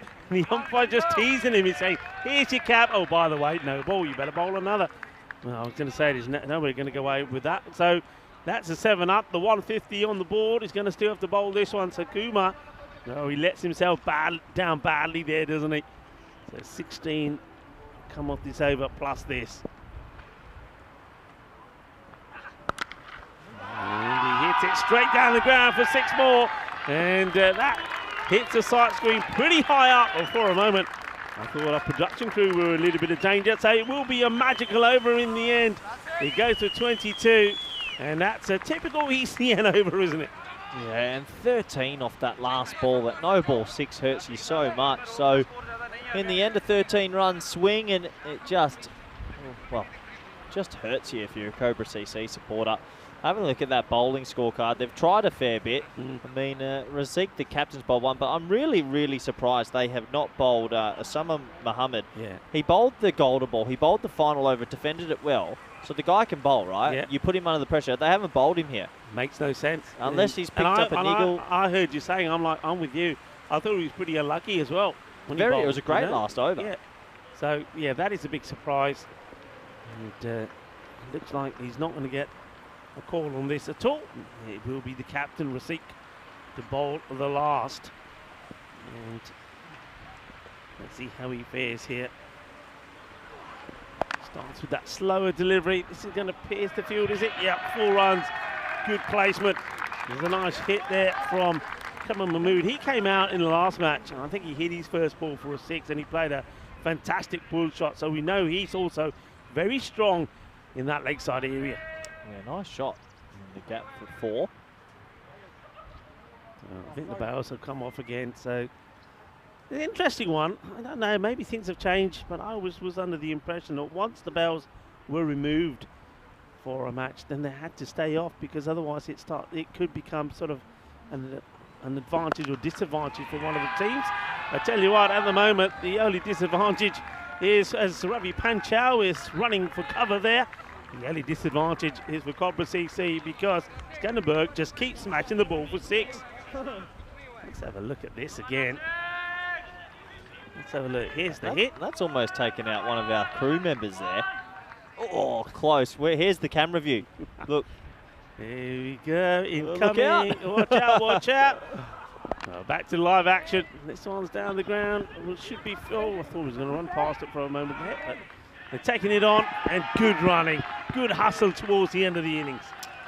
Yeah, boy, oh boy, not looking good for Cobra CC here. They've conceded a lot. That was a bit sloppy in the field. Should never have been 2 there, but Skanderborg putting in an exemplary day 8. They have not made any mistakes today. Oh, nice stop. Great bit of fielding. Yeah, it's a great stop. Better. Well, let's see.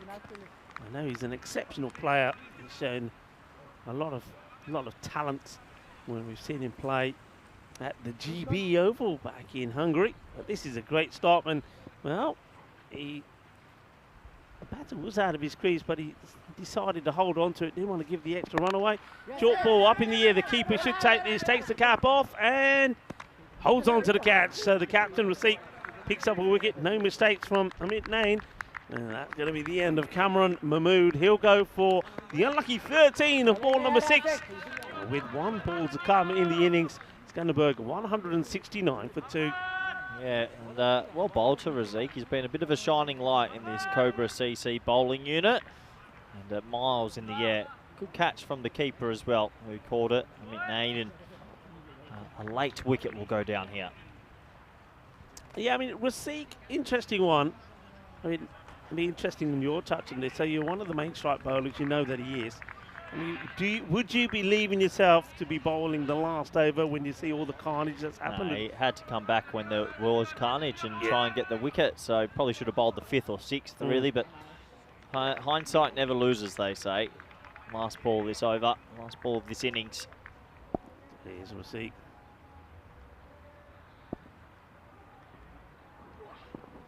That's well bowled. It's a slightly slower delivery. Oh, that's the one. Well, there's a wilder throw back. If you're going 10-pin bowling, he's playing on your side. But I like the way the batters, they're within their right to take a single if they wanted to. But they say, no, come on, let's be sporting. Because he has no idea he's going to hit him. They could have run and thought, no, leave it. You can see the fielder there saying, he can't run and hit him. They could if they wanted to. Anyway, that's going to be the end of the innings. It's going to be 169, so we're going to have to see a 170 chase here from Cobra. And otherwise, they could be losing their second match on the spin. And the other thing here is, with that high score, once again, they're going to be looking at, I reckon, around about 120 to try and get something out of this match. Yeah, it's actually a scary game for them. They'll at least need 1 point, but they won't give up on the win just yet. It was a pretty special batting display from the openers, Damgaard and Barrage of Skanderberg, who are representing Denmark in this ECL. Let's take a look at the highlights, and well, let's be honest, this opening pair today have looked $1 million. Yeah, there you have, and there's a lot of people that will be watching and enjoying what we're seeing from them. So, and Skanderberg, well, they haven't let themselves down. All their supporters that have travelled a long way, because right from the word go, they were hitting the ball big. Yeah, and some monstrous sixes in there as well, and you can understand the teammates in the cube out there were enjoying themselves. There was one opportunity early, I think this might have been it actually, where he skied the ball. I know the weather's difficult with the blustery conditions, but you just feel if they caught that, it's a different game. Yeah, that was the Razik trying to hold on to it. And at that time, Damgaard was only on 19. And then Taranjit as well, as we saw. Taran Peters having some food issues. But there was another opportunity for Taranjit to go as well. So both batters that went on and scored half centuries did give chances, but there were some blazing shots though in between. Yeah, there really was, and this is when he started clicking, isn't it? That's at the bottom of the trees, but don't worry, there was a few that cleared the trees. This was caught by our very own Alistair Priddle. Good technique, Alistair, actually, and he enjoyed the moment, didn't he? I bet you there's a lot of Spanish boys, because he's a popular figure that would have said, yeah, Ali, go Ali. It was a really good catch, but the thing is, after that ball was bowled, straight away the bowler went down. So certainly there are some issues there for Burhan. Let's hope that he does recover from it. But thing worse though, there was no recovering for Cobra because the batters, especially Damgard and Taranjit, really did pile on the misery. Yeah, they did. They brought up the 100 stand, a couple of 50s apiece. This went into orbit. Anything short to that man, he really hit it a long way. And good to see the smiles on their face. You can understand as well, when you're in form with the bat, it's a great time to bat. But eventually, he was well caught on the boundary. Yeah, it was a good catch. And as a man that we got question marks about why he's not bowling, it's Usama Mohammed who took the catch. And, well, both openers went within balls of each other as well. And this was a great delivery as well. So Kumar getting it right. That one going through the defences of Taranjit Bhartwa. And so he was on his way as well. But then we know at Skanderberg, they've got good batters that come in and can do the damage. But really, Sanju Kumar bowling that no ball that went for a 7-up. That certainly didn't help matters. And Rasik, his last over. It was that one that had everybody in trouble, including the cameraman and Ravi Panchal. Watch out, incoming. There you go. And almost, well, the first aider needed first aid as well. And then simple catch taken behind the stumps there by Emmett Need to pick up a wicket. So smiles for Cobra, but really they know they're up against it here with the bat. And I think sort of thinking here, if they are able to get a point out of this match, they'll do well. Yeah, they would, wouldn't they? 79 and 59 for the openers, and then a pair of 13s for number 3 and number 4. And in the end, 169 for 3 is a very good score out here at the Cartama Oval. Let's have a quick look at the bowling scorecard, shall we, Rico? And they tried a lot of different things, didn't they? It just didn't seem to happen for them. Yeah, it didn't seem to happen. You're absolutely right. I mean, the bowlers, first of all, you need your fielders to take the catches. If they don't, and when you've got batters in form like that, you're in for a hiding, and that's exactly what did happen. 32 Amol Jacob went for. And the Sanjay Kumar, he let himself down, as I said already. It would have been probably a pretty a decent spell if he was able to finish the over well, but he wasn't. The 7-up, and then the next ball, the free hit going for 6 as well. So they're really up against it here as well. And also, a lot of people will be hoping that Mohammed Burhan is going to be okay as well. That's a big loss for them as well, because he's a big player in their side. But that's the mid-match summary. 169 on the ball from Skanderberg. Well, remember, match number 1, they put 168 on the ball for free. Well, they've gone one better this time. Can they also wrap this win up? They kept Jinnah Brescia to 136. And they'll be hoping to do more or less the same with Cobra CC, or maybe do even better and take all the points from this contest. I'm Rico Fall, alongside me is Corey Ruckers. We'll be back in about 10 minutes time to talk you through the end of this match number 4.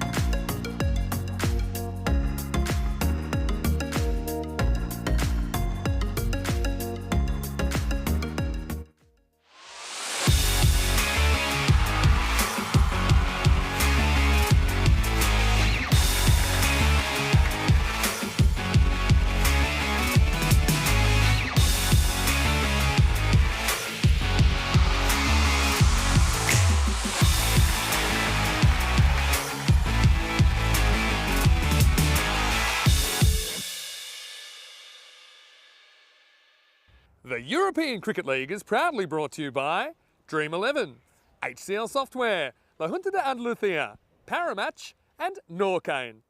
And the official charity partner, Share the Meal by the United Nations World Food Programme.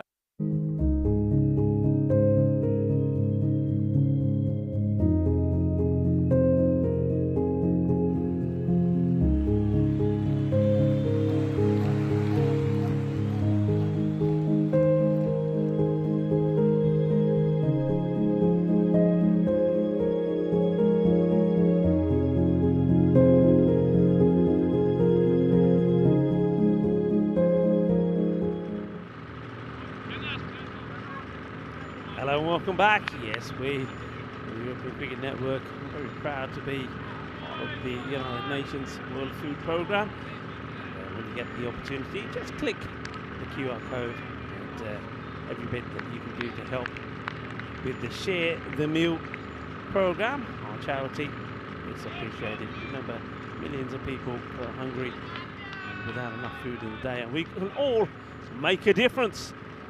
Okay, this is the bonus point equation.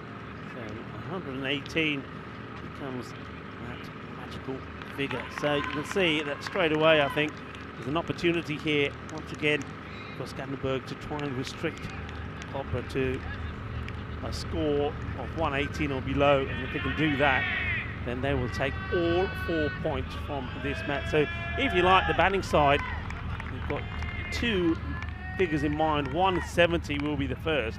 If they can get to 170, then they will win the match, of course. But once they realise that that's not on, then keep an eye on the other target in brackets there, 119.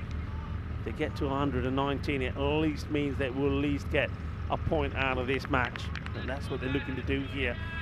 They'll be disappointed, of course. They lost out Cobra CC against Heritage in the Golden Ball, a match that they believe probably should have gone on to have won. It was not to be. Heritage winning off the Golden Ball. That's when scores are tied, and of one ball is bowled and two or more, 2 runs are required for victory for the batting side. Don't get 2, and it's the bowling side that win. Okay, here we go. Was very impressed with this guy, Burlow, to bowl. Bowl with some pace. First one is up in the air. It could be another royal duck, and it will be another royal duck. It will be Ullah. Hafiz Ullah will go first. Ball is a disastrous start for Cobra CC. So Ullah will go. Goes without scoring. It's a wicket straight away for Anders Burlow. And it's just, I think it's just pitched up there. I think there's the right shot maybe to play. Probably doesn't use his feet, doesn't get to the pitch of the ball. Ends up hitting it high up in the air, and it ends up being a straightforward catch. Just watch this, so no foot movement at all. He's playing it from inside his crease, and as a result of that, it ends up being an easy catch. And once again, disappointment for Cobra. No mistakes from Ahmed, holds on to it. And there's the royal duck. So there's a little bit of royalty around the Cartama Oval. That's the 3rd time we've seen the royal duck today. Only batter make his way out there. And it's going to be Usama Mohammed that we were talking about. Didn't see him with the ball. Not sure what's going on there. But now we're going to have to see him with the bat. He joins his captain out there in the middle. Oh, some wild swing. Not really the shot to play to that. You've got to be looking to rock back and loft this over the infield on the offside. The old uppercut. Swinging like that. That's when the 3rd man comes into play. Certainly got a bit of pace about him. Anders goes for the same innings, but this time goes a little bit wider. And this time, you can see that Usama Mohammed does actually watch the ball and doesn't throw everything at it. Interesting to see what the thinking process here is from Sheikh Rasik as well, the captain at non-strikers end. So the plan to go with Ullah, a big hitter in the power play, doesn't work. And that's a much better shot. So this time, the difference between this shot and the one that Ullah played is actually gets himself into a good position, good follow through, hits it well, and just bounces before the rope.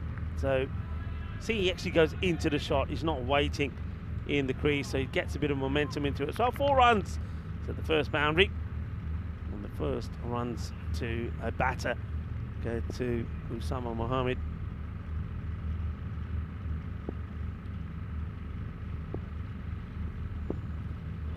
Great comeback, beautiful delivery. So after giving a little bit of width, goes back, and I'm liking that as a proper fast bowler there for you.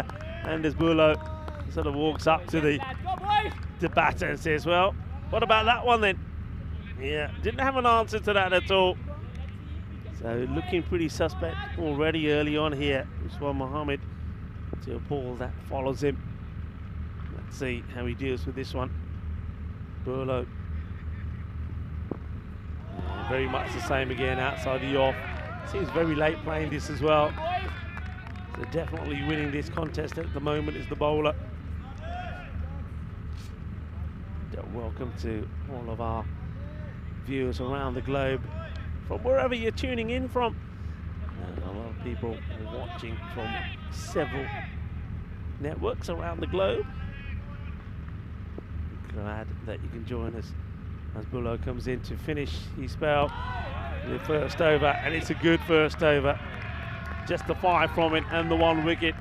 It was the wicket of Bulo that went very first ball. As I welcome back into our commentary box to Corey Ruckus. Welcome back.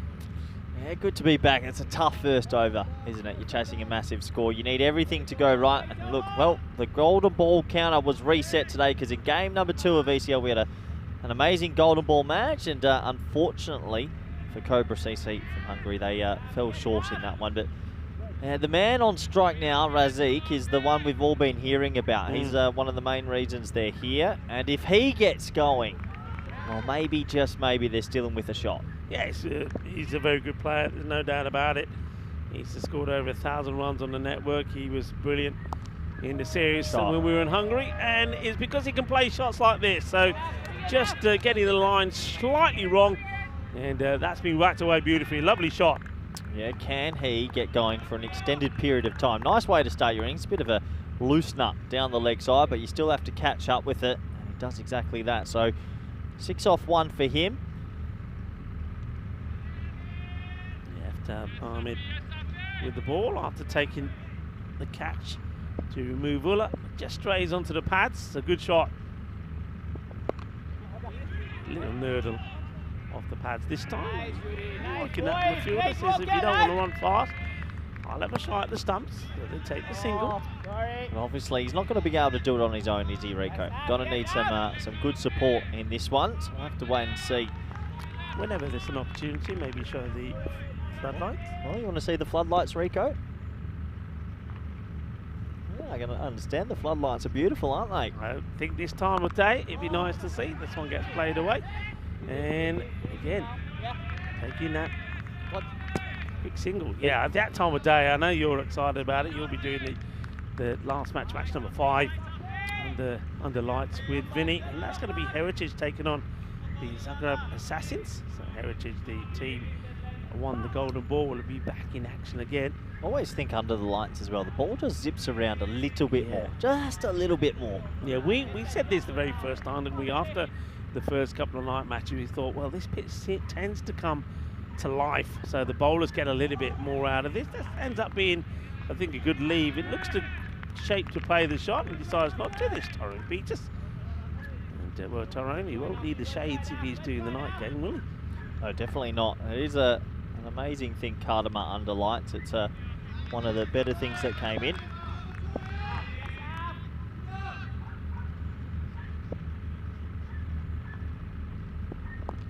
Little inside edge this time, Rico, and it's going to beat the fielder. Well, he did try to leg glance, so maybe a little bit more of an edge, but 4 runs are 4 runs. Yeah, and Rasik gets going, has a little chat there with Usama Mohammed. Says, come on, me and you, let's get a good partnership going. So, once again, there's been too many deliveries into the pads there of Rasik, and he's making the most of it. 2 boundaries and a single was taken in that area. So Ahmed just needs to be going outside the off peg here. And once again, he's down the leg side and a groan this time, I think, from the batter. Rasik, as he knows, he's missed out on this.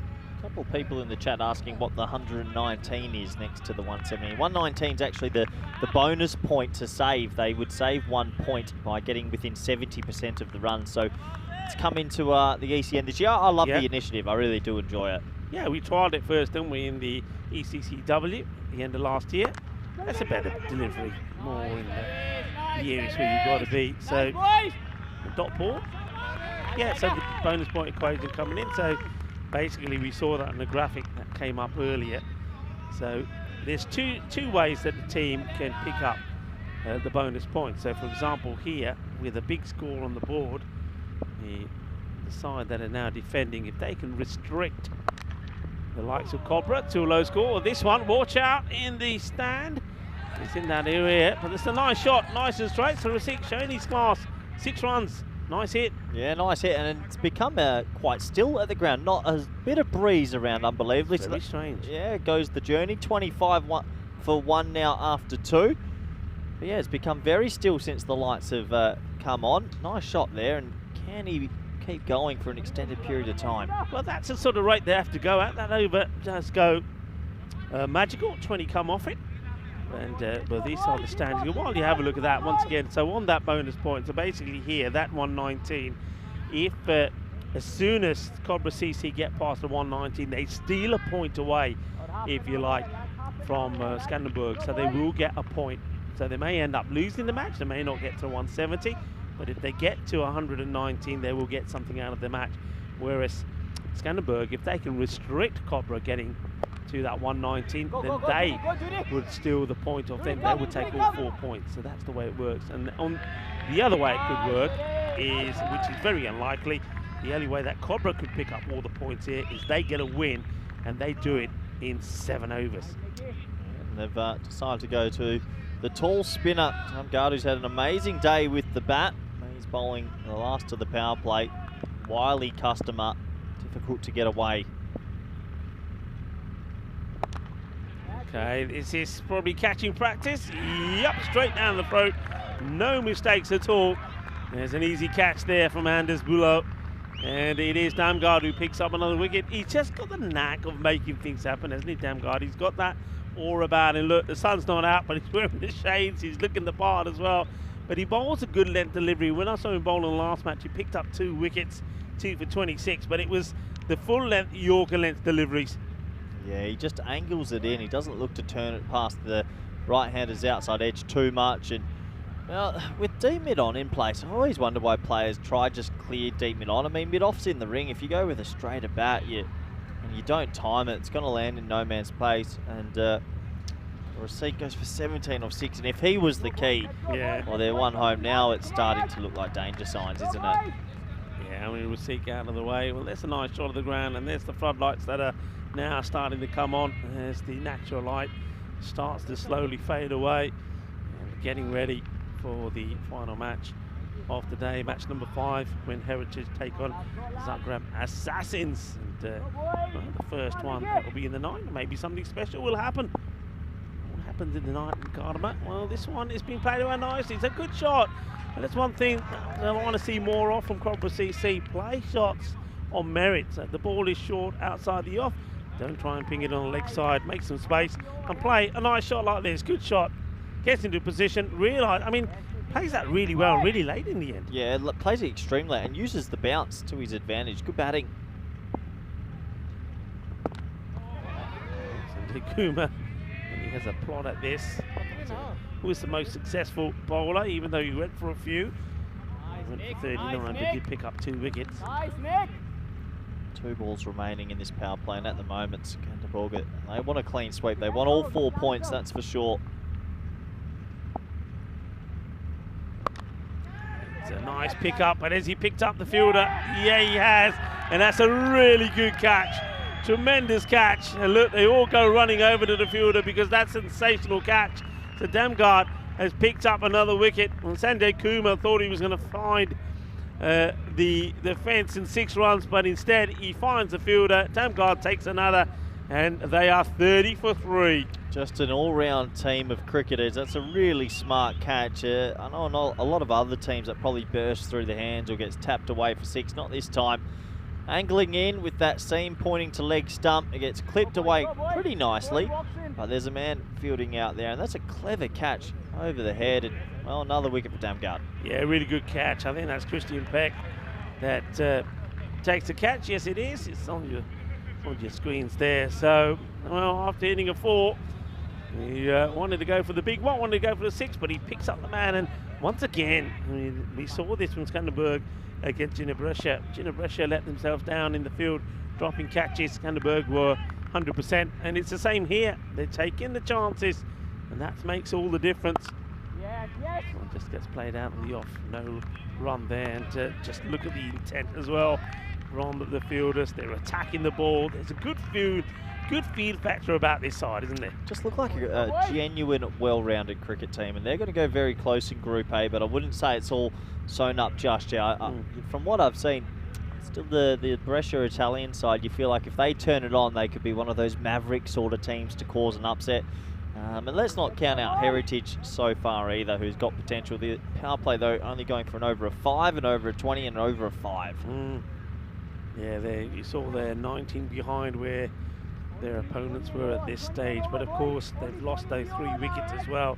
Whereas Skanderberg, remember, they didn't lose a wicket until deep in their innings. And they go all the way. First wicket fell around about over number 8. So, got a lot of work to do here.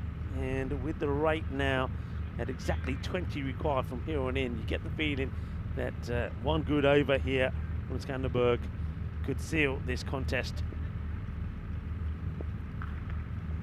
Habib starts with the wide, but a great take from the keeper, Taranjit Barraj. He certainly is an outstanding player to watch, good with the bat and very tidy behind the stumps as well. Yeah, always nice to have a keeper that looks in control. And up to the stumps to Habib, who's been given the honours of over number 4. So this is Jarraj Habib, who's we started last match with a wicket of his first. But, well, I think this is a wide ball that gets chased and is going to get him a wicket. And there's that celebration again from Habib. And, yeah, you don't want to be chasing these ones. Usama Mohammed goes for it and should have left it alone and offers a straightforward catch. And these guys, they're not dropping them. They're looking the part, and just like those shirts, they're looking sharp. Yeah, and it's a poor shot, really, and swinging away, and he really reached for it. That was miles outside the off stump and toes it to deep mid-on. So, nice, easy catch for Damgard again. You just can't keep him out of the game. There's the celebration you like. Yeah, I like it. You know, I like the bit of the passion, and that's what it's all about, getting out there and giving 100%. And then celebrating when things go well. Usama Mohammed, not too much celebrating for him. He'll go for 6 of 8 deliveries.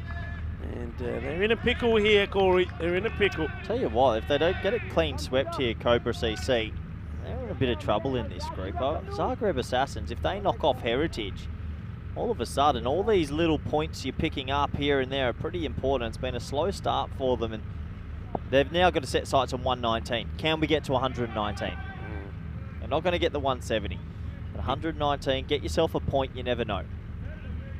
Big shout out, wait. Not sure what it was, maybe a fielder not quite in position. So Habib goes back to his mark. Ashwa Narayan is the new batter. And it's a slower delivery and just falling short of the fielder. And, that's Peck, who's already taken an impeccable catch out there in the deep. They haven't done much wrong today, actually. Yeah. If you talk about a day 1 of a competition, but you and I very well know you don't get through on day 1. No. Day 3, there'll be something will happen this trip where they get put under the pump or they make a couple of mistakes. It will happen. Beautiful. Delivery again, but you can see what the plan is, just to keep that ball outside the off, sneak it in that wide line, because they're feeling that the batters here are going to be looking mainly to be hitting into the arc and hitting on the leg side. And they're trying to take that away from them and get the miscues in. It's worked for them so far. That's well struck, and it's going to be 4 runs. Times it pretty well, so Ashwath and Ryan Probably knows what's coming his way, and this time he deals with it well. 4 runs. Yeah, nice shot that. And back foot back through extra cover as well. 2 bounces, 4. Much needed boundary for Cobra CC, who have found the going tough in this one, up against a very good and well drilled sort of lineup. Good shot from Jacob, brings up his first boundary, and now very close to playing this almost onto his own stance, but he's going to get rewarded with, we're going to have a good look at this. I get the feeling, Corey, that maybe the fielder just catches a bit of the rope here before he pulls his bat. Let's look at this, nice and slow. It's Andes chases it hard. I want to keep an eye on the rope here. Does he slide into that rope before he touches the rope? I wonder if we've got another angle of this. Because of the angle, if that's the only view we got, he might get benefit, you know. Oh, maybe not. Give him 4. There you go. Quick decision. I like it. Yeah. So umpire is deciding that it is 4. So 4 carreras. Yeah, fair enough as well. A great effort, but I think that's the right call. I think it was. This is now a slower delivery attempted. A direct hit would be interesting, but he do get there. So a wide becomes 2. He goes for the slow ball, but gets it completely wrong. Habib. Looks like a confident young player, doesn't he, Habib? He does. A couple of variations, a couple of skills, a bit of craft about him. 2 balls left in this over.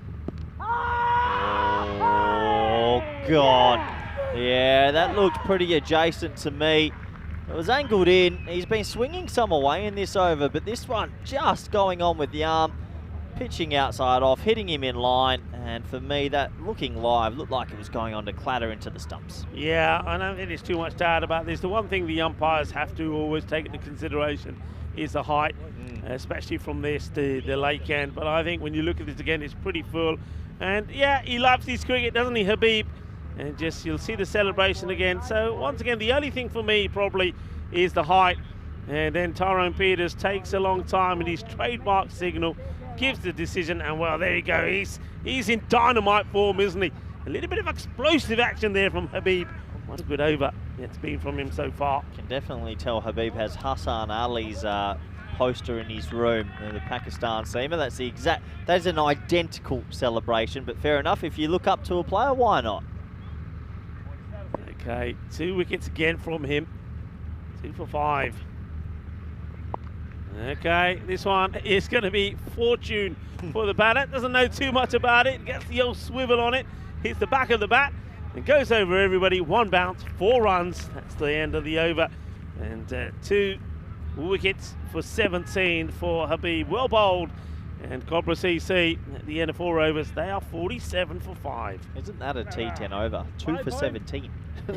Pretty difficult to do that if you wanted to try, but in the end, another couple of wickets fall. Yeah, look, small margins now. Well, 119. Got to go for 119. So what are we looking at there? Maybe another 72 off 6. Can they do that? It's not out of the question. A bit more than that, actually. Jed coming into the attack now. I'd love to pick up a couple of wickets as well.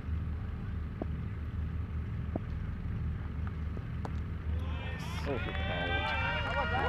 a little cheeky request from the wicketkeeper saying, how's that? Now they're going upstairs and having a look at this. Well, so Tarrangit likes it. I think what's happened here, Jacobs has got deer in the headlights. And I think he's left the ball, and then just for a brief moment, has he lifted his foot? I think they have asked for the 3rd official. Yeah, let's have a look here. So he's okay here, and then does he just lift his foot innocuously? Oh, keep it. No. Almost though, it's cheeky keeping. It's good match awareness, really. Yeah, he's waiting for it. The thing is that the batter can see what he's trying to do as well, but it just doesn't get the timing right, does he? Just a little bit late. There was a moment when the foot does go up, but not out will be the call. Yeah, the heel went up, but just that little tippy toe stayed down. Oh, dead ball. Dead ball. Somebody's talking somewhere. I don't know what's going on here. And Well, Taranjit, he's a little guy, isn't he, behind the stumps, the wicketkeeper, and sometimes great things really do come in small packages. And of course, I'm talking about the old pistachio, because today is International Pistachio Nut Day. So, known as the happy nut. And all the smiling nuts, so get your pistachios in, because of course they're very nutritious as well. Yeah, Vinny knows all about that. All about what? You started your sentence. That's good bowling, very good bowling. The dot ball. Catch it is the call, but doesn't quite carry. And that would just be a single as the throw comes in.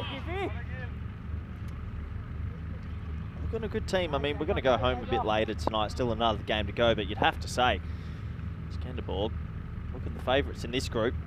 Play down the ground. Yeah, I mean, I'll be on the bus back with them because I'm leaving you and Corey, you and Vinny to do. Are you doing it by yourself now? I'd like to meet my clone. You and Vinny to do the last match, and I think they're going to be pretty happy on the bus back, going back to, of course, our hotel base. I do wonder tomorrow, if they go on to win this and take all 4 points, will they give more people in the batting lineup more of a go and maybe experiment a little? Yeah, good question, because don't forget, I mean, Tamgard and Taranjit have on 2 occasions put very good partnerships together.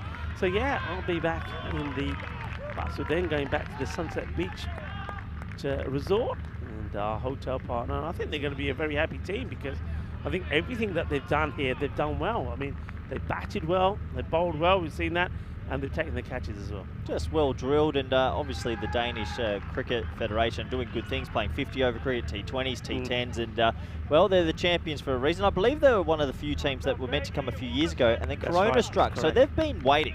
They would have dreamt about this day, and to deliver like this, well done to all the players on the field. Yeah, and I think Vinny was touching on the fact that when he was speaking to some of the spectators and the team, you know, they're saying they want to do better than what Svanholm done. They've got eyes on going on to bigger and better things, and the way they're playing at the moment here, well, you know what, we could be seeing them coming back. Nothing wrong with a bit of rivalry still sticking around. That's what all the Champions League's about.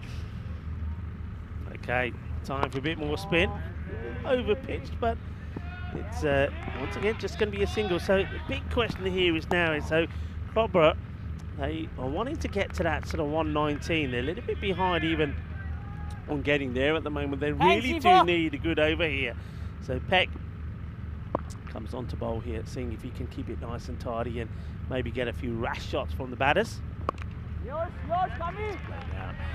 To the leg side. What I also like here from them is the way the field is being placed here. You know, with some teams you see a bit of time. You see the captain stands out because the captain is pointing and directing people where to go, and sometimes there's no delay. They all seem to know where they need to be. So, you know, as soon as the over comes to an end, the fielders are going exactly where they need to be without anybody having to guide them. So, you know, they are well drilled. They're well polished here, Corey. I think that's the word I'm looking for. They're a well polished side. Yeah, very. Ryan, their coach, actually, they've brought their coach, their overseas pro, who got them through last year. From South Africa, played first-class cricket. That's inside edge for one. I actually played against 6-7 years ago in Holland, and he's a very good coach and doing some good things with this team. He's obviously spent a lot of time with them, because you're right, they all seem like they've got their plans and just playing to it accordingly. They look like they're going to romp home to a very big win here. Hit firmly and over the fielder. So that's a rare delight for Cobra, something for them to applaud. It's a nice hit from Jacob.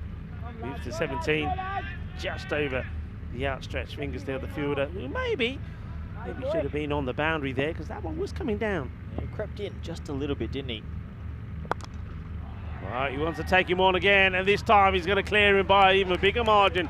So back-to-back boundaries, and I think maybe that's the first time in this innings that we've seen this from Cobra CC. Yeah, nice shooting, nice shots from Jake. Jacob's had a good day. He's taken wickets with his left arm off spin, scored 18 not out this morning as well, and is sort of playing a lone hand here for Cobra CC, who aren't giving up on saving 1 point, and 64 for 5 after 6. Ooh, do we have a telescope out there, do we?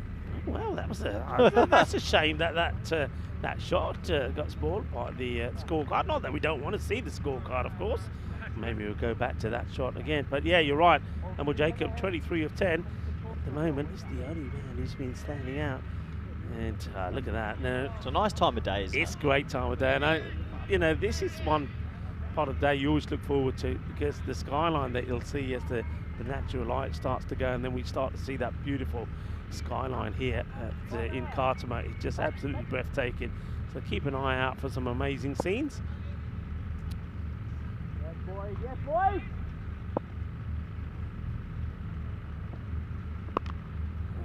Yes, coming. Away, but once again, doesn't really get the timing on it. They'll take the single. Yeah, it looks like Hyatt here with some right arm off spin around the wicket. Another spinner. Interesting sort of action.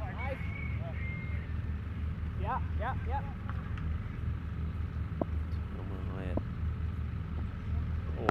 Nice, this one in a little bit quicker. So it's a single. Firing them in all right. They've got every sort of spinner. Right arm leg spinner, 2 left arm off spinners as well. So we've got a lot of variety in that lineup.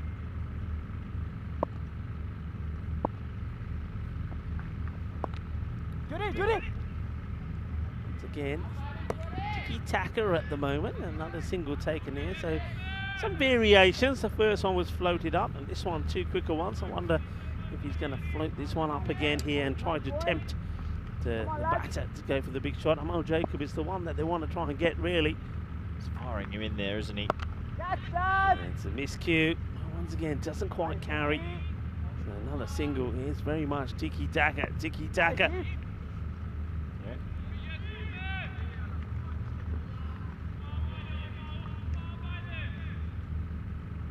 Two balls remaining in this over. He's racing through the over.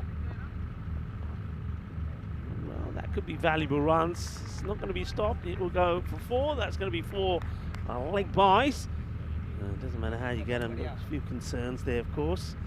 Well, so the Birds deciding it's time to get to somewhere for the night, somewhere safer, away from the Grizzlies. Well, the 119 still on. There's still a bit of hope here to sneak a point back. That's what they're going to look at. Need a big finish to do it still. Well, that will help after getting 4 leg buys. This one is sweet out of the middle. Sweeter than a bowl of lovely glab jambus. 6 runs. And yeah, they're looking to try and get to this 119 to get something out of it. And it's just been in that sort of slot. I think if you're brave enough and you play the sweep shot, you're going to get away with it, because you're not going to get LBW bowling that line. Yeah, completely agree. Just too far down the leg side. Goes for a couple of boundaries to finish the over. And this is what we've got coming up tonight. Look, big game really, because let's say we know Cobra CC is probably going to lose this one. If Zagreb Assassins can beat Heritage CC, they're both ahead with a win from the day. So it's a really big match. Yeah, it's a big match as well. You see that Rupesh Bingu coming in for Heritage, and they're going to see Amal Krishnan coming in for Zagreb Assassins. And the Assassins will be hoping that someone like Danny Kula can be in good form for that one. There's going to be more singles there, and of course, one man they're hoping is going to be at his best is Jared Newton, the international player who didn't get off to the best of starts. He was one of the 3 Royal Ducks that we've seen in the day. Heck to continue. So, oh, he gets this one proper. That's big. Watch out, incoming. Well, that one's wrong on the roof of the fan zone, but that's a big hit. And all of a sudden, Cobra CC have got something to stand up and applaud. Oh, absolutely, because that 119 is becoming a bit more real now. There's a chance they can get there, and that 1 point might not sound like much, but tomorrow evening when we're deciding the top 4 to go through to finals day, it's a massive moment. Yeah. Becky boy, yes, Becky boy, come on, lads. It's huge. Catch it. It's a catching opportunity, and it's taken. It's very clever bowling, Corey, because I think I saw your eyes light up as soon as that was bowled. That was a genuine plan. Push it wider. He knows that the batter's going to chase it. If he comes down the crease, there's a stumping opportunity. If he gets bat onto it, it's going to be a mistimed shot and a chance for a catch, and it pays off. He gets the wicket. Yeah, well, Bob, you're right. Kept it wider, kept it maybe a tad slower as well. Really said, come hit me. Not easy to hit that. If you go too straight with it, you actually need to try and hit it squarer. But yeah, smart bowling, and another wicket goes. As also for Skanderborg, I'm sure they'd love to get all 4 points. They don't want to give up a point here, so there's still a bit to play for. Yeah, a win here will take them back top, of course, but yeah, they've had 3-1 already against Gina Brescia. They'd love to get all the points this time. So, well, and Tush Matur, 20 of 12 deliveries. Play some nice shots, and well, a couple of those big sixes could be the difference of whether they get a point or not. But other batters have to play their part as well. So the batter comes in to take on Peck, who's got 3 more deliveries to bowl in this over. Scored for 23 so far.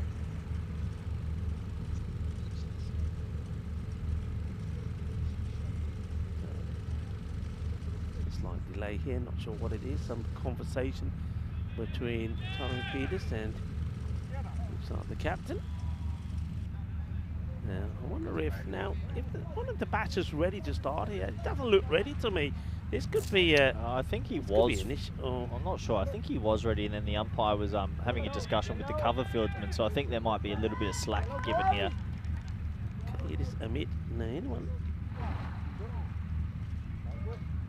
the thing is, it's 5 penalty runs. I don't think that really hurts them, but would that add to the bonus point? The target would change, wouldn't it? So instead of 119, it might be 121 or something like that, or 120. Still going to miss from Nain first up. Bowling from Peck. It's nice to have a leg spinner in your team. Always handy if you have it. That's a nice looking shot. Beautiful. It's going to be 4 runs. That's beautifully timed. And plays it on merit as well. It's pushed through a bit wider. And he gets into position and plays it beautifully all along the deck. 30 off 13. It's definitely doable. And lovely batting. Conventional cover drive for 4. But yeah, it's that 1 point. If they can pick up that 1 point, you never know, could come in handy tomorrow. A bit of National Geographic going on as well. Yeah, well, birds all trying to find a place to settle up and cuddle up for the night. Yeah, nice time of day. Yes. Floodlights now really in full swing. You can see there the fan zone is filled up quite nicely as well. Everybody huddling around the fires that are turned on now. And, a conversation here between, yeah, I think that might have something to do with maybe shining the ball. They've seen Peck maybe just using a little bit of saliva, which of course is now not allowed. And that's a good delivery, good way to finish his spell. 1 for 27. And well, dot balls are pretty valuable. 89 for 6. So all the pressure now on Cobra at CC to see if they can get something out of this match or not. Yeah, 30 off 2 overs is required to save a point, and I don't think Peck was intentionally doing it, but you know, it's old habits. I mean, when I was playing till 2016, 17, I was shining the ball with a little bit of saliva, and then obviously Corona changed the world and in the cricket world. I don't think, I'll be honest, you could spend days shining up that grizzly. It ain't swinging. After it's been hit a bit, that ain't going round corners anymore in the 9th over. But like you said, it's just habit that you have. I mean, it's like, you know, you got a ball that's never going to shine, and you're vigorously rubbing it on your whites. It just doesn't shine. It's not going to, but it's just habit. Okay, Amjad. His first over only went for 1, and now he's going to pick up a wicket surely. No, he's been dropped. I can't believe it. Well, they've been so good in everything that they've done. This one, well, I don't think it's going to cost them too much, but when you have standards, you want to stick to them. And Rizwan Mahmood has dropped an absolute sitter. I wonder how much cricket they've been doing under lights before. Well, that's a top edge, and that will go for 4. A couple of bounces into the rope. That 30 off the 2 overs is possible. That's 5 off 2. But yeah, you wonder about some of these club cricketers, Rico. Probably haven't played a lot under lights, and trying to take a catch under lights is completely different. Yeah, it is. And, well, it could cost, well, it'll cost them giving up a point maybe, you never know. Because it's Jacob, the man that you drop. Now, it's well bowled, tries to give himself a little bit too much room. Probably would have been better off just standing still and seeing if you could play this in that behind square where there is a bit of a gap.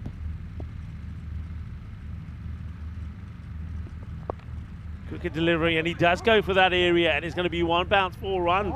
So that's a nice shot there from Nain. So Nain come out, remember he played a beautiful shot through the covers to start off with for 4, and now Well, he picks the length of this beautifully. He gets into position and he swivels it, almost shovels it over for 4. Good shot. Yeah, good batting. Really good batting. Still on, you know, not away from getting a point here. Another boundary in this over will do them well.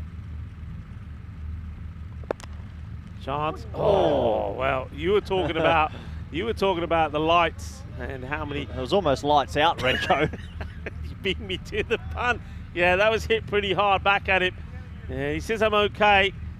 Now it's another opportunity. So now Nain gets dropped as well. Jacob, who was dropped earlier. And well, he plays all around this and he's going to get cleaned up. So reward for Amjad in the end. And that wicket could be an important one because if anyone was going to get them the runs that they needed, Jacob looked like the likely one. Taranjit's pretty happy, and he's got some funky shades on, hasn't he? Yeah, he does, and well, I think he decided, look, we're not catching it anymore. Let's bowl nice, full and straight, and I've got a better chance of a wicket. You see the ECN stumps dismantled, full straight. You miss, I hit. Yeah, just going right across the line. Doesn't use his feet at all. Knocks him over. No celebration really there from the bowler, but well bowled. So 9 overs complete, 99 on the board. So you can see there that they're needing 20 runs here. 20 runs to get a point. So they need a good over. They need that magical over. You see the target, but then you'll see a number that will come up in brackets. There you go, 119. 119. If Cobra sees he can get to that 119, they will get a point. If not, then all the points will go to Skanderborg, so they'll walk away with 4 points in the contest. Tamami with the ball again. Well, they're thinking two. I don't think it's on though. Taranjit there gets there pretty quickly. It's just a single. Yeah, good running between wickets. Can they get 19 off 5, Rico? Oh, is that Burhan that's gone out to bat? Wasn't it Burhan? Wasn't Burhan who got injured? Burhan was the one who got injured. Yeah, what? Burhan is out there. No way. And just having a look at him there. Is it Burhan that got injured? Are you sure? Yeah, Mohamed Burhan. Wow, Lazarus has come back. I thought we weren't going to see him again for the tournament. It's like Kazanwa in Barcelona. We thought he broke his foot. The next thing you know, he's come back and he's smashing the ball all over the place. The weirdest things happens. These European cricketers are made of strong stuff. Okay, well, he's on strike here. Let's see if he can provide them with a little bit of magic and get a point. It's a bit of a miscue. Yeah, you can see the way he's running. He's not running well at all. So I don't know if this is a good move or a bad. I mean, if you've got time overnight to recover and come back stronger the next day, maybe you take that option because he's out there and he's running around. Running's not what you need here. He's hitting. That's cleverly played. That's a delightful shot. Beautiful touch. Well, sometimes it's all about power and trying to muller the ball to the boundary. Other times, a little bit of finesse will do nicely as well. There's always a time and a place for cricket like this. Yeah, absolutely. Sometimes we get a lot of power, but you are right, Rico. There is always a time and a place for a bit of touch, and a bit of class. Looks like they're gonna lose all the points here, but they've just run into a very good Danish team here tonight. It's up in the air. Is this going to be taken? And no. But that's the way sometimes things go. The catch goes down. It's a great effort. And then it could quite easily have gone to the boundary, palm to the boundary, but in the end, the other fielder's backing up, ends up clocking it on the shin. So they saved the boundary as well. So Skanderborg, they're going to go back a very happy team. And I think a lot of people in Denmark are going to be very happy with what they've seen here today. He's down the ground, but he gets nothing on it. It will be a catch. There's going to be a wicket off the very last ball of the innings. So Burhan is going to be the not-out batter. And it's been a brave effort there from Nain. He came out there, he played very well, 20 or 10. But the batters before him never really gave them the start that they wanted. It started with that the Royal Duck of Ulla. And then Rasik, well, he got a few shots out of his system. but that middle order just did not click at all. And what you're looking at there is a team who have looked polished, they've looked on song, they've enjoyed what they've done, and we've enjoyed watching them. They're looking a good unit. Yeah, they'll go into tomorrow very confident indeed, but this is what we've got left tonight. Zagreb Assassins from Croatia up against Heritage CC from Luxembourg, and Heritage CC obviously won that Golden Ball Classic earlier today, and our final game under lights. Looking forward to that with myself and Vinny Sandu. Yeah, it should be a good one, and of course the floodlights, well, they're on, and now is getting ready for Party in the Dark. Well, that's coming up a bit later. Let's have a look at these highlights first. And it was all about Skanderberg. They did the job earlier on with the bat, and then this was the start. It was a royal duck for Ulla, who wanted to go big but found the safe hands of the fielder, and there was no mistakes there from Aftab Ahmed. And some very good bowling, good variations, and not enough good hitting, really, you got to say, from Cobra CC. That was a nice shot there from Rasik, and we said at the time if they were to get the win or even get something out of this match, Rasik had to go well, but it wasn't to be. You got to say though, in general, the catching and the fielding from Skanderberg, very good. Yeah, very good. Just discipline, wasn't it? It was good bowling to the right areas, asking the right questions consistently. When Rasik went, he sort of felt a bit deflated. You thought Cobra CC are well behind it. How good was this catch, Rico, though? 10 out of 10. Yeah, that was a sensational catch from Christian Peck. It really was. And I think maybe that there probably showed, that little moment of play showed the difference between the two sides, you know, polished, taking the catches, making it look simple. And yeah, celebrations all around. Well, he was a happy chap, he was Habib, because a lot of things weren't right for him today. And this one, I think, umpire's call for me. When it wasn't going over, it's on the way up, but I think the umpire, when you look at that again, was probably quite right. He's right in front, and look at the celebrations there. Habib, he's on fire. Yeah, he was on fire. It was time for some spin after that. They tried to take the pace off the ball. A little late push from Cobra CC made us start thinking about bonus point permutations. Could they steal a point back? And unfortunately for them, Rico, wickets just kept on tumbling. This was a bit of clever bowling, wasn't it? It was very good bowling from Matur, who looked like the man who could make the difference. He scored 20 quick runs. But then, yeah, good comeback from Peck. He just thought, all right, I know what I need to do. Takes all the pace off it, pushes it through a little bit wider. It's a miscue from the batter, and the wicket goes. And, well, this one was one that was caught right across the line. There's another one, bites the dust. So it's been a difficult match here for Cobra CC. And the other thing here, Corey, and one thing that would have always been in their mind going into this contest is that loss to Heritage on the Golden Ball. I mean, when you lose a match like that, an important key match like that, it always plays a part, doesn't it? Always plays on your mind. Yeah, it does look like just some news coming in that the next match might be delayed by just 5 minutes before we get into the final fixture of the day. Yeah, 107 for 8. Tough day at the office for Cobra CC, but they'll have to regroup quickly tomorrow. 2 big games coming up for them. Yeah, they will. I mean, a good effort there from Amit Nain and Matur as well.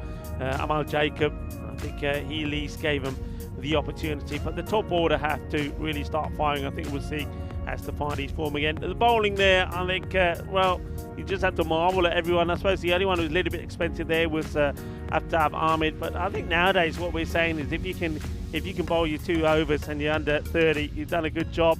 So a good job done by Skanderberg. They're going to go back to base at the Sunset Beach Resort, a very happy side. They've done a good job here today. They put in a good shift, and the batting has clicked, the bowling has clicked as well. And the question is, who's going to test them here? Cobra CC, well, they'll be going back as well. They'll be very disappointed with the way things have started for them. Only picked up the 1 point in the 2 matches that they've played. And you can see there, a slight delay, just by 5 minutes. Coming up in just over 12 minutes time is going to be Heritage, who are going to be taking on a Zagreb Assassins. So the team that will win and have won the Golden Ball against Cobra CC are going to be back in action. And Vinny Sandu will be back in action again. I'm going to leave Vinny and Corey to talk you through match number 5 of the 2024 European Cricket League, the Champions League of cricket. And exciting start that we've had here today on day 1. Time for me to say goodnight. I'll be lurking for sure, and I hope you enjoy the party in the night. That's what we talk about with this last match, as the floodlights are on and we'll be ready to rumble, like I say, in just over 10 minutes time. So that's it from me. I'll see you tomorrow. Hasta mañana, mi familia.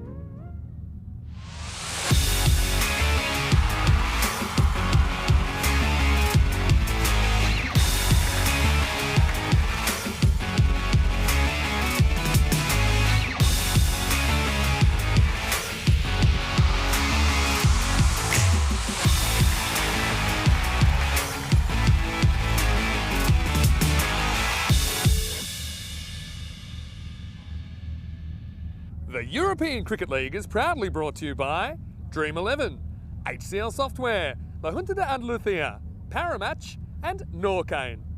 And the official charity partner, Share the Meal by the United Nations World Food Programme.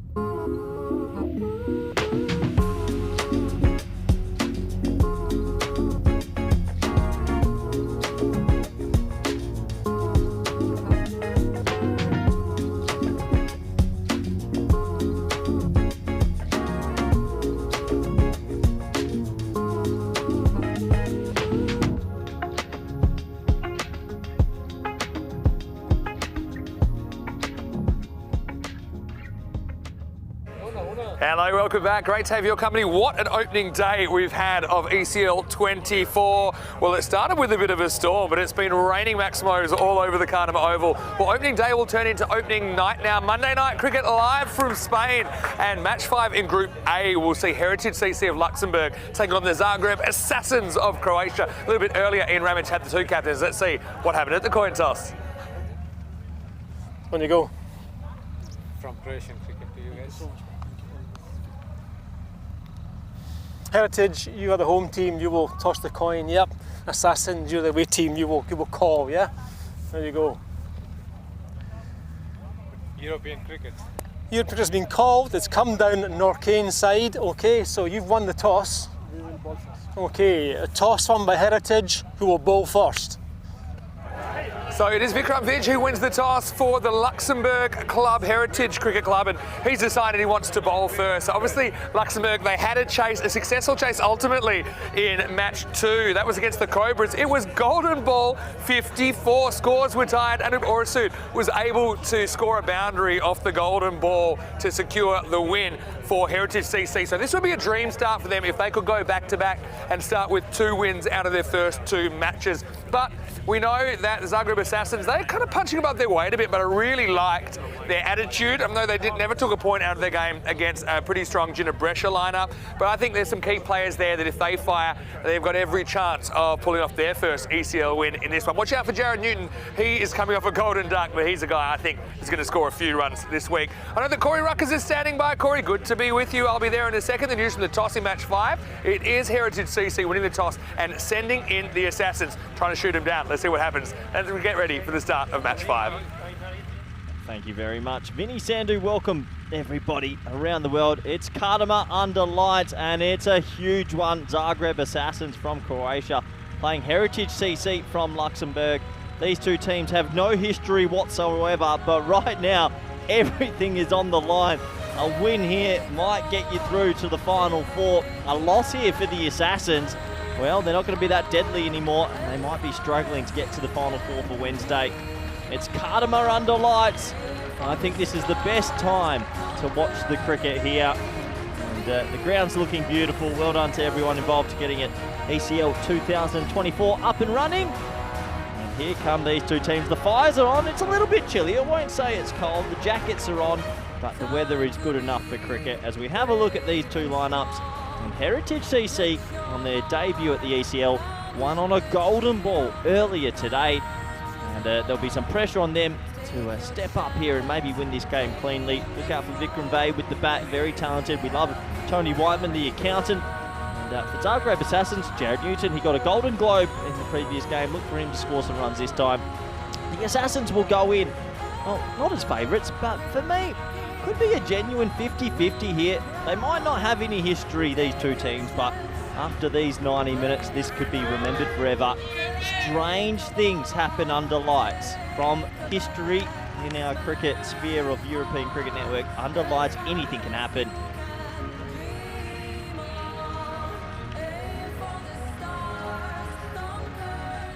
And, well, I'm warm. I hope you're warm. There's Vikram Vij at point. He's warm. There's going to be a corker. Now, looks like Jared Newton's on strike. Got a golden duck earlier today, but the good thing about T10 format, if you have a duck earlier in the day, you might get a second chance a little bit later, and he will get that chance. Lingham is going to be opening the bowling. Hashmi, who batted well earlier, is at the non-strike. And big smiles on all the faces of everyone around the ground. I hope you got your jackets on. Hope you're standing near the heater, or you're sitting on a nice, cosy couch, buckled in for the next 90 minutes. This is going to be a corker. We're all set. Ball number 1. Here we go.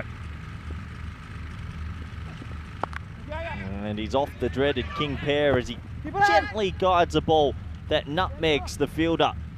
There at backward point, Vikram Vai getting himself a little bit confused, and just a single to start. Big game in the context of everything, actually. If the Assassins can steal a win here, that will mean Cobra CC are the only team to go back to Sunset Beach Club, the beautiful Sunset Beach Club, without a win. And it does make their day 2 very difficult.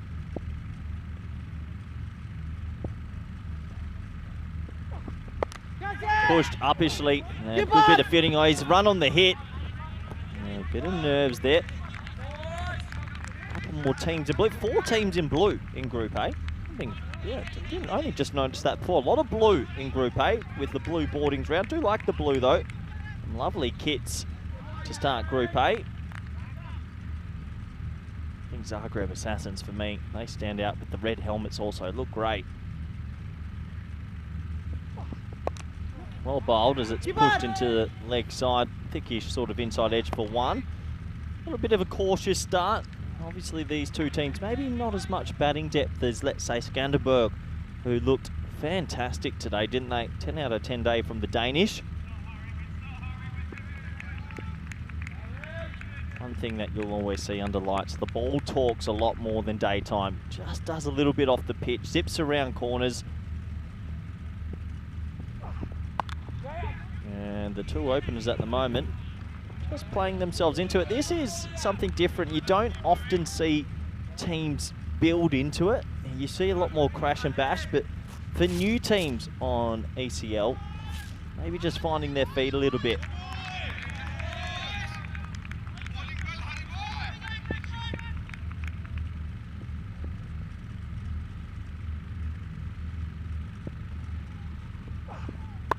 Short ball has to be put away. It is put away. 1 bounce, 2 bounce, 4.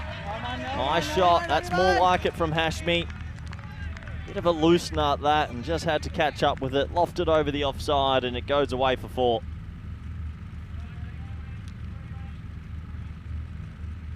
All the blustery conditions we've had throughout the day has really gone away as well. It's still as anything out there, so much more pleasant to play in. Short again, and he misses out on that Hashmi. That probably should have been hit to the rope, but in the end it's a pretty good over for Heritage CC, and the score at the end of 1 is 7 for none.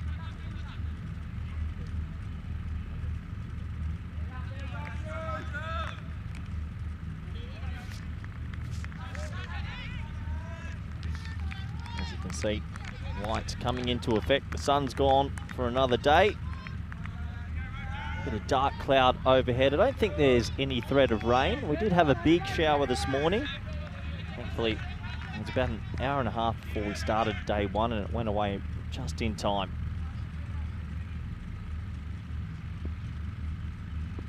A couple of the supporters out there, a couple of frosties. Well deserved, I'm sure, for a Monday. Over number 2. Newton just playing himself in, and some players will play that way, but do expect him to open those shoulders soon enough as Kulwa is sharing that new ball. Just one thing for the Assassins, maybe they're thinking, look, we don't want to lose a few early wickets, but at some stage you do have to pull the handbrake off and really go.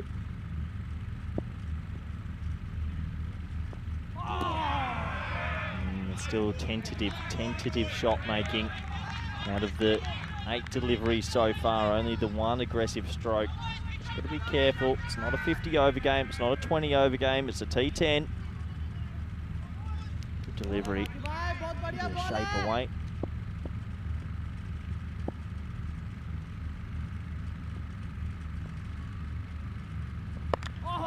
Another conventional cricket stroke. And, well, this power play, I don't want to be too critical, but at the moment for me, they're wasting it a little bit. It's 9 balls into the power play, only 1 aggressive stroke. It's time to go. Heritage CC, they'll feel comfortable with this at the moment.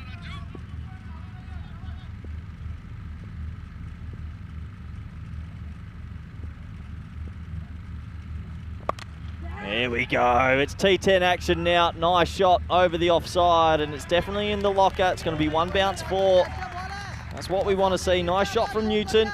He's taken 3 balls to nudge himself in. Slightly over pitched and pops that over the offside. And that's actually 6, so they're going to have to change that decision. I think it was signalled 4, but I'm more than confident that is 6 runs, and there is the change of decision. So the first Maximo of this game, and great work from Spring Productions, who are doing a fantastic job working a 5-game day. And then back to the astuteness of running the singles. Different tactics, don't see this too often. Another one, at least the score is ticking over.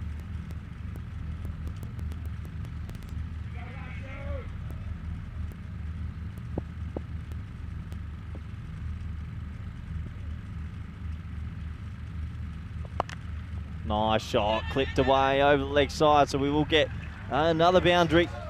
And that's a little bit more positive intent from both openers there after 2 overs. The Zagreb Assassins, they are 20 for none now. Stylish looking stroke. Can they get themselves up to a score which could be defendable? Let's have a look at the table, and this is why it's quite a big game actually. Cobra CC only with the 1 point. Heritage CC, they'll fancy a win here. Take them up to maybe 6 or 7 at the end of the day. What a day it would be for them. If the Assassins are to win, well, that means that Cobra CC have to do some chasing tomorrow to get back into this competition. So plenty to play for. We've got 8 different finals days in ECL Edition 4. And every day feels like a moving day as Nanya has got a bowl over number 3. Hoops that one in a long way. It'll probably be a leg by to the total. So sedate start to this one. Both teams sort of feeling each other out. Feels like a bit of a boxing match where the first 8 rounds, not too much going on, and then a few haymakers might come in a little bit late.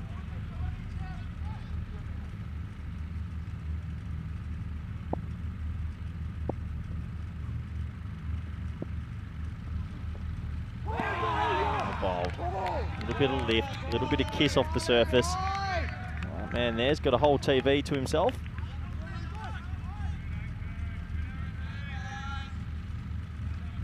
Nothing better than watching the cricket with a big TV in front of you.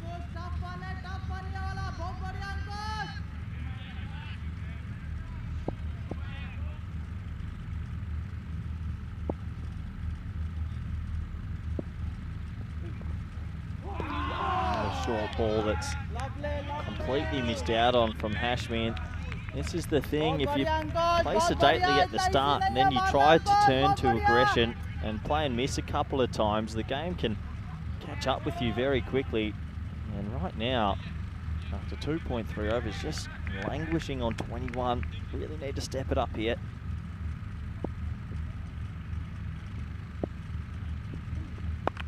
High in the air, who's got it? And it'll just land safe. Didn't get there in the end. A little bit of luck for Hashmi, the first run of this over. As does give me good opportunity. Welcome back, good friend, co-commentator Vinny Sandu. Yeah, turn on the lights, Corey. Here we are, and yeah, match 5. You called it. Big game for different reasons, I suppose. Heritage would love to go 2 for 2. Dream start for them. Assassins, they'll feel this is a winnable game. Puts them back in the mix. Newton on strike. Snowball must have just flicked a little bit of a little something down the leg side. That hand warmer I stole of you, Vinny. So she's been drained. This is the last game of the day. We often go a little bit random questioning in the last game of the day. I did give you a gift of these USB hand warmers. They're sitting in my drawer back in the Netherlands. Yeah, and are they much good to you there? So now I gave a pair to you, gave a pair to Rico. Rico brought his, I brought mine. So let's go down the leg side, and we'll get through for 1. Was it a conscious decision to leave them at home? Yeah, it was. I hate to say, I'm an honest creature. Well, I actually held them. told you can't have mine because it's your own fault. I held them and thought, Spain. It's warm in Spain. When the sun goes down, it does go down a notch pretty quickly, even a couple of notches. But yeah, always beautiful to have the lights on. We've had some crazy nights, haven't we? Here at the cricket as well. Reaches for a wide, but it won't be a wide, it'll be 4. So Hashmi trying to get going. It's quite an interesting byline here as well, Corey. As we get to the end of the 3 overs, it's 28 without loss after 3. But the Assassins have a fierce rivalry with Zagreb Sokol. But Hashmi, their wildcard, plays for the Sokol normally. Oh, wow, there What do you you go. think about when enemies become friends? Do you have any frenemies? Yeah, plenty. So we're frenemies. Yeah, exactly. I was just about to say in the commentary box. Anyway, No, we're friends. we are. And look, big thanks to everyone that stuck with us. The first day of 26 consecutive days of cricket. Sorry, what? You heard me right. How exciting is it, though? I mean, the ECL, we've had a golden ball today. We've seen some massive sixes. Golden ball. How about Heritage? Yeah, look at it. unbelievable. Look, that's a pretty intimidating logo. The old Assassins. Surprised you can have Assassins in your name in 2024. Yeah. What's next? The Sevilla Snipers. Yeah, give us your team name. Okay, I'm going to put this to our comment section. This is my round of question. Fake team names only. Yeah, Do you keep know it the PG. AI is amazing these days? I was just showing someone that ChatGPT, and I was saying, give us a name for a football team in my Malaga-based football team. Yeah. The first one to come up. What about the Costa Kickers? Amazing, way better than I could have come up. Anyway, in the air and dropped. Oh, that was pretty much straight to Girish Venkateswaran. Again, you never know with the lights. They're at an awkward height. Lights are always in the wrong place at the wrong time when you're in the field. But that's a chance gone down. Yeah, disappointment. It went straight to him, and I think he's saying to his keeper there, he didn't pick it up straight away, so that's the first one down, but that's a bit of a sitter. Kind of slow to move. Looks easy from here. We can't live our life looking through his eyes, not with current technology anyway. Anyway, Hashmi gets the strike back. Newton gets dropped on 11. And now this gets smashed. And that's actually a pretty good bit of fielding, I think. Well, we'll have to check that he takes off from the field to play, but it looked pretty clean to me, Corey. How do you see it? Yeah, good work. Really good work. Probably saves 3 out there, Nunya. Yeah, goes and fetches this. I thought he might have got the gap, but did well to close. Oh, Yeah, well done. Beautiful stuff. Basketball style. Yeah. Takes off from the field. Nice work. Like a gazelle through the air. Just beautiful. Beautiful camera work as well from our crew at Spring Media. Oh, is he gone? He is. A little bit of an edge on that. Newton doesn't look too plus with the decision. He's lucky it doesn't knock out his pegs, to be honest. But that's going to be the first wicket down. He got lucky a moment ago, but his luck runs out on 12, and it's 30 for 1. Yeah, very curious, this opening partnership. I mean, in the power play, when the field's in, they didn't try to play anything cross bat or anything over the top. The field spreads, and the last 2 balls, they both tried to hit it over the top. So I think they're a little bit befuddled. There was a noise. It was definitely a noise, and it was hard to see what it was, because if it wasn't bat, because I don't think it was near the trousers. Tries to poker face it, does Newton, but umpire spots the edge, and so he has to go. Do you think that they've just gone about a little bit timid, and then because the last 2 balls they've tried to whack it over the top, but the field's spread now. We got 2 guys that have survived now from the start. I think that in a way their depth is sometimes a bit of a concern. So it's just, okay, let's not get into early wicket pressure. But anyway, look, we saw 106 be the golden ball score in the last game. The computer's predicting 95 even with that wicket. So let's see. I think 100 plus under lights. They might be able to defend that with some of their bowling options. Tanakula comes out. He almost nicks off as well. What a good over this is from Akula. Yeah, there's some of our fans and supporters out there, Vinny. This little Emily. She's also one of my Spanish teachers. And look, there's the blue. Wow. Rugger, is that the Assassins? No, Vinny, come here. Hide me. Well, get him onto the grassy knoll, I say. That's. Is everyone that cold? No, it's not that cold. Do we see anything? Can we go back to them? Oh, opens the face here.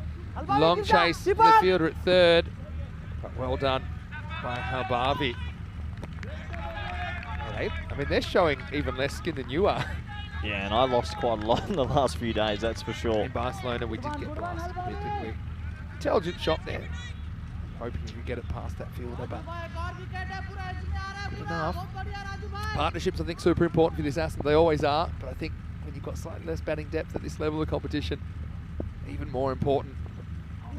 Again, tries to drag across that a little bit. Well bowled though from Akua, who gets it in the channel, gets it right. 1 for 16, good figures. It's 31 for 1 after 4.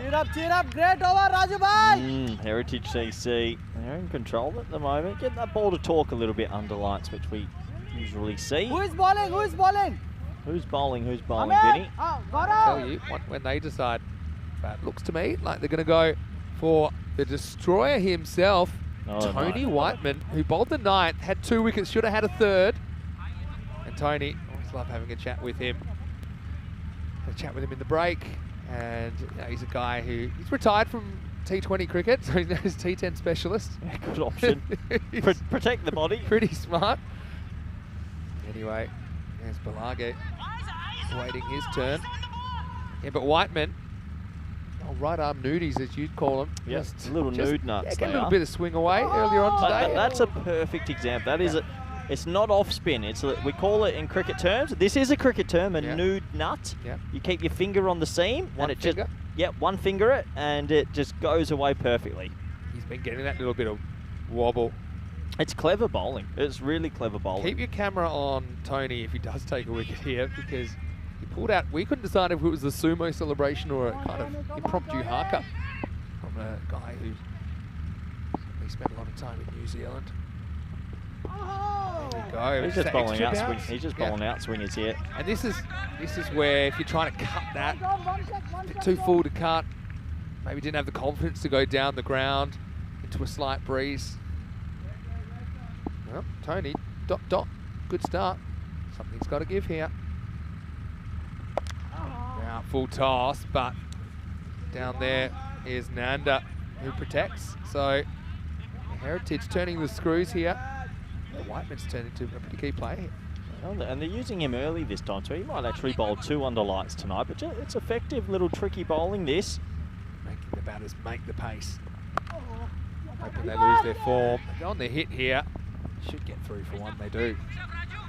This is what I love about the ECL as well. I mean, we'll see teams at all ends of the spectrum. Okay, they're all champion teams. They have that in common.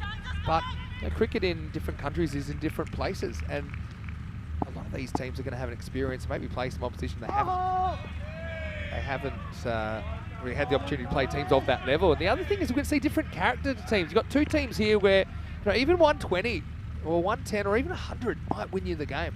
So it's not just a smash fest. Oh, this could be gone. How's that foot gone? And, well, they like it. Danakula tries to play twister, and let's see if he keeps his foot down. Is it Tony Whiteman wicket? He likes it. Already flexing his wrist. To tell you who likes it as well is Bingu behind the stumps. We'll have to check it out on the replay thanks to Spring Media. And I think there's some nervous moments here. Does he drag this foot? To me, it looks like he does. Does he get the bat back? Oh, he's in trouble. Oh, he might have just got back. Look. Oh, he has, I think. Good stretching. What yoga pose is that? Yeah, well, I don't know the names for him, but great keeping from Bingu, but it won't be out. It'll be the end of the over, and it's 33 for 1. Let's welcome you into the dream box. Vinny Sandu here, Mr. Maximo, for the European Cricket Network in the night session with Corey Ruckers. And you have gotten the extra jacket. Got to say, our model here for the jacket, the ECN jacket. Whoever decided this, it's probably the best thing. It's the best thing we've ever been getting. And we've gotten a lot of stuff, and we are very grateful for that. But it's warm. It is warm. It's because at night still it is February. It's all easy conditions. to forget. Yeah, it does get a bit All chilly now. But conditions. this is thank you everybody to give us this. Random questions time as well. If you are in the comment section, throw us a random question, and we'll do our best to answer it. If you have any question about the ECL or cricket in Europe, or even if you're new to cricket and any questions on rules and how things work. Anyway, this is up in the air, and I think this is going to fly into the night. Maximo! 6 runs, badly needed. Who's going to click here? Hashmi's still there. He moves into the 20s with that blast. Yeah, nice shot. Yeah, nice shot. And, they needed that. They just need a bit of a push here, and it's been a sedate start. I actually think their intent's been all wrong, and that's a bit of a letdown, but that's more like it. And there you go. Get the dressing room on their feet. No. He consolidates, I think. See, I just think, Vinny, I know what you're saying and I get it, but I don't think there's room to consolidate. I think now, 9 wickets in hand with 28 balls. Let's go. He attacks the best form of defence. And you're right about the 9 wickets in hand. Danny Cooler's got 2 balls left to hit a boundary for me, otherwise the giant R sign's coming out. He's the captain, so he might take a few to take him down. Well, he's 2 Mutiny off. style. Well, he's 2 off 8, and I hate to say it, it does. We're seeing it more. More captains are doing it, and as captain, he might have to walk himself off if he doesn't get a boundary. For a tire. Does he get the tap on the shoulder from himself? And he goes for this down the ground, fading towards the field. He's going to get 6. Not trying to bat himself out of a jam. Danakula goes Maximo. He's just hanging on. I thought for a second that might entertain the fielder, but instead it goes over the ropes. Needed that, didn't he? That's better. Now let's go again. This is the one thing. They've hit a 6 or a 4 before, and then they sort of try and nudge a 1. Love to see him go again. Love to see that confidence and try and hit another boundary.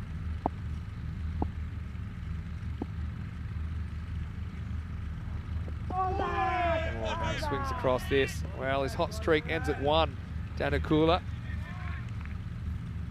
A lot of people loving your modelling of the jacket. Have you thought of doing modelling, Corey? Because you don't have to be good looking anymore even to do it. Yeah, look, I think, is this merch up for sale? I'll sell this one. Might have to give the jacket a clean before you put that one down the catwalk. 500. Gee, mine's not looking too great after this morning's storm. Oh. Dixon goes for 13 in the over. Danakula still can't break that 100 strike rate barrier. 46 for 1 after 6. Well, the Assassins might have to take out their captain at the moment. If you see a red dot on Danakula during the next over, you know what's happening. You sort of feel for them. I just think if you look at the 36 deliveries bowled in this innings, they've tried to attack, I'll say, 20, and 16 they've been in this mind frame, I'm trying to nudge a 1. And when you get into that mode, bad things happen. So, yeah. Question from Carol Illa in the chat. Evening, guys. What's the fastest 50 in ECL? It's happened, yeah. I'm pretty sure we've had a 10 ball Tenner. 50. Yeah, 10 ball 50 is... We love a 10 ball. We haven't had a 9er.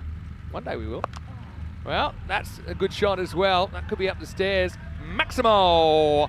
Hashmi's got to really take the ball by the horns now. Brings up the 50 for Zagreb Assassins with that shot. Lovely shot, Hashmi. There's that Jay. Doing well. Yeah, lovely shot. Gets that one. Now, let's go again. Can they just keep mustering some boundaries here? Louis Bruce in the chat as well. He was pretty impressed with work the other day. As this is going to be 4. Goes offside this time. Hashmi. Whiteman just gives it a bit too much with that time to the Assassins opener. He's only good for 6 balls, Whiteman. They should not have risked him going back for 2. Some interesting information coming through from Luxembourg. I'm loving... the chat's on tonight. Well, we're talking about snipers. A few snipes going on right now behind the scenes. Why not? Great question coming in from Ronnie Spraggin. Who was the first to win an ECN game under lights? Good question. It would have been ECC... No, it would have been ECL 22, I think. Oh, no, it would have been ECC 22. That's a good question. Not sure who runs the Luxembourger account, but I do like the little shades thrown. Hey, you got to have healthy debate. Well, debate's free good. Well, this is the society. thing, the countries and teammates and opponents are watching their teams play on ECN now. It's great to see. All right, in the air. Shot. This one is flying away into the night as well. Well, the net won't stop that one. Maximo! And wow, man, Danakula, he's trying to put one foot in front of the other and take them closer to where they want to be. He's having an interesting old innings here. He's hit 2 sixes out of his 14 and faced 12 balls, but this is a good little push now. Hopefully, Zagreb Assassins start to believe. Yeah, so we had a number of 10 ball 50s. Yeah, love a 10 ball 50. We would have had one in ECL? Yeah, I'm pretty sure. Nabi? Yeah, nice little Nabi pace. Good bowling by Whiteman there. It's in the block hole.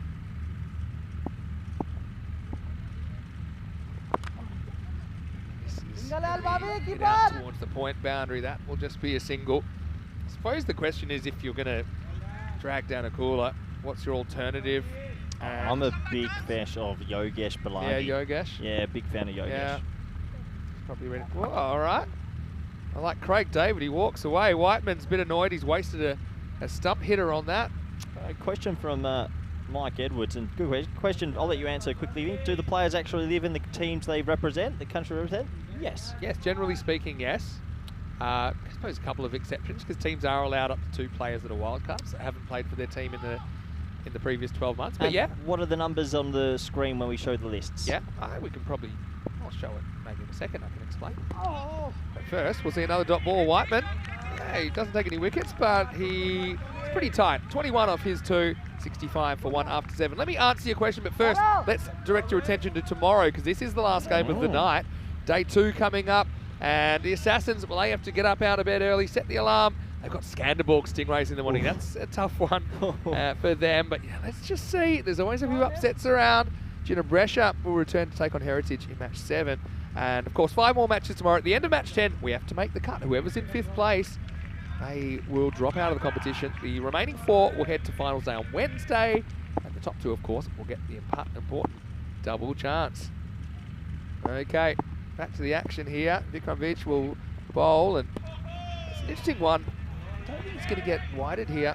I think he's already been warned about going in front. So once again, going in front of the He umpire. always gets away with it. The question is, has the batter moved before the ball's released?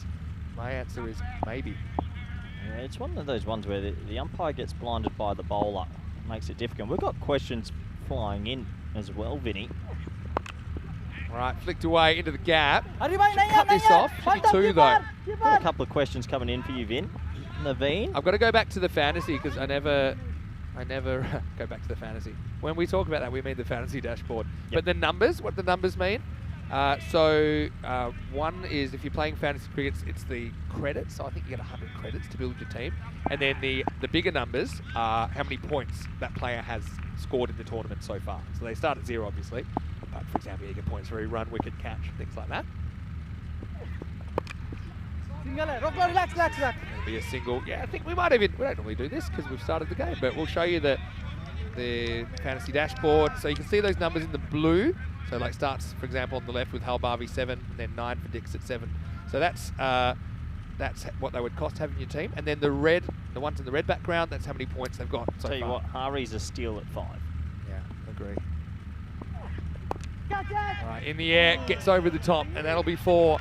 So they're just kind of doing a talismanic kind of total at the moment as Hashmi gets 4 more, takes them up into the 70s. Just hanging around, using the angle that time and getting it over the fielder for 4. So doing enough. Question from Craig Element. Vinny asking, does the lights and the coldness, does that affect the scoring? I'll put that to you because you've coached teams under lights here at the Cartama Oval. Just a little bit. I think the ball does a bit more under lights. Not the cool breeze though, as that's pulled beautifully. Well, Hashmi's starting to tick here. He's got back-to-back boundaries and he moves on to 43 off 22. Yeah, just competitive at the moment. Hey, the other question that I saw from Naveen Padmaraju. Hello, Naveen, who we've seen a fair bit on ECN. He wants to know what's the lowest score defended on ECN. Well, funny he mentions that because it's actually a record that stood for quite a while, but it was broken last year in Croatia. Oh, wow. So Prague Tigers defended 60 back in Chalo, big bhai. 2022, I think it was. Wait for Vich here to close out his over. Oh, that's hit hard and hit high and hit out of the ground. Maximo! Hashmi, the wild card goes wild for the Assassins, moves to 49, end of 8. It's 82 for 1. Awaken the beast. Hashmi's just clicking at the right time. 82 for 1. Can they get themselves to, let's say, 105, 110? Then it might be game on. Yeah. Just before we go to the lower scores again, first bit of Mike's question was, do these players actually live in the team's countries? And the answer for the most part is yes, with a couple of exceptions, but not too many exceptions. So these are genuine cricket clubs. To play at an ECL, you need to win your country's domestic championship, and then to play in the ECL for one of those clubs, you need to have actually played for that club in the last 12 months. Here's Nanda, 9th over, starting with a single. So yeah, you do get 2, we call them wildcard players, because for various reasons, you know, it's an amateur sport in Europe. People might have family commitments they can't walk away from, even temporarily, or they might have work commitments. Yeah. And so you are allowed to kind of have 2 top-up players if you like, but they can essentially be anyone. Chris Gale, Could not be. available. But he's playing for Talent Stallions. Hashmi on 49. Swing and a miss. Just an ugly 100 here. Yeah, ugly 100, you're Ugly right. 100 Heritage. Made the 106 look like hard work last time. They fell behind in the game. Yeah, so going back to Naveen's question, lower scores defended. So 56 was defended by Ljubljana, who are actually from Slovenia, but they play in the ECS Croatia. And it was the Assassins who were on the other side So of that it. means in nearly every game we have, we always get 100 runs just. Yeah, depending. Depends if the first team made 30 and it got chased down. So that could happen. Yeah, but we waited. That's one of the things we said. One day we'll see a defence in the 50s. We finally saw it. And yeah, well, the Assassins who are batting now, they're actually the team that couldn't chase 57. Well, only 3 off 8.3 might be good going for them then. Can they get, you got to get to 100. Another 17 off the next 9. Another chance for Hashmi to bring up his 50. And another chance that he won't capitalise on. Anya's bowled a good spell, 1.4 for 8. But I mean, we've been to Croatia. Both of us, haven't we? Remember we did the tournament split a couple of years ago. We'll never forget the first few days there, the Bura wind, the good old days. The Hotel Resnick Cricket Ground, just to give you an idea of how different this is. The Hotel Resnick Cricket Ground has a footpath on the field. That's different. Yeah, cover. Well, there you go. That is going to be 50 for Hashmi. Steps across and puts it up into the fan zone. Maximo! 27 balls for 55. I suppose it's slower than some of the 50s we've seen, but at least he has built a score which potentially is defendable tonight. Yeah, well done to him. He gets 4 big sixes and 6 fours in there, striking at 203. Can he cap it off and maybe get himself into the 70s individually? A couple more sixes would help a lot, really. Definitely. 100 always looks better. Yeah, I know 100 doesn't win you too many games these days, but well, these are two teams on their first day of ECL action.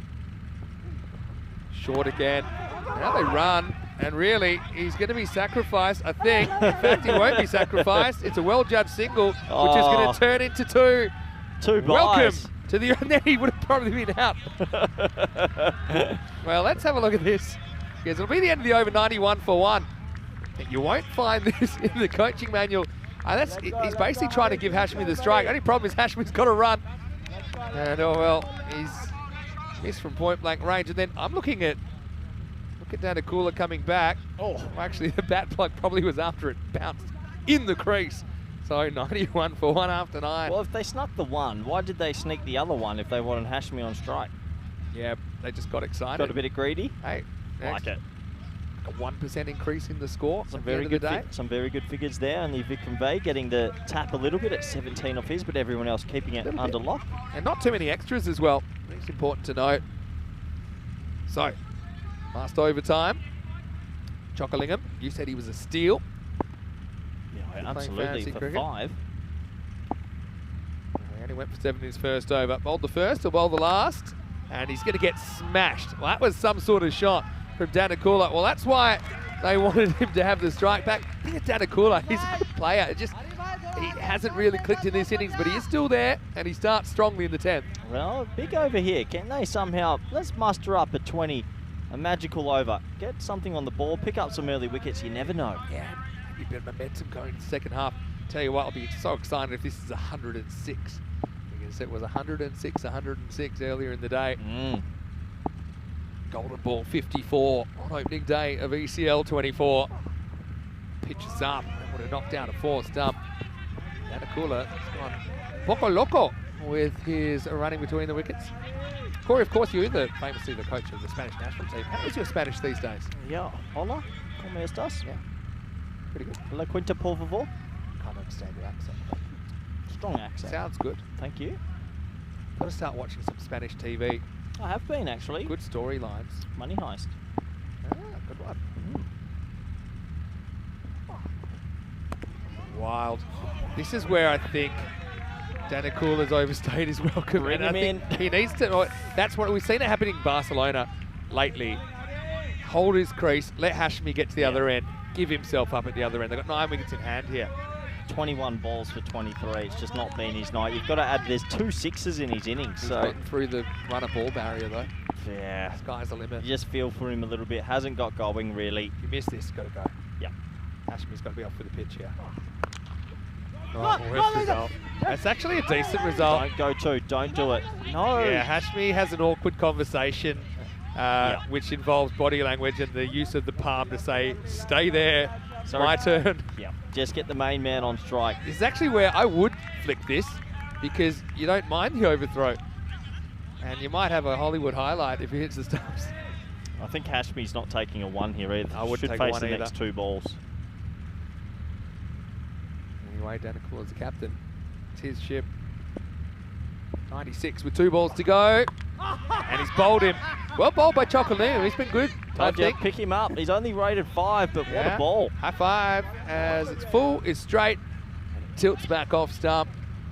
Assassins lose Hashmi, but it's been a decent effort. He's certainly had to carry a few around him, just the way things have worked out in this game. But he'll go with the ball remaining, 96 for 2. Yeah, bit of water being run on. Even though there's 1 ball left, you've got to hydrate those systems. But, 96 for 2, that 100 mark, 1 boundary away. Good Yorker, swinging in as well, hitting the off stump. Just doing enough, Heritage CC. They've kept it under control here in the nighttime fixture.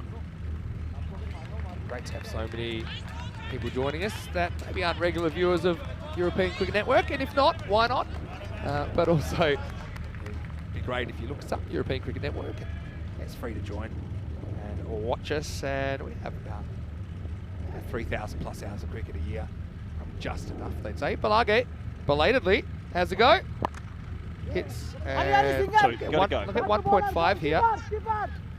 Good throw, should be gone. Oh well, direct hit. A bit of Hollywood stuff there. It was an awkward one for the keeper. Luckily, he wasn't required. So it'll be a golden one for Balagi. And Assassins won't quite crack the ton, but they're not far off. 97 for 3 off the 10. Yeah, 97 for 3. They don't get to the ton. They do have something that might be defendable if they take some early wickets. But hey, credit to Heritage CC. They did what they had to do, Vinny. And you'd imagine they'll go into the run chase as favourites. Yeah, that's right. And, well, you'd imagine so, but we've seen some funny things under lights. I think a lot of it's to do with the start for Heritage. And also, let's see what they do with their order. I went for Halbavi earlier on at the top. Vivek Dixit opened with him. But they got options. A pretty entertaining start to the night session. Well, there's Tony Whiteman. He's giving it the fist pump, and we'd see a little bit of Tony with the ball in this innings. But yeah, I suppose the issue for the Assassins, they probably just didn't hit hard enough early enough. You mentioned they were a little bit careful in the power play. Just hoping they could go up a notch, but it never really happened. That was one that wasn't held, but it probably didn't cost them too much. I think Heritage, if you offered him 98 to chase, they'd probably take it, right? Yeah, I think so. Absolutely, you take it. That was a bit of a juggler. Newton had to go after a sedate start, little feather through to the keeper, and they were pumped up, Heritage CC. Doing what they had to do. The ball was swinging under lights. The accountant, Wyman, got the ball to go as well. That was a close stumping appeal. On these little out swingers, and just got his foot back in time, and the umpire conferring. And there's the man that was enjoying the TV on his own. Hope he was having an okay evening. Hashmi started to click, played some lovely shots, been some big sixes over the leg side. Well, he went on to make a really good 50. Yeah, he did. You know, Hashmi, a bit like a library book that they've borrowed for this tournament. They might have to extend it if they have a real heater over the next 2 days. But he's a good player, and we saw him at the European Cricket Series last time we were there in Croatia. This is good length here. This was a bit of the old chaos style. Had 3 stumps to look at, wish there were 4. And then slight fumble on the backup. Well, wicket keeping's hard these days with 2 buy-ins for that, and then also a wipeout at the end. Hashmi did bring up his 50 late in the piece, but then he was out off the penultimate ball of the innings. I like that length, look at that. Yorks him. And Hashmi gets a few pats on the back from his teammate. That's what it's all about as well. Balage came out, hit the 1 ball, advanced the score by 1. And middle stump. And probably not the greatest throw in one way, but in the end, it was perfect because it hit the target. And the Assassins, 97 for 3. 7 4s and 7 6s in that innings. 55 of 29, Hashmi leads the scoring. Newton kind of built a foundation, but then nicked off at an annoying time for him. He went for a dozen. Danicul, 24 of 22. He kind of was the anchor in a way. probably the way that he weighed him down a little bit, but he did get a couple away, 2 Maximos and a 4 in there. Gives him something to bowl at. As far as the bowling went for Heritage CC, I think that they were pretty good across the board. Well done by Chocolingam, 1 for 13, and a cool one, 1 for 16, thought bowled really well as well. Nanda only concedes 14, probably the pick of the bunch there. We'll take a break then, and thanks again for all the questions. If you have more questions, please put them in the chat, ECN European Cricket Network. We're loving getting back to as many of you as we can. We'll have a quick break, back soon with the first, or the last things I should say, for the first day of ECL 24. Vinny Sandu here, Mr. Maximo, closing out the day with Corey Ruckers. After this break, you're watching the Champions League of Cricket, the European Cricket League.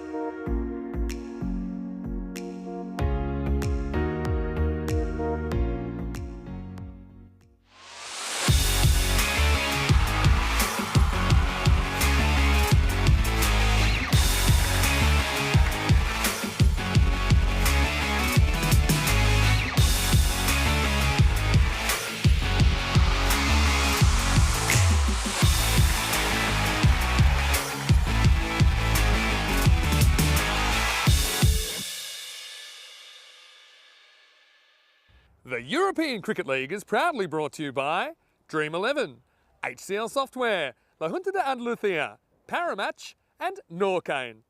And the official charity partner, Share the Meal by the United Nations World Food Programme.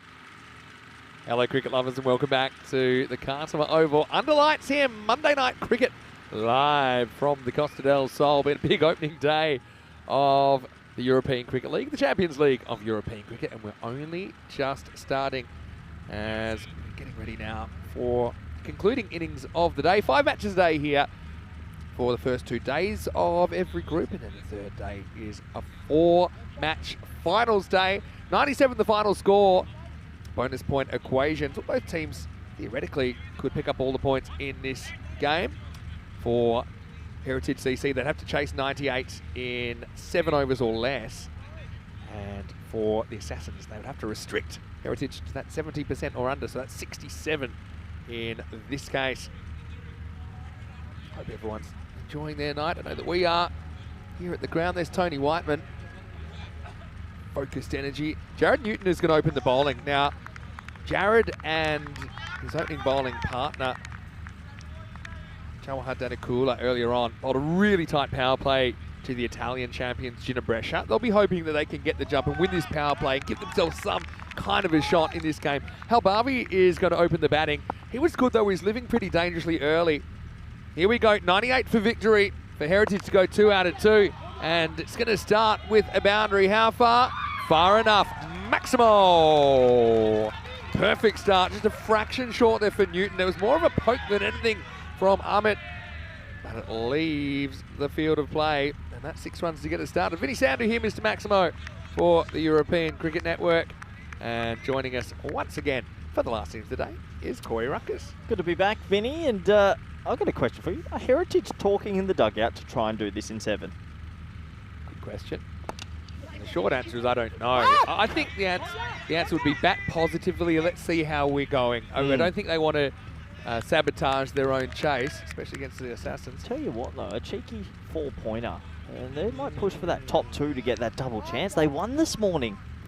I don't think you want to risk 3 to get 1 more, but I think it's about batting positively. And I suppose don't think about the target too much for the first 3 overs. Go out there, bat the power play like you would whether you're batting first or second. So this one swings down the leg side. Newton opens the batting and bowling. How have you enjoyed day 1 back at ACL? Yeah, it's always a busy day, I think. I think Mondays are always a little bit busier for most. Yeah, but tell you what, the new office shares. Thank you very much. It's something, isn't it? So big thank you to you, Santa. Just don't want to speak for you, but okay. we have had a bit of a chair upgrade here in the box. This one swings in a little bit. Oh no! Proper kind of through the legs job. And luckily, the forces just pull it up in time. Now Newton, before he went for a first ball duck, and then in the first ball of the innings, and then he created one. He said, "Well, that's Newton's laws of physics. Every reaction has an equal and opposite reaction." So he knows his stuff. Good way to look at it. Well, they need some early wickets. Can he get a pole here? Bingu, the keeper, opening up. Oh, he's poked this in the air. Someone's got to get there. And it's taken. Very nicely taken. That's Alan Magdalenic, who's taken 2 very good catches today. So Bingu goes second ball, and Newton has the pole. Heritage 10 for 1. Bingu goes, but it's bingo for Newton. Good catch out there at cover. He came screaming in. I didn't think he was going to get there, but takes it in the end. Had to commit. And I really like the way that Alan gets under the ball. Now, he's a guy, hasn't really played a lot of cricket, has a baseball background, but he just says he loves the game. And he's a talented guy. Leading edge there from Bingu, and I love this. A little slide stop. That's what they teach you in baseball as well, especially if the fence is coming out or there's another fielder. Get low to the ground, and he does. So Rupesh will get an early shower as he goes. 4th ball of the innings, 10 for 1. Hope it's a heated shower, but yeah, has to go, Vinny. And do we have a little Monday night corker on our hands? There's something about underlights, isn't it? Yeah, this game is made for underlights. If we could play every game under lights, I would. Well, we do have around about 12 or 13 hours at this time of year of night. So maybe we should just keep going. This one comes in. What happens if Get you one. just kept going? I mean, what would the next fixture be? What time? We've already talked about this. Yeah, And but it's we not- would like in our lifetime we will have the marathon where we'll have 48 hours of cricket straight. Oh, that looks like a beautiful spot to be parked up. They've earned it. Yeah. Yeah. So What time would be the next game? Well, this is 7:30 local, 9:30 local. 9:30, 11:30, 11:30, 1:30. I'd like to be there for the 3:30 game. I think it'd be entertaining. Well bowled by Newton. He's pitching up here. First over goes for 11. They do get a wicket. Can you imagine the drink breaks? It'd be coffee breaks. Of course. 11 for 1 after 1. Pretty interesting game. Yeah, the problem with the Assassins early, first 3 overs they held it. After that, floodgates open. Brescia took all the points. One thing for them, though, as we do see the golden ball card, 2 games ago. It was 2 magical games ago that our hearts were aligned with the golden ball. Oh, hello. What am I? If you were to order in Spanish, what would you order Uh, from the gentleman? Beer, please. Very good Australian accent. Anyway, this is going to be down to Cooler. Gets it right first up, dot ball. Victoria Cerveza. Yeah, I was going to say Victoria Cerveza, big. Haven't surprise. spoken about them enough today. They've ramped up production at the factory because Group B is coming. I've heard some whispers about Group B. What have you heard? It's going to be large. Yeah. I'm hearing extra bars, extra supporters. Yeah. Good. Extra security for you. Oh, he angles here, so Oh. he threads the needle. Well, let's give him credit for that. Venkateswaran, the soft hands. And he had a laser-like focus there. He gets 4. Tell you what, there's a little bit of Rahul Dravid about this shot, just opening the face late and guiding it down. That is a Rahul Dravid shot to a T, isn't It's it? good old-fashioned. It used to be new-fashioned, now it's old-fashioned. The guide down to deep third. Love a guide down to deep third. But they didn't have a deep third. Now, Naseem is wondering where he should go in that kind of floating slip, short third position. He uses the wrists. Stylish. Well, 10 and over basically from the get-go is what they need. I just got a feeling that this one could be another tight one. Just a couple of early wickets. There's the men in the 10 enjoying themselves. Oh, you're on camera. Oh, look straight. They'll get used to it. Anyway, Venkateswaran. There's another go. Love the line that Danakula's bowled. Okay, I know he got kind of nerdled down for 4, but I think his control's been good today. That ball there is an example of under lights. It talks and sort of spikes off the wicket a bit. 98 under lights is like a 115, I'd say. Still on this. Couple of wickets here. Random questions as well. Open for business. Jiminy Cricket is now a silver spanner supporting the European Cricket Network. Thanks for your support, Jiminy Cricket. Welcome, Jiminy. Good name. Yeah, the more random the better in random questions match. Last match of the day. Danakula. Low full toss this time. Just gets it slightly wrong and it gets away from the fielder. So Venkateswaran gets 4. That just shows you just missed your spot. You open the Pandora's box and Heritage cash in with the boundary. Yeah, nice batting, isn't it? It's a low full toss, but just gets enough, wouldn't it, to chip it over cover. 1 bounce, 2 bounce, 4. Good little start this. I was going to ask you what you're going to do with your evening now. Because now we don't have any more games after this. Oh, it's hit pretty well. Again, turns into a half volley. That's over the fence. Maximo! Slightly into the wind as well. So I think with those 2 shots, Heritage regained the advantage. 25 for 1 after 2. Yeah, good batting, isn't it? And that's how you bat in the power play. I think Zagreb Assassins can take a leaf out of Heritage CC here. They would have blocked this ball and tried to run a 1. He said, no, give me a full ball. I'm going to try pump it for 6. Table. Assassins the only team not to pick up a point. They'll be hoping at a bare minimum to get the 1 out of this. They'll be hoping they can pull off a win though. Skanderborg, I think they've been the team on day 1 though, haven't they? They put away a very highly talented and fancy Gina Brescia. I get Forfeiture vibes from Skanderborg, and I feel like Brescia's through. Going to crash out. I feel like it's going to be a final, and Brescia will just rock up and bomb a 170 or something like that. I think it's still very close in this group. Beauty of the format. Anyway, Newton bowls out the 3rd. Pitches out. Well, that's 4 again. That's Halbavi. Whatever you can do, I can do as well, says Amit as he angles this one. Got to be thinking about putting the fielder back now. Give me some more of this. Oh, I love it, Vinny. Look at this. Full toss, and I'll just guide that down for 4. I suppose... Bring back the late cut. I don't know how much control you've got exactly where you're putting that, but what he's doing is, hang on, I'm going to put in that area, and if I get a bit lucky, it'll go in the gap, and if it goes in that gap, I'll get 4. I want more late cuts in my life. And there's 2 and 13 deliveries. I'd like another one. Okay. Not easy to do it to a left armour that's swinging it in also.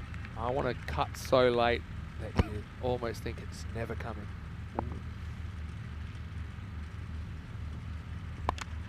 This isn't a late cut, straight down the ground, fading towards the fielder. Pulls the ripcord.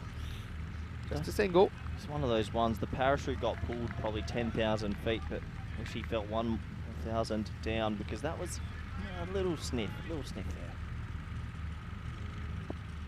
Interesting match. Need a wicket. Put the field back after this over. So the cutter beats the outside edge. Scramble through for a leg by. Good running. Good match awareness. Have a little bit of cut, an extra bounce that you get with that delivery. This end, I tell you, when we swap ends, the other end's so much flatter. Just get a bit from here. Heritage had a topsy-turvy chase, ended up being a tie in their first game. That's short and it's mistimed. It's a catching opportunity and it's gone. Well held. Newton gets the second wicket. Halbavi is a good hitter. He'll go for 12. Nicely taken as well. That's Sathi Devi that holds on to it, and the score is 31 for 2. Well, maybe, just maybe, Zagreb Assassins are hanging in there in this match. It is a big wicket. It's a nice safe catch under lights, and the second one will have to go, Vin. Just took on the short ball there. Bit of a top edge. No easy catches under lights. You can see there. Wraps the bat around it. Sathi Devi made perfect position and took it on the edge of the infield. Good catch. It's never easy. I've got a random question for you. Yep. As Halbavi talk to me. Disappears for 12. I'll see him again tomorrow. The hand warmer that you're borrowing from me, what setting have you got it on? 1, 2, 3 or 4? 3. Oh. Mine's on 2. The higher you put it though, it won't last as long. You know that, right? Yeah, it is getting quite chilly around there. I'm sure the players though are using that extra bit of an adrenaline to warm themselves up. Vikram Bay has come out at number 4, left-hander. Yeah, and he's a very important player. I feel this is a situation tailor-made for him. It can sometimes take a while to get going. Newton's got 2 cracks at the Heritage CC skipper Vikram. Bet he'd love to remove him from the equation. There's a bit of Shiv Narayan Chandapal. Look at that setup. That is a mile outside leg stump. But then typically does come across. So some batters having that strategy. Okay, I've got a random question. Go ahead. Called hand warmers, but does that mean they have to be in the hand area? No, I've actually already spoken to the crew about putting them in their shoes. Really? And I don't even want to think about where else you're thinking about putting them. Yeah, Vikram's happy to see off Newton. So that threat's neutralised. Good spell from Jared. It's 31 for 2 at the end of 3. Very good spell. He just put it in the right area. He's got the ball to talk a little bit, and he's kept his team in the game. It's going to be up to the other bowlers to follow his lead. We look at the comparative power plays so far. Weird innings, wasn't it? They were 33 off the first half. They ended up getting 64 off the second. But I honestly think overs 1, 3, 4 and 5, their intent was all over the place. They only did lose 1 wicket. But I think, Danakula, he was trying to play a few shots, but it wasn't happening for him. Got a couple back, but just not really the production he would have liked. But he can impact with the ball. He is going to bowl out. This is something that I said last game. Probably should have bowled a second over straight away. Didn't. And this is where they lost the handle on the innings last time. The Assassins. He is over 4. Starts with a slower ball. And Venkateswaran wanted the run. He's got donuts from Veach down the other end. Something in this. There's something brewing here for Zagreb. These two teams don't have much cricket heritage, but after tonight, this could go right down to the wire. We've never had 2 golden balls in one day. Well, if there was ever a day, it's today. I said there'd be 2 this tour. I'm already 1 down. Oh, well, what's going to be a wide. Spoils it, wow, from downtown. Oh! Vikram had to get his skates on. Tell you what, that was a good bit of fielding. Direct hit. It's a good little throw in from Nassim Carr, who's sort of hovering at fly slip. Direct hit, might have been trouble. Tim Barker, the questionable moustache, getting ready to bat. I'm not sure I could handle 2 golden balls in one day, Vinny. That might. Especially with you and me on. Yeah. What are they eating over there? Oh. Ooh, irons up. Yeah. Making enemies all around the place, Corey.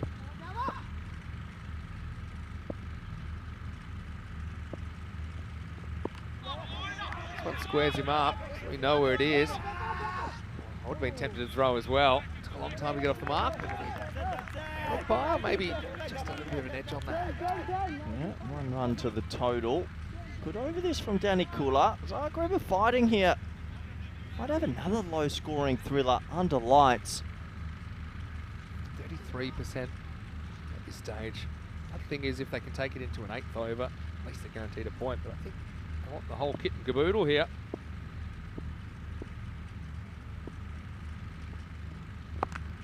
Slow ball again. Danakula's mixed it up in this over.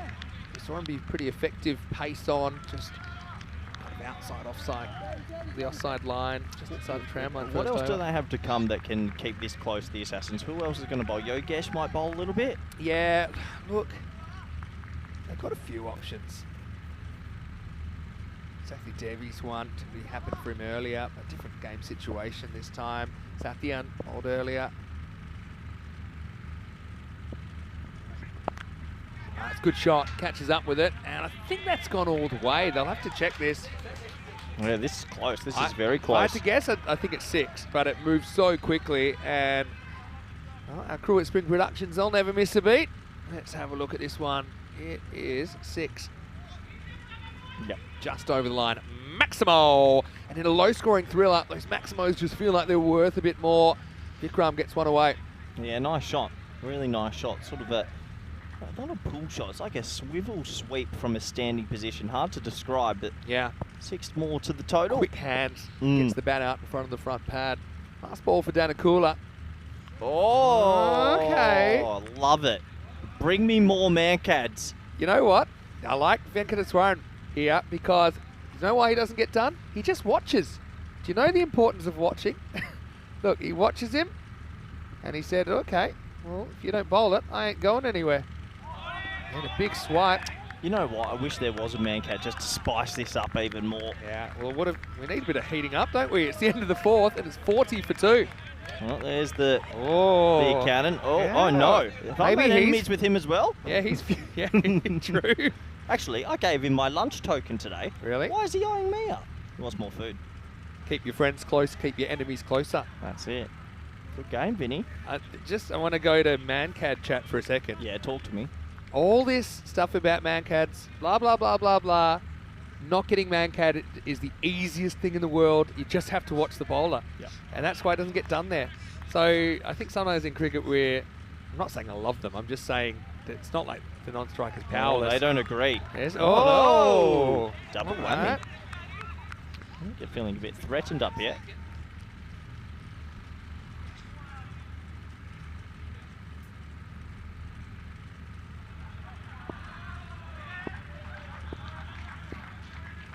We're watching it. 5th overtime, and it's going to start with a blast. Well, I hope someone's watching, because that is gone large into the fan zone. Maximo! And the 6 comes up in quick time there. And the required rate, kind of under control. It's Sathi Devi that comes on, but he's too short and he disappears. Yeah, fair shot. Fair shot. Went a mile, didn't it? 6 more. Oh, back at it. Well, you know what? Out. If they want to come up here, Vinny, I'll show them the way. I mean, mine was directed at the kids because I think I could take them. I'm not so sure about the entire Heritage CC lineup. I've been to Luxembourg. Here, Werner ground. I'll show them. Sathi Devi has an excellent moustache. Oh, he does too. And if it was a battle of the moustaches, I mean, I suppose Barker's flying the flag for Heritage, but I think Harry's got him covered. I mean, it looks like, you know, those novelty ones you buy in the store. I feel like they'd use him as a model. Yeah, when they're putting it together. Well bowled, gets it inside. Yeah, well bowled again, just sneaks it in. A couple of dots, win the little battles. Bowling under lights, he's getting it to do a little bit more than this afternoon. That is a fantastic mo, you are correct. Yeah, confidence booster as well. Cult figure, Safi Devi. Yeah. Popular player. Hey, what about the sleeveless vests this year? Yeah, that unbelievable. That have come in. Top draw. Yeah. Oh, I like the confidence. He said, I don't need a deep mid-wicket, I need a third man. Got a deep third because now I'm going to ramp it up and bowl 90 clicks. Yeah, rate it. All right. Squares him up, 3 dots in a row. Oh. I love these games. You just never know what's around the corner. So, oh, big smile, and you can understand why. Yeah, look. Perfect bowling conditions right now. He's done well after coming back, after going for a 6 first ball. He's come back with 3 dots. And also, it's the first real kind of good patch he's had with the ball today. Bowled one over and got a bit of stuff against him the other day. 2 balls remaining in the 5th. Oh, this is Gundy with a capital G though, and it's going to disappear through the leg side for 4. So after getting it so right, he gets it very wrong here. They're still coming at us, Vinny. You know what? If this door wasn't locked and I had the energy to walk all the way over there, I'd say something. 50 for 2 then, 50 coming up. Well, it's 2 out of 5. Yeah. Oh. Well, could see them keeping busy. Anyway, goes after a wide one. Well, the fielder is going to fake a fumble here. It's going to be 4 runs. It goes into the rope. And there's really no debate about it. So that'll be the end of the 5th over. And the score is 54 for 2. See here, just was running out of real estate, steps over, couldn't make the recovery in time. Anyway, let's welcome you into the commentary box. It's been a great day. And we I don't want say any fights anymore. that we love all of you out there. And I like to think I'm a good person. Do you think that? Sorry? Are you a good person? Do you Monday. care about other people? Don't answer that. But if you do, then we'd love for you to support the Share the Meal initiative. And it's really, really cheap as well. And it's very practical. It's actually won all kinds of awards. All you have to do is scan that QR code on the screen. You saw it there a moment ago. And you can donate a meal to someone in need. It's the biggest organisation of its kind in the world. It's UN backed, and it's our official charity partner. So if you're enjoying your dinner, maybe take the time, and you see it down there in the bottom right hand corner. And I promise, for every empanada I eat while I'm here at the Cartama Oval, I will donate 1 meal to someone in need. Yeah, okay. Will you take the empanada challenge? I'll do the steak challenge because I'll I'm going to donate eat a for lot of Corey steak as well. Don't worry. Oh, actually, I'll do the pill prawn challenge. Okay. Yeah, I ate a lot of pill prawns over here. But yeah, please I'll be donate. It's tracking. for a very good cause. Yeah, thank you. We do appreciate it. Anyway, back to the game. Tried to sneak one in there. Tell you what, the crowd's turned on us early this year. It's the first night. Well, it was nice knowing you, Vin. Just get in that car as soon as the game finishes. Yeah. Well, I'd be careful to turn the key, to be honest. Not sure what the... Oh, here we go. We've sent some love. Whoa, that's how you do it. See, that's nice. Yeah. Okay. I've got a new favourite team. They're called the Zagreb Assassins. It's funny because I'm watching you trying to make enemies with every team, but by default that makes you friends with others. I know your strategy. I can't wait till Hornchurch here. I'm going to rile them right up. Anyway, we've got a game on our hands. Can they get another wicket? 54 at halfway. They need 44 off the second half. Starts with a wild one. Sathian comes on to bowl the 6. The other thing is, and that's Lee, a.k.a. Colonel Sanders. I ordered a bucket of chicken off him earlier. He's thought you'd like that one. Oh, could go up. Colonel's alive. Oh, I'd do anything for a bucket of chicken. You're probably pretty health conscious. Yeah, when it comes to the Colonel always wins. Colonel's taken me down a few times. He's Goes got him there. upstairs. Oh, that's a nasty one. Well, you'll get a concussion test here because that's got Vikram in it. I actually think it might have hit the side of the grill and gone under it. I actually think he's worn a bit of that one, Vikram. And we're happy that he's wearing the helmet. Obviously, it's mandatory now on ECN. I think the players need to give him some room here. They don't need to crowd around. Yeah, good umpiring from Nilkesh just to say, guys, give him some space to breathe. I hope he's okay, but that's a nasty one. Yeah, it is. And it just took off. We've talked about the extra bounce. Yeah, it's more the neck area, which is scary after what happened to, obviously we know in the past, the Australian cricketer, Philip Hughes, but he should be okay. Medics are on the field. You see a lot of players, it has to be said, but a lot of players wear neck guards now, Vinny. They're the attachments to the helmets, and to be honest, they're very easy to clip on. Yeah, I also think that was a bit more towards the side than the back, though. I feel like might just snuck towards the jaw. Chance for the Assassins to get together. Look, while we're here, maybe we can talk a little bit about some of the other groups. Because this, if you're not familiar with the format, each of the groups goes for 3 days, and we have 7 groups in this year's ECL. Each one has 5 teams, and we have 21 days, so 3 weeks exactly, of qualifying matches or group matches. Who are you looking out for in this year's tournament? I've spoken a bit about COIMS. I think they're going to go very deep. But my Maverick team, just out of all the teams, just goes Ozami from Malta. They're your Smoky. You like They're it? my Smoky. And then obviously I haven't seen the Turkish team before, and there's a few others I just can't wait to see. Afyon Karasa from Turkey qualifying in Group C. But yeah, Group B, next one after this. It's a pretty interesting one with the 2 English teams. Now, why is there 2 English teams? Because Wimbledon were the English qualifier for this year at Hornchurch because they finished top 2 last year, got an automatic spot. And they'll both take part in Group B starting on Thursday, which isn't long after Wednesday night, which is when we'll have the Group A final.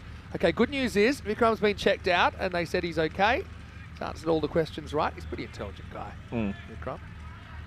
Yeah, might be a bit sheepish for this next delivery though. Let's see. I feel like it's a big ball.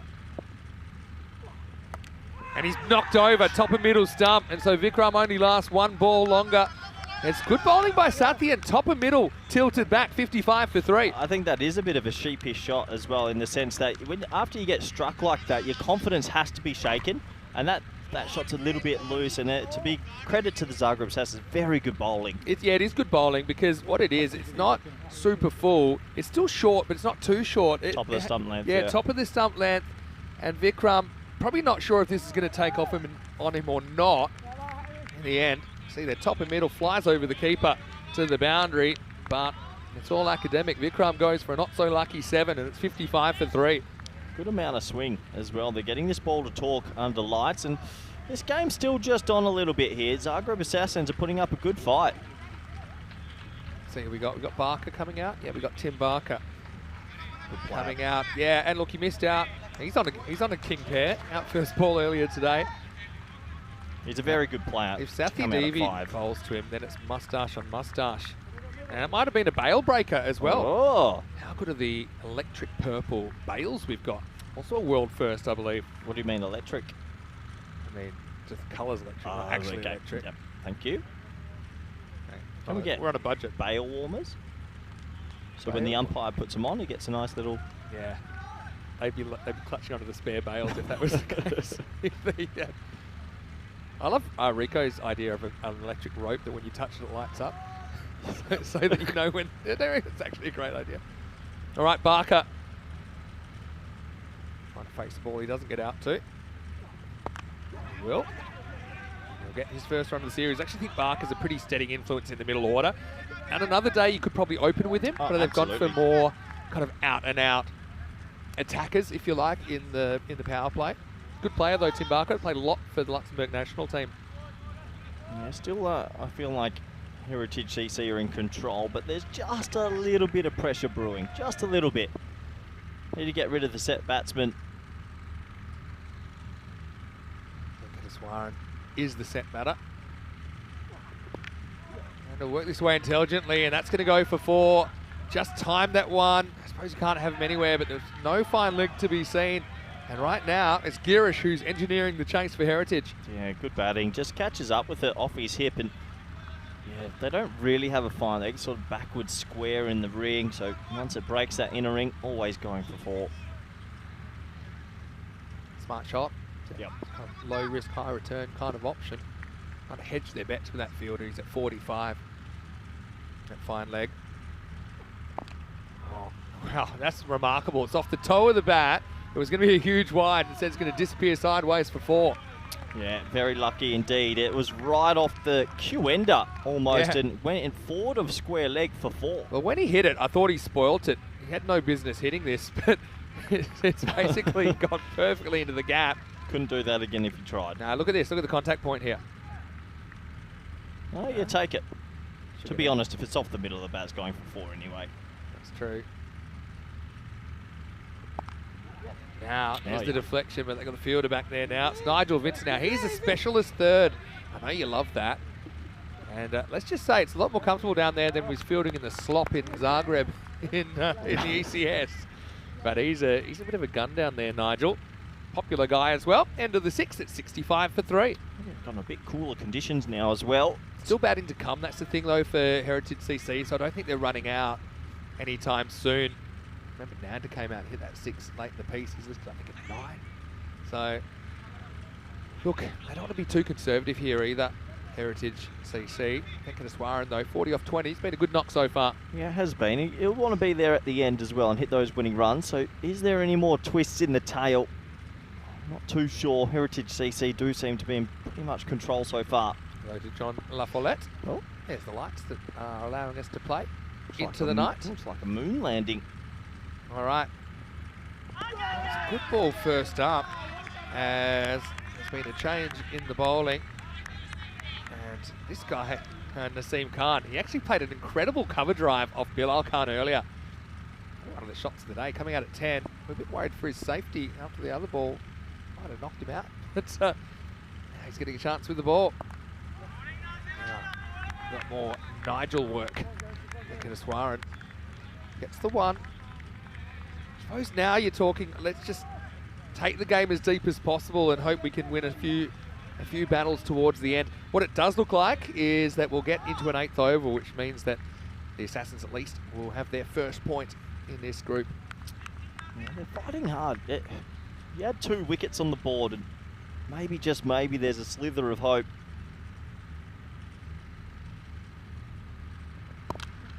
This one's picked up by Barker, and he's picked out the fielder. Oh, he almost caught that between his leg and his body. Magdalena is taking 2 brilliant catches today. He does really well to get there. But watch this replay. It pops out, and it almost lands on his leg, and he jams it. Big miss in the end. Similar to the one he caught before. Just check this out. Look. See? Oh. Imagine that. Oh, it's a big miss, almost though. caught it between his legs. Just catch it with your hands. Barker dropped on 1. That's a big moment. I mean, you remove Barker, and then it's starting to get a little bit twitchy. True. I get he's got the baseball style sliding. I think that's the play, though. I don't think he was going to get it any other way. He's not a dive forward hands first, because then he'll bang the elbows. I just think he just didn't get in the middle of hands. 30 off 20. Looks easy on paper. Barker drives offside, all knocked down in the infield. Just a single. Just a single's a win for the fielding side at the moment. It's a very good over from Khan. 5 deliveries in, 4 balls, and the wind has all of a sudden picked up. I was talking to Rico about this. Every now and then, every 20 minutes or so, it just picks up. It's gotten very swirly out there. So we had a night where we had surprise don't rain. say that. At the end, and you can't see the clouds at this time. Hopefully there's none of that around. Venkateswaran to face the last ball of the 7th. He's happy just to take the 1. Great over by Naseem Khan, and he's got 1 up his sleeve as well. That's the end of 7, and Heritage are 70 for 3. Why don't we have a look at what's coming up tomorrow on the European Cricket Network and all of our international broadcast partners. It is day 2 of Group A. So we'll have the same 5 teams doing battle, but they'll play the teams that haven't played yet. Each team plays twice, 5 matches in total, starting at 10 a.m. GMT, which is 11 in Central Europe, and 3:30 p.m. in India. Stay tuned, there's plenty more ECL on the way. Yeah, looking forward to tomorrow, Vinny. We're doing the morning session as well. Yeah. Rico will be in a little bit later in the day. We do have to stagger our commentary team a little bit. More fun that way anyway. Yeah. Keep it fresh. Big over this, Sathian. Not a good first one. Oh, just gets away from the keeper. It was a good effort from Hashmi. And it's going to be 4, just out of his grasp. Yeah, just. Probably gets a fingertip to it. Would have been an amazing catch as it was given runs. Yeah, I think he did what he could do. He had a good sidestep, good crossover. I think his footwork was good. He gave it everything he had. Don't know, are you hearing all that through the effects? Oh, it's really picked up all Whistling. of a sudden. Yeah. Look at the trees over on the right and all the tents. It's going now. So wind coming, 74 for 3. Can Zagreb steal a chance here and stay in the game. Short, wide. Not given a wide. Fairly shuffle. Yeah, I think this is to do with the pre-movement from Venkateswaran. Where was he when the ball was released? It wasn't as early as I thought. Probably is a wide. It's tough for the umpire. They're meant to look at the bowler's foot and the batter at once. You have to be cross-eyed to do that. Anyway, Sathian catches a break. Comes in again to Girish. Short, misses. A miscued pull. He gets lucky. Falls into space and he should get two. Very slow to go. Tell you what, good throw. Hasn't been trouble here. Oh, I think he's just in. Well, he was so slow. It was like a bus turning in quicksand, Vinny. Yeah, you're not wrong there. The thing is, he was concerned about if he was going to get caught or not, but he had a partner who was herring through, recognising the opportunity for two. This is closer than you think. It always is. I think he's just in, but I tell you what, it's tightish. Oh, good blocking from number 17. Oh, he's just in. Luckily slides at that. Yeah. Newton needs to do the indoor cricket blocking there, just get in the middle of the way. More Australian football than indoor cricket blocking. Yeah. Well, good running at the end. They get two. They're still hanging in there, the Assassins, just. That would have been a real useful one to get the set batter. Still game on for me. Yeah, not out, says Joe Foster. Shot. Yeah, glanced away for four. Haven't quite got their angles right, but I suppose it's not really where Sathian wants to put the ball. Four more as Heritage creep closer. And that's his 50 as well, Vinny. Special little innings, 53 of 28. Sort of snuck up on us there. He's been there from the start, and there's the celebration. Well done to him. Yeah, proud moment for him. He'll want to be there to the end. He'll want to hit the winning runs. Yeah, he was inches from disaster the ball before. Interesting wagon wheel. All through backward square, a lot behind the wicket. The wind's going in behind the Loves a late cut, loves the sort of flick. It's a long way back now, but could be a double win for Heritage CC today. What a great start to their tournament if they go on with it. It's pretty good areas. He's good at that, isn't he? Just a little run down to third. There's Nigel. Oh, I love Nigel. So, I suppose if you can push it to the last over, you need a you wicket. just never know. If you get the big man out on 54, the game on still. You've got to get him out though. Can't see Barker dotting up too often. Now you've got it below 8. You know, this is him a getting freebie. a 1 is actually all right. This is a free hit here for Barker. Reckon he'll have a crack? Yeah, deep in the box. Try launch it. He does. Deep in the box, launches it. Maximo! That Nat wasn't able to stop that one as Barker goes large in Heritage. Their game to lose now. 87 for 3 after 8. I know my boxers. I know how they should launch like that, and that's good batting. Stay nice and deep in that crease line. In the box, we like to call it. And he launched it all right. Really good batting. Yeah. And that probably does really kill the last hopes for Zagreb. Well, you've got to have the over of your life here, but to be fair, Naseem bowled a really good one. He only went for 5 in the last over. Okay, if they get 5 off this over, pushes a finish. But also, we should mention that because we got into the 8th over, Assassins now have a point, and that means every team has something on the board in the points column after day 1. In the air, doesn't really get it, has to be caught, and it is. Well taken down there. Sathian takes the catch. So Venkateswaran is going to have to go for 54, or maybe that's the cat amongst the pigeons that the Assassins were hoping for. 87 for 4. I'd say it's a kitten amongst the pigeons, just a little kitten at the moment. Yeah. Maybe another wicket or two, it evolves into a cat. Yeah, not sure that's how aging works, but do the pigeons feel more confident against the kitten? Oh yeah, pigeons eat kitten. Peck at it. Hey, let's talk about Girish and his innings. Good innings. He hits 2 6s, hits 8 4s, batted pretty well. Low risk, high return kind of innings, I think. I thought he's counted Hashmi's effort in the first half of this game. How often do you see 8 4s? He's a bit more of a nerdler, but clever batsman. Faces 30, gets 54, gets them within 11 of the target, 87 for 4. Well, can they slip a couple past the outside edge here and get a couple of dot balls? I'd bring cover tight here. You can't give a cheap one. Vivek Dixit faces up. And he just wants to get off strike. And he will, as Nigel gets another taste of the ball. Tell you what, Nigel's had the hot hand down at third, that's for sure. Nigel will be loving this field because Nigel had to field in Croatia, which was sometimes affected by weather. And it wasn't so easy, put it that way. Field of dreams out here, it's beautiful. It is beautiful. Right, Barker nailed one last time we saw him on strike. 10 off 10, what's his approach here? No full toss. Just one kind of keeps the contest alive. I suppose you're hoping here you've got a fairly new batter, Dixon. I think you've got to maybe take some risks and bring the field in a little bit. 100%. If you bring cover type, bring point type, move that man that's hovering at second slip a little bit wider. See if you can buy a dot ball, and then maybe a wicket, and you're still in this game. And looks like they are doing that. He's moved a bit wider, cover's tighter, points tighter. It's good education from the Assassins. I like this. Yeah, they've kind of it's a bit tight. Choked up that top left quarter on your screen. Yeah. So well, it's a bit close now, but nah, that's fine. 9 off 9. Short uppercut. Doesn't quite get it right. Maximo! I think maybe you can start the car now. 3 required for Heritage CC to go 2 for 2 on opening day of ECL 24. Warm up the van, Vinny. Day 1 is almost complete. It was short, it was wide, and helps it on its way. And can you believe it? Heritage CC going to go home 2-0. And how different their day could have been. They've had 2 fairly close ones. Not much closer than a golden ball. That's just a fraction short. 3 to win. And nice little drive will make that 2 to win. Yeah, that will complete the over as well. Oh, wait, my apologies. Still 1 ball to go in the over for Kant.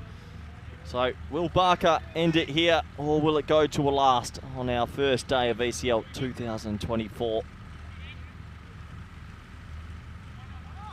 Barker in quarter crisis, if you want to call it a crisis. But he can send us home with 2, or are we going to the last over? It will be game and set and match. Barker finishes with 4. Heritage will end up on 100 for 4. And they go 2 for 2 on opening day. Assassins go away without a win, although they do pick up a point, and that could be important to take out of opening day. But Heritage, well, they join Skanderborg with 2 wins in their 2 matches. But Assassins, you've got to feel for them, really. I think they had their moments there. Just ultimately not quite strong enough to get the result. What a great first day we had. Had a bit of everything, Corey. Yeah, we've had a bit of everything. Good to see 5 new teams play at the ECL after winning their domestic championships. We got a golden ball. We saw Skanderborg play some amazing cricket. Heritage CC winning there too. And also seeing glimpses of what pressure can deliver. An amazing first day. Good to be back, Vinny. And I'm sure all the viewers have loved all the action. Oh, I hope so. It's all the players deserve a big pat on the back today. Remember, we're kind of still in the off-season, I suppose, in most of Europe. Yep. So the fact that they're able to come out here and, well, looks like it's more love than anything else. And that's what we really love. I mean, these are genuine cricket clubs. These are genuine European cricketers. Got a bit of a mixture, but they should be... Are we fighting them or loving them? Oh, you know, a little bit of both. I mean, emotions are complex, Corey, and we've really run the whole gamut today. At the end of the day, it is 2 wins for Skanderborg, 2 wins for those guys, Heritage CC. Assassins without a win. We had Jenna splitting their games. Cobra is the other team without a win. So they're probably the 2 teams that will face off tomorrow. That could decide who stays and who goes. I'm getting mixed messages again, Vinny. Well, love is in the air, Corey. We love it. Well, there's the Rhino in the background at the bottom of the light towers, always reminding us that he's around the corner. Mitt Newton, he bowled pretty well in this power play. Just meant that Heritage didn't get off to a flyer. Had to work pretty hard to make this target in the end. Yeah, they did. Newton picked up 2 early wickets. This was a really nice, safe sliding catch there. And, well, we did think, is there something in the pipeline here for an upset? There was another wicket to Newton. And so credit to Zagreb Assassins. I thought they fought really hard out there, bowling under lights. They got the ball to talk quite a bit. And those early wickets definitely made it game on. Yeah, they did. And look, credit to the Assassins. They never really gave it up at any stage, did they? Look, you can't criticise the efforts. And I think it's a big day tomorrow. Well, Tell you what, we had a little bit of byplay from the crowd, from the players. That's what it's all about. I mean, it's a festival of cricket. As we saw Vich get shaken up and then knocked out in consecutive deliveries. That was a good piece of bowling from Sathian. Tilts back the middle stump. And yeah, those wickets just kept things interesting. But yeah, credit to Girish Venkateswaran. I thought that he kind of held firm. Okay, this was a bit of a hairy moment for him. Just looped away from the fielder. Slow to turn for 2. Got there by a tight margin. Yeah, he did get there. It was a tight margin, and then obviously a couple of late boundaries. Barker flats moosed over deep long on. That sort of killed the game off. That was the last thing they needed, Zagreb Assassins. But credit to HCC to come here on day 1, win 2 games from Luxembourg.